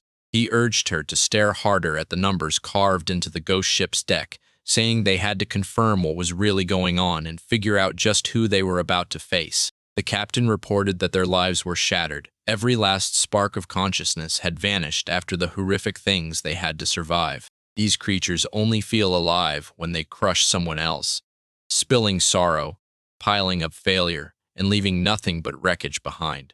They aren't living people anymore. They become death's own shape, haunting drowned spirits with no body, trapped in this world solely to unleash destruction and pour out chaos. He had zero clue that one day he'd be forced to face a ghost right out in the middle of the sea. The boatswain declared the collision was minutes away, the last mercy God would give. And, with his heart pounding, he grabbed a pen, wrote to his wife and daughter waiting in port, sealed the message in a bottle, hurled it into the sea, and prayed with everything he had that the words would find them. Fear and pressure crushed him so hard he could barely grip the pen, and his words slanted and blurred until they were nearly unreadable. Then Shalina, with a sharp little irony, stared at his despair and said that since there was no way out, they had to go for one last drink. Gimli shot Lady Minerva a frantic mental plea, cursing how helpless everything felt, and Moira right there with him, suddenly understood the drowned don't chase the living out of fear. They're fueled by raw envy and a need to punish them for still breathing. And that realization hit her like lightning. The girl told them she had someone who could actually talk to the dead, and Gale snapped with shock because none of them ever thought they'd run into the undead in the middle of the sea. The dark elf let out a heavy, frustrated sigh, saying everyone kept parroting the same answers, except for one guy who'd finally spotted the problem from a whole new angle. Then Shalina whipped around to the young man, eyes wide, and demanded, "So you can actually talk to the folks from the world of the dead?" Rain hammered the street, and the girl spun toward the boy in the black raincoat, eyes wide with panic like she was so consumed by worry she never even felt the storm. The girl pushed the boy to go talk to the ghost crew on that strange ship, because if they're already dead, maybe he can finally break the curse, just like he did back then when she watched him try something similar. She clamped her lips shut and stared into his face, hanging on every twitch, desperate for his answer. And then Gale snapped into agreement, calling it a solid plan. Honestly, he looked way too thrilled for how brutal this situation was. The girl leaned in and said that fighting that many enemies in a naval battle would feel totally different from battling in a dungeon. When they asked Gale if he had a plan, he didn't even blink. He shot back that he did, and good thing. He still had time to set up the magical artifacts. The young man tiptoed across the deck and set 3 eerie amulets into 3 corners of the ship, each one shaped like a creepy, inverted slingshot crowned with a skull. With the job finally done, Gale flashed a small, smug smile and strode straight to the ship's captain, who stood on the deck shaking with fear, staring at the ghost ship closing in on them. Relentless and terrifying. The man in the hat clocked how bad it really was, and how during a ramming attack, the ship getting hit isn't the only one that takes a beating. The attacker eats serious damage too. He realized that if things hit rock bottom, their own ship could go down right alongside the enemy's, and that would be a total nightmare for every last crew member. His eyes narrowed, locked in like he'd already seen the next move, and he kept talking, saying this brutal style of fighting was fading fast because ships were too valuable to gamble on so easily. That ghostly ship barreled toward them with zero patience, slicing straight through the waves as its tattered sails snapped and flapped wildly in the wind. Gale rushed to calm the captain's nerves, but he was locked in the fear of a collision, so she insisted he'd be right there if the ship ever plowed into something. Right now, this young man is about to unleash the artifact's most powerful magic full force, no holding back. When he was done, the girl leaned in and asked if he really meant to redo his usual move, but this time, with an entire ship. With a grin glued to his face, Gale declared this is exactly how he'll break the curse for the whole ship and every single crew member on it. The long-haired girl didn't buy it right away, so she pushed the young man again. Was it really possible? He said, maybe on paper, but warned them they'd only know for real once they tried it themselves. The elf, swallowed by her worries, lifted her eyes to the endless sky, then her voice cracked with dread as she warned, "If our desperate plan fails, this place will turn into our nameless grave, and nobody will ever remember us." So it came down to this. Either swallow the inevitable death, or dare to break the curse that clung to them like a crushing shadow, while the ships kept charging closer minute by minute, sealing an end they couldn't outrun. The whole squad huddled into a tight circle, chanting that nervous phrase again and again, until their unity and grit hardened into one force. Then the girl with glasses perched on her head stared straight at the wizard and voiced her support, because right now, it all came down to him, and their fate was literally in his hands. With long hair flying, the girl clocked the moment and called out to. Gale then pressed her hands to her chest like the fate of the world was resting there, her eyes blazing with raw determination to help him and stand by him right now. In the blink of an eye, the girl threw out an adaptation spell, and a blazing magic circle erupted between them, leaving the boy staring in stunned disbelief. Moira promised him that even if their trading ship rocked like crazy when the ghost ship showed up, she'd still steady him and help him keep his balance. The O lit up with a warm, grateful smile. The girl blurted out, all fired up, that between dying and breaking the curse, she's taking the latter. Her fearless, hopeful words shot across the ship like wildfire. The sea seemed to think the chief still hadn't had enough time with Gale, though she never said it out loud, so the man nodded along and strode straight toward the eerie chip with total confidence. The hero snapped his gaze up as a ship drifted toward them. Ancient and beaten-worn wooden planks creaked under its age, and every part looked stamped by time, while the weapons aboard sat rusted and dull, their shine long gone. A whole crew of dead sailors stared at the boy from the ship, faces already rotting, most of them missing their eyes. But even with that horrifying look, every last one of them was still in the very same uniform. Like any proper Imperial ship, it towered over a normal merchant vessel. Huge, while the crew chatted in low voices, admitting that if they took a hit, they'd be finished. And then cracking that talking to this crew felt just as hard as trying to chat with a giant squid. The captain clamped his hands on the ship's railing and barked for everyone to get ready, because a crash was seconds away. Every single person snapped into action, grabbing whatever they could hold tight just to make it through the impact. The mage conjurer flung his arms wide, fixed his serious eyes on the ship, and pure confidence blazed in his gaze. Gale hurls greater dispel magic, and massive glowing circles explode across the water under both ships, blasting the sea surface into brilliant light. The young man shoved with everything he had, pouring out every last bit of strength. So worn out and terrified, you could tell his heart was locked onto one thing, the lives of everyone who depended on him. Mora stared at Gale with eyes like saucers, silently pleading, "Save them. Save everyone. First our people, then the passengers trapped on that ghost ship." Everything around them blazed with light, like the whole sky was empty until odd little glimmers snapped and flickered through the air. Gale stood right in front of the captain of the ghost ship, while dozens of silent sailors lined up behind him, holding their breath. The lifeless man in the captain's hat, with hollow, empty eye sockets, just stared the boy down in total silence. So hard the kid froze, held his breath, and snapped his gaze back in stunned confusion, like he was trying to force the truth to make sense. The wizard grinned warmly, nodding like he was sealing a secret in his own mind, his eyes steady and kind, nothing like the panic or disgust people show when they see a corpse. A colossal ship barely missed a small trading vessel. Then, at the very last second, it swung right and cut across its path.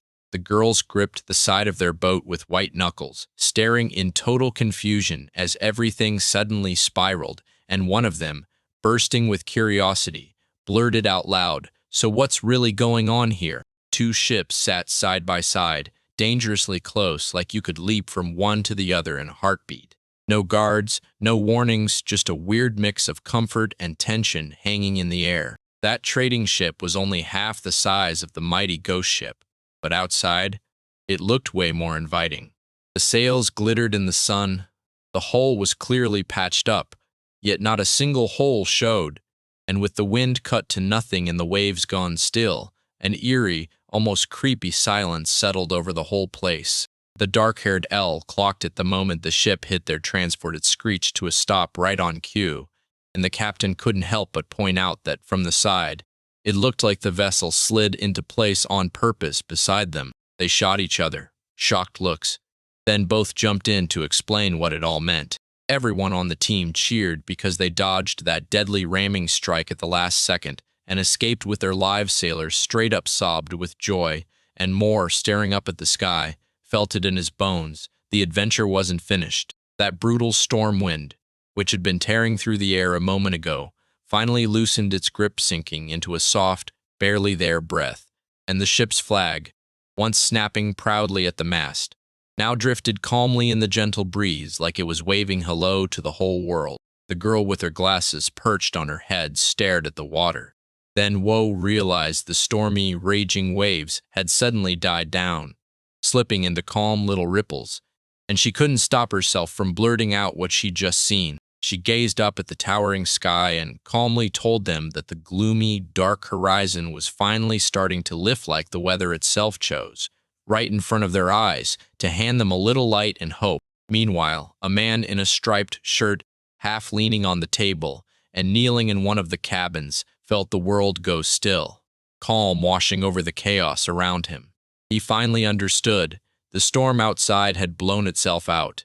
Then he lifted his head and listened like his life depended on it, hunting every tiny sound in the quiet. Still, he wrestled down his doubts, took a deep breath, and finally stepped out of the cabin, slowly pushing the door open, then scanning the ship's deck with sharp, watchful eyes. His eyes flicked across the emptiness, then locked onto that massive ship, and the instant he spotted it, everything clicked about what this bizarre journey had unleashed. On that spooky ghost ship, the captain and his sailors stared down at the people below in cold silence, completely expressionless, like the whole crew was holding its breath for the next command. The dead man in the captain's cap stared straight at Gale, and every single soul on the trading ship snapped their eyes to him. He planted himself on the wooden beam, saluted with his hand pressed to his head, then barked an order. Every man had to copy the move. His troops traded puzzled looks like, "Wait, what?" Then, just like the boy did, every soul on that tiny ship followed his lead and paid tribute to the phantom vessel and its crew, while the fallen souls lifted from their bodies and melted into the sky. That transparent captain suddenly surfaced right over the body, wrapped in a gentle glow. And when the boy waved, he answered with a crisp salute. Then a soft smile spread across his face as his eyes shut, and the mage grinned back too, because it felt like they just snapped into the same unspoken bond, like something invisible linked them. With calm, majestic grace, the spirit calmly slid his sword out of the sheath, and every movement felt razor-accurate, like he was gripping the real blade, despite the fact that this was just an ancient memory taking form. The captain, full of respect and gratitude, traced a mysterious symbol in the air, dipped his head in a small bow, and sincerely thanked the young man for everything he'd done for him. Gale clenched her breath as the liberated soul's silhouette slowly unraveled and vanished into the endless sky, while cautious sunbeams pushed through the clouds and bathed it all in a brand new beginning. The girl with long ears and dark skin leaned in and asked if that incredible painting was really real. Mora answered with a grin, and even she couldn't believe her eyes when they asked Gale if those really were the souls of everyone dead on that ghost ship. The kid just shook his head hard and shut his eyes tight. No way. The girl snapped back to back, scanning the area with shaking worry, and demanded the sorcerer if any dead were still left, while the boy stood a little off to the side, calm on the surface but clearly worn out. He scratched the back of his head like he was begging forgiveness, then admitted the truth. This wasn't an ordinary impulse at all, because it was so terrifyingly strong it could snap loose even souls trapped at the bottom of the sea. And both girls just stared, thinking that kind of power was way too much. A dark-skinned elf climbed onto the ship, frozen for a beat, torn between what he should do next. She told him that, even after they'd tossed the dead overboard, the trading vessel still refused to budge, so, yeah, in her eyes, it was hopeless. The girls stared up at the sky, lost in thought. Mura glanced at the seagull perched on her ship, let out a small, sad smile, and admitted she envied birds because they could fly wherever they wanted. Gale stared at the team, trying to hold on to hope, and, with fearless confidence, pitched a plan that could save them. All then he leaned in, smiled warmly, and begged them to bail out and jump to a different ship. When the girls heard his proposal, they panicked and demanded, "Wait, what do you mean by this totally weird idea?" Mora was completely baffled, unable to tell what transport the guy meant, until the elf finally caught on about a ghost ship. Fought the idea for a second, then realized how dire it was and admitted there was truly no other way out. Gale's eyes blazed with a fierce sparkle as he joyfully jabbed a finger at the phantom ship that had nearly swallowed their vessel just minutes earlier. The girls stared at the boy with pure disgust, glaring like he'd lost his mind because they couldn't believe anyone would seriously back a proposal that dangerous. With a grin that stretched even wider, the young man chuckled and promised them, "Once we're on the ghost ship, we'll sail on and keep our journey going." The ship groaned like it was one storm away from snapping in half-rotten boards and torn sails, screaming disaster, yet the wizard, dead serious, urged them to shove off anyway. Right before the teen climbed onto the brand-new ship, Gale leaned in and told them the chilling tale he'd heard straight from the souls of the dead. He said the old crew survivors of that ship were so grateful to the heroes for crushing the Kraken that they chose to hand their precious vessel over to them.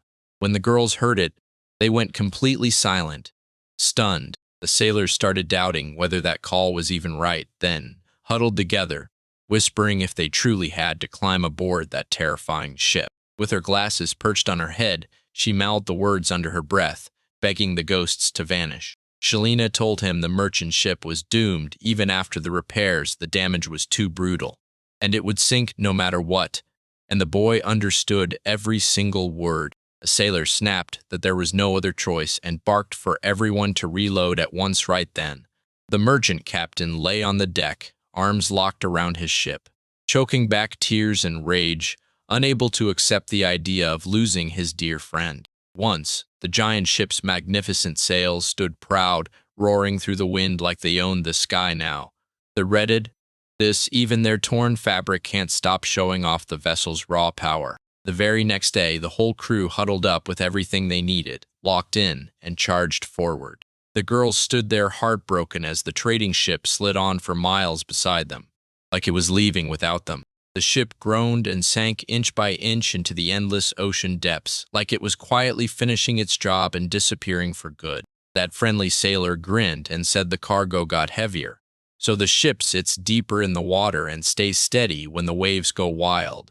And as the sea swells again, it openly thanks the ship for every bit of help it gave them through the worst storms. The girls stopped for a beat, flicked their eyes back at the transport they'd come from, and barely managed to smile like they were saying goodbye to the very height of its glory. In the next heartbeat, the familiar roar of their new ship blasted back in, and their smiles vanished instantly. Dread and anxiety crashed over them as they finally realized what horrors were waiting down the road. Both girls leaned over the ship's edge and froze. Every inch of the hull was plastered with mollusks clinging to the wood, like the sea had claimed it for itself. When they glanced at each other, they couldn't help but grin, because their new ship really did look mystical under all that living marine mess. Morok finally let out a breath, convinced the sea's nightmares were behind them. Then the elf wasted no time praising Gale, because he stomped out not one, but two problems in an instant: the ghost ship's assault and their stubborn standstill. The dark-skinned girl snaps that even the toughest heroes can't survive this. Only someone who's truly mastered the cursed weapon can control it. And right then, Shalina rushed in and told them she'd uncovered a bunch of truly fascinating things. That girl's ridiculously cute, glowing smile lit up as she carried a military crossbow and an imperial battle axe, then hugged both like they were her absolute favorite toys. Singing sweetly to herself, Shalina realized that even after the seawater, these things could still be scrubbed clean, and then they'd last forever. Right then, Gale hurried up to the girls, genuinely shocked by just how much had piled up on board. The boy lugged in 2 bags, grinning as he called what was inside fresh trophies taken from the dead. And even though he was pretty grimy himself, that smile never, ever left his face. The girls started backing away from him, snapping at his ridiculous antics, and Mur couldn't stop himself from asking, how could a dish be fresh when everything inside had already rotted to death? And the stench was absolutely vile. The captain called everyone in and grinned as he announced, thanks to Gale and the others, we can finally sail back on our old route. And the whole crew exploded into cheers, thanking their rescuers from the heart. The wizard scratched his head and finally confessed, sheepishly, that while he should have helped with the cargo, he burned the whole night enchanting the ghost ship with enhancement spells. So now, thanks to his magic, it could outrun any other vessel. And the girls, they stared at the young man with pure, unfiltered disapproval. They clapped their hands over their faces and huddled close, whispering like the words might summon it. Capturing a ghost ship already felt unreal, but bending that miracle into a magical artifact was straight up beyond imagination. With the ghost ship right beside them, they stumbled on gold bars. No one claimed so. When that sailor saw the jackpot, he couldn't resist trying to grab every last piece of that fortune. The dark-skinned girl with long ears leaned in and confirmed it was true, then pointed out that the ship would hit the exact ports the sailor named, in the exact order they were given. The man with the bright, joyful smile just nodded like it was nothing. saying it was a small price to pay if that's how they could repay the heroes. The captain said, flat out, that he'd already thanked everyone who helped them snag the ship and who fought the Kraken with them. So not a soul aboard was going to refuse the Savior's request. Gale cleared his throat like he was about to deliver a sacred speech. Then, now in full creator mode, he seriously declared he'd reveal every feature of that magical artifact, forged from a real ghost ship. He shot his hands up in triumph, shouting so loud that everyone nearby leaned in, ready to hear just how unreal his abilities were. The whole ship's crew stared at the boy, totally stunned. No one had a clue what he meant, and their faces screamed pure confusion. The girls wore awkward faces as they listened to the young man, then huddled up and whispered, "It's starting again." And after yesterday's insane stunt, none of them thought twice. As Castor spun his tale, he started with a past relic, a massive Imperial ship, and then painted how it rotted and transformed until it turned into a walking undead nightmare. Now this ship is a total beast. It rockets through the seas at insane speed and it won't sink, no matter what. Everyone was buzzing with excitement over the new transport options, and even one crew member admitted it felt like a dream come true for every sailor. With a surge of pride, Gale unveiled yet another invention and swore that if danger struck, the judge would stay rock safe. Then a brutal catapult rolled into view, decked out with vicious fangs and bony decorations. With wonder blazing in his eyes, the young man grabbed one of the skulls off the deck, grinned, and said, "These things? Yeah, they're basically projectiles." The sailors' eyes sparkled with real excitement. They actually liked his wild, out-of-place look and swore it could scare off the pirates that always showed up. The elf, mortified, muttered that then everyone would just shut their eyes to avoid the horror of seeing that terrible taste. The boy pushed on, hauling himself up to the upper deck, and the itch to show his crew wouldn't let him breathe his brand new invention, an upgraded control system he built with his own hands, made to make their sailing a whole lot safer and way more efficient. As he climbed the stairs, he blurted out a jaw-dropping line that made the sailors' curiosity spike. Gale stood there like he owned the moment, saying something incredible was coming for them, way beyond the usual way people think about navigation. Rushing up to a steering wheel that spun on its own like it had a heartbeat, the boy grinned and declared that starting now, everything would run on automatic. Everyone on the deck stared in disbelief, then erupted into awe as this wild, unreal phenomenon unfolded right before their eyes. Mora was locked onto the steering wheel like it suddenly betrayed a secret, and she gasped in shock, trying to make sense of what she was seeing. At the helm, there sat a spirit, gripping the wheel like it owned the sea. At first you'd miss him, but that girl caught the trick the moment she looked. She snapped at the wizard, swearing it wasn't autopilot, there was a real ghost steering the thing.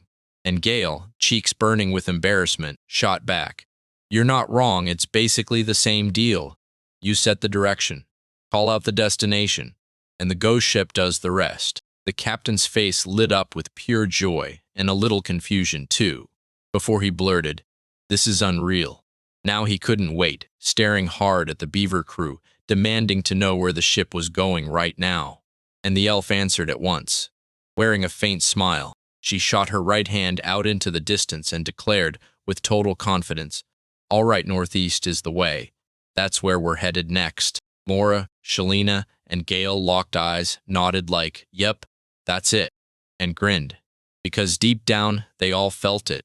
A brand new adventure was about to kick their doors down. In the very next heartbeat, like somebody pulled a string, every one of the boys agreed right then to march into the mysterious dark forest, where its secrets were practically calling their names. A brutal wind snapped the torn sails, and it felt like the ghost ship, like it was finally waking up, lurched forward on the right course, swallowing every fear and doubt as it went. The captain couldn't stop smiling after seeing that ship finally set sail for real, and the boy, ready to wrap up his tour and sum up everything he'd said before, pushed out one last crucial thought about his weird little creation. But the girls' faces snapped into something ugly, pure discontent.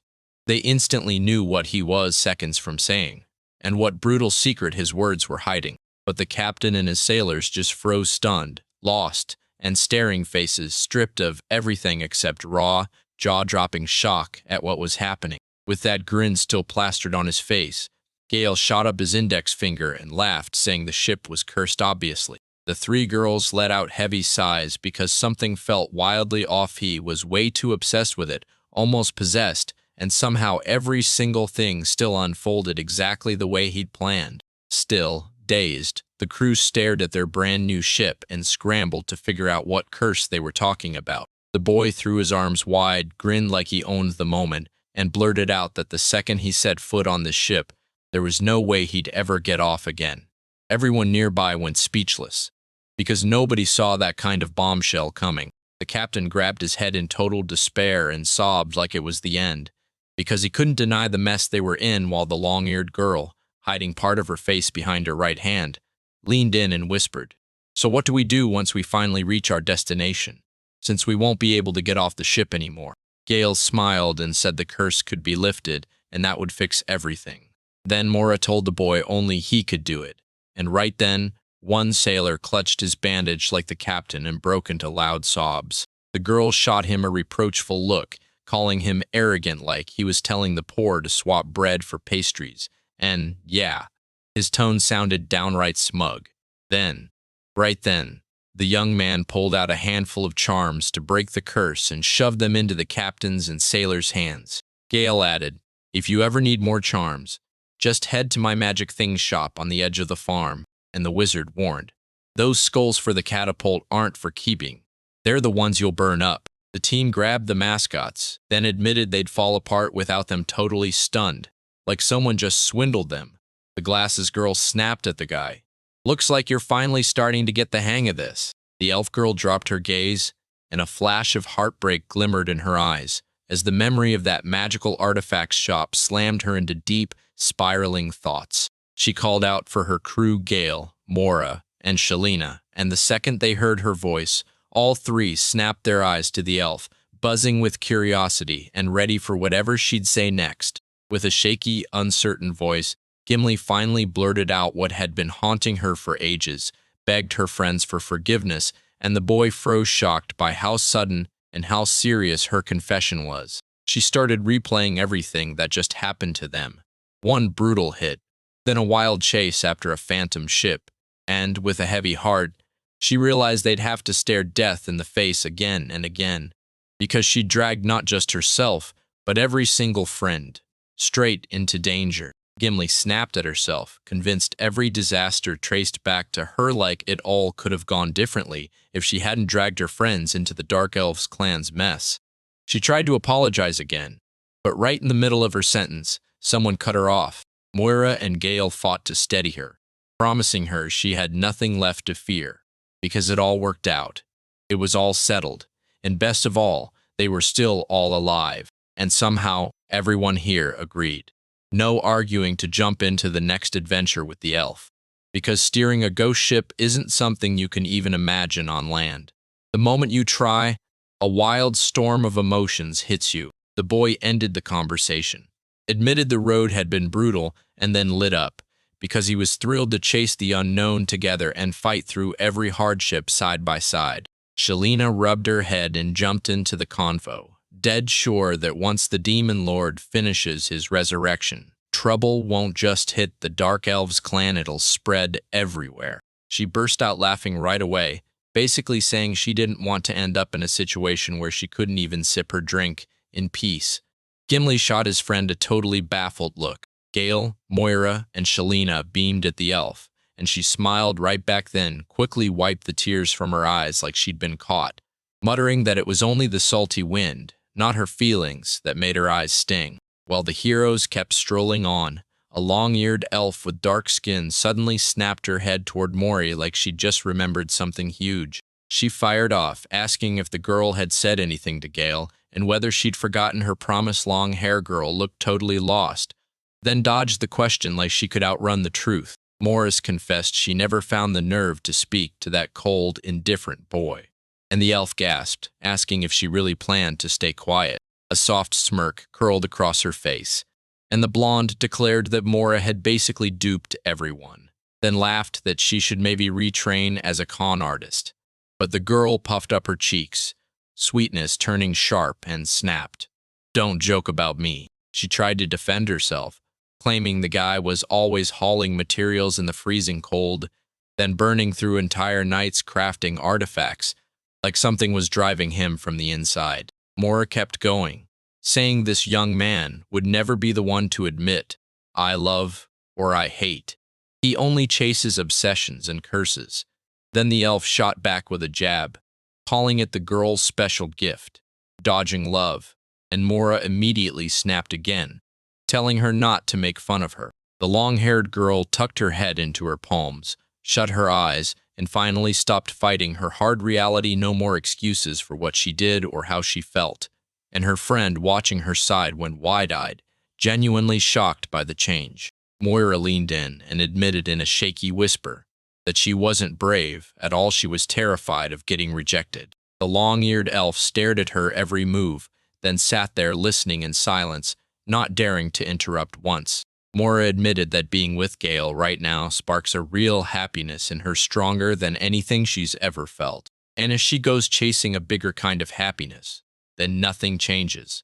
Panic will slam into her, because she'll start fearing she could lose everything she already has, right as she's watching some guy light up while he talks excitedly about different materials and what they could be used for. Mora finally admitted that maybe one day their tension would get so bad she couldn't stand working beside him anymore, and that would be a real gut punch for her. The elf froze for a moment, chewing on her friend's words, and then her face tightened with real focus, because for the first time, she finally felt how deep her own emotions ran. Then she leaned in and quietly said, Everyone thinks their own way. We all see the world through the prism of what we're feeling and what we're scared of. She also said that, while Moira overthinks and hesitates, some other woman could swoop in and steal Gale's heart. And the long-haired girl pouted with trembling cheeks as fresh tears glittered in her eyes. The elf girl flashed another goofy, adorable grimace, tapped her own chest, and said she was just one of those kinds of women. While Moore could only blow a frustrated gasp because the elf girl was clearly just teasing her. As Gale and the crew wrapped up their sea journey, something massive was going down on land. Two cloaked, masked men rolled into the farming town of Farm Edge, their faces hidden below the mask as they came. One of them spotted a sign in the artifact shop, Master of Cursed Things Gale, and blurted out in shock that they'd never heard the name before, then turned to his brother and demanded what they should do next. The second man shot back that they'd come too far to turn back. So, yeah, there was only one move left. They had to act. Brother after brother crossed the store's threshold, and a cheerful maid met them at the door with a warm welcome. But not a single one of them lifted their eyes in return. Her face snapped into something colder disdain, flared in her eyes, and she cut in with a stern, almost dry certainty these two weren't clients, not even close. The men struck up a conversation, realizing she'd clocked their equipment, because now there was only one way out. One of them let out a breath of relief. No witnesses meant they could inspect the goods right after they dealt with the girl. Diu's talking, the man suddenly hurled a dagger straight at the maid. She snapped aside and sucked in a breath just as a storm of throwing knives came screaming straight at her. Before the hit could land, she snapped her stand-up from where she'd been hiding and threw it in front of herself to block the blow out of nowhere. The men stared in shock, demanding how she could turn the countertop into a shield against their perfectly timed attack on the brothers. The girl sneered at them like they were nothing but dirty robbers, bragging that she'd set traps just for people like them. And the way she shot them a sideways look made it clear she wasn't taking them seriously for a second. She snapped the tabletop back into place in a blink, and the brothers lit up, praising her speed and agility, laughing that anyone else in her spot would have spilled apart like a sieve. A wicked grin snapped onto the maid's face, and she leaned in to whisper that she's anything but ordinary. No luck, no exceptions. The dark-haired girl spoke with eerie calm, saying she comes from the dark, and those words hit the men like a wave, fear flashing across their tense faces. The maid sneered at them as pathetic, then bragged that if she were in fighting shape, she'd snatch at least one knife in midair and hurl it back straight through them, instantly. One guy barked at her to stop getting cocky. There were two of them, and she was alone. Then she just grinned, snapped her fingers, and said, "Maybe it's exactly like that." The brother snapped that she had zero chance in this agony. Then he lunged toward her, trying to jump and snatch her up. Still, the girl flashed a grin and said, dead confident, That close quarters combat is where she truly belongs. Liznet leaped clean over the attackers, landed a sharp flurry of hits, and then spun around on one leg like it was nothing. Another girl swung in with a crushing hit, and somehow she pulled it off in the blink of an eye. She seized another man by the head and stared him down with pure, biting disdain. In the blink of an eye, the maid sprang up and slammed him with a snap knee strike, and the attacker crumpled on the spot, gasping for air as red liquid started seeping out beneath his mask. The second man reached for her from behind, and she snapped up again, spun mid-air, landed with menace, and was already set to unleash her next blow. That swinging elbow crashed square into his face, nearly dropping him on the spot like he'd been knocked out cold. During the fight, the girl clocked it instantly. Her knees and elbows were the deadliest weapons she had, no matter her size or shape. They were built to strike. Trying to punch her barehanded when she's a martial arts expert is pure madness. Right as the two brothers finally dropped onto the floor, the maid laughed in their faces and demanded to know what happened. Like, seriously, did they run out of weapons? The Miu bended down, sneering at their throwing knives and how their aim had gone to hell. She kept yelling that no matter how many times they swung those weapons, the girl wouldn't feel a thing. And then, right then, one attacker's eyes locked onto a weird-looking sword hanging on the wall. The man snatched the sword and burst into laughter. There it is!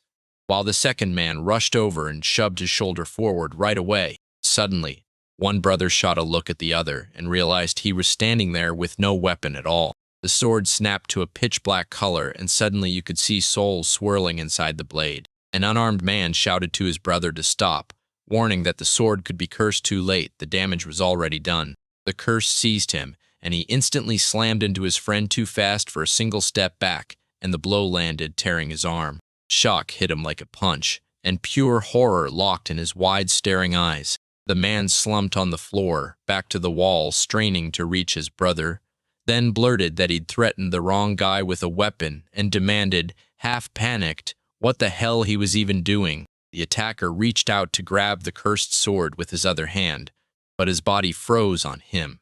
He couldn't just fling the blade away, and he was trapped watching it all unfold. That wicked grin lit up her face all over again.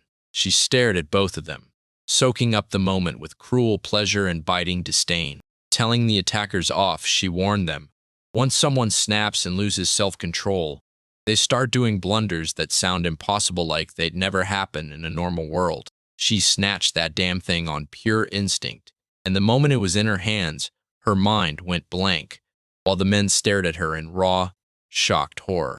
Liznet admitted she kept needling them on purpose, messing with their heads to throw them off balance and grab the psychological upper hand. She remembered how she panicked in front of the undead crowd, and that exact moment sealed it. Because while she lost her nerve, Gale stayed stone calm and crushed her. The girl swung back to her brother, blade in hand, and told him he'd made the right call. Then her brother went on, gripping that bloodied sword with trembling care. A thick red drop kept sliding off the sword's edge, and Liznet leaned in to say it straight. This thing runs on vampirism. Every hit it lands turns into health for the wielder, so you can strike and heal at the same time. She dove headfirst into her memories and replayed the wizard's conversation over and over, obsessing over exactly how vampirism really works. She didn't even blink. She shot back an answer to Gale's question on the spot, saying that her power lets her heal herself by paying back the damage she takes, and when Gale heard that, he was finally, fully satisfied. Next, the young man stared down the sword like it was a prize, then grinned and swore it had vampirism in it, claiming it boasted the very highest coefficient. Liznet tapped her chin, then grinned and said that even 20% would already be downright impressive. She snapped her gaze to the sorcerer and asked if he'd really dare label all of this 50-50. And when he demanded the number, he grinned like he'd already won and said, no, there wasn't even close to that kind of equality. The girl shut her eyes and let out a small, disappointed breath, because yep, it was exactly what she feared. As soon as she heard that, Gale blurted out that the sword was 100% real, an answer so shocking it left the maid completely stunned. She yanked the boy by the shoulders and snapped, "That's not real, this kind of thing doesn't happen." But the wizard just smirked and said it all came down to the materials. That's the real pull of cursed relics. Liznet stared at him. her eyes wide with pure disbelief and stunned confusion. This is a bloody holy sword, its blade ripples like it's alive, and a tiny skull stares out from the handle. In one country, a man grabbed the crown of inheritance by slaughtering his own brothers with his bare hands. People whisper it was this very sword that ended them. Now that blade's been locked away in an artifact shop, hanging on the wall like it's waiting for someone to reach for it. Liznit dropped a bombshell that this sword already carries a terrifying history. But if it ends up with a top-tier cursed artifact master like Gale, even the most impossible spells could suddenly become real. And the boy nodded along, with his index finger raised. He said this sword had a wild trick from day one. It slices through anyone who gets too close, no matter what they want, even if it's its own owner. The maid girl stared at it, confused, and the boy shot back right away. Like, imagine it during solo work boom. Perfect. She paused, then nodded, because in that moment she wouldn't have to worry it might accidentally swing at her allies. She also said that sure, solo missions can feel lonely, but once battle starts, that loneliness flips into a spark that fuels your fighting spirit and makes you stronger. Gale stroked his chin in thought and kept the list rolling. Then he pointed to how a rebellion could be organized, because when panic hits and nerves snap, this sword will get the job done without hesitation. The girl flat out confirmed it, even among hired killers. This happens all the time. One trembling hand and you miss your mark, or the whole mission collapses. She couldn't stop thinking, even if the master hesitates, this sword will still do what it was made to do. This power is so rare that even the finest artifacts can't match it.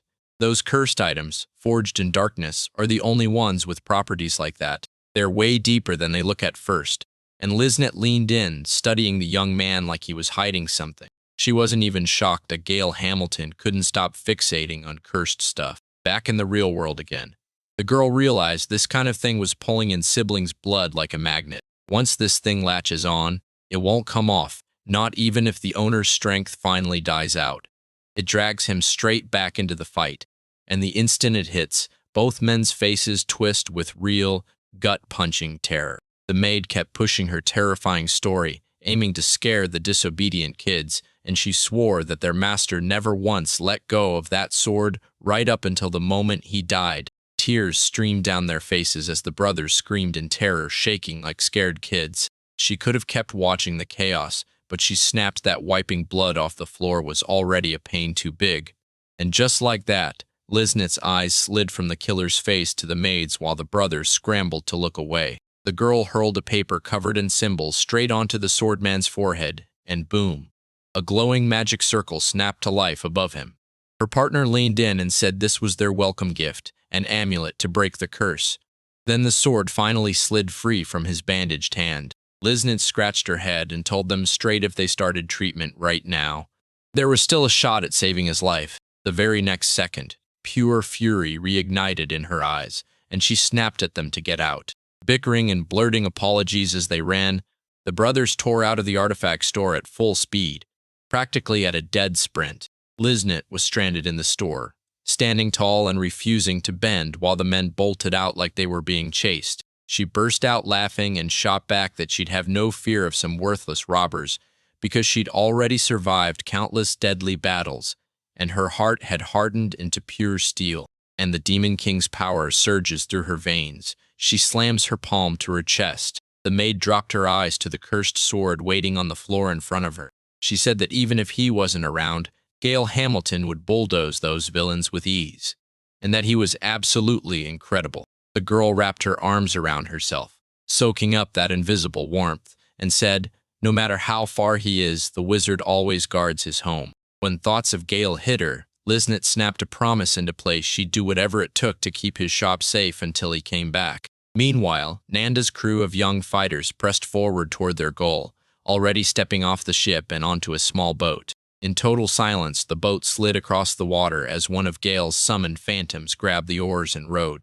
The girls traded looks and said the True's automatic control is super convenient, but it still sends a little shiver down their spine. The elf, ears dipping just a bit, spotted the forest crawling out on the horizon first. She shot a warning to the group, tell them, we're almost there. The wizard told his driving force to stop, and right then the girl stared like, wait, he's weird.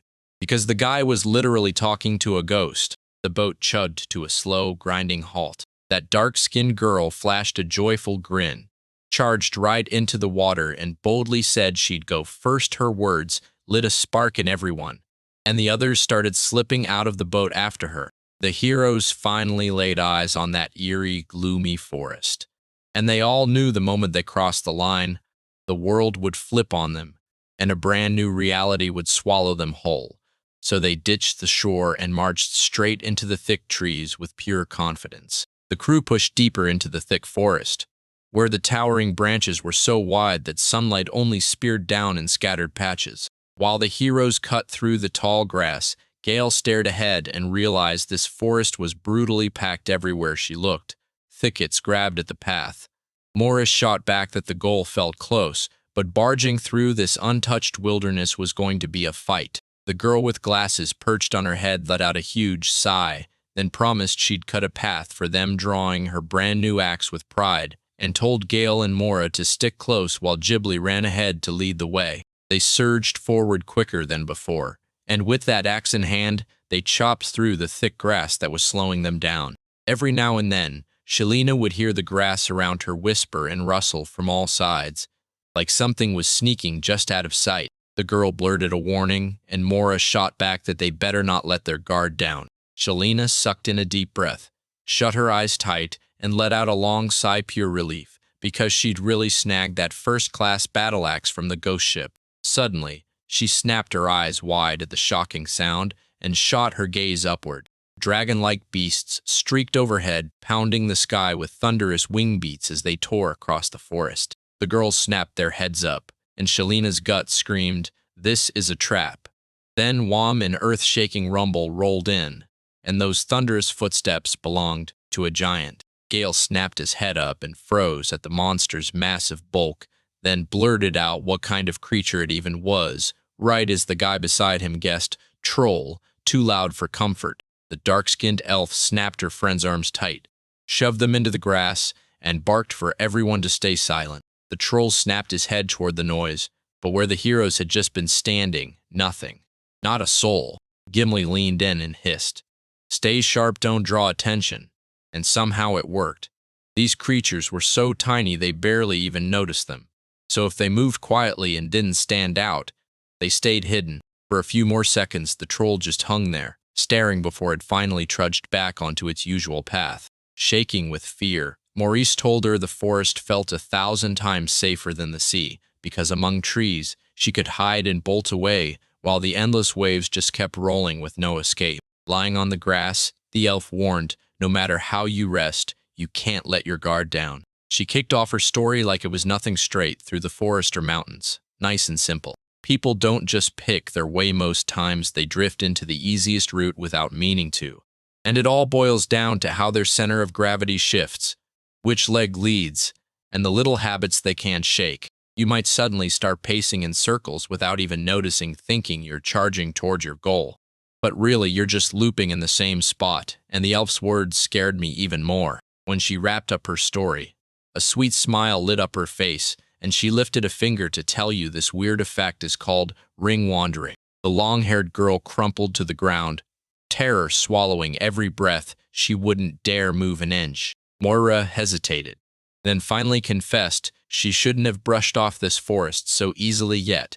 Gimli stepped in, pushed her forward, and told her everyone stumbles and messes up now and then. The elf yanked out an ancient map, unfolded it right in front of her, flashed a grin, and confessed, "Yeah, she does it too sometimes." Shalina leaned in and asked what that dark-skinned girl was pointing them toward, and Gimli just grinned at his friend like he had the answer. After a brief pause, the girl finally snapped the truth: she was lost, and that confession sent a chill through the whole company. So the friends demanded again, did they really hear the elf right? Gimli snapped into action and made everyone go dead quiet so the monsters wouldn't sniff them out. Sheelin and Mora clocked it right away. The elf should know this place like the back of her hand, since she's from here and once lived here too. But Gimli just remembered she hasn't been around in ages. The girl with the glasses tucked into her hair blurted, "So what do we do now?"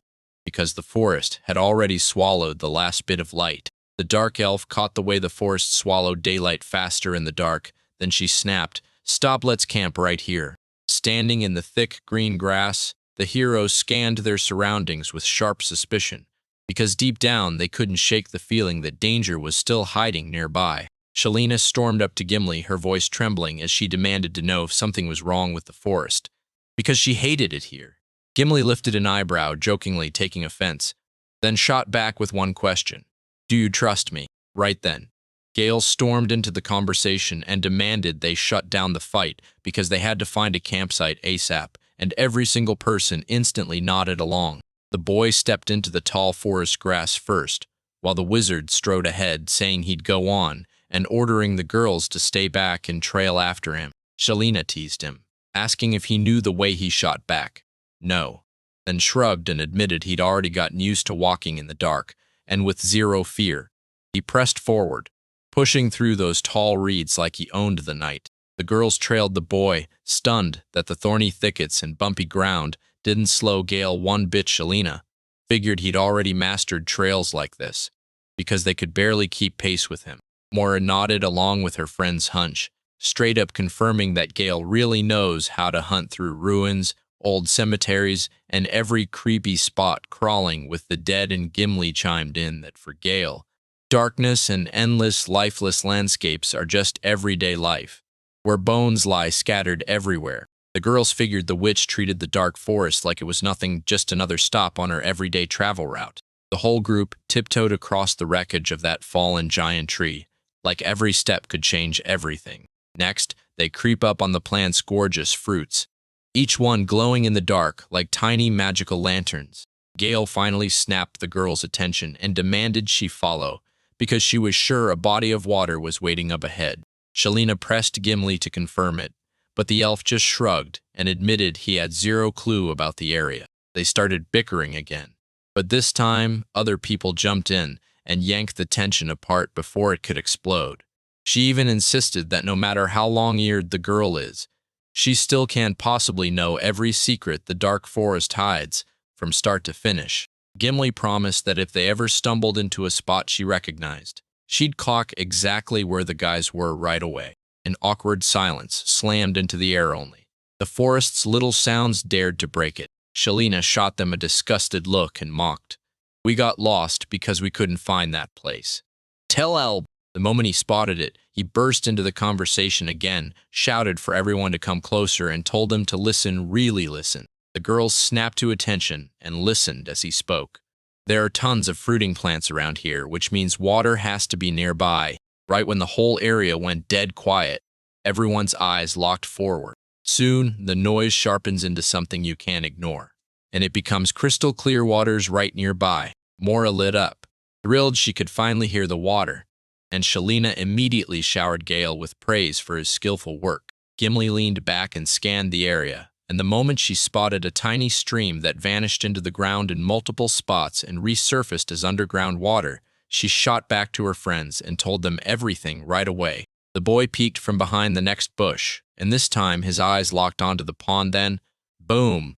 A huge grin burst across his face, and his eyes glittered with joy all over again. Ahead of them stretched a jaw-dropping sight. Deep in the forest sat a tiny beach, and the water shimmered under the sun like it was glowing from the inside. That kid with the massive backpack grinned on his way, then whipped his head around to take in every inch of the landscape. Big trees and little trees crowded the place, and right between them, you could pitch a camp without trouble. The girls burst out, thrilled to the core. This place was absolutely jaw-droppingly beautiful. The tree crown split above the water, pouring golden rays onto the ground, while the water stayed crystal clear and inviting, with mushrooms even sprouting on the nearby trees. Gale fired a quick question at his friends. Did they like this place? And one by one, they all nodded like it was fate. This was the perfect spot for camp. The boy shot out a quick question. Was it unanimous? And a trademark-friendly grin lit up his face. He shot his right fist up and declared, loud and certain, "This is where we camp." And the girls instantly, every single one, rallied behind him. The second Alina's agreed signal rang out, everyone lunged into action, dropping their belongings on the spot and falling right into the plan. Gimli tiptoed and scanned the room like a hunter, hunting for anything familiar. but he stayed close and didn't go too far. He refused to lose his way. The new axe's owner sprinted to the forest, stacking up firewood like the campfire was calling his name. Mora and Gale took off nearby, hunting for food, and the girl said it straight up this was life or death because none of them knew how long they'd be stuck here. The boy stared at the pond where the fish were thrashing around, and a grin spread across his face. Yep, this place was packed. That crystal clear water was a great sign, so after he pulled all the essentials out of his backpack, the young man pitched an idea. Build a simple fishing rod. Mora leaned in, curious as hell, and asked how he even planned to pull that off. Gale pointed out that this forest is crawling with insects' exact bait. Gold. Then the girl instantly nodded along, agreeing with every word. Right on cue, the boy grabbed a bone and Mora instantly snapped. Only you'd carry bones around like that. He told the girl to keep her eyes locked on everything he did, then snatched one of the bones and snapped it clean over his knee in one quick move. He grabbed one fragment and told us this wild secret. Inside dried, thick bone you've got fiber marrow, and if you pull it out just right, it's so tough and sharp it can fully replace a fishing hook. Gale showed off like a pro. Baited the hook with precision, secretly hid the bent hook, and then spelled out every move step by step so Mora wouldn't miss a thing. Then the boy flung his fishing rod into the calm lake, praying he'd haul in dinner before the night got cold. With a loud splash, the bait dropped into the water, and the boy and girl locked eyes on the fishing rod. Then, right on cue, the line tugged and the biting started. The young man snapped his fishing rod up in one sharp motion, and the water instantly flickered with shimmering scales. Then, just like that, a whole fish broke the surface. Gale grilled the girl about how she pulled off the catch, and Mora couldn't believe it worked, because only seconds had passed since she tossed the bait, and the fish had already snapped it up. The boy started telling her that out in the deep forest, the fish were bigger than anything in the sea or a river, and the girl kept getting more and more shocked at how he could survive out there. By the end, she wasn't just impressed anymore. She was sure Gale really could push past every human limit. After they tossed out yet another bait, they snatched up the second fish in a flash. Then the girl's face lit up with pure shock and joy, thrilled every single time and genuinely beaming with pride in her catch. She tracked every move those boys made so closely that he clocked her stare at one, sparks flying, determination burning hot in her eyes. Gale practically dared Mori to go fishing together, and the second he suggested it, he saw the girl's cheeks flare. Then she nervously asked if she could try too, just in case. The boy shoved a fishing rod into the girl's hands, and she stared at it, totally lost, asking what she was supposed to do. The young man leaned in and said, "Put a worm on the hook, then toss the line. If you feel something tug, don't yank, wait a bit. The hook's delicate, so let the fish take it all the way, then you'll pull it out easy." More people are flooding into the discussion, and everyone's starting to hold their breath, waiting for the next big move. Right away, something snapped into place. Gale told everyone to hold up for a second, then gave the go-ahead to haul in the catch. The girl gasped in shock and yanked the bait out of the water in a flash. At the end of the fishing line, a broken hook swung like a threat. Mori's rage surged, and fury made her shake with indignation. She was absolutely crushed, because even with her amazing first-time win, she couldn't shake the feeling that something was still wrong. Tears shimmered in the girl's eyes, and Gale wasted no time. He slid the bait he'd already set aside into her hands. The girl nervously asked if she could really keep going, guilt crashing through her when she thought she was just getting in the way. Then the boy stayed cool, reassured her, and told her not to worry. The bait splashed back into the water with that same unmistakable smack, and the young man snapped, "Let's try catching another one." This time, with a bit of effort, the sea snapped up a stunning fish. In her eyes, the happiness from that first catch burned bright as a sunrise. Gale blinked in shock and burst out praising Mora for snagging such a massive catch. Then Mora just went quiet and started mumbling to herself under her breath. The young guy clutched the fish to his chest with both arms, terrified it might slip away, and he kept glancing at his girlfriend like, "Tell me what to do next, please." The girl lunged into a joyful hug with Gale, yelling that she'd finally reeled in a fish, while the boy nearly fumbled the whole catch out of his hands. The second Shalina heard that brutal scream, Her heart dropped. She knew this was bad, and she bolted straight to the scene. She caught Gale and Mora wrapped in a tight hug. Turns out the two were just out there doing normal fishing. So the girl exhaled with relief and practically dashed away from the couple. After a while, once the fire crackled into life, our heroes threw themselves into cooking their freshly caught fish. That sizzling fried fish hit Moira's nose and made her stop dead. She couldn't help but notice it right away, and the boy urged her to start eating. A thunderous clap ripped through the air. Gimli and Shalina dive into the dish with big smiles, gushing about how that baked fish tastes incredible and is ridiculously easy to make. Then the guy grins and tells them there's still plenty of meat left, so the girls can go in with zero hesitation. Mora leaned in and grilled the elf about how the lookout went. The girl just smirked, voice dripping with mystery, and admitted she still had no clue either. The rough direction was clear, but pinpointing the exact place, especially in the dark, was brutally hard, so the girl lifted her gaze upward. Gale cracked a small smile and said there was no going back now. Once they finished eating, they drop everything and start setting up camp right away. First, they split the shifts up so nobody had to stay on guard all night by themselves. Gimli clocked it instantly. Everyone had stuffed themselves, but the road still chewed them up, and the whole time she stayed full, calm, and satisfied. Gale leaned in and suggested setting traps so nobody had to babysit the place on guard duty. Then the girls stared at him, curiosity blazing like they were ready to ask, "Wait, how?" Gale's instant traps are paralysis spells, shaped like the cursed ghost ship. Then they slam you with chilling freezes pulled straight from the icy seabed. Once the installation was done, the guy proudly scratched his nose like he'd just pulled off the biggest win of the day. Around the camp, skeletons crowded, and each one wearing a hat and a magic scorched cloak. The girls just stood there, totally stunned, eyes wide, mouths hanging open at what they were witnessing. The boy said the traps snapped to life the second a hostile monster steps near, freezing it in place instantly. The young man confessed he threw those spells in a rush, so every last trap will only hold up for one night. Thanks to Gale, the monsters stayed away that night, so they finally got a breather. But the hours they spent among those eerie scarecrow skeletons felt downright unsettling. Nightfall hit, and terrifying scarecrows with blazing yellow eyes popped up all around our camp, standing guard, like hunters, watching every inch of the dark, so not a single monster could creep up on the heroes. After a brutal day, the adventurers finally crashed and let themselves rest. This time, nobody had to stand watch, so everyone slept soundly, free of worries, like the night belonged to them. Right then, Mora, curled up in her tent, slipped into a dream. Gimli dropped to one knee as the others stared ahead, totally baffled, perched on stone boulders.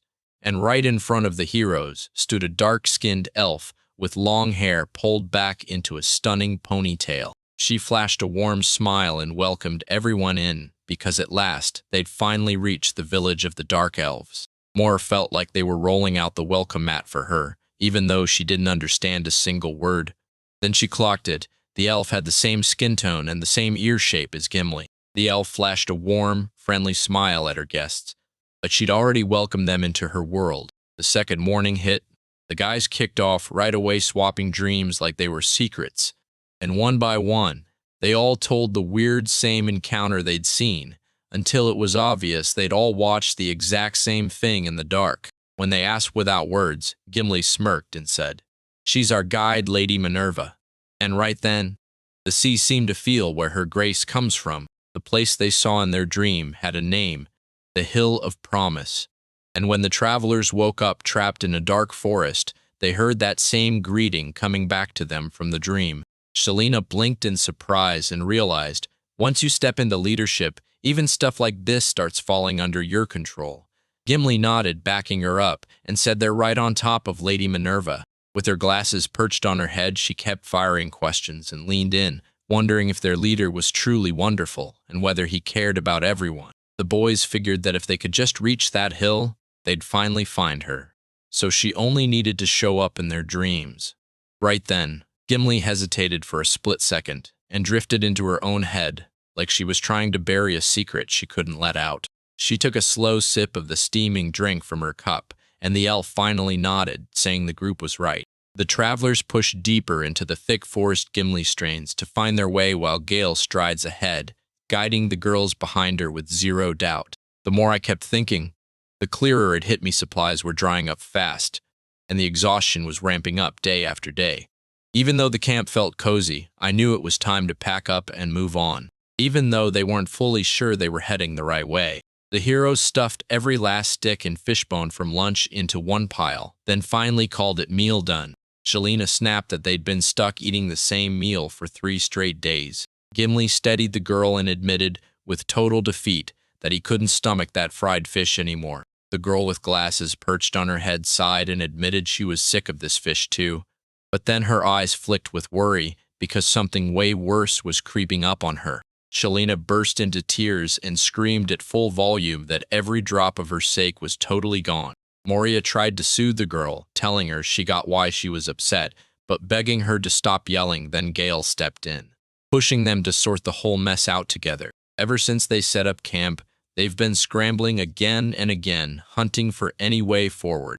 Gimli admitted he had zero clue where they were, and the heroes just kept looping in circles, always snapping back to the very spot they started, while the elf bowed her head and dropped her ears like she was apologizing. Moira hauled the guy up and nodded like the camp was totally fine, but the heroes wouldn't budge an inch. Then Shalina, crying hard, screamed that all of this was pure nonsense out in the forest. Gimli studied the map like it could bite back, and she admitted they'd tried cutting corners, yet every attempt blew up in their faces. Gale scrambled to calm the elf, swearing nobody was blaming her. But Shalina was seething at the idea that anyone could get lost in their own home forest, while Gimli kept talking it through, saying she simply hadn't realized how massive that dark woods really was. The boy glanced back at the lake, saw they had plenty of water, and then his stomach dropped because food was the real problem. That river's got no infinite stash of fish, so you can't keep hauling them out forever to feed yourself. The young man cut himself off and declared it was time to move on. Shalina clung to his side and swore she couldn't keep resting forever. The boy told her straight up, the girl runs the blacksmith guild and he couldn't just dump everything on Liz. Right then, Liznet was already nodding off in the store. No visitors had shown up in ages, so the place fell dead. The teen clocked it instantly time to shut everything down and move out. The girls insisted it'd be amazing to find a guide who could lead them, but they had no clue where one could possibly be hiding out in a place this remote. Right then, the wizard's eyes snapped to something hidden between the trees. He screeched to a halt and leaned in for a better look. Was that really a person's shadow, lurking behind one of those massive tree trunks? He told the girls everything he'd found, and Moira instantly clocked it. His night vision would be a lifesaver for them, because even in daylight, this place hangs in a twilight haze, with the sky stuck under heavy, unending clouds. The girls were buzzing with excitement and sprinted toward the silhouette as fast as they could, but the boy threw himself in their way, insisting that running would only drain their energy. Gimli, Moira, and Shalina burst out of the bushes.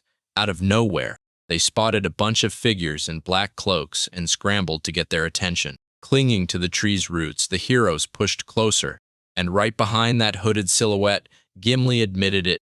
Yeah, they were totally lost. The closer they got to the figure's legs, the truth hit them like a punch. Skeleton bones, with half-charred bits of flesh still clinging on, and the girl opened her mouth to scream for her friend, but the corpse had already spun around and snapped an angry glare straight at Gimli. They ripped the hood off his head, and right there, everyone stared at his bare skull. The girl let out a blood-curdling scream when she spotted a zombie right in front of her. From the way those skeletons were dressed, you could tell these weren't random dead men. They were once members of a royal squad that got shattered and disbanded. Shalina snapped that if that was really true, then this was a whole new problem. They had to fall back right now. Then, just as she finished, one of the fallen was already closing in on her. The girl shrieked in pure horror and total disbelief. Gimli, Moira, and Shalina clocked the evil spirit's treachery too late, and the next thing they knew, they were fully surrounded. From the shadows of the underground, terrifying bright red skeletons oozed up inch by inch, and the moment you think the swarm can't grow, it just keeps swelling minute after minute. More crawl out like the ground is endlessly spitting them into the world. In the distance behind them, you could hear hooves pounding closer and closer. Out of nowhere, a spear-wielding rider materialized on a dead horse. Locked eyes with Gimli, and swung a diagonal slash straight for her. At the very last second, Gale sprinted to the elf, crushed her into a desperate hug, and slammed a spell into the curse. Then a huge, blazing magic circle erupted between them, flooding even the dead with light. Gimli suddenly crumpled to the ground, and she toppled hard with a thud. So the boy sprinted up, blurting out if anything was wrong, but she waved him off, insisting she was okay, while Shalina charged toward them at full speed. The elf girl stared at the young man and suddenly remembered how he'd pulled her in, and greeted her with that warm, unforgettable smile. Her heart went wild, her cheeks lit up, and she couldn't hide it anymore. She'd kept her real feelings for that boy under wraps until this moment. Gale locked in on the cursed skeletons because running into monsters like that is so rare it feels like luck turning into a nightmare. The undead surged forward, and with a grin on his face, he boldly readied himself for the coming onslaught. Gimli lifted his head and watched Gale's purified souls blaze upward into the sky, lit up by a radiant glow. Morris told Shalina she'd seen this happen before, yet she still couldn't stop staring in awe, while Shalina noticed the wizard stayed suspiciously, unnervingly calm. He slipped through the enemy lines with unreal grace, like he was waltzing right in the heart of the chaos. The young man wiped out the attackers, then halted and scanned the area like he was hunting for the next threat. Talking to the girls, he said the only thing that really sleeps during the day is the cold. But deep in this swampy forest, with the magic-soaked ground squelching underfoot and the clouds hanging low overhead, everything felt totally off, like the world had changed its rules. Glasses perched on her head, Mora shot the boy a tired look, and somehow he looked pleased about it. Then Gale, gripping whatever he held, demanded what she'd thought would happen. And Mora, seeing the thing in his hands, asked what it even was. The sorcerer leaned in and said the cursed skeleton didn't just die, it scattered a core of undead power, a super-condensed curse you can grab only the rarest of the rare. Shalina leaned in and asked Gimli if she'd ever heard of anything like this. Gimli shook her head hard, because this was her first time, and honestly, anything tied to the undead wasn't exactly popular. If you don't use it in alchemy, the guild will scoop up that loot yet out on the market. Those materials sell for way less than what you'd get from fighting regular monsters. But this elf had never even heard of a core like that, and the urge to learn everything about it lit up his curiosity. Gale clutched the prey in his hands and told him straight up these things are spellcasters, meant to enchant everything from gear to magical scrolls. Even the most ordinary weapons or armor can swallow the core, turning the whole item into something new, unlocking fresh power, and transforming it into a real magical artifact. At first glance, it screams nothing special, just another boring piece of material. But it's exactly what lets him upgrade the girl's gear. Mora went straight for the scary question. Is there a curse sitting on the core? She was nearly certain, yet she still pressed him to confirm. The boy tripped over his own words, freezing with hesitation, while the girl nodded along and then proudly declared she could actually control this curse. The girl stared him down with pure disapproving fury. The boy lifted his index finger and swore he'd take the curse onto himself still. If he stepped over the line, the curse would snap back right away, and Shalina was stunned that curses could even come back. She stared at the boy with pure terror and warned that he could forge things worse than nightmares, the kind that could get people killed. Moran didn't even blink, because he'd already seen it. The boy had definitely leveled up Kesha's gear, and the rest too. She was convinced that was exactly why nobody ever suspected a thing, that a curse had been clamped on her. Gimli let out a small, bittersweet smile and said this was probably the best they'd manage. But for that kid, those nuts were basically pure treasure. Gale snapped the elf out of his thoughts, then like a punch to the gut blurted that yet another rare item had dropped. He asked the girls if they remembered what the boy said about the cold, and then explained that they show up whenever someone's got wishes left unfinished in life. When he stared at the skeletons stacked side by side, he kept talking. Those poor souls had tried again and again to break out of the dark forest, but despair swallowed them, and now they're trapped there for good. It dragged on for so long, maybe even hundreds of years. The boy was about to brag about his wild forest journeys. Then he froze, snapped around, and stared at the elf from the app. He jabbed his finger straight at where their company was standing right now, and the girls stared, tracking every single move. Smiling again, the young man clenched something in his right hand and blurted out with pure joy that this find could finally steer them onto the right path. From his palm dangled a tiny pendant on a metal chain, a clock pendulum trapped in crystal, sealed with the royal entourage's tears after they vanished into the dark forest. Gale leaned over the map, aimed the pendant straight at her path, and told him it would lead to the Dark Elves' village. Tell El. Everyone leaned in, staring at the artifact Gale had just snagged. Then Shalina heard the muffled crying and watched the artifact's pendulum suddenly start swinging. The pendulum snapped still in an instant, and you could practically feel the exact direction locking in. The boy jabbed his finger toward the artifact, which was swaying like it was calling them, and shouted that the Dark Elves' village was right there.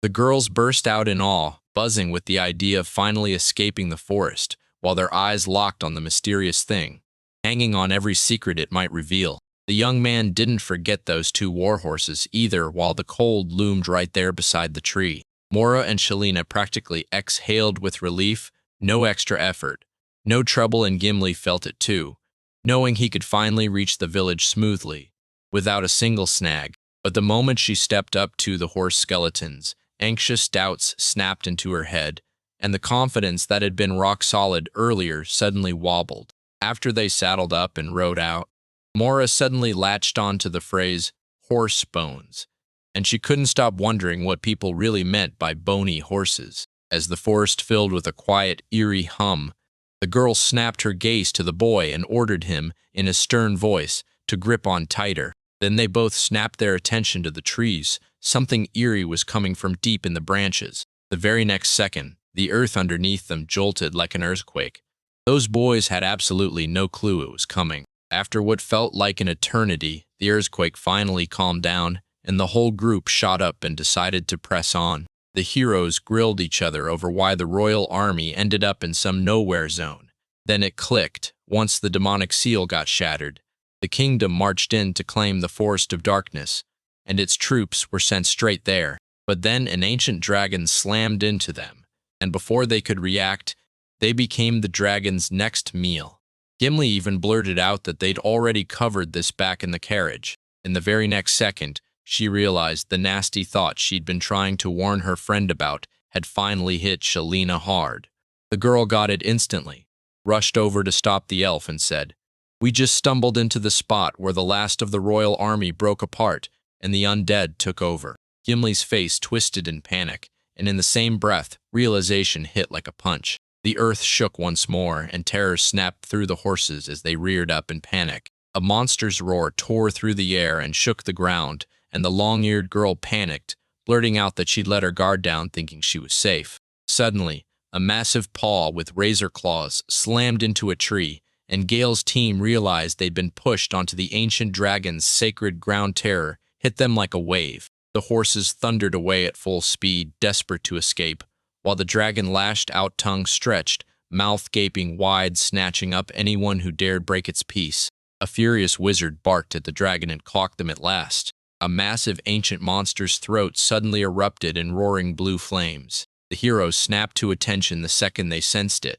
This monster was about to blast its exhale, because dragon's breath is pure nightmare fuel that scorches absolutely everything in its path.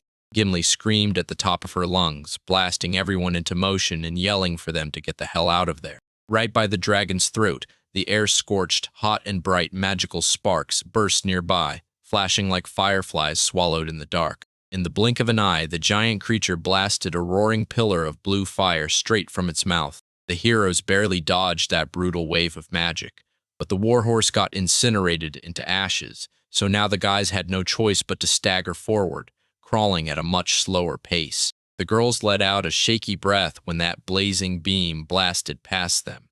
No scorch mark, no touch, but everywhere it swept left behind raw, jaw-dropping devastation.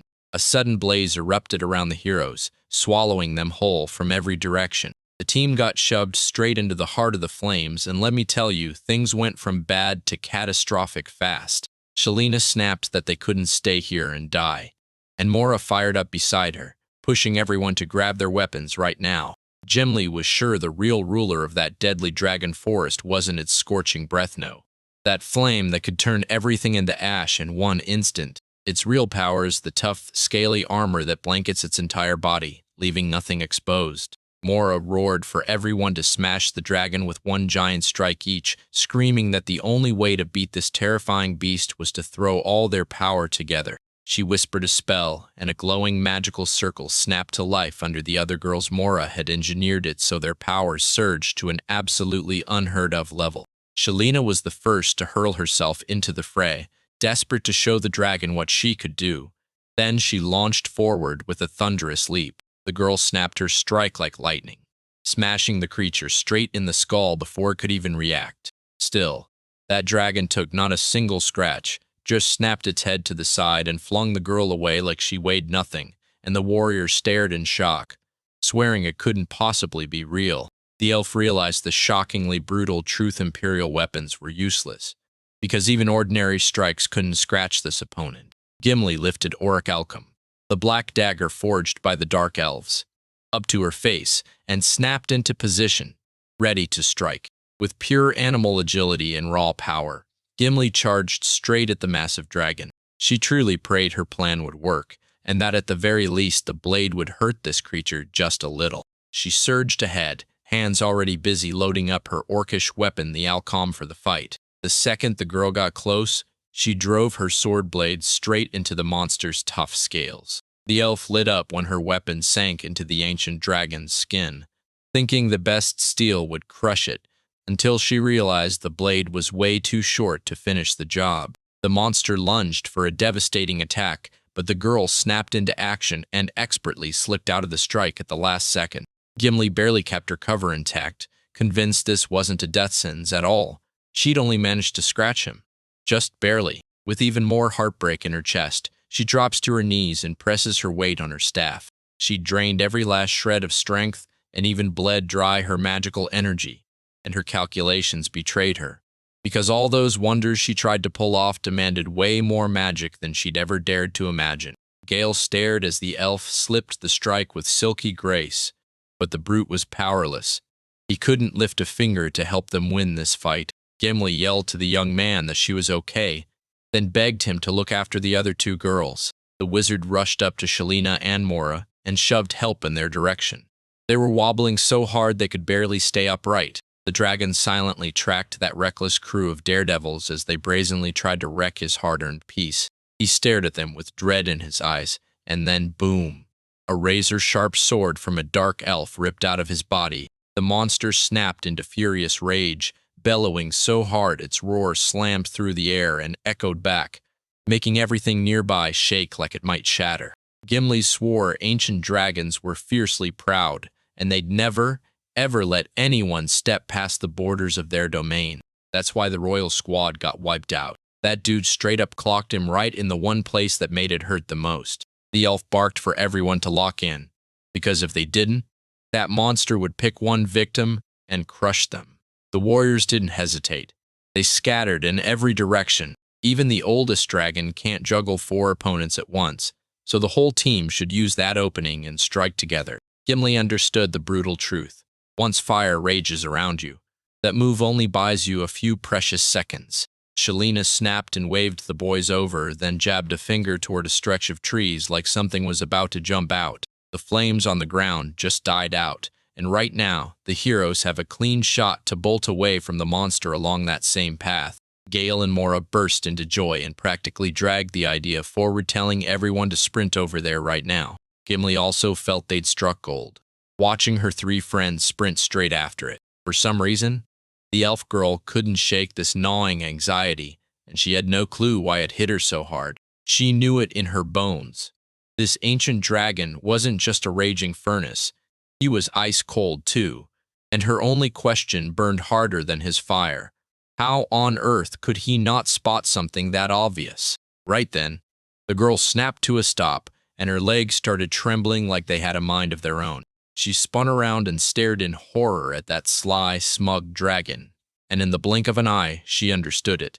Every bit of this was his master plan. It looked like a crusty, dried-out fish trap that had been left to rot for ages. But instead of the net burning with flame, and instead of fish Gimli screamed at the top of her lungs, desperately trying to stop her friends from rushing into an impulsive move. She warned them that, as they sprinted in a single line straight ahead of the beast, that giant monster was seconds from wiping everyone out with one brutal blast of dragon breath. The monster's throat flashed blue light again, and Gale sprinted to shield Mor and Shalina from the coming danger, while Gimli bolted toward his friends, desperate to reach them before it was too late. At that exact moment, terror hit them all at once, like they were already doomed. Out of the forest, a cloaked stranger burst into view, and the heroes immediately heard a voice screaming for the princess. A thunderous roar ripped through the air as the shell slammed toward the dragon and detonated inches above its head. That little move threw the giant monster completely off for a while. The heroes spun around, faces twisted in total confusion, trying to piece together what just happened. They couldn't even wrap their heads around surviving. Until Gale spotted it, something suddenly blasted out from the dragon's side. Then, right beside Gale's team, a fresh wave of cloaked figures stepped onto the battlefield, leaving the girls stunned and scrambling their eyes around, completely lost about what was happening and who these strangers even were.